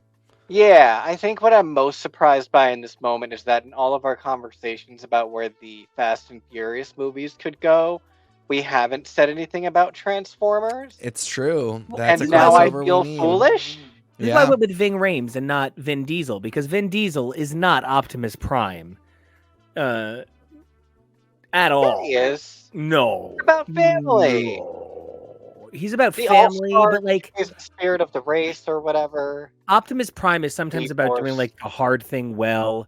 He's like, Hmm. I will decide that it's important to end the species as an entire whole to protect reality. Right? So like, I feel like, instead, Vin Diesel's character in Fast and Furious, Dom Toretto, is very never leave anyone behind. You keep everybody with you because you're family, right? You never leave anybody, okay? That's Stallone, and you know it. Yeah, that's definitely Stallone. I honestly, if Vin Diesel's character in Fast and the Furious had more consistency, it'd be easier to do an impression. So, just I guess put me in space. There you go. So, what are you guys voting? Since you guys absolutely said absolutely no S Club 7 for you, I gave him a C. Kevin, what are you thinking? I'm gonna go D. For the record, I'm saying the word absolutely so much because earlier today, Keva was on another show and I was napping in the room and I didn't realize I'd fallen asleep while he was on the show. And I slightly woke up enough to hear him speak. And he said, he thought I was talking to him. And so just in the middle of him being on another podcast, I just scream out, absolutely, and put my head back down. But I really appreciate that you were professional on air, half asleep. That's like when I fell asleep while we were watching Scream and someone knocked on the door in the show and I launched into action. I was ready. I was on my feet. He was in the backyard before the person was even making the call from inside the house. I almost had my bat. I swear to God. Tasty Cake, S Club 7, hell to the yes, S Club 7. That is my jam. No, I'm hitting D because if I don't, I'm too nice all the time. Yes, good for you, Kevo. And now, because I can't give a D to the bear. No, hell no. Never. I actually kind of have to give this bear an A or better. And I just want to say, number one, yes, it is because if you know anything about me, I am a bear. I do kind of sell. People are like, LOL, I'm going to make fun of people identifying as genders. And I always want to be like, many animals have genders. That's so stupid. You sound dumb. And like the other side of it is like, I'm a bear. I self-identify as a bear, right? So I'm here to vote for Teddy Ruxpin. That's my buddy. But the reason I'm going to give Teddy Ruxpin an A is because the idea was that he would promote some idea of like literacy, some idea of sharing stories, reading along. It was a positive tool. It's a little uncanny valley, and by a little uncanny valley, I mean, get the hammer. That said, I just need to vocalize the cool guy version of Teddy Ruxpin that they sell now. He seems cool until you watch the commercial and you realize his eyes are computer screens and like stars fly through them while you're looking at him. And he looks like he just killed an animal in Scavenger's Reign to become more powerful. It's really creepy. So I've got the graphics coming. It's deeply unsettling. But I'm going to give Teddy an A just in general because I think he represents a desire to make toys do good for kids. I like that. I'm gonna go with you on that one and give him an A. I was gonna say B, but I think he's great. I always wanted a Teddy Ruxpin. I forget why. I feel like it was at school somewhere, but there was a Teddy Ruxpin, and I just thought he was so cool, and the fact that you could put tapes in him, and the fact that he grew up to be Kathy Geis's lawyer, I think is amazing. Thank you, Kevo. You're welcome. That was a 30 Rock joke, children. Guys, I don't want to sound stupid, but I was immediately going to try and take a toy car out of my mouth and then realized there wasn't a toy car in my mouth. You see 30 Rock. 30 Rock was a TV show. Hold on, let us back up. You see, Tina Fey used to be a comedy writer. You see, Tina Fey used to support other comedians. So we love Teddy Ruxpin. So anyway, so it's an A for me. And so this is adorable modern teenage Teddy Ruxpin. Oh, for the he's record. cute. I like him. But his eyes are actually computer screens and like stuff flies through them. That is horrifying. But maybe amazing. Maybe that's a way to teach kids that LSD is okay. Yeah, I don't fully have a problem with that. I love this little Teddy Ruxpin that comes with another little Teddy Ruxpin. To read to. Obviously. I love Hawaiian Vacation Teddy Ruxpin. I don't know what this is. I don't know, but when I look at him, I expect Will Smith and DJ Jazzy Jazz's hit "Summertime" to start playing, and somebody to hand me a Corona Light with lime. So he just looks like a cool guy. So this was my Teddy Ruxpin, for the record. I had this little dude named Skippy Scribbles, who was an adorable bear friend who came in a desk, and his arm was robotic, but his left arm was still completely plush.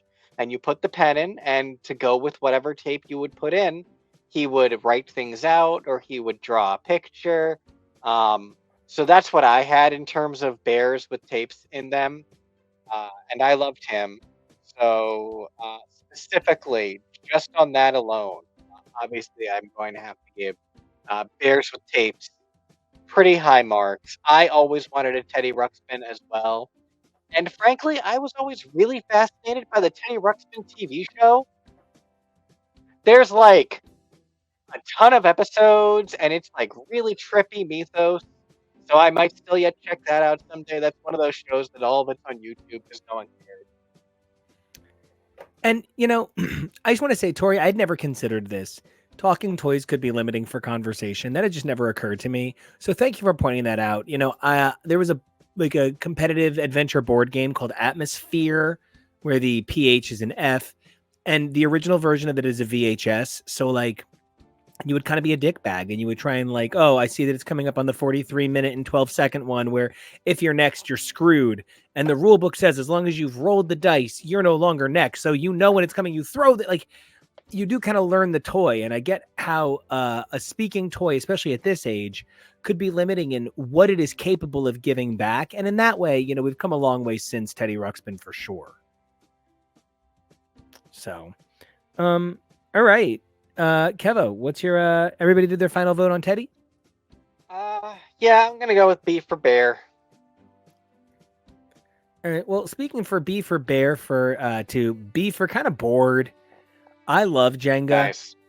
but if you are playing Jenga with the wrong crowd, there's no point.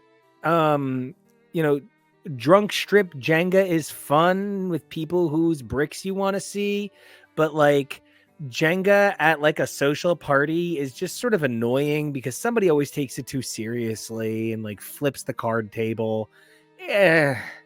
Jenga gets a B for me because I've had S-class Jenga experiences and I've had D-class Jenga experiences. And so it just kind of got in the middle on it. I think you actually really nailed it there. Jenga can be the most fun game. And when you see somebody make a Jenga save that is like baffling to physics, it's so cool. But when you see that one girl who's like, I don't know, and takes the top one, and suddenly the whole thing falls apart. And then the rest of the party is about comforting the person. Yeah. So, you know. She's crying and you're screaming and. Yeah. But I think, you know, it's one of those things so simple, yet it can be endlessly fun. It just can also be endlessly stupid. So I think B is perfect. And, you know, endlessly fun, I think, also because there's a lot of different variations that you can do with a game like this. Nico brought up a Donkey Kong Jenga.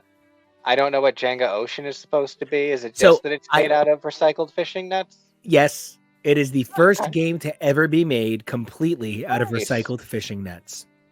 Wow. And then there's also World's Smallest Jenga. I had Jenga Uno, actually. And that was really cool. You could only pull in certain orders because of what was next to each other. I have a very core memory of playing that with my grandfather once when I was homesick, and for some reason he had to come watch me, and Nico is aware of how weird that sentence is. So obviously that would be a core memory. And, you know, so like something like that. Like we have all those versions of Uno on that subject. Like Uno Jenga, we have a lot of different versions of Uno. So when you can do variations and find cool versions, that's really awesome. But no, for me though, probably a D. I don't think this is a game that sits well with my patience or anxiety. All right. So I want to be real. I maybe didn't understand troll dolls, and I think some of it has to do with like I don't really have a strong relationship with like Norse and Nordic mythology. I love Thor and I love Loki, but I kind of love like the Marvel Universe version of Thor and Loki, which is like saying I really love Greek mythology because I watched some Xena. You know, it's as surface dive as you can get on some of this material. So that said, I think troll dolls just don't appeal to me. They kind of go in that My Little Pony category for me, but where I will give troll dolls a little bit of a difference is they actually do have a steep tradition in like Norwegian mythology. These actually are like a European tradition doll, and there's a cultural value. How few cultural values actually get to make it into, you know, the real world. Now, admittedly, this is just kind of like the, once again, DJ Tanner version of the Maori Koru tattoo. But I'm going to give this a B because it just doesn't bug me the way the ponies do. I weirdly, for some reason, was really into the troll dolls and had a bunch of them and was like psyched to go get troll dolls. It was something that me and my sister did. I don't know. My sister and I would get these fascinations with like stupid toys, and just like be into them for a while. I don't know why we thought troll dolls were cool, but we just did. I'm still not going to give that. Nico, I think that B is very generous. I think I will give them a B as well, just for my own affection for them. They are pointless. They are absolutely pointless. They don't articulate in any way. You're not meant to do like any kind of troll doll, lore or storytelling when you play with them. I don't know what the point is. The thing that's missing from this photo is that they have little jewels in their tummies, and I think putting that into the mix was somehow part of why we liked them. Yes, very much so. As I was getting the board ready to flash, I specifically brought up here two of the types of troll that I had. Yeah. Which was, I didn't even know where this dude was from. He is Zoc, the evil troll from something. Oh my This gosh. was a bad guy in a lot of things that I played with my action figures, believe you me. And then even like the Burger King Kids Club had a set of troll dolls for the kids where like the heads glowed. I had Jaws. And yeah, it was just a really cute little thing. They were everywhere, so it was easy to just pick one up. Nico grabbed this one that's Santa and two reindeer, which the reindeer trolls kind of freak me the hell out. I do have to say that. I don't necessarily love the reindeer trolls. But, the Santa troll is really cute. Yeah. And it's just, I feel like trolls got the mark a lot more quickly than My Little Pony clearly did, where all of those My Little Ponies were so identical. But this, they were clearly doing a lot of different ones. Tori had Troll Santa. Good for you. And, finding out how many of these iterations existed, this goes back multiple companies, stretching back to the 60s. This is like an industry, man. Like, no one's joking. Troll dolls are the original Funko Pops. So, all right. So where did everybody land? Kevo, do you have a final grade on trolls? I'm probably going to go C. I do enjoy them. All right. Well, from trolls to something I guess equally kind of fucking weird, I gotta say, the Teenage Mutant Ninja Turtles represent a unique entry in cultural interpretation of what young boys want to see. When you look at He-Man, it's all about be that muscular man. G.I. Joe, be that, ideal man for the time. Little Green Army Men, serve your country, be a good person, be part of this unit. It was always about being the best you could be, and admittedly, the He-Man thing, I'm sure there's some allegory for how, Skeletor represents the Iron Curtain. I don't know. But, Teenage Mutant Ninja Turtles were just turtles are fucking cool. People like reporters, rat, and that's it. That's the whole idea. Those who don't know, though, for the record, Teenage Mutant Ninja Turtles is actually meant to be a representation of Daredevil. They supposedly got their power from the same ooze that gave Daredevil his power. That is why the bad guys in Daredevil are the hand, and the bad guys in Teenage Mutant Ninja Turtles are the foot. Shredder is meant to look like Bullseye, with the size and the always being able to fight, and being meant to be very like that kind of ninja man, right? In that, Bullseye actually does not practice the martial arts but knows them all. The Krang as Kingpin, he is an enormous brain with a giant muscle body who is always trying to outplan other people. Bebop and Rocksteady represent ideas like Ox and Manbull, who would fight Daredevil in early stories. So for those who don't know, Teenage Mutant Ninja Turtles is really meant to be a representation of just how cool Daredevil is, down to like April O'Neil is kind of vaguely Karen Page. She's the secretary for the legal team, sort of the way April O'Neil is kind of a reporter on the street. So like she's always getting the news, getting the information to relay back. I give it an A. I have clear obsessive fondness for it from just how long I went on about it. Thanks. I loved the Turtles as a kid. I was evidently as a kid obsessed with Michelangelo, but as an adult, Donatello all the way. And if Raphael's into subbing, probably Raphael. It's an A for me too. This was my original action figure group. These are the toys that I originally played with. The only reason I'm not giving them an S is because I kind of feel like I just defaulted to the Ninja Turtles. Same. Like Star Wars, the Star Wars toys, when I finally got my hands on those in 5th grade, I was like, at last I can tell the stories that I want to tell. Cause I don't even really know what I was doing with my Ninja Turtles toys. Like that, I was so, I was into Ninja Turtles at such a young age that like, I truly don't know what I was doing with them. The first action figures that I remember like staging and basically like directing my own vignettes with was my X-Men toys. And that was like, I was just reading comics and watching the shows. And something I've talked about on our podcast when we cover comics a lot is like for years, this is like from 6 years old. For years, I thought that Storm and Angel were in a relationship. Archangel were in a relationship. Do not know why. I literally think it must have been like one panel of them both flying at the same time. But like I would spend inordinate amount of times on the like further adventures of Storm and Archangel as my action figures.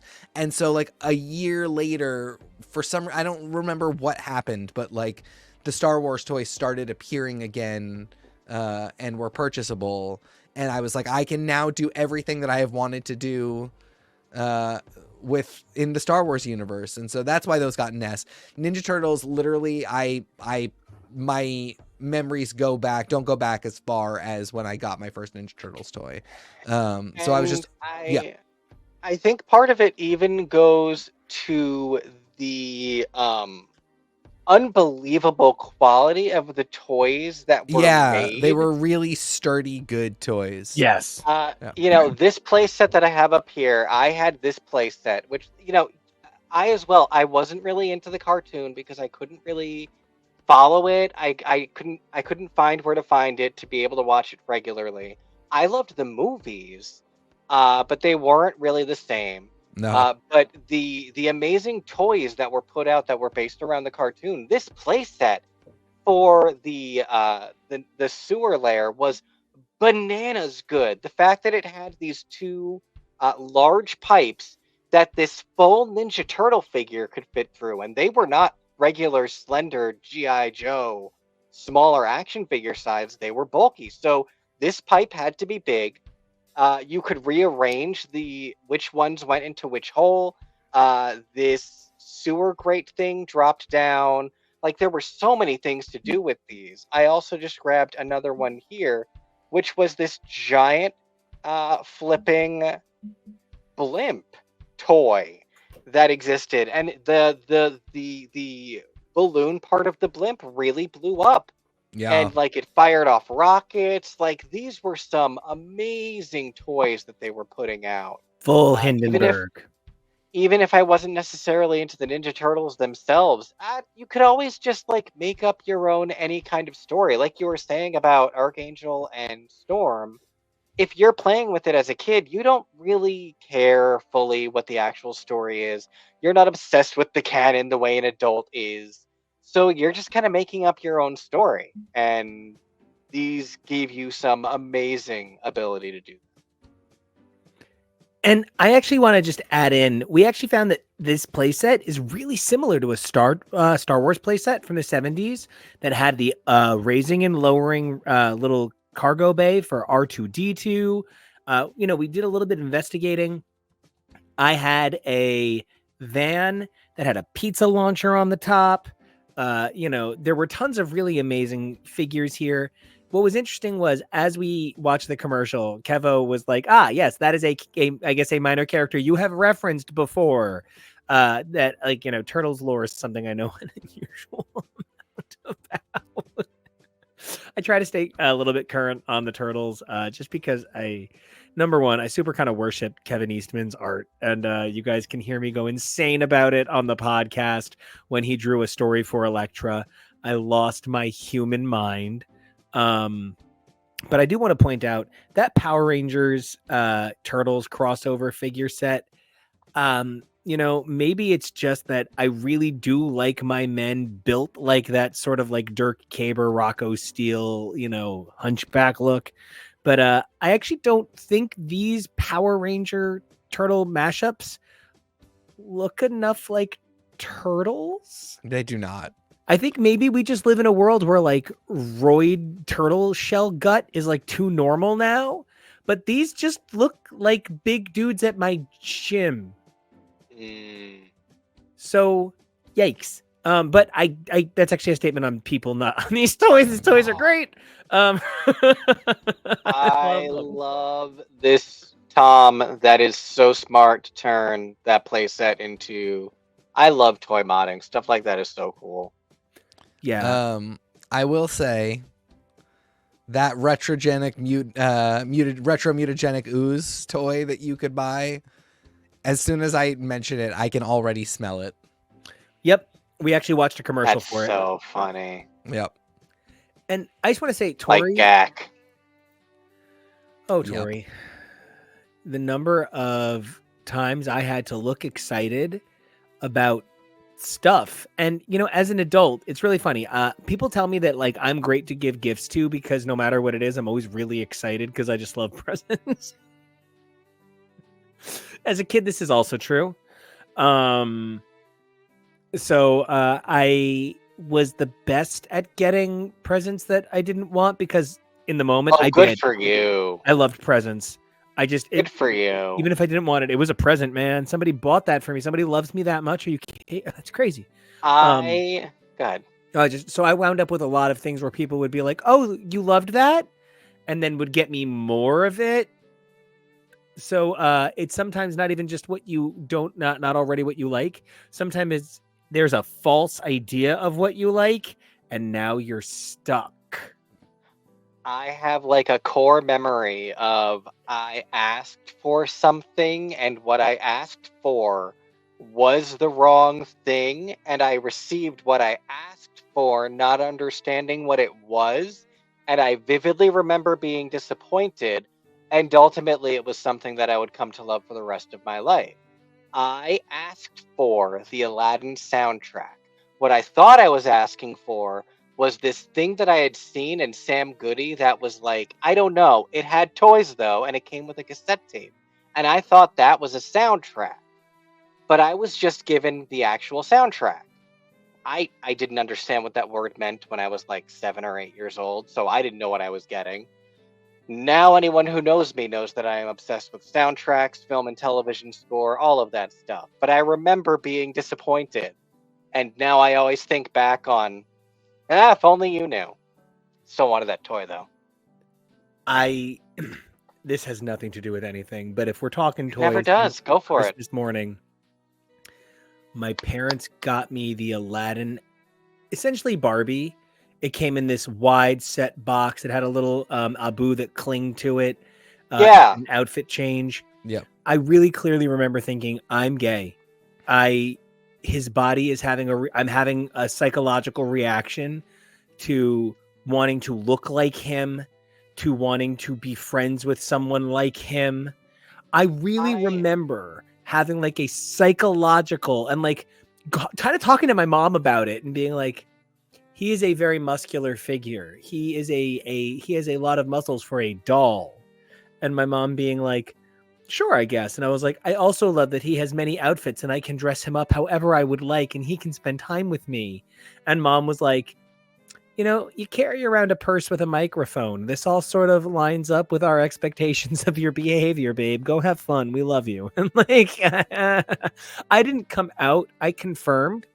Yeah. You know? And, you know, I love hearing you talk about that because so many of us had so many moments like that in our childhoods where, like, you know, it's why I'm so glad that we are seeing so many things that are okay for children that talk about queer things, because it's so important. Because if I had had that language when I was like literally 6, I knew I wanted boyfriends and not girlfriends, and I would have been able to have that language from a young age.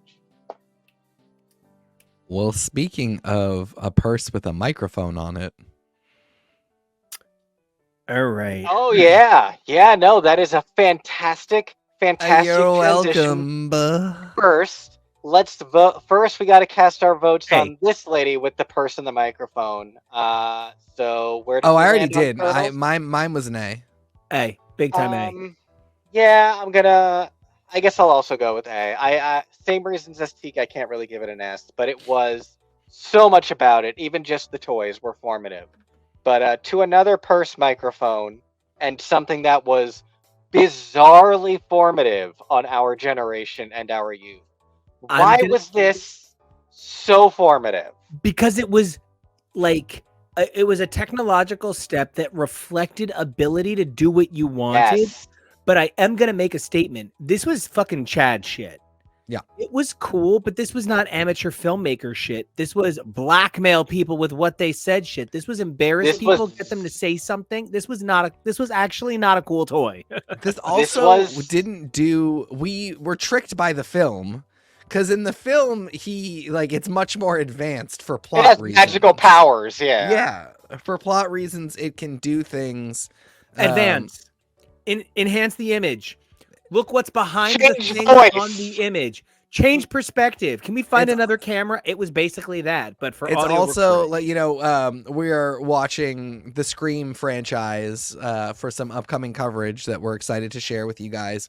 And part of Scream 3 is the use of a voice box that is portable and can be used at any time, such that like a person in the same room won't realize that this voice box is being used. That is AI speech technology that we do not quite have perfected now, with language training models that take like 2,200 hours worth of input to get the voice sounding accurate to the person that recorded everything. You have to record every phoneme, every like transition between phonemes. It's Hello, this Sydney. sleek, beautiful device. Yeah, that's it's this clean and metallic. Yeah, it's this very simple disc, and it can switch between like 10 different characters in the movie. To me, the Talk Boy is the 1992 version of that, where just like all this is a tape recorder. You literally could go into any CVS that same year. You would have to buy the smaller tapes. You couldn't buy like full on cassette tapes. But but this is the walk Chad. This is not yeah. I really love what we said at the start of this, because it makes me think about an episode of Saved by the Bell that I had playing earlier, and we're talking like Good Morning Miss Bliss Saved by the Bell. Oh yeah. And they're all doing reports on technological devices or something. But like Lisa Turtle has a reaction to the idea of not having a phone. And I was like, 1989, I'm reacting. to not having the corded talk to you in my kitchen telephone.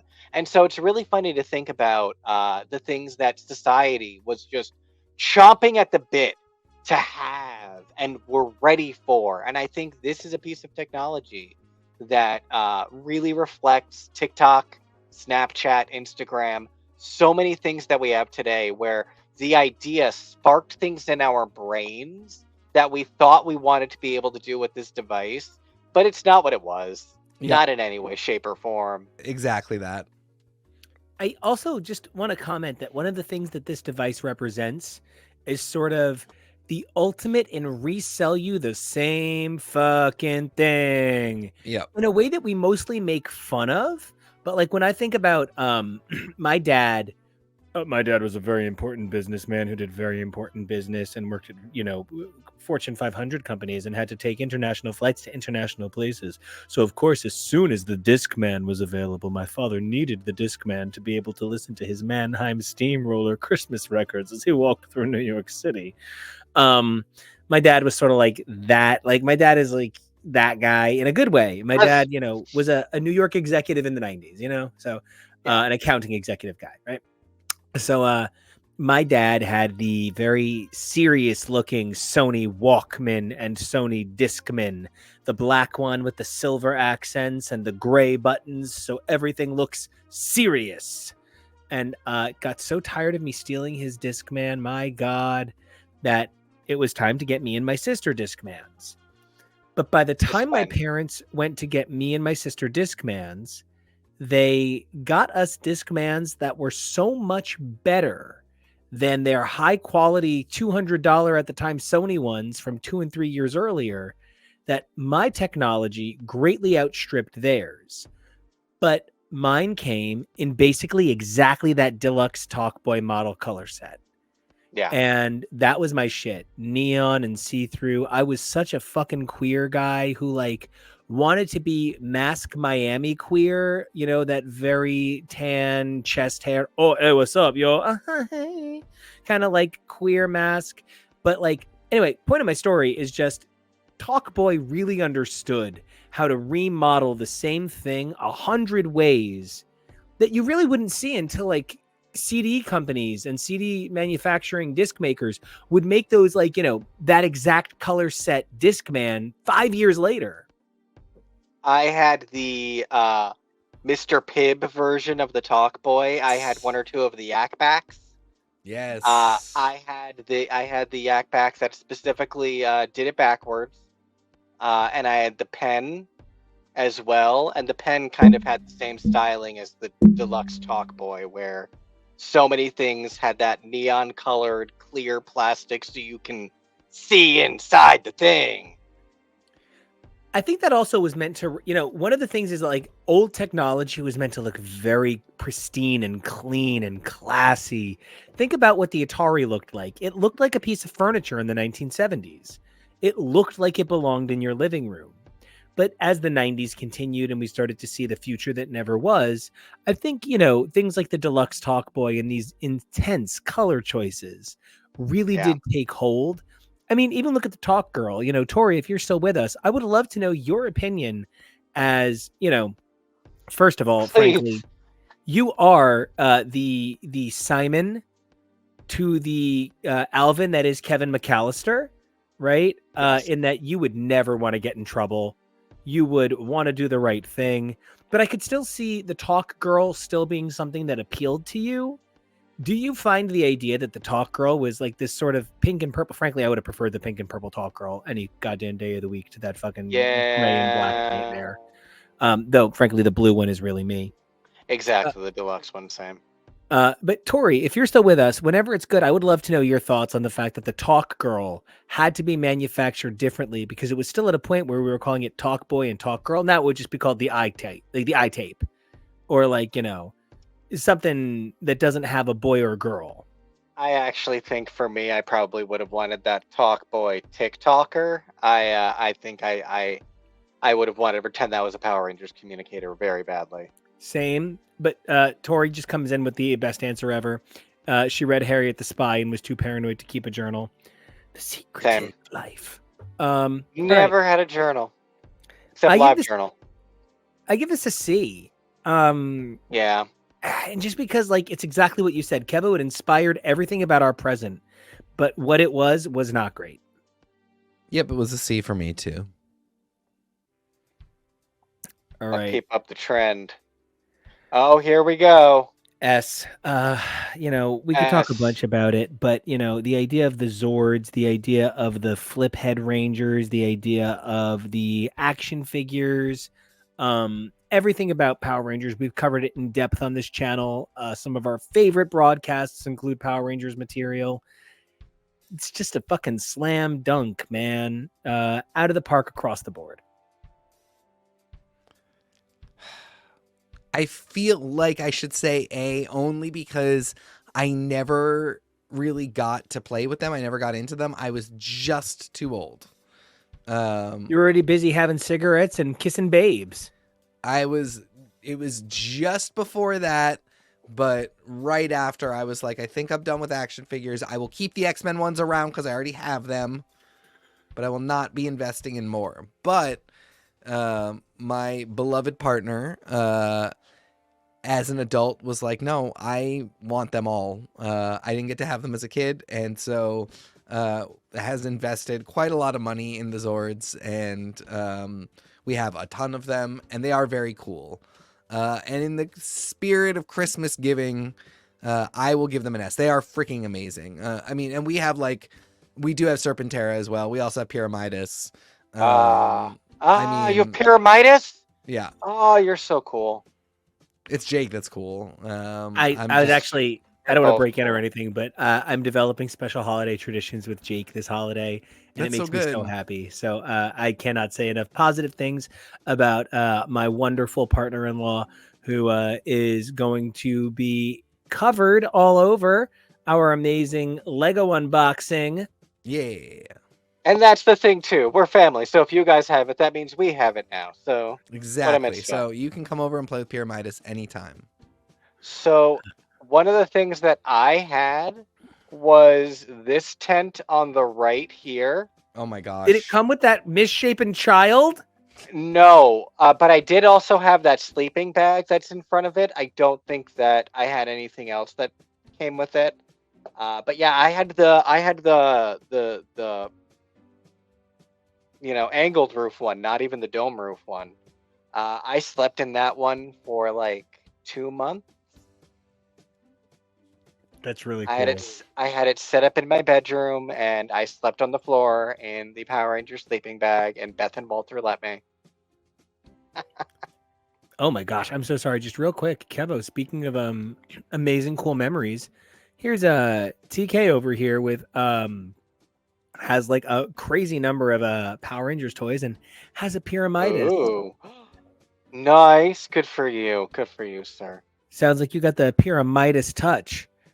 God, what just sampled Midas touch? And I had a psychological breakdown. It was something Carly, right? Yeah. Shy Boy. Yeah. Thank you. Oh man, I had a psychological breakdown when I heard that. I'm gonna refresh real quick. Okay.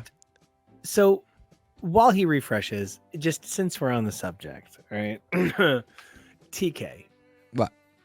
My special canon, right, for my figures was that because I had a handful of Wolverine figures, and I had a couple of Jean figures and a couple of Cyclopses, I actually had it be that they were multiple versions of the same characters. I had them be that they were the comic book characters meeting the TV show characters. I also had a black armored Daredevil. I had Dazzler with the roller skates. I had Juggernaut, who also came on roller skates. But because my pickings were slim, and then there was like weird things like the scale on some of them was just a little off. Like the early Juggernaut figure was a little smaller than some of my buffer cables, and I had a couple of cables that the face came off, right? Anyway, so I really appreciated your Archangel Storm story because I definitely had my very own similar stories. I love that. I think that that's the joy of action figures, and that's how we really build creative minds as kids. I agree. So, I know you est it. I know I est it. Kevo, are you going to est it?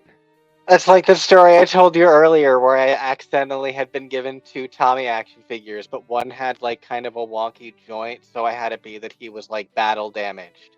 And he was like the Tommy clone from season 2. So yeah, there's so many fun ways that you can inventively and creatively use your toys. Obviously, this one for me is also going to be an S. It was never a question. Never. And just so you know, Tasty Cake, in my opinion, the greatest character ever created in like children's media is Corone. I am such a weirdly big Astronema fan. It is Power like, Rangers in space. it's nuts. I just think she is I remember like sobbing as we would watch it, and he was like, "You're having a really emotional reaction to this character," and I'm like, "She's basically what if you started at the Dark Phoenix and then you found Jean." I could not be put back together. No.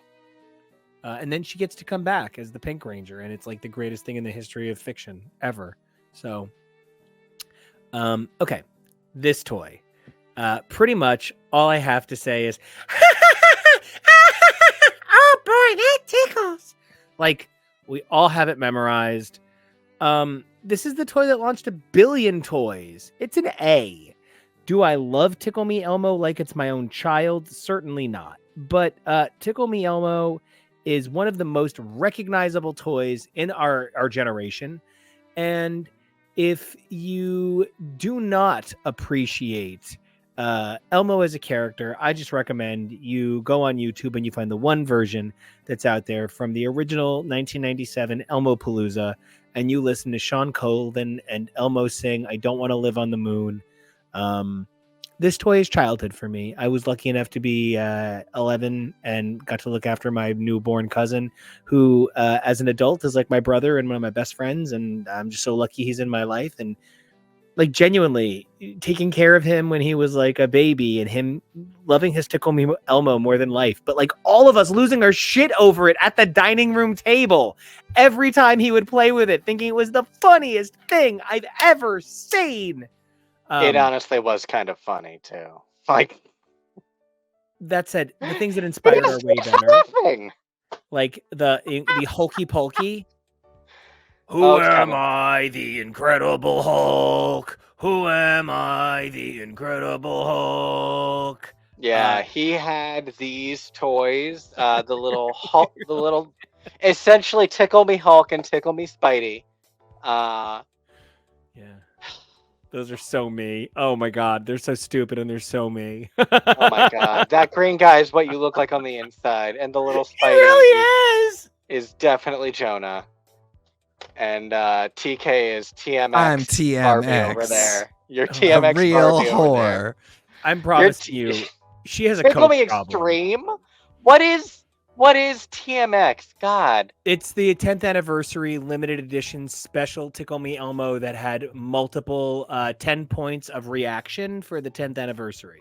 Too much ecstasy. That's how you know it's me. So I was gonna give this a D because I think it's really annoying. I love Elmo, and nothing will stop me from loving Elmo. I thought you were a Grover, but I guess you're an Oscar the Grouch. I told you I was an Well, Oscar you the are Grouch Oscar the Grouch. 3 We know days that. ago when Kevo posted that Yeah. photo and was like, tag yourself. And I said, I am Oscar, obviously. So that is not hidden news, friendo. I am upgrading it to a B because that story was very sweet. And while I did find the hype over Tickle Me Elmo horrifying, and I think it is an annoying toy, I do see the other side of how it was like super special to a lot of kids, and I think that's beautiful. So it's getting a B because I'm not a fucking Grinch. I'm a Grouch. There's a difference. Huge difference. Nobody has ever opened their heart to Christmas like this guy. Yeah. But I don't want my heart to grow 3 sizes. That will kill me. That's You why hear me, cycles Santa? are very important. Yes. So yeah, You it's a B. know, I love that you opened the broadcast talking about the Cabbage Patch Fever because I don't remember any of that. I don't even remember. I TK don't is even. incredibly huggable. Yes. I am. I don't Okay. even remember it retroactively. Tickle Me Elmo is the first like giant toy explosion that I really remember Yeah. being a big deal from our childhoods. What a weird time that was. Yep. Rosie I'll probably O'Donnell, Koosh Balls. yes, Rosie O'Donnell and Koosh Balls. I'll probably give it a C. What? I don't know. I just guess nobody in this room has any appreciation for robotics. I'm kidding. But, like, you know, it is, to me, like one of the quintessential toys of our generation. I think it's Um, one of the quintessential toys of the next generation. Yeah, exactly. I was or too of old that- for it, and or my of that, next set of cousins were too young. Or of that elder millennial, younger millennial divide. Like if you were, Yeah. you know, we were born in 85, we were too old for this. But if you were born in 92, 94, sure. And that's even my point. Like, you know, a generation is usually like 20 years. It's Oh, 15. Jesus. Tori, what a mistake not having you on to make Hey. that comment drunk on Hey. air with me. I'm not drunk, but like it would be really fun to be drunk with you. As Tori said, yes, Tickle Me Elmo is the cats of toys, which means it has merits, but is also way overhyped. And so annoying. You know, I just think that like there was something about this era, like you're pointing out, Kevo. There was like a really strong vibe of, and I hate to say it this way because it's not going to sound exactly how I mean it, but like there was this idea of we can okay the old Navy commercialization of Christmas. It was sort of like, yes, Virginia Madsen, there is a Santa Claus at Macy's. Like there was a sort of weird way that we transitioned this period of time of commercialism and like kind of okayed it. The idea that we had entered a period where Tickle Me Elmo was the height of expensive commercialism when Elmo was part of the Children's Television Workshop public access broadcasting lineup. There really is a dichotomy where this character, this identity, represents a shift point for the American zeitgeist. And I think that's for me why I'm so positive on this toy, not just because it was you know, and I'm admittedly talking about Riverdale Heights, so I'm not exactly talking about every town in America. But, you know, there really was a period of time where this was the moment, you know? But speaking of the moment, in this moment, everybody give it your grade. Kevo, what you giving it? You shamed me for saying Yeah, C, we've all so given I our grades guess. now. Oh, well, it's still up. I'll I'm just trying to change keep it. us moving. Because you were talking. Yeah. You nut. A, B, C. We're good. Let's go to the next one. No, I guess I'm gonna give it a B. Nut. All right, I'm going to be really honest with you. You guys can shame me because I'm not going to make the same mistake on the next one. This is an S. The virtual pet represents the idea that you could convince kids that they should never be away from their digital device. This was the moment that you convinced kids that they needed their cell phone, that they could do. Doesn't that make it a things. D? No, it makes it an S for cultural moment. Like it really is a demarcation. You know, it came down to like Tamagotchi versus Nano Baby versus Gigapet. I'll be honest, the Gigapet did come into my life toward the end of the cycle, but my Nano Baby, my clear white Nano Baby was my whole world. I never let him out of my sight. I loved my Nano Baby. I feel like they ultimately did come to have other features like calculators and like dumb little shit, and tons of toys in that same vein did exist, like little handheld gadgets. Like, you know, everybody had like a little thing that flipped open and you were Inspector Gadget, and it also had a dictionary and it had a calculator, and like, you know, there were lots of those like $15 toys. The reason I think the reason I think it's an S is because it changed everything. I hated the name Nano Baby though. Like of all the varying names, Gigapets was a good one. There was Nano Dog, Nano Cat, and Nano Baby. It's a little too Nano Baby. Like I don't like it at all. Polar Knights. I hated this toy. You and my mom both. I was the child of a teacher when these toys came out, and believe you me, teachers did not enjoy this toy. Tori says this was also a gateway toy to getting into the Neopets website. I believe that. I really do. Yep. Especially as these fell and the Neopets website rose. So, TK, we've both said that we had these two. Did you have a tiny virtual pet? Oh boy, did I have a Yes. Tamagotchi. Boy, did I love it so much. I am giving this an A, not an S. I love it, but I don't love it that much. This I love is the kid version of you so much I can't even talk about it. Oh yeah. The kid version of me was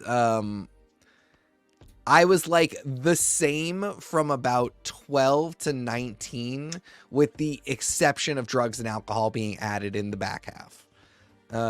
Which didn't change a ton, but so anyway, I had a Tamagotchi. I love my Tamagotchi. I was the first kid in the area to have it. Everybody thought I was weird. It was me and this one. No, I can't get into it. I love my Tamagotchi. Did they go on to be a successful competitive drag queen? No, it was just this girl in my school who was like a weeb before we had weebs. But she wasn't a weeb in the typical way. She was a weeb because she really wanted to model, and she was really obsessed with like the slenderness and slightness of Japanese women and was just always trying to emulate that. So she and I were the only people who had Tamagotchis and played Pokemon, but her Pokemon was in Japanese.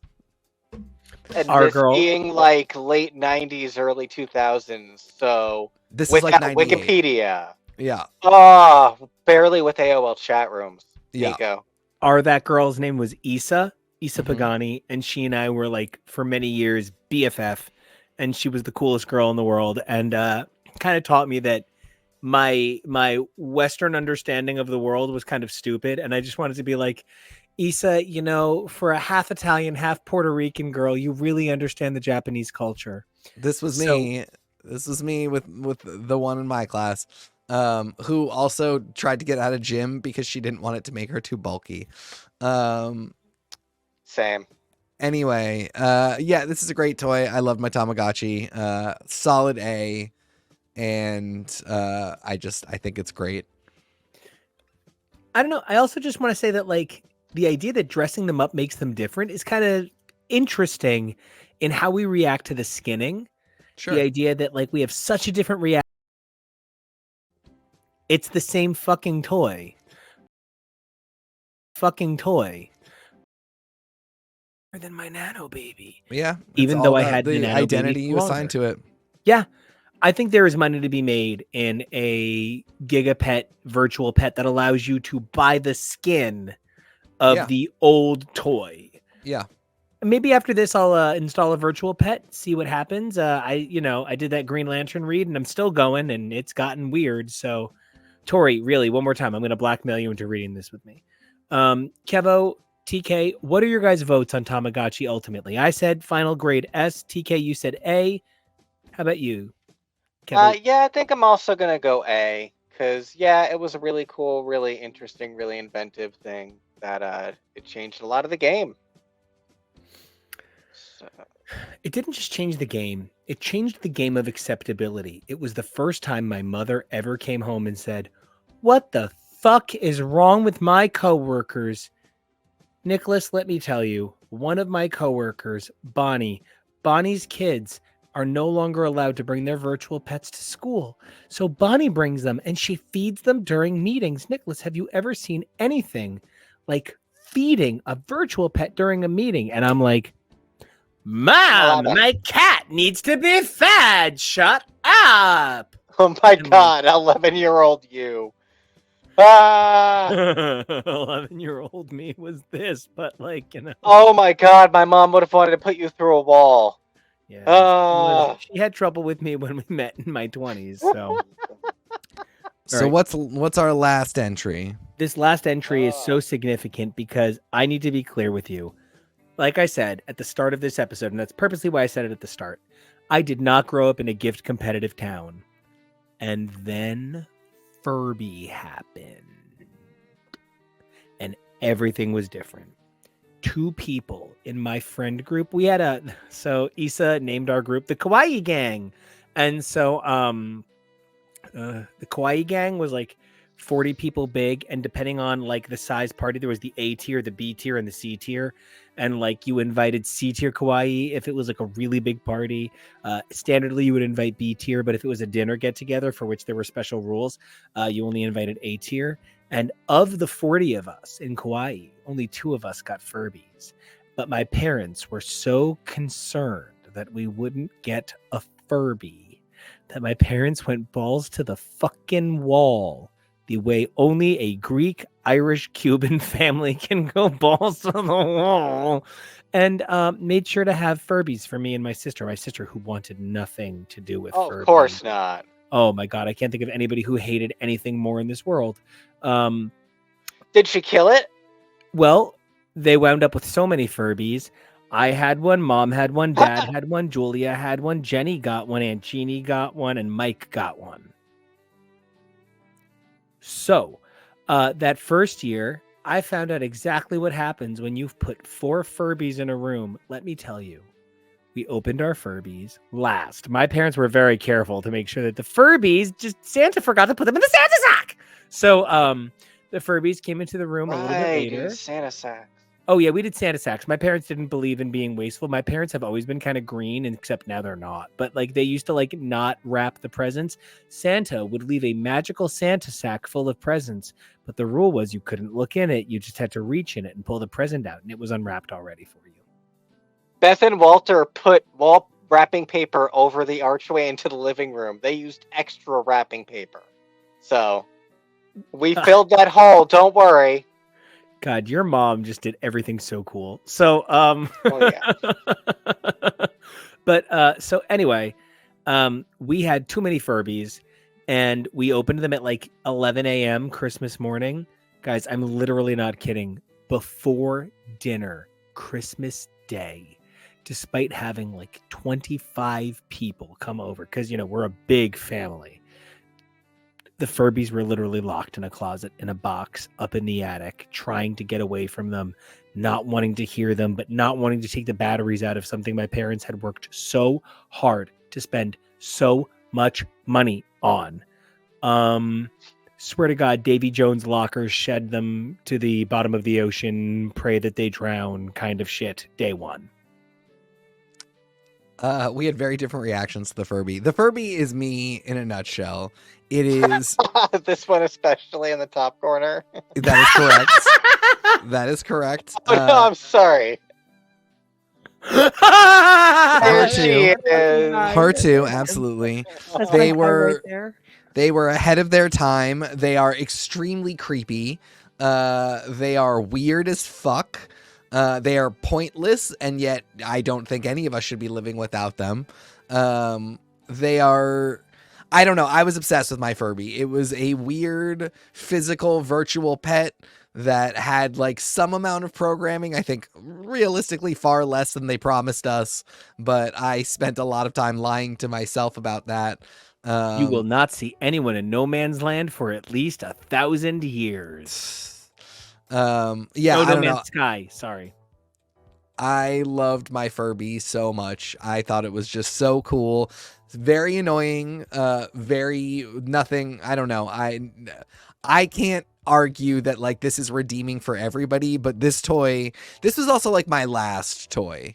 I'm like 13 when Furby comes out. This is like kind of it. After this, Christmas presents start being more like clothes. You know, And this one's practically a robot too, so even at Right. that age, you can kind of justify like it's doing stuff. right. And I love a robot. I really do. I thought this was such a great toy.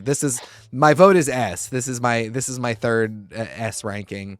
I thought Furby was just way ahead of its time and really cool. And I think we could have expanded on the technology for years if we'd all just kind of opened our hearts to the weirdness of it. I gave it a B because even though I thought it was so annoying that I locked it in the attic, what it represented, it's the same way I said Tamagotchi deserves an S. It represents such a big leap forward. It's kind of weird not to acknowledge it. I want to give a shout out to this story from Tori. Her sister's friend's mom hid a Furby and called her mom to tell her where it was. And think about the context. This is 1998. So she hid it and probably went all the way home from the mall and called Tori's mother on a landline to tell her where she hid this Furby in the mall.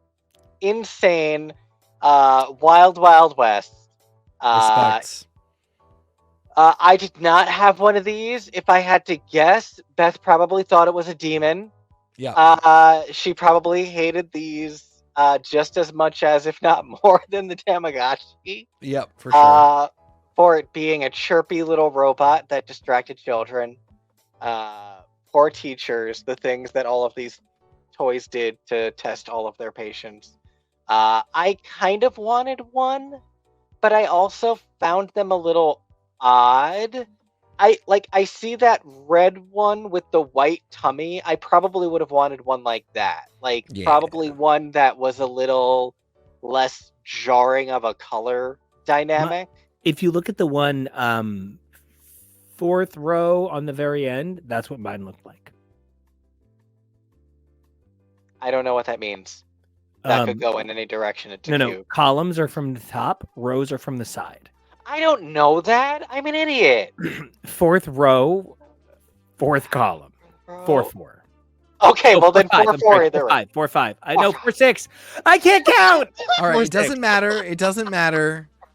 I'm clicking on it with my mouse, but you can't see. Kevo, what's your vote?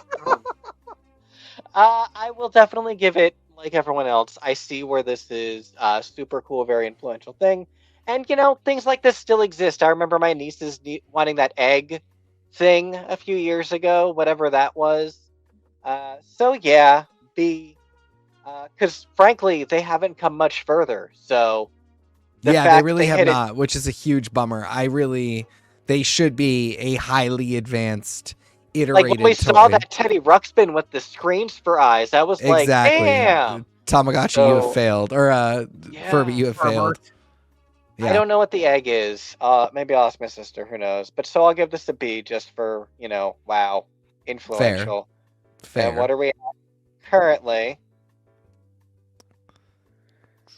Guys, we've done it. We've, well, let's look at total results. Total results. This. All right. So it looks like we have a number of S-class overalls, which is Star Wars, Transformers, Power Rangers, Tamagotchi, and Furby. It's good to know that, I did not give Furby an S, but it averaged up to 1. That's really fascinating, and it really helps us understand how, this website, Tier Maker, it's amazing. You want to be able to interact with your audience via comments because, look at how amazing the comments have been from Polar, from Tasty, from Tori. It's incredible to get to interact with your audience, but having the opportunity to not just see your audience's total thoughts, but the total thoughts of people who you might not interact with on the regular. They might not be, confident commenters. That's really interesting. It really shows us how our audience feels about My Little Ponies deserving a D. Wow, yeah, they really were the only one. That's amazing. Listen, that's not our fault. Nope. It's also really interesting that He-Man does not have the power. No. It turns out that He-Man is a Seaman and is way diggity down there. But, some things kind of make sense. Teddy Ruxpin is an A. Simon is a B. Rubik's Cube is a B. Jenga is a B. I think that those represent the 3 games, essentially. And they got Bs. Yeah, gaming gets a B. But, guys, I've really loved this episode. How about you? Oh, yeah, I had such a blast. And this tier is up for a week. I was going to ask. Awesome. I'm going to... I've saved the original results as of today. And I'm excited to encourage people to go do their rankings a little bit more.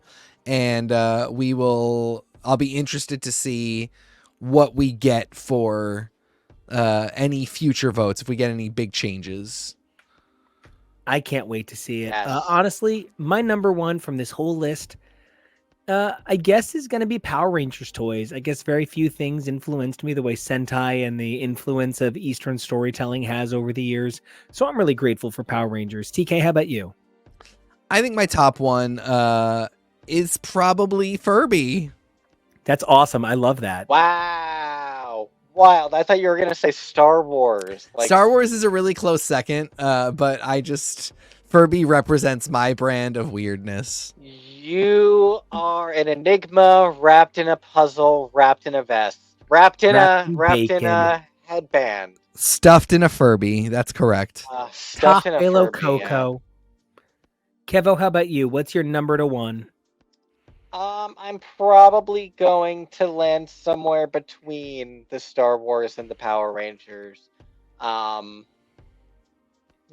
was watching a little classic Power Rangers this weekend because I shuffled through my freebie channels and updated a few of them, and there's a Power Rangers one now.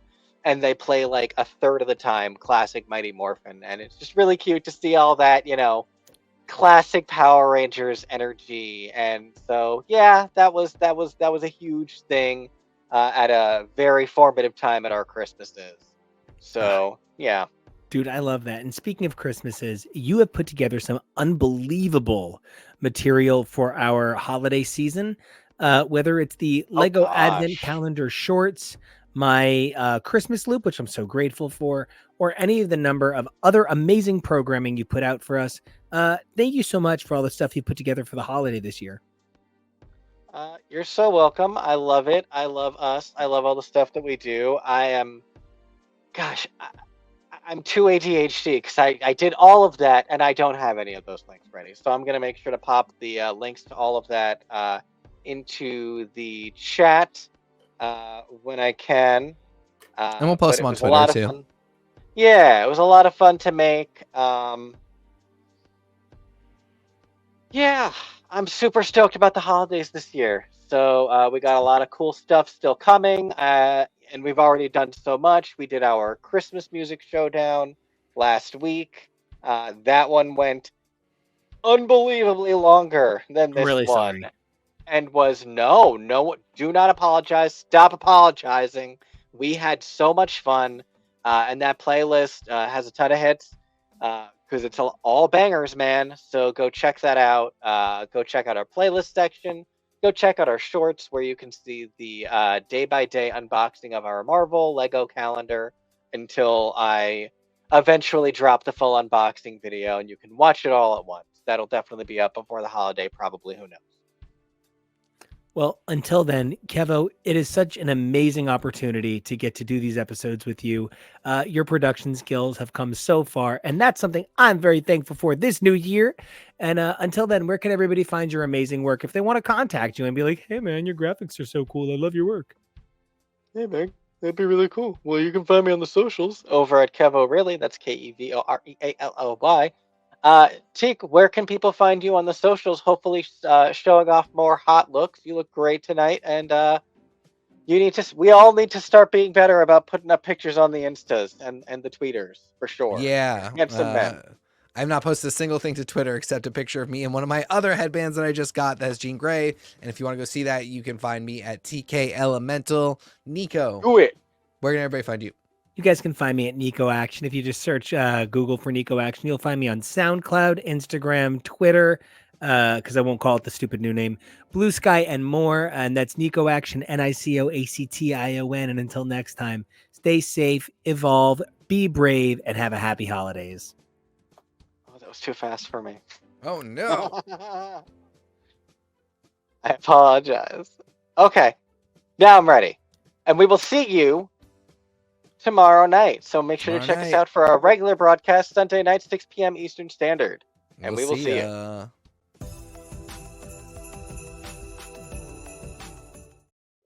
I love it. I love my little man.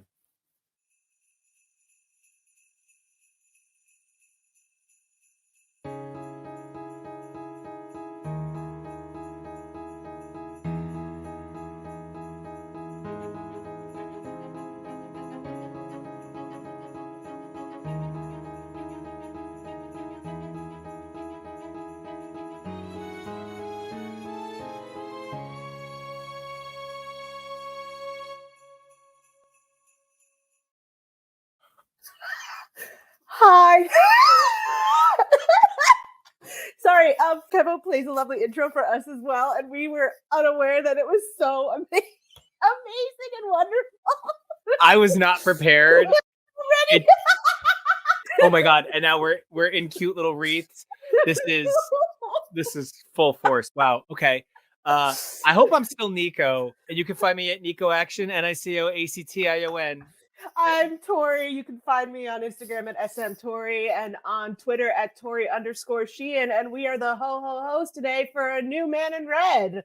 Yeah, this is the Billy Club, Marvel's one and only Daredevils podcast. I'm just so thrown by the holiday stuff. It was so great. I loved it so much. Oh, that was so terrific. This is the Billy Club, your one-stop podcast for all of the adventures of Marvel's Crimson Crusader and evidently his holiday adventures. Yeah, this is actually one of my favorites. I covered this for X's for Podcast. That show's been going on for so long. They have so many episodes. You should really check them out. They cover so much.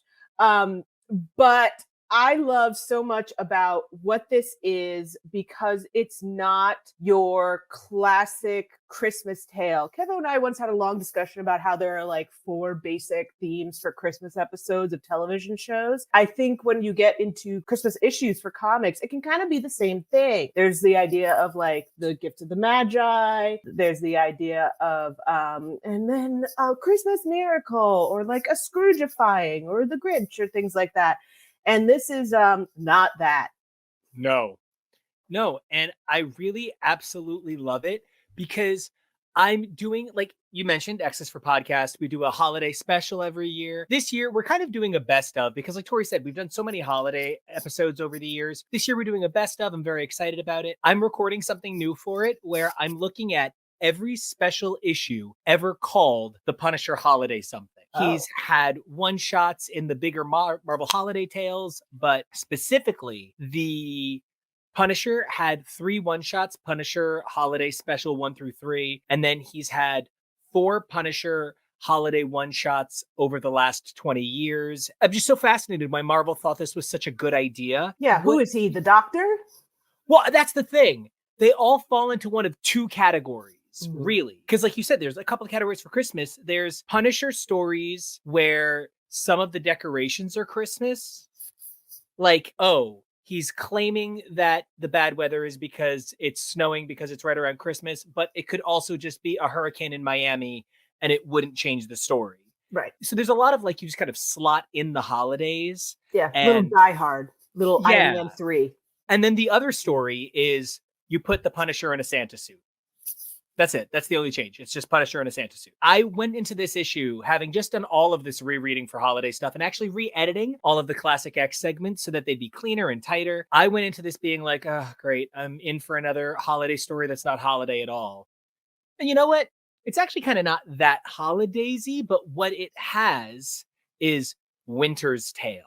Yes. It's got so much Winter's Tale about it. And like a good Winter's Tale has fear of cold, isolation via the elements, the idea of heat saves us, the idea that if we stick together, we can survive.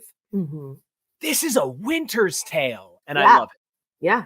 Yeah. And you don't need your daughter trying to become her mother who's a statue. You don't need that.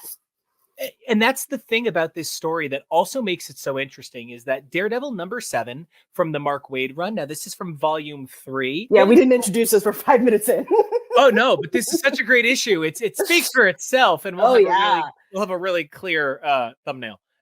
We have Daredevil #7 by the incredible team of Mark Waid and Paulo Rivera, just one of the best ever writer and penciler teams to ever be on Daredevil. Of course, Joe Rivera, his father, doing inks. It's such an amazing team up to have those two together. Javier Rodriguez does beautiful colors and would, of course, go on to be one of the most breathtaking artists at Marvel, doing full art on several titles that we cover regularly over on X's for Podcast.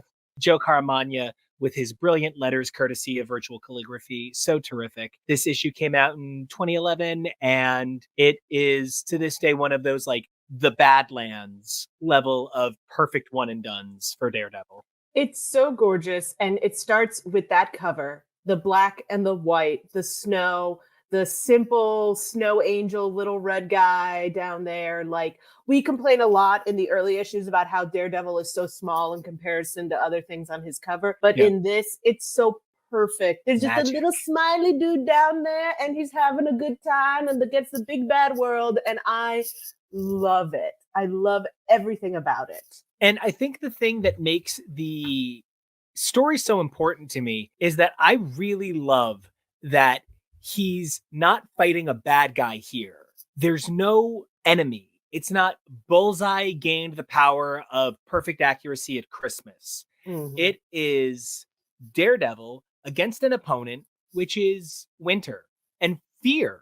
Like, the bad guy here is kind of fear itself because he's trying to hold it together for these children. Now, the setup for this issue is Matt Murdock is doing his annual volunteer work, taking children away for a weekend in the winter, just children that face problems in their life. And he's just doing what he can to make their and life are also better. blind. Yes. And the main thing about this story that becomes so powerful is it's not that Daredevil is fighting anyone to save the city. The stakes here are several individual children. And more than anything, it's not that Matt can't just save these kids on his own as Daredevil without really, having a problem. It's that Matt is in a position where the psychological scarring these children could incur is an equal threat. He's not just trying to save their lives, he's trying to save their sense of mental safety when these are kids that are already in a position of uncertainty in their regular lives. Yeah, for sure. And I think there's also a little bit of self-preservation concerns for Matt. We have a lot of conversations about how Matt gets very knocked down before he gets back up. But this is one of those where as the pages keep going and as it keeps not turning around, you really start to feel Matt being like, maybe this is it. Maybe this is how I go out. Maybe the kids will be able to save themselves, but maybe this is how I go down. And it's hard to feel that in your usual man without fear, like that he's just so beaten down from the issues that come before this, where he's been trying to keep himself upright. He's been trying to keep himself light and fluffy and happy and not the old Matt, but it's under there. And when everything is just the cold and the dark and the fear, it'll all come back out. And that's very, very interesting to read when you think that you're going to open up an issue that's just like fluffy, happy Christmas times. Or at least you'll have like a bad guy you can fight. Like, there's so much about this issue that's so disarming. And one of the things that's so perfect about it is the quality of Mark Waid's page economy. Mark Waid and Paulo Rivera really use every panel to its most efficacious. This sense of cutting between stories and media res storytelling can be really tricky. We start on the bus, then we backtrack, and he's talking to Foggy and he's dealing with the fallout from last issue. Then we're back on the bus. It's so much back and forth, but it's all of the places where Mark Waid is able to cleverly show without overdoing it. It's the effectiveness of showing the limp.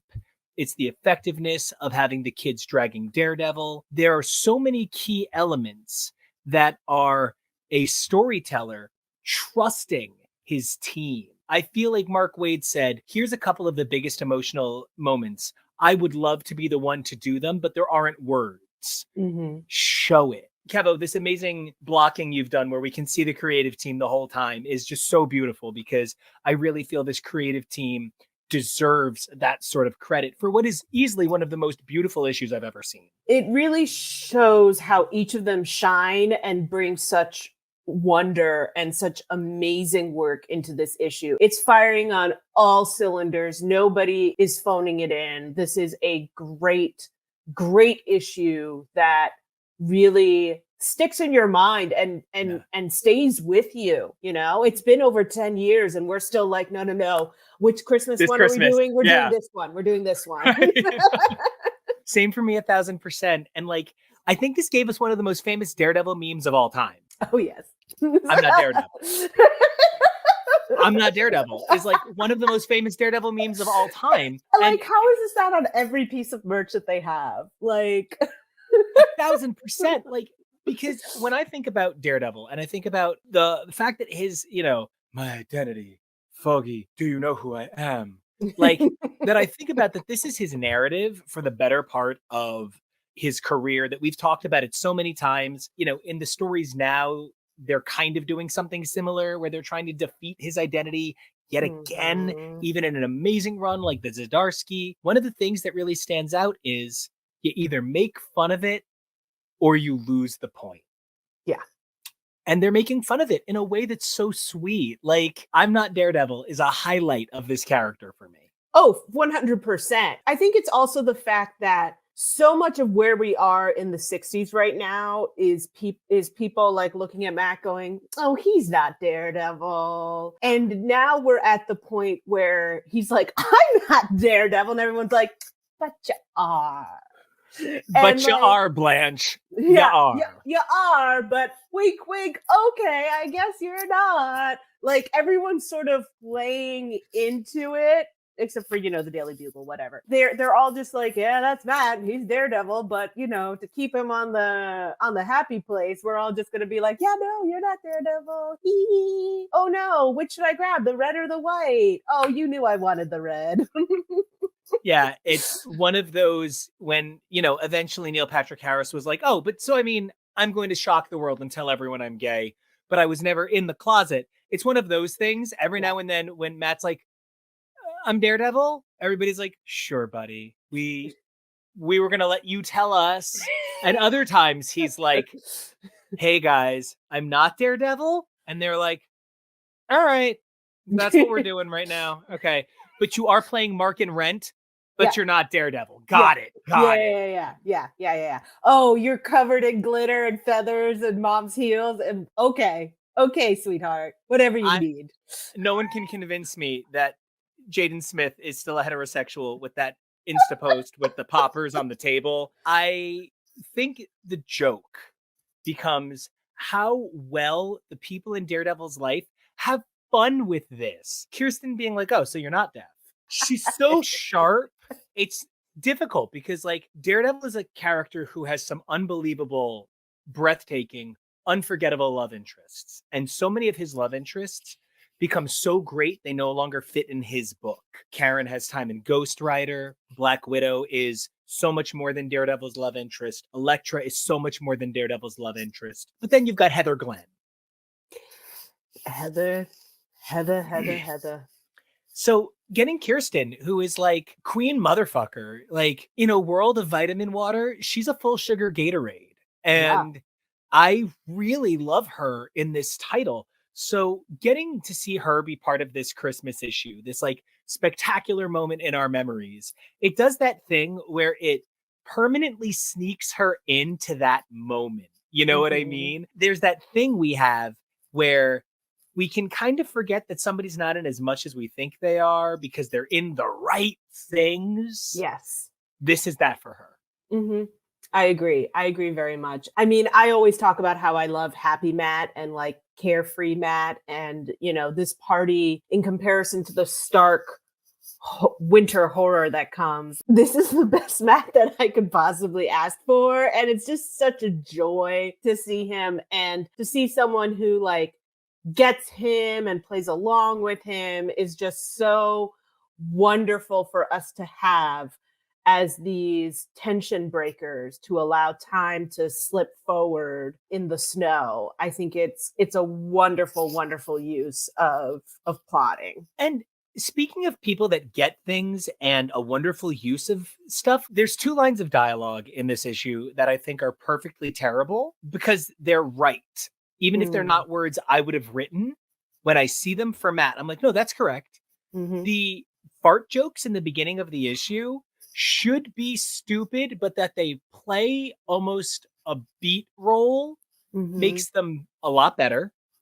And when Matt spells hate, IHATE snow. First of all, it works for me because he said IHATE. So it's spelling, it's cute and playful. It also works for me because, speaking of Christmas, Mariah Carey has a song, HATEU. So if this line of dialogue is kind of like a perfect play to that, if Mark Wade is also a gigantic Mariah Carey fan, then call me. Mark, I'm here for it. We can have Chris Mark Swadesmith. Hey, I backed that irredeemable Kickstarter at like one of the highest tiers. Mark Wow. Wade, please call me. I love you so much. And I sort of feel like that line of dialogue reminds me of something that I forget. Some of my friends are like doctors and lawyers. I've got friends that are involved in like the actual like politicosphere. And I've got friends that have positions where they are in charge of like, seriously, like 4,000 employees. But then on weekends, I'm like, want to play some Splatoon? And they're like, yeah, fuck yeah, let's get splatty. Got any weed? And I'm like, sure, cool. And so like, it's easy to forget that people who we put in these stratospheric jobs, right? It's one of the reasons that I'm so glad I grew up in the era I did, just like silly, but like that President Bill Clinton played saxophone and that Barack Obama had a March Madness bracket. Those are things that humanize people in positions who do not otherwise seem human at times. Yeah. And the mundanity of who Matt Murdock is sometimes. Thank you for reminding me, Mark Wade, because I don't always remember it, and it's an important lesson. Oh yeah, 100%. If Matt Murdock is around kids, he's saying HE double hockey sticks. Like that's who he is as a human. And I think it's something that we see a little bit more of in the 80s because of those little skateboard kids. But I mean, Matt's not really around children very much. You know, so we don't get to see this dynamic. Good. Yeah, seriously. But we don't get to see him have, you know, a spunky sidekick who's 16 that he's trying to like semi-adopt and take under his daring wing. Like, we don't see that side of him. We don't see the nurturing or the mentoring as much. Whenever he's paired up with someone, it's usually a partner of equals, or at the most Ward, like it's Spider-Man, who is his own thing and perfectly capable of taking care of himself. It's more like a bros who care kind of situation. And so to see this here, to get to watch him try to care for these kids in an extreme circumstance is also very much in that spirit of community and Christmas that we all kind of want to gather around and keep each other close in the dark kind of thing. Really, really, you know, and it's one of the reasons it's important that Foggy never became the Fog, or Karen never became the Page, or I don't know, Heather Glenn never transformed into an actual Heather Glenn. No. He'd be the half Nelson. And he'd be a buff wrestler. I love it. And Karen Page can be the other half of the Nelson, and together they can be the full Nelson. She's the page turner, and it's a spell book or something. Oh, this is hot. I want this He's book. the new spellbinder. Erica and Karen would have some amazing conversation. The X's for podcast coverage of Spellbound by X Factor's Wheezy Simonson. It is to never be forgotten. Unhinged is the word. Unhinged. The magic of this book that always reminds me that Matt is a human is when he snaps at the kids. Oh, that's so hard, because as a teacher, for the years I taught in classrooms, I would literally like channel my energy into whatever I had to never lose my cool on students. The worst thing I felt I could do was make a student feel like the classroom wasn't their safe space. And that's with the benefit of walls, desks. I was always lucky enough to teach in school districts that had the sort of financial means to provide for the students in adequate ways. And there's so many school districts, especially, you know, around the holidays. I can't help but think of that as someone who continues to work in education, but is no longer a teacher. The schools that don't have adequate heat, that don't have proper insulation. So these kids are struggling at the holidays. I don't even face that kind of stuff. I have a cushy job, and I still think the most important thing is making these students feel safe. Matt is literally out in the wilderness, full on Bear Grylls man versus wild, kind of like out there. And there's these kids, and they're frightened, and they're honestly disabled. Matt is doing everything he can to manage all of this, but he's in pain. He's ailing. He's limping. And yeah, he's going to snap on these kids at some point. And then he does what he can, like a dad, to fix it. It's so important to see. Yeah. Oh, now I'm thinking about Dad Daredevil. Oh, my ovaries. Right? I'll be honest. I a little bit kind of think he'd make a great mom. But like, you know, I've read that. My man ovaries. He is just such a dynamic character that we see those flaws. And it's that perfect moment where he hears the car and he can't really talk about how he heard the car. These kids eventually, you know, they get him up and they drag him, not like reading drag, but like they're literally pulling him. And one of them must have touched the horns. I refuse to believe that none of these kids realized he was wearing like a leathery costume. I mean, in fairness, why was he wearing I guess it's his only hat. And it's insulated. Yeah. And like it'll keep his head warm, and he needs anything he can do to have his wits about him as best he can. Yeah, that's fair. That's fair. I mean, maybe they just think he's super into cosplay. Mr. Murdoch just really loves Daredevil a lot. And so he's got a little winter Daredevil hat. Especially with all of those Daredevil rumors. He just really wanted to really confuse people. It's the only red suit he owns. How can he play Santa without it? How can he play Santa without it? And then, much like Santa, when he gets into these people's houses, his first thought is to thank them and reward them for allowing him to break into their home. That his first thought is like, I call the police. I'm going to leave these people money. I'm going to explain what happened. This is a guy for whom he will do whatever it takes to make things right in every direction. And that's part of the pain of being Matt Murdock. He can't take from someone like that, even if it's to save kids' lives. It's really such a code of ethics he is bound by, to the point, yeah, exactly, as Kibble has up. I'll pay for the window and the food we devour. Devour. What a great word for Mark Waid to put in that script. Ellie Pyle was such a visionary editor for Daredevil. She really trusted this creative team and knew how to pull and push. This is just one of the best issues of this series ever. Yeah. Yeah. And it's also one of those things where I don't know if we're thinking about it as we're reading, but the fact that we're kind of aware that the bus driver didn't make it is enough of someone has already paid the price for this story that we're sort of pretty sure that like none of the kids are going to die.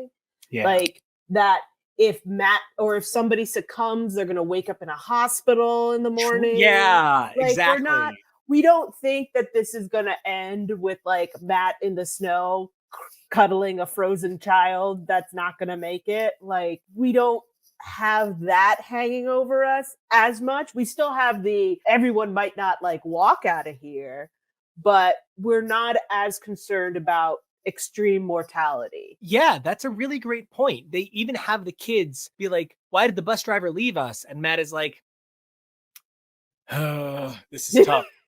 Don't want to tell them about death. Okay. And you're right. You know, I kept thinking they're not going to kill a kid after killing the bus driver. That was already them facing mortality. But your perspective of they might not all walk out of here. There could have been a moment where Matt doesn't forgive himself because this kid loses a foot to frostbite and he spends the rest of his life making sure to pay their medical bills. Yep. That's very Matt. The main complaint I have about this issue, I guess, is there's so little foggy for how much this is a very foggy heavy run, and he needed a break. He was getting too much. He needed a break. The actor needed a nap. Yeah. He was just like, guys, I can't make it to these panels. I'm sorry. I'm having like Debbie flashbacks. I gotta go. Who is my emergency contact for this chemo? Oh my God.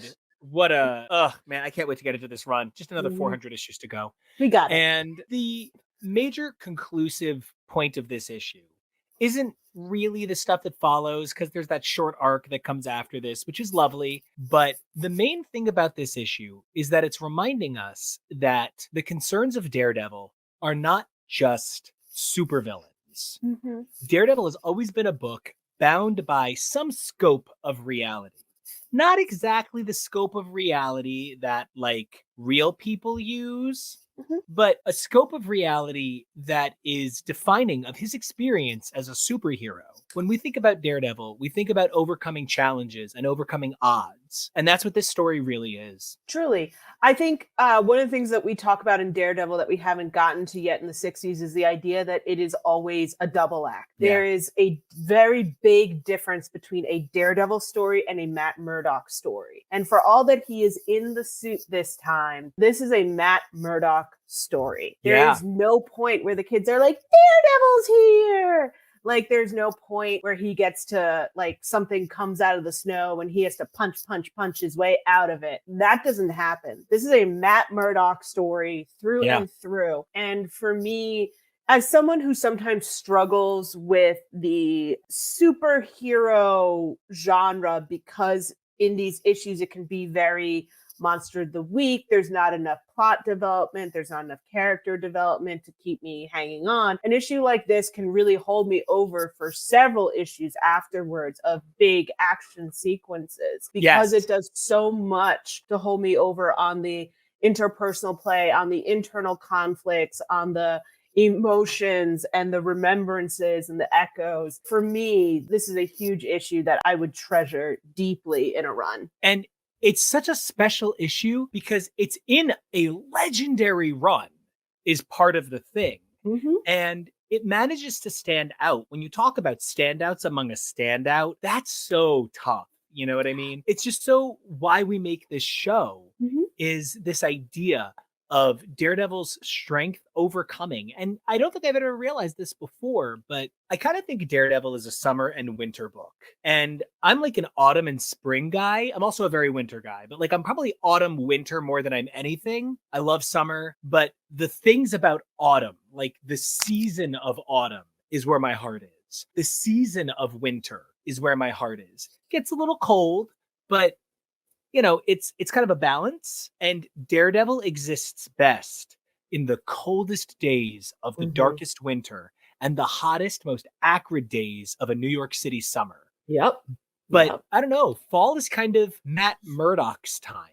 Yes, fall is definitely a Matt Murdock season. It's very much about putting the heat and the weight of the summer behind you and kind of taking a breath, cooling down a little, while also recognizing that it's going to be a very long time until you see the sun again. And I think that is very Matt Murdock. I think the time of renewal and warming days, that might be Matt Murdock cuffing season, but it's not really so much Matt Murdock. That's when you might start to feel like a spring issue is when he's courting someone, or it's a Foggy Nelson-centric kind of episode. Matt doesn't really resonate as much with renewal. I think his renewal is so revolutionary that it's not as evolutionary as we see spring be, at least here in the temperate zones of the New York City metro area. So, that's probably what makes this issue stand out a little bit, because it's a Matt Murdock in winter story. Yes. Whereas Matt Murdock is usually fall. And I was just realizing I associate fall and spring stories with Matt falling in love with Elektra at school. So maybe Elektra is fall and spring in the balance to Daredevil's summer and winter, which then of course makes sense because the overlap of their identities is Matt and Elektra, not Elektra and Daredevil. Yes. Okay. You know, pretty good thesis. Yeah, I think we can send that off to the professor and start getting some research materials together and really MLA this motherfucker. You know, we started the show officially 7 months ago.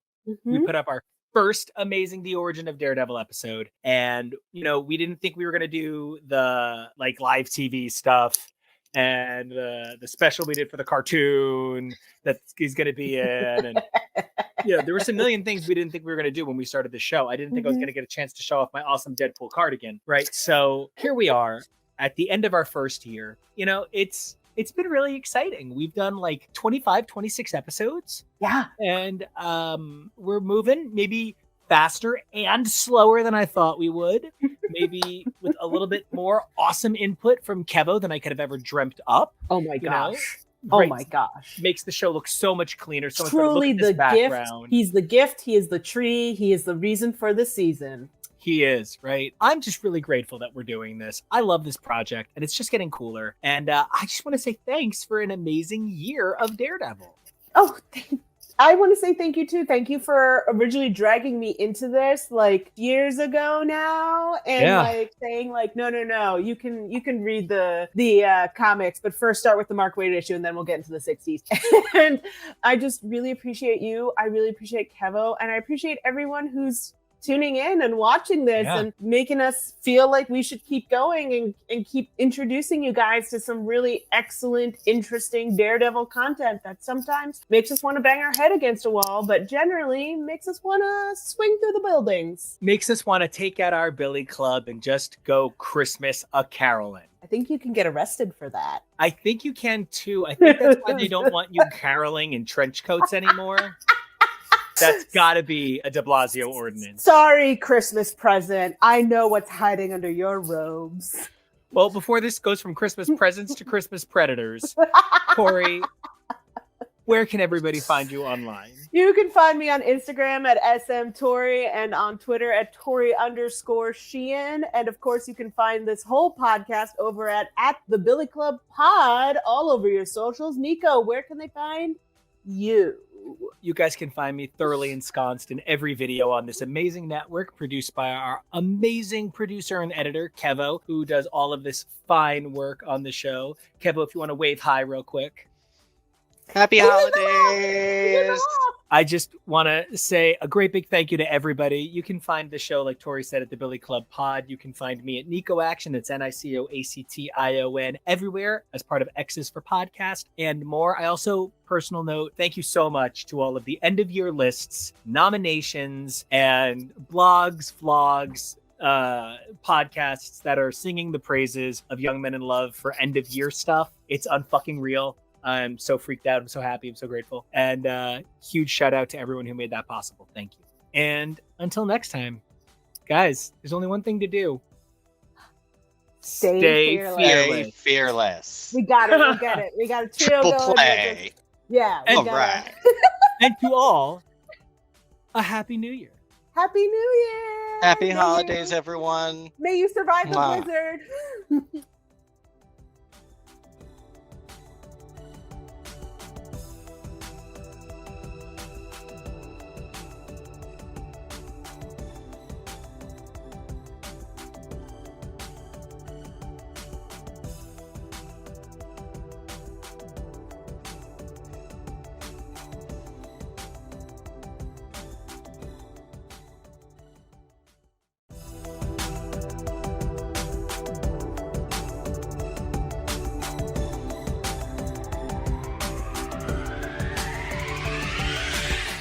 Hey everybody, I'm Nico. And I guess that makes me Kevo. And this is the return of HTML, Holiday Talking More or Less. It is an amazing Christmas Eve, and we are here to do one of our favorite things in the entire world, and that's look at Marvel stuff together, right? So we have been waiting all year long like good boys, and so I'm going to sit so that I fit perfectly in the video. We're going to take a look at this guy, the amazing Holiday Special set. It's an advent calendar. Now, we've been doing these advent calendars for a little while. We really enjoy them. It's not so much about the advent of it, it's about the adventure of it for us. Opening the box, getting the who's who and the what's what. It's a lot of excitement there. I love that. Adventure calendar. I like that. Part of the thing is, like, we've done the pop calendars. So the pop calendars are a little bit more rewarding in that every one of those is a pop figure. But as a brick guy, as a guy whose entire home is decorated in Lego brick, thanks to this guy being so good, we are gonna open the thing that probably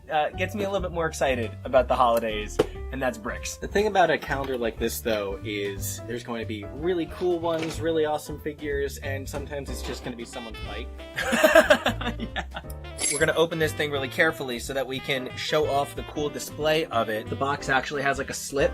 Pop it open. It gives you like a cool surface to put them out on after you open them. It opens in such a way, and you've got like a play mat underneath, which makes it a really nice display piece. I really appreciate that. It's always a nice touch on the Lego sets. It makes them sit out nice, and we keep them out for a while after the holiday. Now, I'll be honest, I bought this primarily because I love the updated Star-Lord. The Groot figure looks really nice on the Christmas tree. I really wanted the rocket specifically so I could give the gun to my Cable minifig. And if you don't want a Mantis fig, you're not watching this franchise right. Pretty much. Kevo and I are going to go box by box, and we're going to figure out what's in each. It's of note that the numbers are all mixed up. They are 311 on Christmas Eve, New Year's Eve, doing their super concerts. You gotta find the fucking number, and then you gotta pop that boy. That's why I needed an assistant. Something I do love about this, though, for us, the first date is 10, which is my birthday, December 10th. Right. And the second date is 4, February 4th, your birthday. So it's just special. It's right? meant to be. Kevin's gonna be popping them open and pulling them out. Okay, number 1. On the first day of Christmas, Marvel gave to us... Oh, it's the man himself, I think. It's Star-Lord. And that makes a lot of sense, right? That's pretty exciting, making sure that you start off the set with someone engaging. Man, that noise must be terrible. These are meant for families to play along with. And that's something that's really special for me, because I know that my family always would get me Lego for Christmas growing up. What I really like, number 1 to start, is the Star-Lord has 2 really great faces, one on the front, one on the back right there. I really appreciate the 2 face figures. It does make the backs of ones that I try to make bald like myself when I do my custom figs look a little funny, because, you know, I use a Thor face for myself. So the back of my head is always blasting lightning at people. This is a great figure. I really love him. He puts together really well. Kevin, what do you think? I like it. I like the little guns, especially. Those are really cute little props. Here's our first figure. It's our first guy. It's an awesome Star-Lord. Really appreciate it, you know, because I'm going to go by comics, so this guy is definitely bisexual. Hey, what's up? Hey, what's up? All right, let's hit up box number 2. Oh, and I want to point out, on the inside of the date, so you never lose track, the thing in that date is on the back print. Very particular. And that also helps you figure out how to assemble the piece when you open it. It can be kind of tricky when you just get a pile of green to know, oh, it's a tree.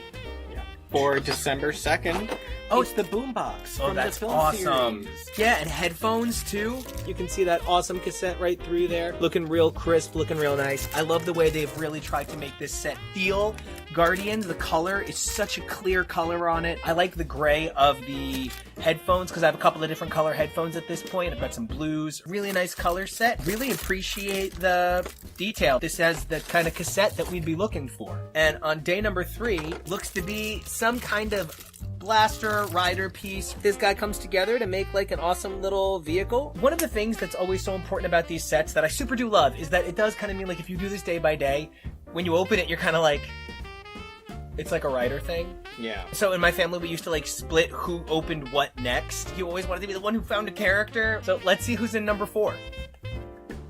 Oh, this is the toolkit. Yeah, it looks like an awesome genuinely toolkit. is. I love that it comes with these little wrench pieces, right? There's so many nice little pieces in this. Ooh, they there's- make great accessories. There's dynamite in there too. Yeah. That's so cute. I love really that. love how far they went into putting in the details for these accessory pieces. It's really nice that this feels like it's going to round out my marble sets too. Oh, yeah. I love rounding out my Christmas sets and making my little Christmas village a little bit better. But like, I'm really excited for this to enhance my Daily Bugle set so that, you know, my Daily Bugle can get invaded. I have everything set up for my Sanctum Sanctorum when I have room to put that out. Now let's check out day number 5. December 5th, and for Gold the rings. 5th day of Christmas. Gold rings.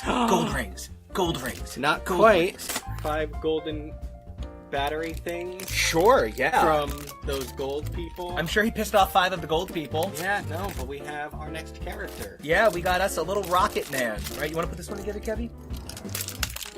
I'm going to put this one together.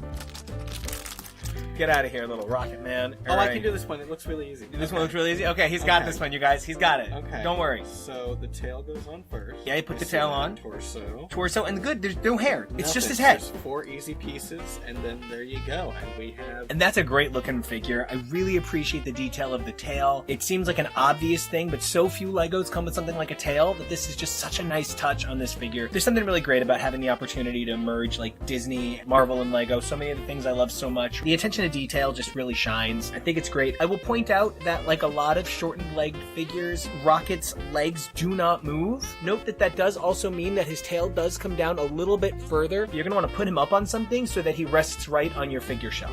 Let's keep on moving to day 6. It looks like another tool set, but that really fits because that helps you create the Christmas display. Another set of sort of standard pieces. I love how many of the clear and translucent bricks come in sets like this where you can get pieces that otherwise maybe you don't get as many per set. It's a lot easier to find them in this method, and I always appreciate it because like as much as I love my marble sets, I'm not going to keep a lot of the little holiday pieces set up. These are going to go in the figure case and they're going to get set up in the row by team, and so I'm not going to need a lot of the side pieces. There's a bionic eye in there. Shut the fuck So up. You know Rocket was up to something.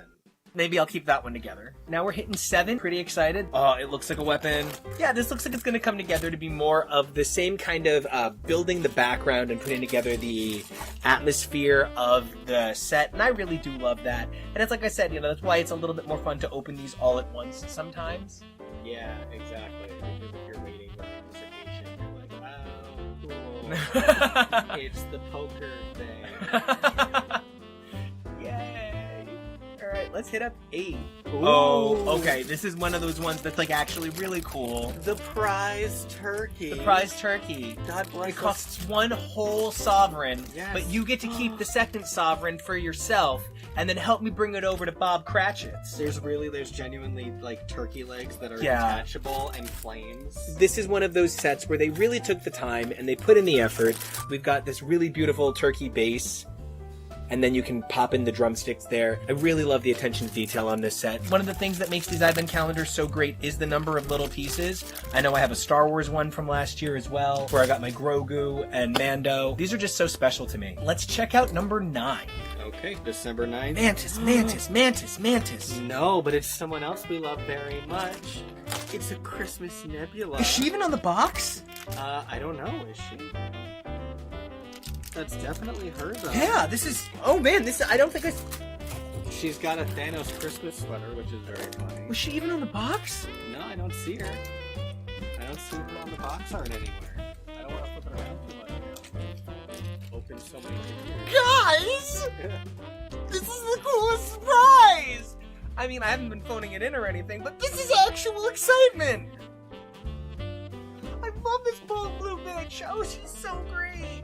Oh, she's a queen! I love that she's here for Christmas! Not on the art. Oh, Total surprise. oh, and I just want to say, in speaking of the comment I made about the attention to detail, where I get a little bit frustrated sometimes at some of the double faces causing me a little bit of consternation, the back of her head is actually just the detail work of the back of her head. This is a really nice surprise. I was prepared for all of the other minifigs, but knowing that I got this Nebula was just like, it's really great. She's gonna step on my Thanos. That's just so nice. Thanks, guys at LEGO. Great surprise. Like getting the mini season of LEGO Masters Holiday Special, which I can't even believe Cheryl Hines is in. What a great touch for us. That really made the set so worth it. I'm so excited about that Nebula figure. I didn't have one. That was awesome. So let's take a look at 10, your special day, your actual birthday, December 10th. And it is... No idea. It's like a cool background piece. No matter what, after finding a surprise Nebula, anything else is just gonna feel like, oh. I think it's a bell, Okay. maybe? So we'll see. Christmas space bell. Once the whole set comes together, but that's going to be a little bit more of a mystery until we know more. December 11th. It looks like a piece that'll just go nicely with that last one. Yeah, it's like the bell one, but blue. All right, looking for number 12. 12 days of Christmas. We have... A table full of snacks. Ooh. What Christmas wouldn't be complete? As somebody who's collected a lot of the Marvel sets, a number of the Thors come with bottles. This one comes with a bottle that's going to be just about impossible to show, but it's an incredible shade of green. There's like little pieces that look like muffin tops. This nice little topper piece. It would look really cute on the table. 13. Okay, 12-13 sequential. 13 is Mantis. Here she is. There you go. So excited! She comes with a little rock guitar. I'm so excited about this one. This one is one that I pretty much bought the set for. I would have bought it for the Groot as well if the Groot had been the big pull for me here. But this Mantis figure is a long time coming, for my collection at least. She's such a unique character, having been out of the Marvel Universe, in the DC Universe. She's been in her own other universe. Her hair is so big. She comes with a scary other face. She has two faces. She has the happy and the angry. I love it. The way you put the guitar in her hand utilizes the underside of her hand staying in regular position so that she looks flush and really smart. So we got Star-Lord, Rocket, a surprise Nebula, and now we have Mantis. A little over halfway. Let's take a look at number 14. We have... We have the glider I keep thinking everything is. Oh, yeah. Oh, it's like a mini version of Star-Lord's ship. Yeah, I Yeah. really like this orange. I love this glider. It's a cute piece that I'm going to assemble and probably keep Star-Lord on or near at all times. Let's take a look at 15. Ooh. Oh, it's a bitch and candy cane. It's the little man. I was actually going to comment on that. Oh, it's so cool. I love this. Oh, I was hoping we would see some of the stuff that was like a little more featured in the holiday special. Yeah. The little candy cane thing was a big thing. So Yeah. yay. Oh, that's going to be nice. I wish I had a Drax to give it to, but sadly I don't have that. I mean, I have all the Eternals somehow, but I don't have any Guardians. Well, now I have a bunch. We still have several more days to go. Let's see what's in store for us on the 16th. A boombox. Oh, okay. I love it. A boombox to complement the Walkman. Really nice. Now we're going to look at 17. I'm so excited about this one. Yes, this is from the front of the box. There's a little Scarecrow Thanos snowman. Yeah, he is actually kind of adorable. That's a great That one's really exciting. That one's going to look nice on the display because I still have the Christmas Tony and I have the Christmas Peter from last year. Mhm. So they'll all go really nice with that. 18th. Kind of like another glider. You've got these really great clear pieces that you just don't get enough of in a lot of your sets. So it's always great getting to see them in one of these where you can just pull it out, especially when you're done with it after the holiday. December 19th. I'm hoping it's another figure. I guess we'll see. And it's... Hey! It's the figure everybody wants. It's your very own Vin Diesel. This Groot, like I said, was a huge draw in the set for me. Really wanted a Groot figure for quite some time. Putting this guy together is a lot of fun. He's a pretty quick assemble. Oh, he has an elevated platform on his little cloud. He comes on a little cloud and he comes in an elevated platform for it. his video games. He has his video games. This is a great Groot figure. I like the little platform. This is a nice addition. He's going to look great with the other four. That brings us to, I think, number 20. And we have The it's Christmas the tree. Look at that tree. Oh, I'm so excited. The tree is displayed on the box behind Groot, and that explains a little bit more why Groot comes on this raised platform. We have number 21, which is going to see us open... It looks like... Is it a toilet? It's another hover ship, kind of like a sleigh. Okay. 22. Ooh. It's like... I think it's like hover shoes. Yeah, it's like gliders, which are really cool. Yeah. I'm really in it for these shiny fucking purple see-throughs. They're Yeah. amazing. I love the translucent purple. I love what they allow to add to my custom builds. I really love doing my custom builds and modding the sets that I get. So having the opportunity to use some bricks that are maybe a little bit harder to find is always really exciting. Exactly. It's pieces to create a unique looking display, but it could also very well just be an opportunity to get some very unique shapes and colors. Yeah. Now, we have 23 and 24. This one's got to be Drax, right? I Maybe mean, it's gotta 24 be is him. Drax. I don't know. I guess. Was there anybody else on the box? Was he even on the box? No, but I'm hoping he's a secret like Nebula. Yeah, I mean, he'd have to be in it. It's part of his special. That's Right? just so weird. And the only person that should be missing is Gamora. 23. Here we go. Okay, it looks like it's like a Santa sleigh and the Santa sack. Here it is, Kevo, number 24. What did Santa leave for us? Please, one more minifig. It's Drax! Oh, and he's in a little sweater and everything. Oh, Merry Christmas. Merry Christmas, everybody. It's what I wanted. Gosh, she's got so many. Yeah, he comes with like a spoon and a fork, gemstones. I have to assume he's got a knife and a fork. That these are sugar plums? Okay. Or it's a fork and a spoon, technically. To highlight the minifigs, which I know is what most people come for. This amazing Star-Lord. I love the face. I love the weapons. We have the excellent Rocket. Remember that he comes with the tail accessory, which is both awesome, but it does mean that he doesn't stand flush if you don't have something right on there. And his legs don't bend, but that makes him the right height. Surprise, Nebula! Which I'm so excited about. Oh man, what a cool figure. I didn't expect to get her. There is an ugly Thanos Christmas sweater on her. I know, I love it. I love it. It's so great. The very promised on the box and very why I bought it. Mantis, she comes with this awesome blue guitar. She's a phenomenal figure. And I do want to point out that if you like your Mantis a little angrier, you can make her real frickin' thrash metal Mantis. But I'm gonna keep her a happy lady because but my mantis is always excited. It's Christmas. She's a cool lady and she's here to spread joy. Yeah. The box promised Groot, looking great. He's got his little video game. I'm a fan. And then finally rounding things out, we have the additional surprise, ugly Christmas sweater Drax. His Christmas sweater has Groot on it. Oh my god, he actually is invisible. You can't see him. He's moving imperceptibly. It's a Christmas. It's a Christmas miracle for Drax. I don't know if I can actually make him appear at all, but you can kind of see some of him. Kevo, I want to thank you for coming on this journey and opening this amazing box of figures with me. I loved it. We had such a great time. Happy holidays, pal. Happy holidays. Mwah. From the HTML Husbands and our amazing new minifig collection, including the special limited edition Invisible Drax. Happy holidays, and we look forward to talking to everybody soon in the new year with some amazing new content. Yeah. Happy holidays.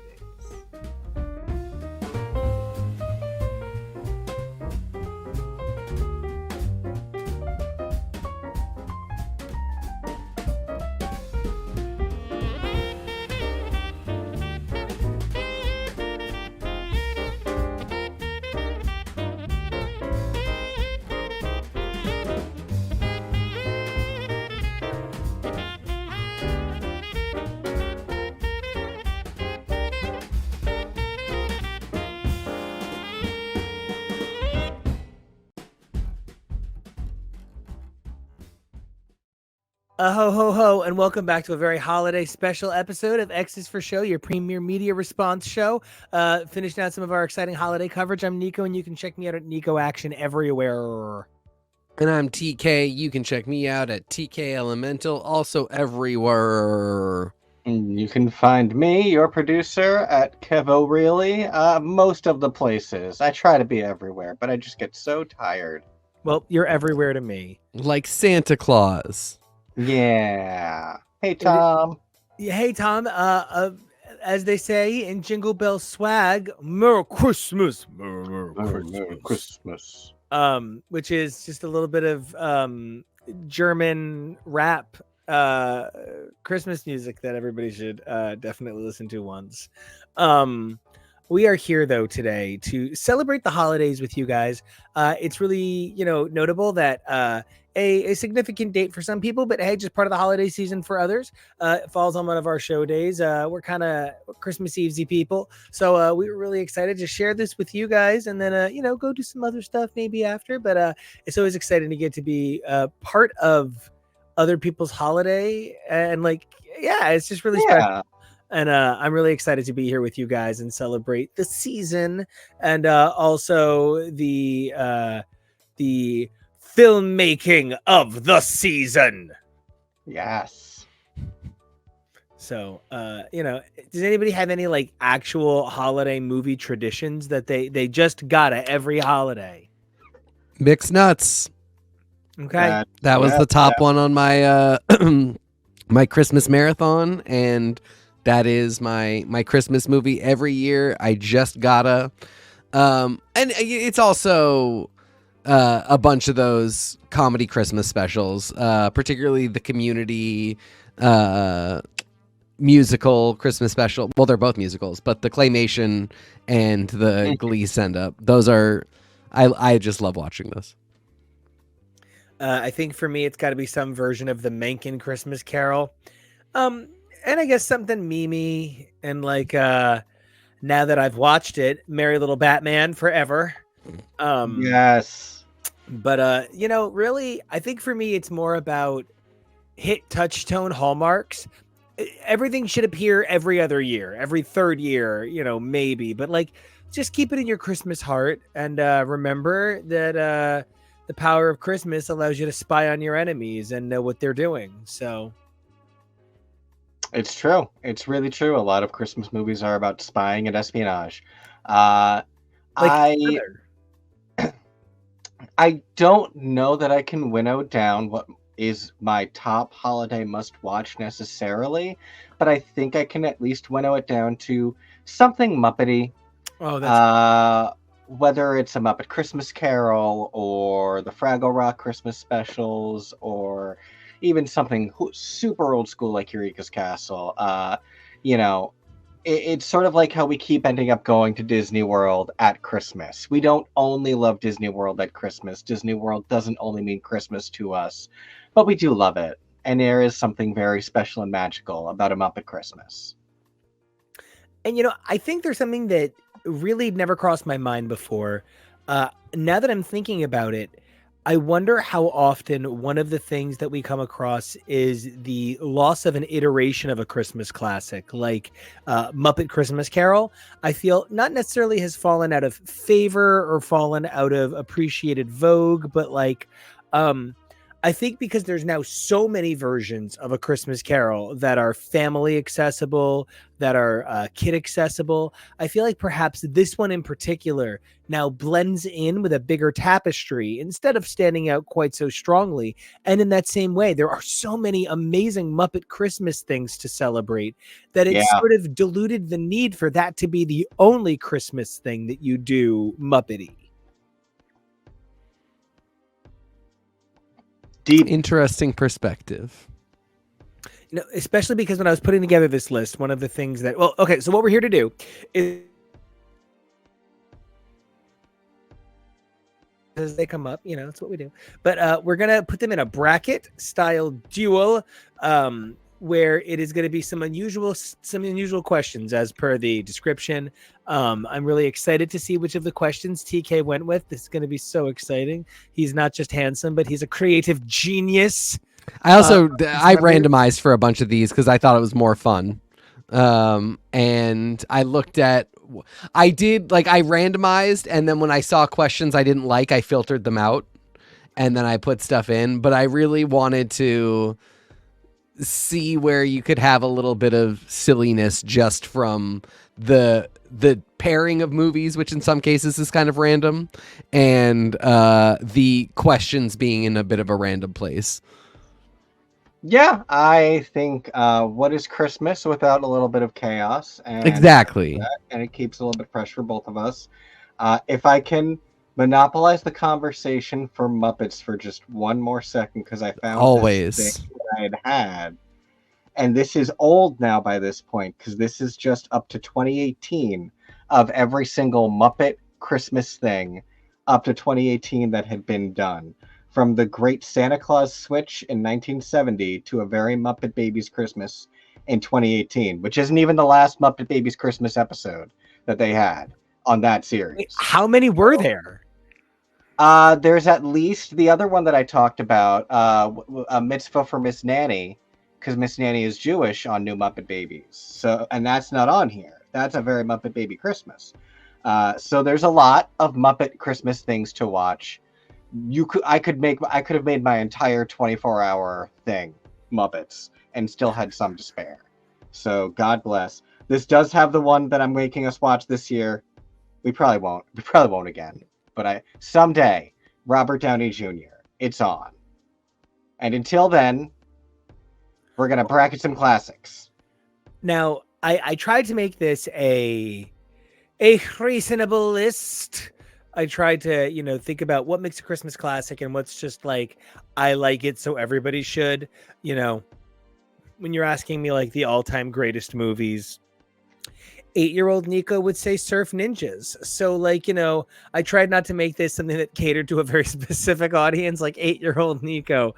And so I went with like the highest grossing holiday film franchises, and then left out anything I'd either never heard of, didn't want to talk about, or thought was boring, and was still able to come up with 16 bangers. So that's all fair. So we ready? Oh, I'm ready. I'm ready. I am ready. All right. So first up, we've got a classic holiday pairing, The Grinch and Home Alone. So I want to say that this is franchises.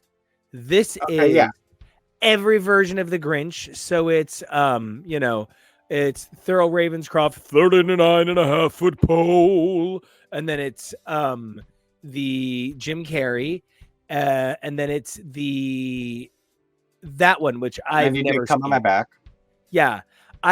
was convinced that this one had Matthew Morrison in it, but that's the musical. Yes, that's the musical that Fox did. That's one of the live musicals they did. Yes. Yeah. I just want to be clear. I think that like the Grinch has like fictional creature magic. Like he has like Well, forest. wait. Okay. Before we go too far into the movie, we have to know what the question is going to be to bracket between these two, so we can be thinking about that perspective on the movies. You're right. I didn't know if we wanted to talk a little bit about the movies, then get the question, but I really like that take as well. Yeah, all out of the way at once. Which would you rather see rebooted as a supernatural teen romance? Oh my God, because it's either Sexy Teen Grinch or it's like Poltergeist House. Can you say it again? As Which would you rather see rebooted as a supernatural teen romance? Oh, this is tough because, like, first of all, I mean, like, that's what I'm saying. Like, I would do like Grinch as like a conflicted, Jacob or Edward or I don't know what they're like. So angel-esque, like supernatural, like, and he's all tormented at his like sexy snow high school, and like, oh, I would go all in. Mm-hmm. and it's funny. I was just talking with Jonah the other day about how I would really love to see, and I'm sad we never got any sort of sequel to the Jim Carrey of like how the Grinch saved Christmas, because a lot of our generation really latched on to the chemistry between Jim Carrey and Christine Baranski in that film. And like Taylor Momsen grew up to be a person, so like Makes me that want would've to been die. it would have been really cool to see the Grinch as this curmudgeon who was forced into a position after his heart having grown however many sizes, and he's still the Grinch, but now is part of the community. It would have been a really fascinating thing to see. I think, and I lament the fact that we never got any sort of sequel like that. And I think there's always been that sort of potential for the Grinch to see him as this unwilling anti-hero, and I think perhaps that would work for a sort of supernatural teen romance. I don't think that Home Alone necessarily has any sort of supernatural to it. That would be more like a Scream the series like we talked about yesterday. I just want to say, Kevo, that there actually were plans for what you were talking about at one point, that there was going to be a crossover movie between Mike Myers' Cat in the Hat and Jim Carrey's Grinch, and they were working really hard to make that happen because, Kevo, exactly what you're talking about had such a cultural reverberation. I also want to apologize in case anybody missed that Taylor Momsen joke I made a moment ago. I guess I just wasn't thinking. That was pretty reckless of me. So, Tomato. I actually did miss it. well, that also makes me want to die. I did not miss it. I just ignored it. I mean, the most obvious compelling thing is the Grinch one by a mile. I just want to give a little toss out to Home Alone. Oh, which, sure. Is it the house that's magical, or are they witch children, witch teens left in the magical house? Is he hexing things all over? Is he like a little Scarlet Witch? Exactly. Or, is it house. Joe Pesci and Dan Schneider? Not Dan Schneider. Dan Stein? Yeah. It's like Jewish. It's Daniel Jewish. Yeah, I think it's Dan Stein. I thought it was The Daniel Stern. voice.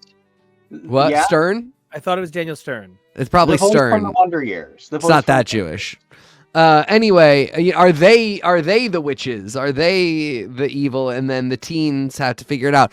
I see a lot of potential. The Jim Carrey one, as Nico said, he has magical Grinch powers, so you're kind of already a lot of the way there. The idea of like, And you can make that hot.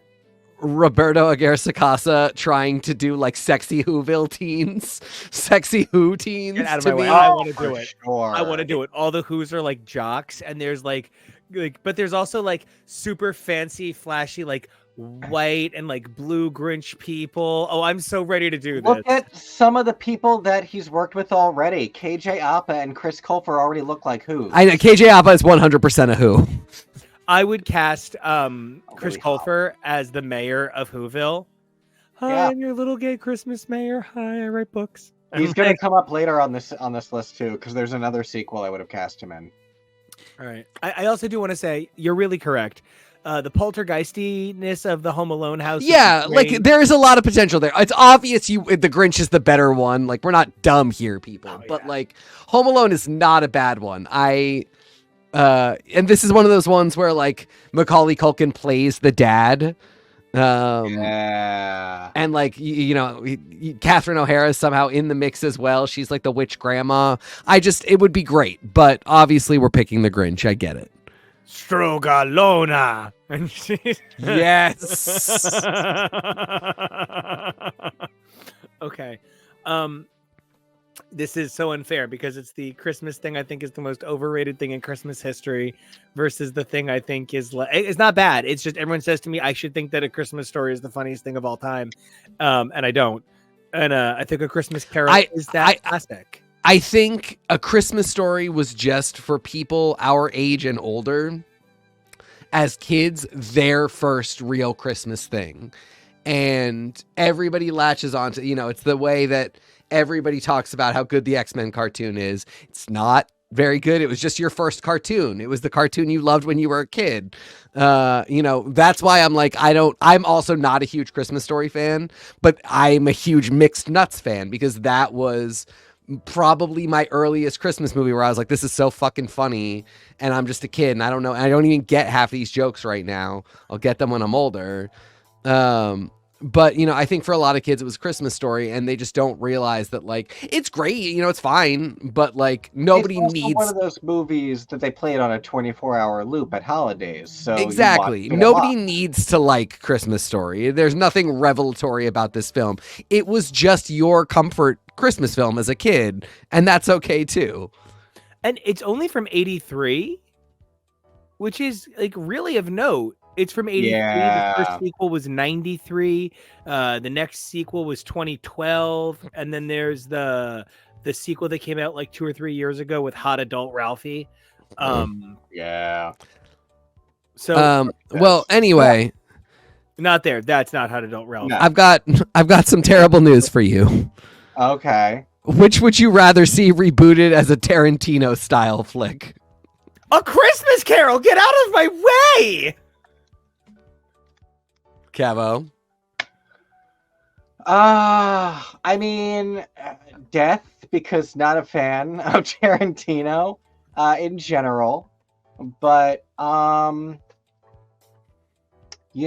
really see the potential for this already baked in with a lot of the material that exists in the movie.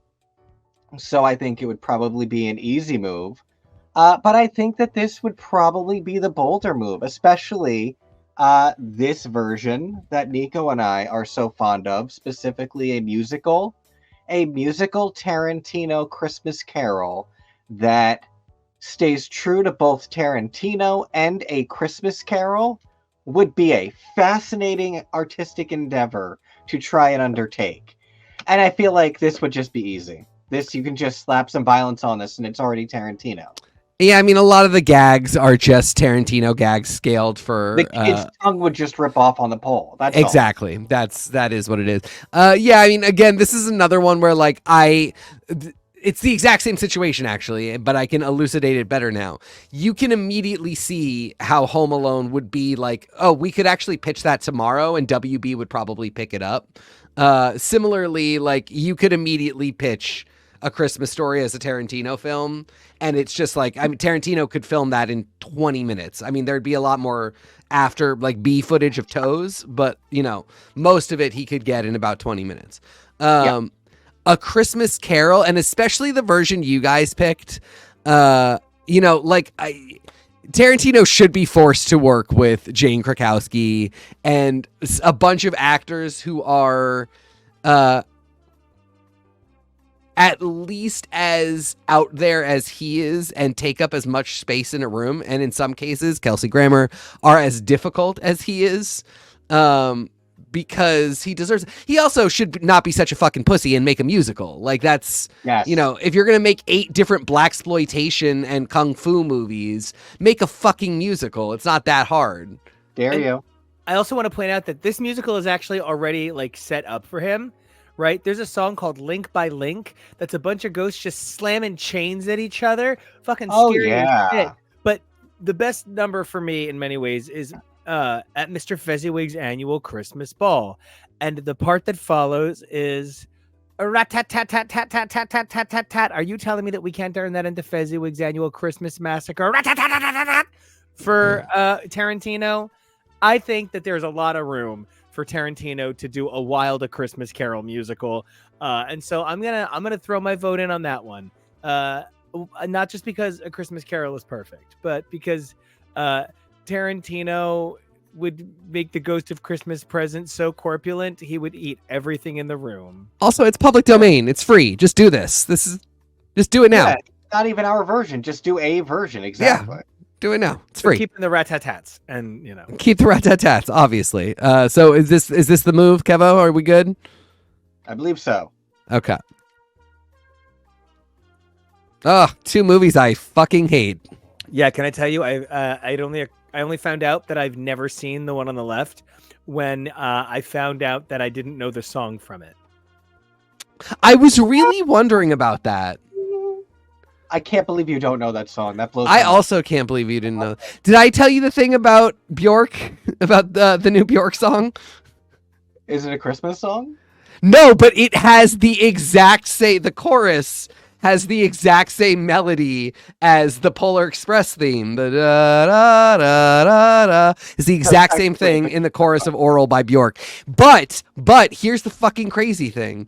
The strings that are the exact same as the ones in Polar Express were recorded in the early 90s or in the late 90s, because this was a Vespertine track before Polar Express ever existed, and they were not ever played because this track was shelved until very recently. I just think it's wild. But before we keep talking, which would you rather see rebooted as a Mad Men style period piece? Ooh. Oh, this is tough because, like, let me ask a couple of questions. So first of all, Kevo had to make me watch Love Actually.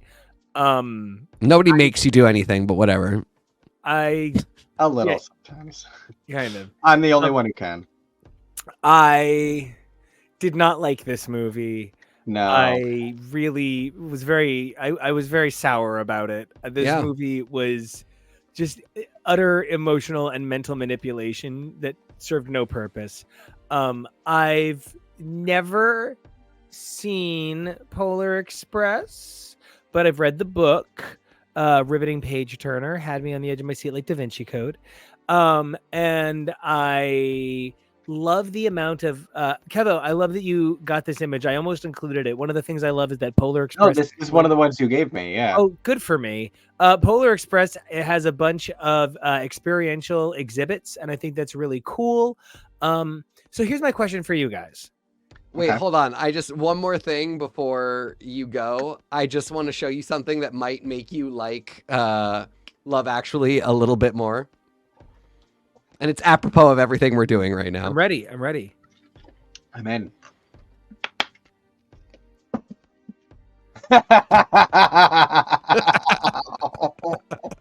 Oh. Oh.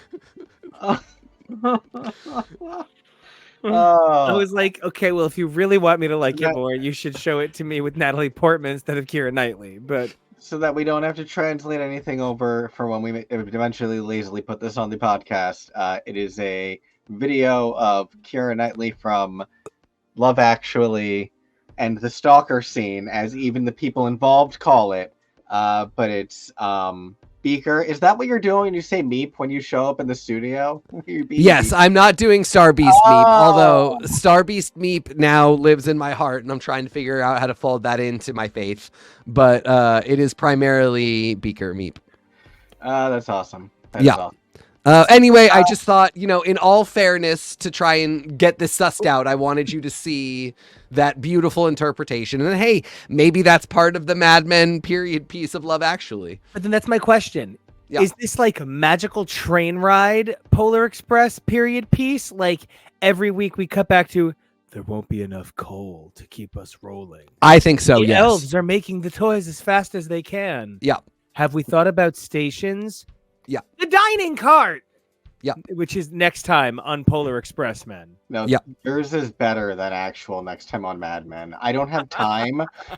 It actually takes thought to make it as chaotic and random as they really were. You know, I was someone who loved Love Actually for a while, and then I woke up. There are segments of Love Actually that are still very enjoyable, but it is made up of so many that aren't, that it's genuinely unwatchable, and some storylines genuinely terrifying. First off, the funniest thing though is Love Actually is now so far away that it would be a period piece to redo it, and I want you to think about recasting everyone with a person now, with a new person that is the Hugh Grant, the Keira Knightley of today, to do this early 2000s period piece. I want to replace Bill Nighy with the Ninth Doctor, Christopher Eccleston. Yeah, great choice. Oh, Bill Nighy with Hugh Grant. No, I'm gonna. Yeah, swap, that is also a possibility. I will allow lateral moves. Can I swap Emma Thompson with Liam Neeson because they have the exact same hair on this cover? Yes, in your reboot, it can be a gay man. But honestly, I think because Love Actually is so much just Mad Men and a period piece already, I think that's why I'd be more fascinated to see the Polar Express rebooted as this Mad Men style period piece. And especially if it does follow the Mad Men trend of continuing throughout time, so you get like Mad Men style Polar Express scenes from a few different periods. I'd love all of this. I agree. I think there's something really magical to the idea of like the big sci-fi, big magic, big mystic kind of like, but subtle. Yeah, there's something really complicated about even trying to describe Polar Express done Mad Men. But I'm hungry for it, much like the wolf. The thing that I think I can't get behind Love Actually as a Mad Men style period piece is because I don't know that I ever saw the connective thread in Love Actually. It's love actually. I understand, but is it? Is it always? It's toxic heterosexual love. It's no, I mean like Christmas. That's very clearly it should be Polar Express. Like Polar Express is funnier all around if it is the Mad Men thing. Like there's so much stuff where it's like you're welcome, Nico. I sent Nico a Christmas gift. Mad Men making Polar Express like Mad Men is funnier all around because there's just so much stuff that you should never ruin a child's experience with, like how the train functions and how like what makes the magic of Christmas what it is. Love Actually is just kind of like, if you think about the movie for a second, everything is actually just as dark as Mad Men. We're just kind of lying to ourselves in order to enjoy the quote romance. I think The Notebook would be another one where I'm like, this is already deeply upsetting and not a good film. It's one dining cart or another straight to hell. You know what I mean? Yeah. Okay. I think we have a decision here. Yeah, I think Polar Express would make the better Mad Men style holiday reboot series. I gotta get myself back in. Plugged.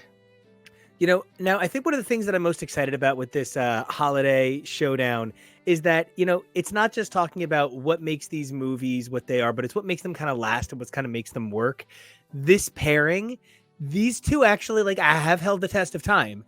I think, you know, we've poked fun at how a couple of them, you know, have been uneven, but like, this is two that like have an incredibly high millennial midnight watched, you know, power. I mean, it's Nancy Myers. What are you gonna? What can I say? And Jon Favreau. My handsome director, man. So what's our Which question? would you rather see rebooted with the Zelda universe to form a cinematic universe? Oh my god.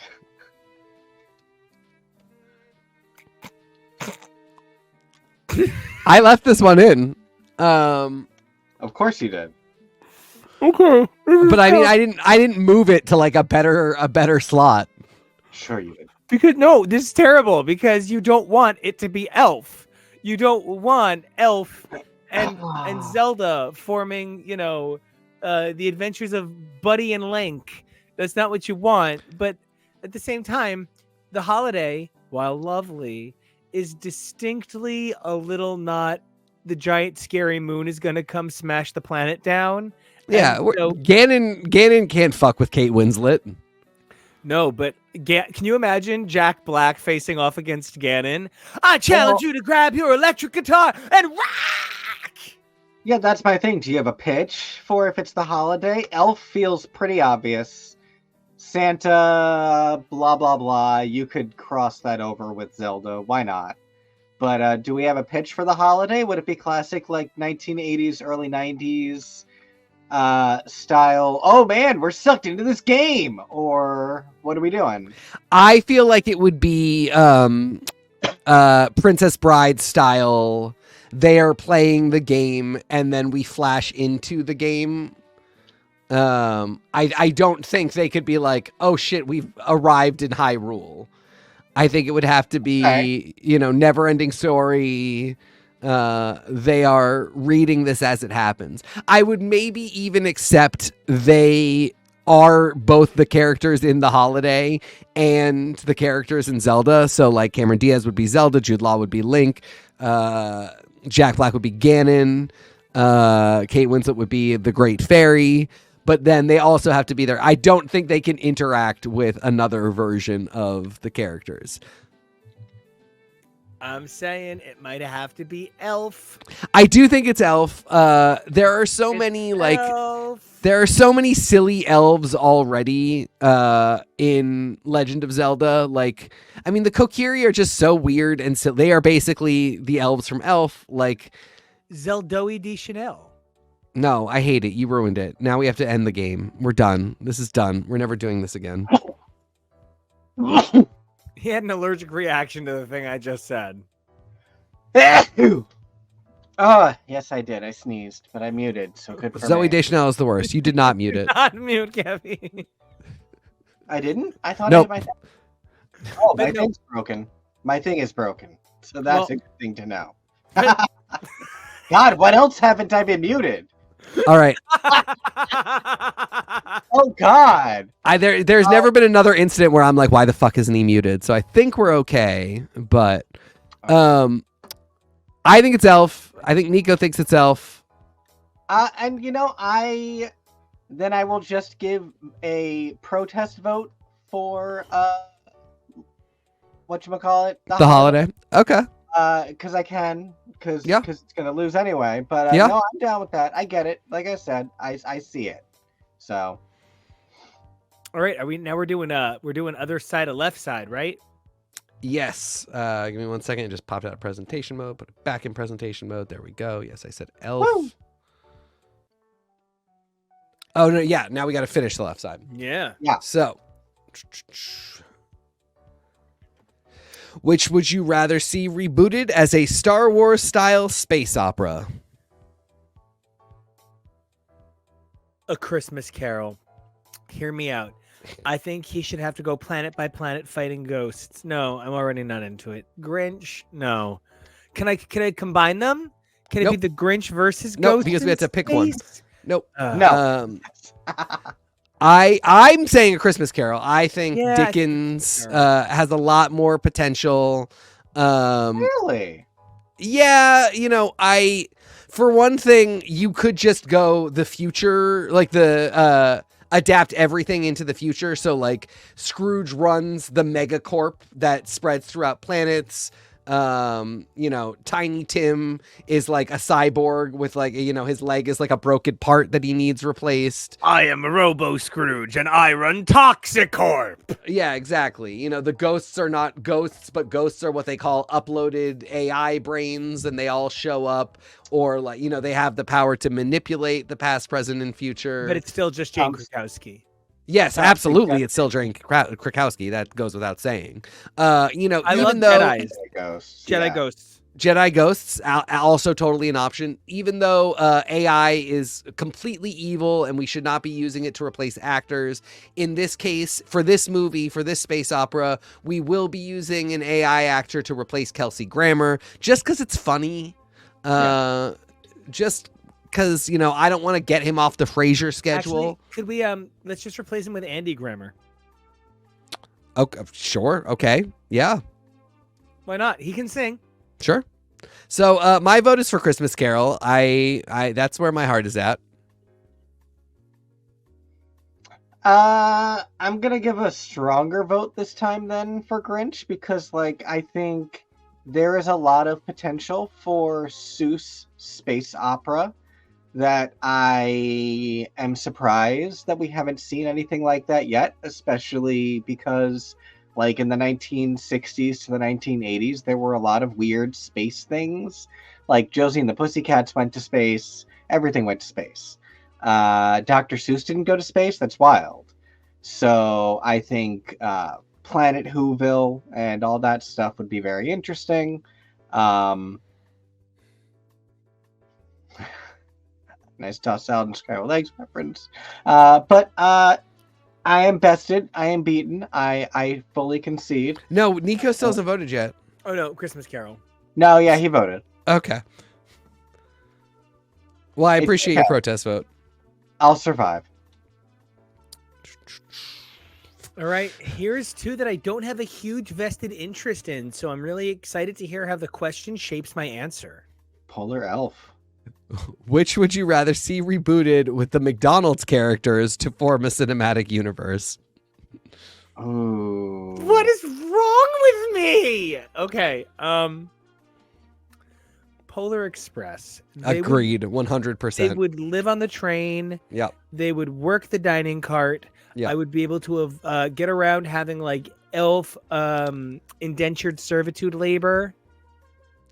It's also funny because they are two very different types of children's content where it's kind of, they're both the same for Elf. Like in Elf, they would just always be doing hijinks. It would just be like, oh, the McDonald's characters are always talking to this Christmas elf that's like, why are they all being silly in Manhattan?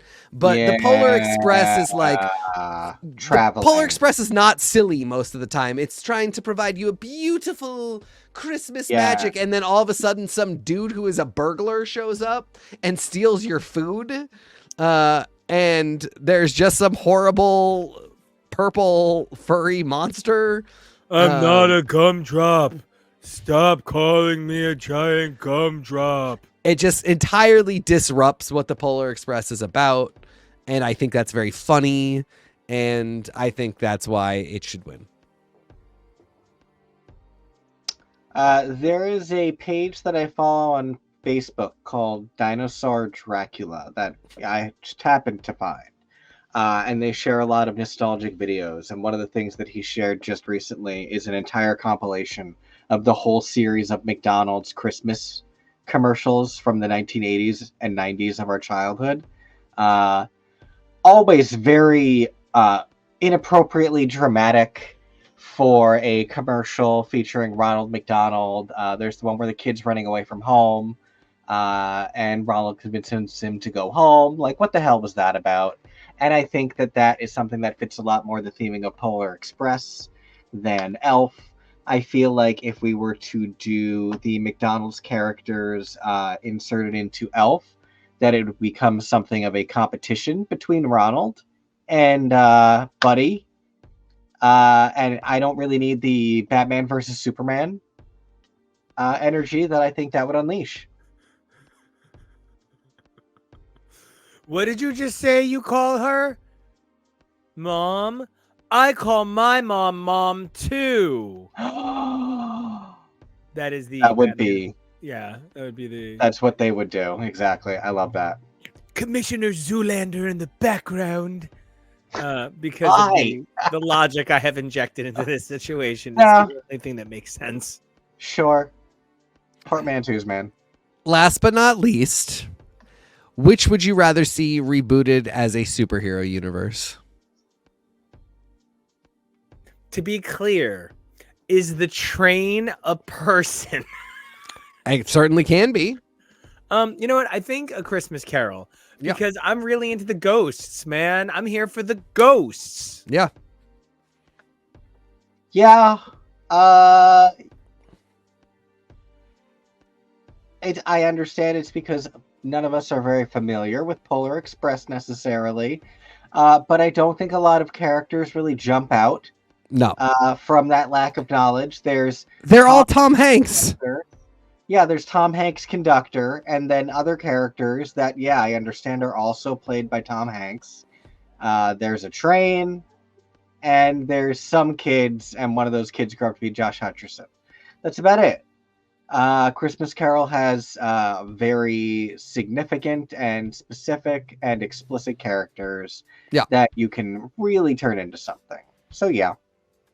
And I don't know if it's just the timing and Battlestar and Hunger Games kind of overlapping in my mind, but I really feel like there is something about the sort of energy that a lot of that sort of Josh Hutcherson kind of, why can't I think of her name? Kara Thrace, Bo-Katan, Katie Sackhoff, thank you.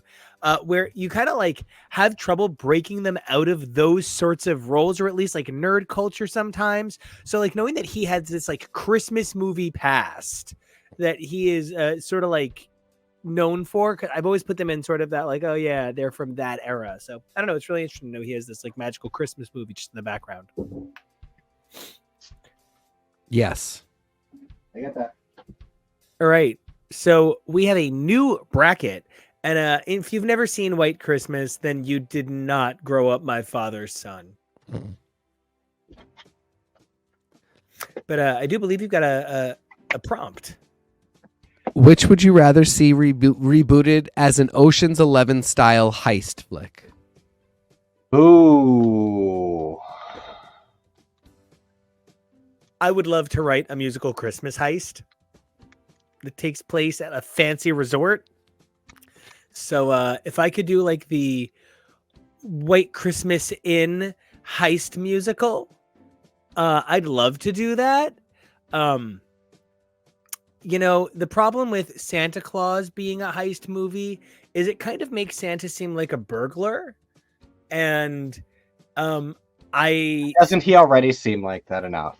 Yeah, like I don't want to go from McDonald's talking about the Hamburglar to talking about Santa as the harm burglar, but like this idea that he would be able, like he could just like slip into your house and Danny Ocean's you. I don't think so. Go back to Golden Girls in the 80s. I'm gonna have to go with White Christmas. I think the idea of a magical Christmas musical heist set at a beautiful resort that is actually something I want to write anyway, let alone having access to Bing Crosby's library to make it a whole lot easier to sell it to investors for the Great White Way. I really want to vote for the Santa Claus because a good friend of mine plays the mom in the original Santa Claus, not in the later ones where it's what's her name from Lost Island. Not her. I do love her though, the Ice Queen. Unfortunately, I think no matter what, this especially has to go to White Christmas for choreography alone. Choreography is like the heist. The heist happens during choreography, which doesn't change at all. There's somehow the added element of the heist, but fuck the theft. And it's that it's the Adam Shankman is the guy in this heist remake. Yes, that is the only place I ever imagine Adam Shankman. I agree. Yeah, definitely. Don't make it weird. So yeah, I guess my vote is also for White Christmas. Yeah. I think we're all in agreement. Okay.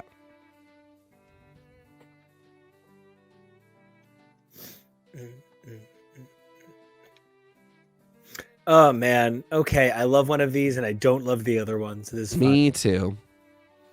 All right. So what's our prompt? Which would you rather see rebooted as a found footage style film? Oh my god. Oh no. That's tough. That's so tough. Yep. Okay. Oh my god. Miracle on 34th Street as a found footage style. So either like it's almost like Blair Witch Miracle on 34th Street Right. or Blair Witch Nightmare Before Christmas. So, and here's the really big thing you got to keep in mind with this question. Do you want to see Nightmare Before Christmas rebooted? Isn't Nightmare Before Christmas already perfect? While I could see the idea of a found footage Nightmare Before Christmas being interesting, but you know, it's in that kind of AI prompt way where I'm like, I don't Right. actually want people to spend money making this. I just want it to like appear in front of me with no effort. Whereas Miracle on 34th Street's garbage. I don't understand what this is about. And the only thing that could make it better is to make it make a Miracle on 34th Street. The miracle is I survived the Cloverfield attack. Okay. Now I wonder why no one's ever done Miracle on 35th Street, Miracle on 36th Street, Miracle on Canal Harlem. Street, and it's that I found a really, really good-looking fake Louis Vuitton bag. Can you believe it? It says Louis Vuitton, but I don't think anyone will notice. It's a Joey Vuitton bag.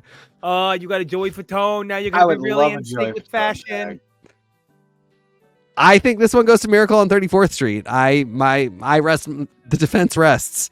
I want it to be: is there proof or not? Like it really becomes Virginia.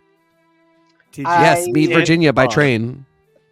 I think I might come up with a specific subheader for when we play bracketeerings that are like this chaotic level, because that really is the spirit of chaotic bracketeering, where, you know, none of us care for this. Yeah. Obviously. But the spirit of this version of bracketeering that we're playing is the question is something that can tip things in favor of Miracle on 34th Street. And absolutely, a artistic Chronicle Cloverfield style cell phone footage. Oh my god, there he goes! Like Santa's some kind of alien terror. Yep. Would be absolutely fascinating, hysterical, and maybe actually good. Yep. So, yeah. I also need Aaron Sorkin's Miracle on 34th Street. Are you or are you not Chris Kringle? Like, Yes. I Portmanteau stuff. Like, I was going to say, I want Baz Luhrmann to also direct the Tarantino Christmas Carol. He does the musical numbers. Tarantino does the violence and horror. Aaron Sorkin will do the dramatic line reads for Miracle on 34th Street with found footage. And I don't know. Whoever can do the direction on...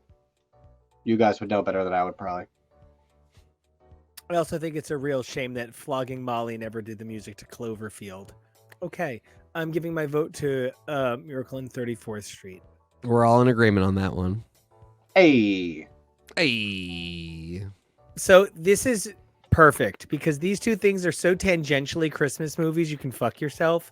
I do think Rent is like the most perfect piece of musical cinema. Like the movie's terrible, but the musical is perfect for me. It really is about a time I grew up. So I am really excited to hear what horrifying question I'm going to have to pit these two films against, where I'm going to have to pick Die Hard.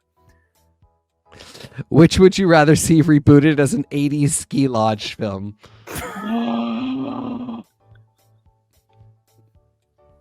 Hey! Good. I get to pick Rent. Hey Mimi, I gotta talk to you. Sitting by the fireplace with this cocoa, it's a cocaine, heroin, and AIDS kind of talk. So, bring your big girl ski pants. It's very Bret Easton Ellis's Rent in Colorado or Utah, or fucking Telluride. No, the other one. Or one of the like Bear Mountain, Pennsylvania. No, Mm. no. They're homeless. Okay, they're homeless in the But that's the 90s. whole, for me, the whole joke is that they're not homeless. They are ski instructors who, their lodging and everything is paid for. So if they can't get their shit together and just do their jobs, they will be kicked out. Wait, so is it like, okay, hold on. This is actually just a separate project. Hold on. Yeah. So, it's called like Ski Pass, and they have to pay for their lodgings out of their paycheck, but they have to get enough hours on the mountain. Well, that's what it is. They have to, their lodging is included with their work. Heroin and okay. Yeah. Yeah. The lodging is included with the work, but they have to actually be working, and they're not working because they're all doing their stupid other projects, like either being in the band or just being on drugs. Let's get back on the slopes. Yeah, Let's kids get are back on the road. kids are having terrible accidents. I think it's like terrible sex. Yep, that too. Anyway, and then Die Hard, this is kind of like, I think this will probably be the next Die Hard film, because what else do they have to do with this franchise but like put it in, in Aspen. So, I don't. Going back in time, it would be a prequel to Die Hard. It's like, Oh my gosh. John isn't really even a cop, and he's not supposed to be. Yeah. Soft Birth. It's a prequel. Oh, Die Hard, Soft Birth. I hate that, but yes. I hate it, but I love you. Oh my God! Both of you get off. I'm on the top here. Okay, I'm my on top. vote. I'm in charge. I'm a top My man. vote is absolutely for Rent. Yeah. I think it's very funny to imagine, especially this cast of characters. The slalom Maureen, the mogul Maureen. Adding numbers about like how many times you've gone up the chairlift. Hey guys, it's me, Daphne Rubin Vega. I'm definitely 18, and nobody even has to think twice about it. Who wants to get some ski instruction from me? I'm a little strung out. Yes. And then Valentina could still play Angel as a slutty dog killing ski instructor. Did you see I'd that? like to keep the ski mask on, please. Side note: España is getting an All Stars. How many seasons have they had? I have no idea, but evidently it's enough. I think 3. I could be wrong. It's Maybe not they've had more. enough. I don't care that much. Do it. Okay. Gotta be Rent. All right. I I have have- never seen Disney's The Nutcracker, The Four Realms. Okay, but this is all things Nutcracker. This is Yeah. all Okay. Nutcracker related products, and Well, boy, do I have great news for you. Okay. Which would you rather see rebooted with a Squid Game element incorporated?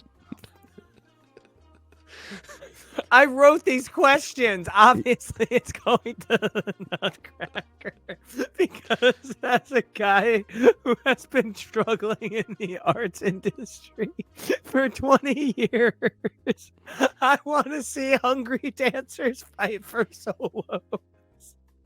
I mean, that's just Black Swan. It's Oh, Black there's- Swan at Christmas. For the record, there's a really great video of Natalie Portman watching a bunch of her own movies, and it's super great. And I love her so much that I watch videos of her on YouTube in my spare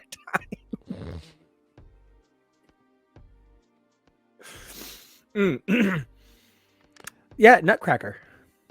I have no knowledge of or investment in these. I mean, I've seen the Nutcracker once or twice. Is that probably. Macaulay Culkin? Yes, this is the 1993 Nutcracker movie that Wow. starred Macaulay Culkin that I always remember and have never seen and really want to watch. Because, yeah, that's so fucking weird, man. He's on this list twice. I also want to see this, but like mostly because it looks pretty and it's got a lot of celebrities, and that shouldn't entirely be a reason you want to see it. But like I have a lot bigger reasons to want to see this. Meh. What are the Four Realms? Right? The one's got to be like Sugar Plum. Well, there's got to be Earth. There's the Earth Kingdom, and Right. there's the Water Tribe. But then everything changed when the Fire Nation attacked. This isn't helpful. I don't know anything about this. I always think Vince Vaughn looks like the guy you don't want to stand next to at the urinal. So I have no stake in this. Like TK, I would dab while talking about Fred Claus if I could. Shut the fuck up. You're the worst sort of person. Yeah, I don't know anything about Fred Claus. There are more movie options. I don't know why Fred Claus is one that you chose. It is actually Is it in the made top bank? 20 most successful Christmas movies of all time. Oh Lord. And not even like adjusted for inflation numbers. God, like- normies are so weird. Like the great people with children think that Vince Vaughn is good at teaching lessons to your children. He's gonna You try said and at the date top rape of your this. children. These are the movies that are the most successful that you're willing to talk about. So imagine the movies that we are not talking about that are more successful that are on this list that we True. didn't talk about. True. Yeah, what was it? Daddy's Home 2. Christ. Like some of the stuff that counts as Christmas movies because it technically took place at Christmas. It's one of those things where that designation doesn't act. Yeah, I mean, Die Hard, truly. That designation really doesn't. Oh, God, a young Bruce Willis can really get it. I mean, old Bruce Willis can get it for me. We all know what I'm talking about. Gentlemen hit their prime at 50. So, but Bruce Willis certainly looked very handsome in Die Hard. But Die Hard being a Christmas movie is a testament to the sort of situation that I think many of these films that I picked on purpose, with the exception of, like I said, Rent and Die Hard, kind of work to avoid. These movies tried to make Christmas a central plot element. Now, the reason I left National Lampoon's Christmas Vacation off the list is because I felt that like that was one of those Christmas movies where that is any horrifying thing I could do to it. That movie is any nightmare reboot I could throw its way. And so that was the one that I'd really, really considered. And ultimately, those who saw my script for this saw that I had the Nutcracker just listed as the Nutcracker and last position with no information and 2 unrelated posters because I'd actually had National Lampoon's Christmas Vacation there the whole time and just decided that there really was no wacky thing I could do to Christmas Vacation that it didn't already do. Well, I think ultimately our vote is for the Nutcracker to get some horrifying Squid Game element to it. Yeah. It's got that giant lady in it anyway, doesn't it? So. A giant woman. A giant woman. All right. So All right. now. Wow, this is fascinating because an interesting point is that less than 5% of movies available on all combined streaming services are older than the year 1970.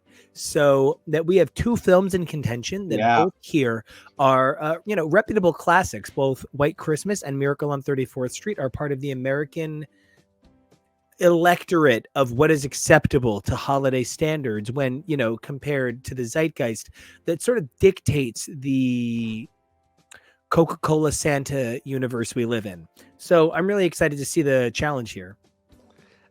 So this one is, which would you rather see rebooted as a DreamWorks style animal starring film? White Christmas. Look, my dad and I do not agree about a lot of things in this world. I think my dad's a great guy and I'm so proud to be his son. Don't get me wrong. But he and I watch the same things and have the same ultimate score, but for such incredibly different reasons, we watch 2 fucking different things completely. That said, White Christmas, it's kind of stupid white people nonsense, but it is the best kind of stupid white people nonsense. And it's a kind of magic energy. It's a pretty timeless vibe. It wouldn't be at a loss for having animals injected into it. Whereas I feel like it would take, I don't know. I'm so embarrassed. I can't think of his name. Who did Fantastic Mr. Fox? Yeah. Wes Anderson. Thank you. It would take a Wes Yeah. Anderson to do Miracle on 34th Street with the sort of like Bill Willingham doing Animal Farm with actual animals to get it right. Whereas I think White Christmas would just bang fuck right off the page, exactly as it is, with a very uncomfortably muscular, close to human animal DreamWorks style look, as they are so wont to do these days. Guys, they're animals. Let them look like animals. No, keep the tigers exactly the way they look. I can't wait for Zootopia 2. It's doing terrible things to my self-esteem. I think about those tigers every day. I agree. I think it's, again, like all I can... Right. We should try everything. Everything, yes. I think it goes back again to choreography. I just... Seeing all of the animals do that entire routine is very funny to me. That is the highlight of that. If it's not clear, that's the highlight of that movie to me. I just think it's great. So yeah, I mean, I agree. It's White Christmas. Yeah. Man, I really want to see Bear Crosby just kind of lumbering, being a very handsome, big, tall bear man. All right, what fresh hell are we doing to my precious Rent? It is interesting these two ended up against each other as stage musicals. Continue. Which would you rather see rebooted as a 90s style action film? Oh. So what's funny is for Rent, that unmakes Rent, because Rent is partially based on the 1980s riots where like people were throwing bricks and firing guns. So like what's interesting is Rent, you would have to like unmake in some ways to make it that. You know, I think what I would really love to see is a ballet that simulates an action movie. So I want to see the Nutcracker as a 90s movie ballet. My dream is to do French Connection, the opera. So you can't go by me. But I think 90s movie action Nutcracker ballet is where it's at. I'm going with Rent. Rent is weird because, yes, Rent is based off things that happened in the 80s and status quos of the 80s, but then is really produced, gets popular, and has its heyday in the 90s as a stage play, but then has its heyday as a film about the 90s that is inspired by the 80s in the 2000s with actors that are in their 90s by the time they start playing these characters on TV. And so there's just a lot happening, and I'm okay with a reset. Because the thing is, like, to quote Tracy Jordan, the Disneyfication of New York did not really reach its zenith until the very late 90s, and really after 9/11 is when everything really changed. And so, like, I could absolutely see a 90s RuPaul on the Lower East Side at the Pyramid Club, and somehow also there's gun violence. And I like it for Rent. You know, Rent holds such a unique distinction in my life and such a very important place in my world. It is always really fascinating to hear other people's opinions on Rent because, you know, it's not that mine is unique to being from this area and being queer. A whole lot of other people have that distinction as well. So it's really fascinating to hear the, I guess, accessibility of something that I think has maybe aged kind of poorly. Terribly. I would love it. I would love it if you could look back and see the shining beacon of progress that Rent represented for so many years. But this must be how I felt about my parents being like, no, hair. And I was like, well, and you're I mean, wrong. You're absolutely wrong. For the second half of the millennial generation, it was Spring Awakening, and now we all make fun of them. We were making fun of them at the time, but we couldn't get them to shut up. I am famous for taking scraps of Duncan Sheik's musical instruments off the stage after concerts. Like, I wanted Spring Awakening to be so good, and it's not. It's not my junk.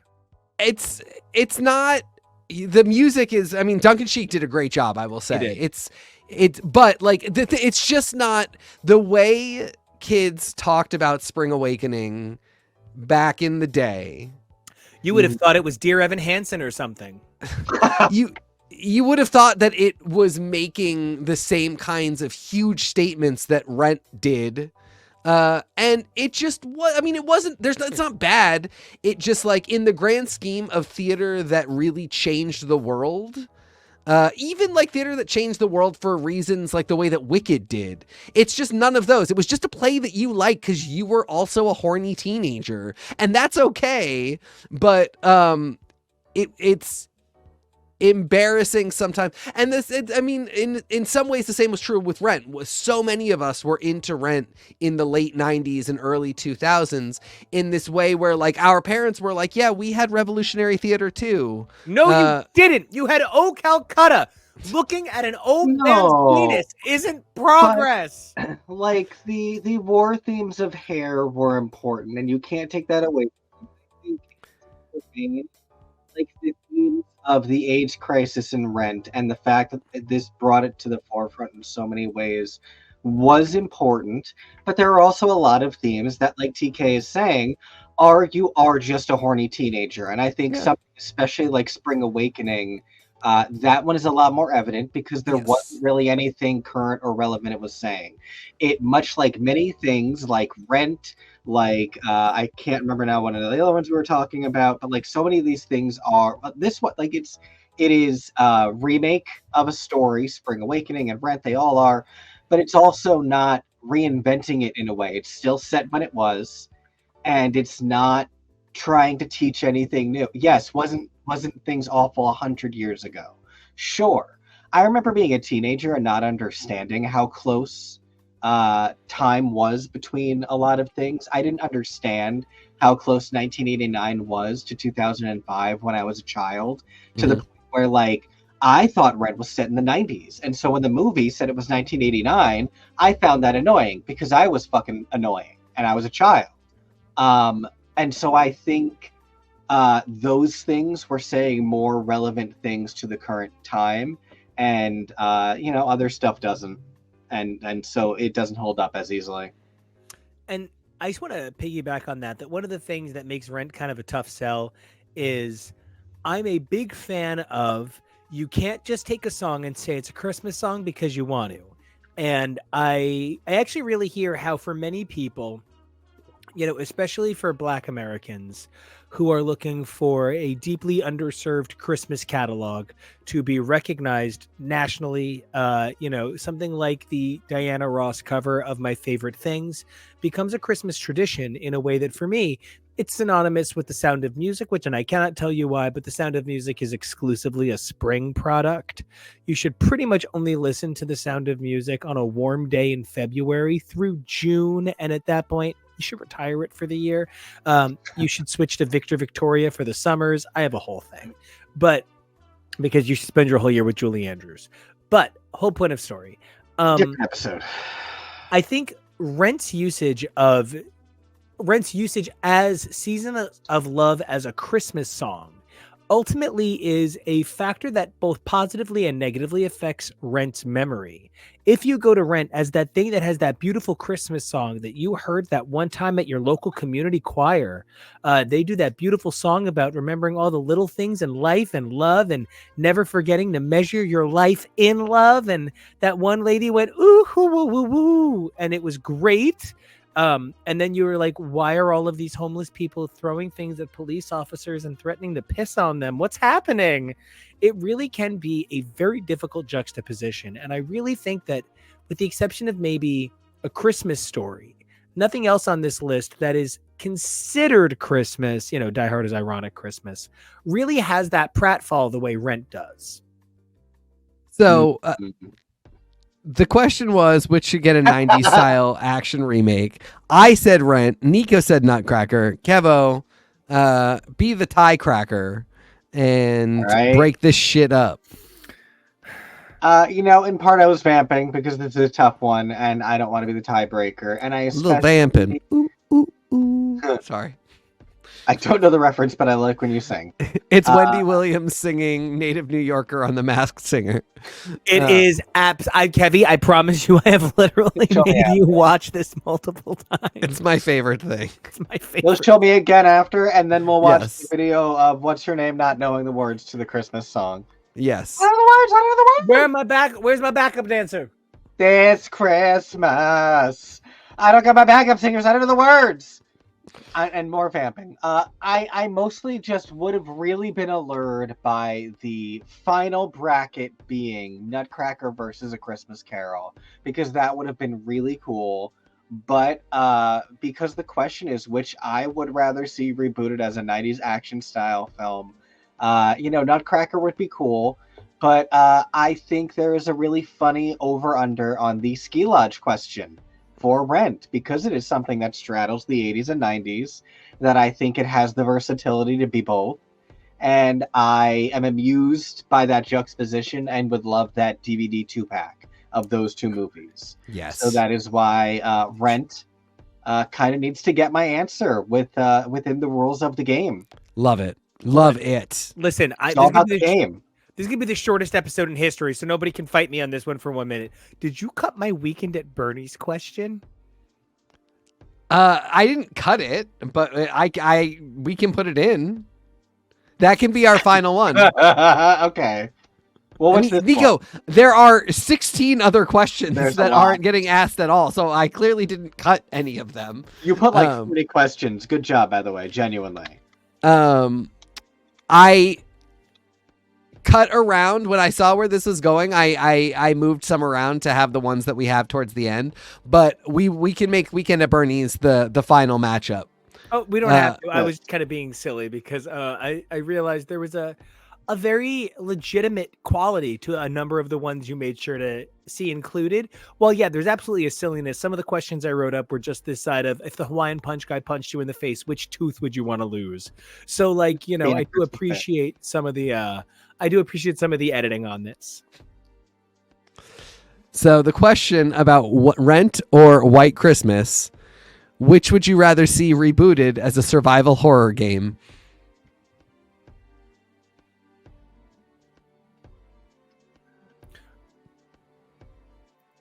This is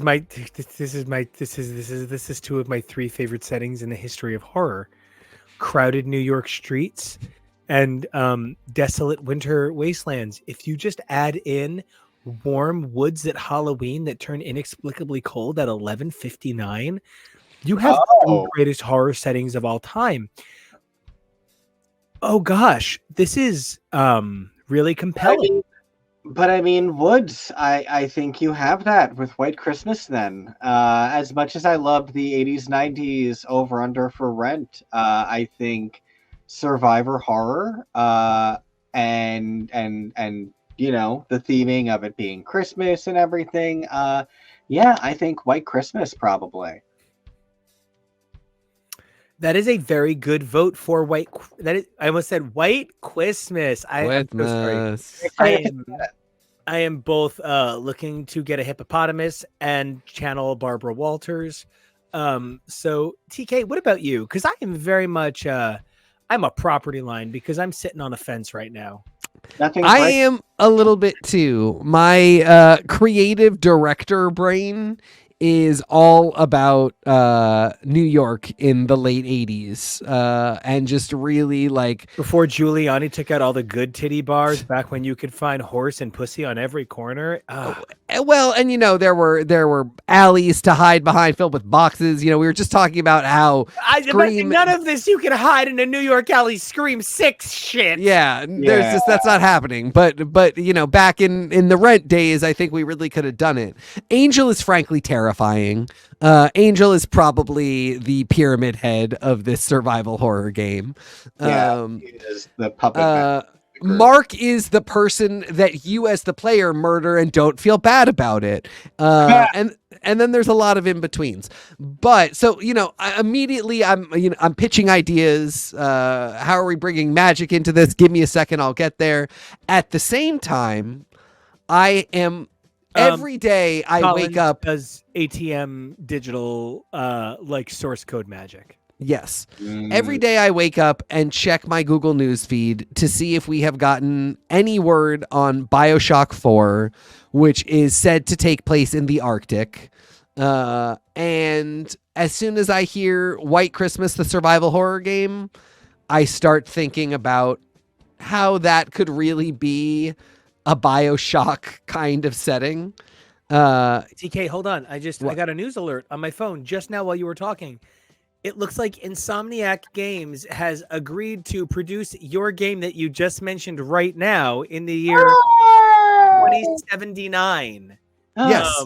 And everyone's getting really, really angry about the lead time. Yep, that sounds exactly right. And then not one of those people can tell you what the project management process is for turning out a video game, what the timetables Oh are, my God, keep talking project management to me. You're making me feel all sexy and warm. what rendering is, you fucking people. Don't worry about how long games take to make until you go to make them. Anyway, so White Christmas is BioShock 4, which I just want desperately. Rent is the game that I would probably make when Insomniac called me to pitch a whole game myself. This is a very difficult decision for me. Same. Kevo, your vote was White Christmas? Yeah. Okay. Okay, can I tell you why I'm going to have to go with Rent? Yes. Because with Rent, you have several locales. With White Christmas, you are bound to one narrative. You have the winter narrative with the escape of a cabin. With Rent, you have the subway. You have derelict buildings. You have beautiful brownstones on corners. You have stunning,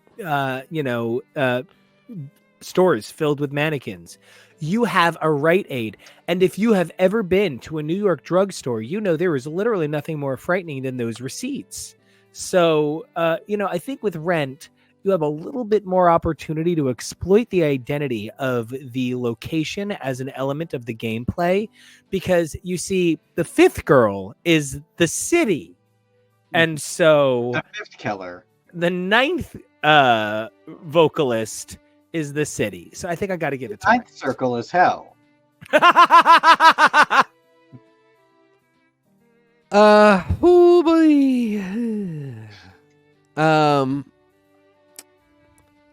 No, I think White Christmas is creepier. I want to give it to White Christmas. That's just because you're afraid of white people. Yeah, they're weird and creepy. Bing Crosby coming at you with a sack full of Valencia oranges. That is my idea of. I'm a lot more frightened of Milton Berle coming at me with his sack.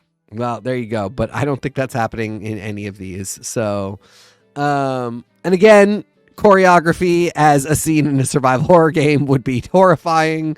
All right, we are down to our final pairing, and I could go anywhere with this question. Nico, do you want to do Weekend at Bernie's? No. I want you to give me the question that you had loaded up, because I can always just say, hey guys, what would you rather see rebooted with Weekend at Bernie's? I have that locked and loaded like Commander Keen's first levels laser.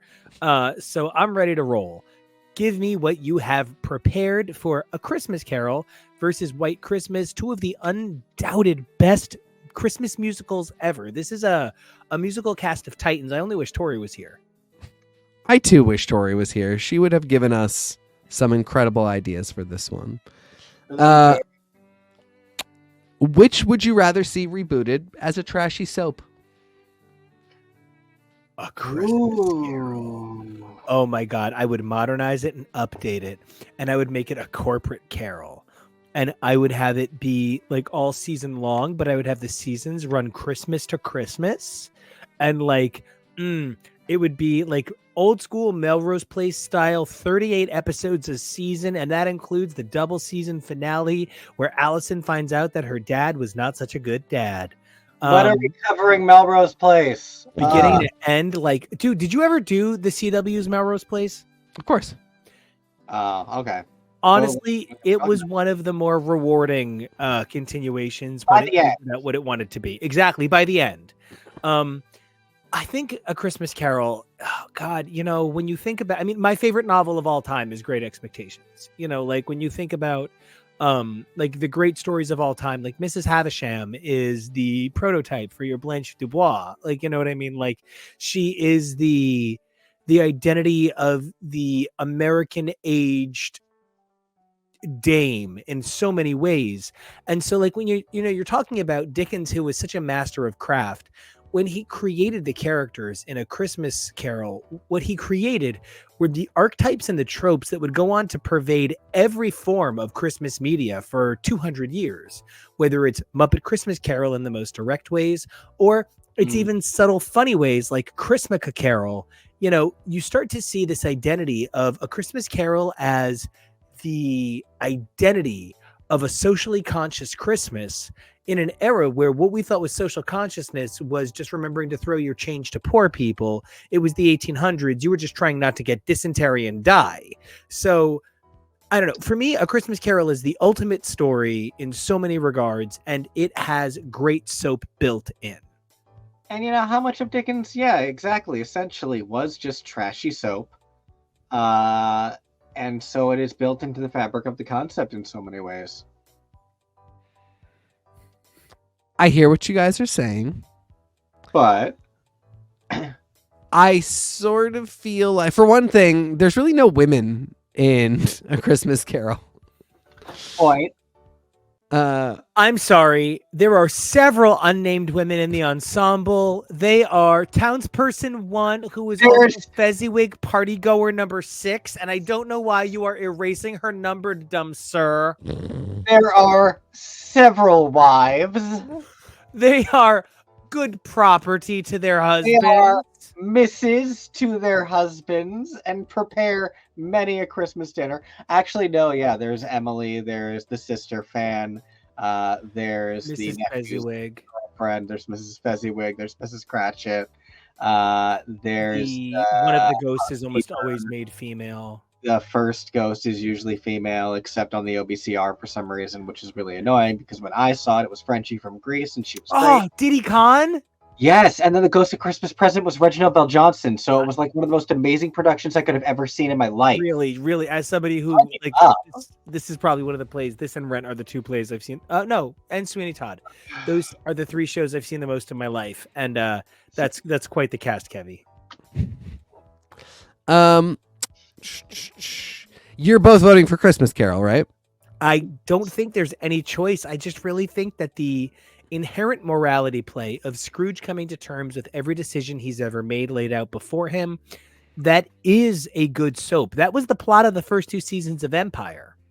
And if I may, I'm a little bit afraid that there isn't enough of White Christmas to develop into a trashy soap that wouldn't just completely erase White Christmas. Especially I could after do you it. Killed all of those people in the woods. It could be done, but we're past. All right, I respect it. Listen, my vote is for White Christmas because I am safe in my outvote. So the winner of the no winners wild card bracket for today is the classic, the ultimate Christmas story, A Christmas Carol, which I just acquired an audio file of Neil Gaiman reading A Christmas Carol. Oh, Ooh. so to be that faggot for like a minute and a half, the real true pinnacle of storytelling is getting to read A Christmas Carol. And some of the greatest orators of all time have done it. Patrick Stewart is truly a legend for his interpretation, and to know that Neil Gaiman, a guy who I'm Neil Gaiman and I wrote Sandman. He's a very quiet, chill guy, but if you have the opportunity to hear him speak, it's riveting. Kevo and I attended a New York Times lecture he gave a couple of years ago, and I was lucky enough to get to ask him how he felt about Vertigo becoming a creator-only imprint, and he talked about how much he loves Karen Berger, and to hear a guy, I think at that point, 25 years later, mention the woman that picked him out of obscurity and say, by the way, she is still such an important person. She's a queen. She's a legend. She is everything.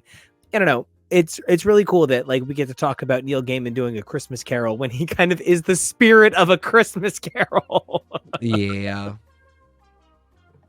So that's it's super special. All right, guys, holiday movie showdown. I think it's coming to a close. It is Christmas Eve, and so it's kind of okay to have kind of a shorter broadcast. But okay, first broadcast of the year, I think, is going to be comics. It's a Wednesday, so we've got some opportunity to think about it, and then next week we're going to come back your way with oh my god, we have a whole week before the new year. I forgot. Yeah. We have TV stuff to do. We've got a comics broadcast next week. Hold on. Okay, wait. Have you started your MonsterVerse watch yet? Yeah. Okay. Let me tell you, we've been covering Monarch for this show, which one of the biggest, best surprises of the year. We've started our MonsterVerse watch. It's been a pretty interesting experience, but we're definitely going to be bringing you some MonsterVerse stuff in the beginning of the new year, and I am very excited about that. It has been eye-opening to see a franchise take 10 years to get to the good stuff. I mean, it really does.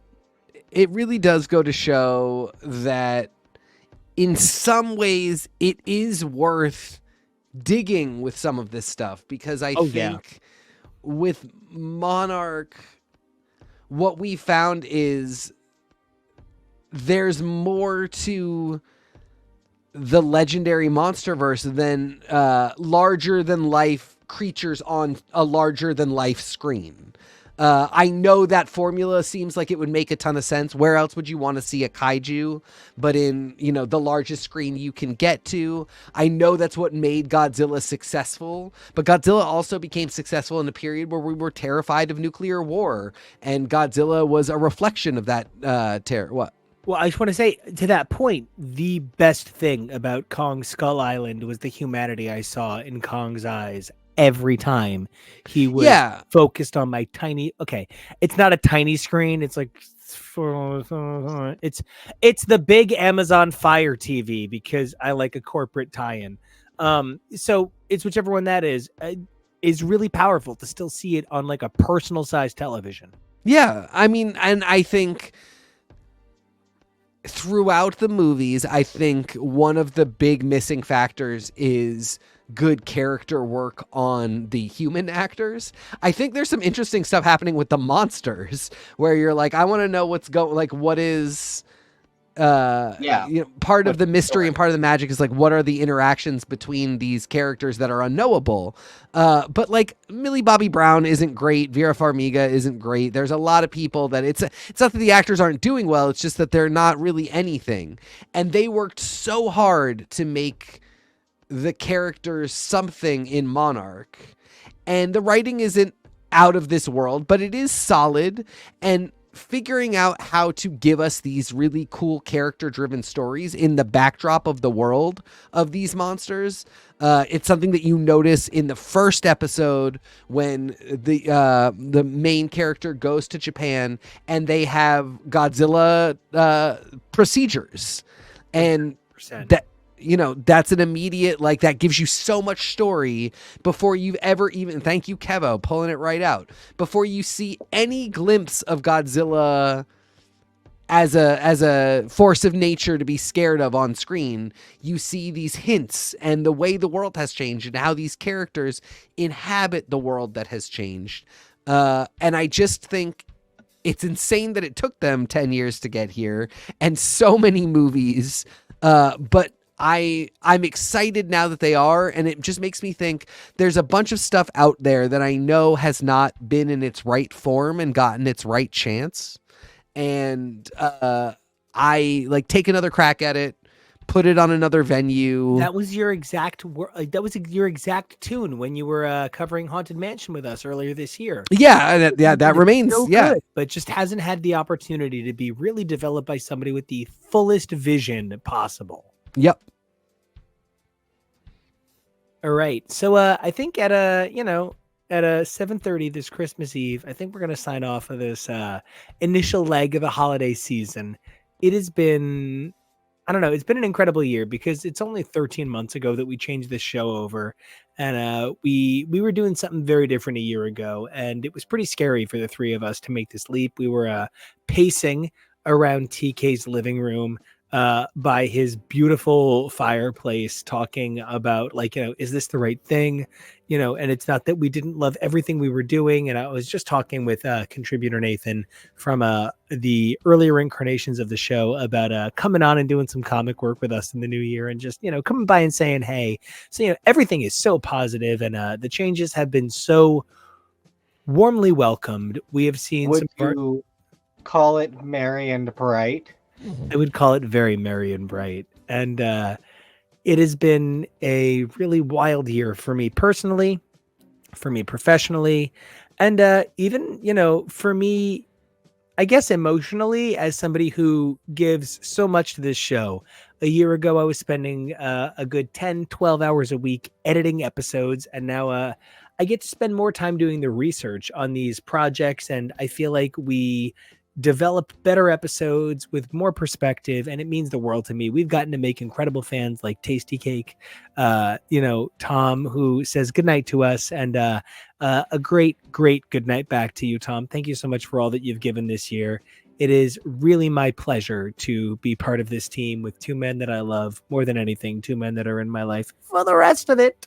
So I am just over the moon to get to feel like the star at the top of this tree tonight, because I'm the top of the pile, not like, I'm the star. But, if for any reason you want to think I'm a star, we should give off places that we can find each other, so you can follow me, tell me I'm a star, tell me I'm beautiful, and I just want to give everybody else a chance to say anything they might want to say on this beautiful Christmas Eve, just a few days after Hanukkah, and just outside of the range of Kwanzaa, for those of you who celebrate tons of other things, and I'm sure I'm forgetting something. Kevo?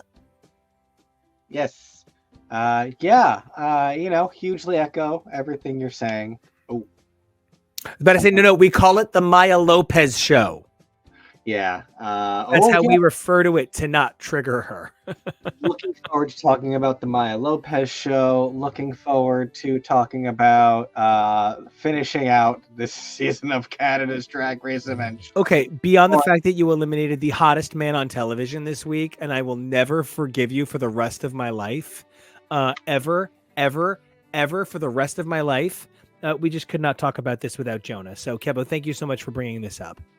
Yes. So we're excited probably to round this out. Not as excited as we are for season 16 of Drag Race. We're excited to talk about things like this new era of Doctor Who. It was wonderful for 2 weeks talking about the Scream franchise and how much we love those and how much we appreciate them. And we love doing projects like that. We love so many things. And the two different sister shows of X's for Podcast and HTML were really great, but the fact that we were able to marry them together into X's for Show and be able to cover a lot of different things from comics to movies, and to have been able to do this amazing month of holiday content. Definitely check out a lot of the awesome Christmas music that has been uploaded to our YouTube channel. I uploaded an 8-hour loop, as well as 10 individual tracks by our very own Nico Action. Plus, we've covered things like Lego Masters Christmas. We did our holiday marathons listing. We did a holiday toys showdown, as well as a holiday music showdown. And so this has just been a whole lot of fun, and I am really excited for everything that we have planned for the new year. And we only have the first couple of months planned. Who knows what we're going to be doing by June. So I guess you can find me over on the socials, right? There is that. At Kevoreally, that's KEVOREALOY. Teak, would you like to give your own little spiel? I don't have, I think, a spiel today. I love you all. I've had such a fun year. I love doing this show. Can't wait to do more. I am excited to figure out what the next thing we find that's like Scream, where we're like, oh, we should just, or Monarch, where it's just like, oh, we should just cover all of this. It's probably going to be Melrose Place. But until that happens, you can find me at TK Elemental for all of your Kimberly Shaw memorial thoughts, feelings, essays, songwriting. Talk about a wig reveal. Roxy Andrews, you could never. So anyway, find me at TK Elemental. We'll talk about the greatest doctor in the history of medicine, Brie Vandekamp. And I just want to say that all of that said, I still think the three best characters on the show are technically Michael's other wives. Sydney and Jane. Sydney, Jane, and Megan. I think Megan's the best character on the show. No, it's Kimberly, but Sydney, Jane, I now Kimberly. need Yes. an art print of Michael's angels. Yeah, I love Michael's wives so much. It's insane. Ugh. Like I said, a lot of love for this show, a lot of love for our audience, a lot of love for what we do. And every day it gets closer and closer to being something that we get to do with more and more of our time. And that's just such an incredible thing to work toward. And I am so proud to work with these two beautiful men that I love so much, and to get to service an audience who leaves the best comments and just has the best things to say. It's really an honor. And thankful to all of you. Yeah.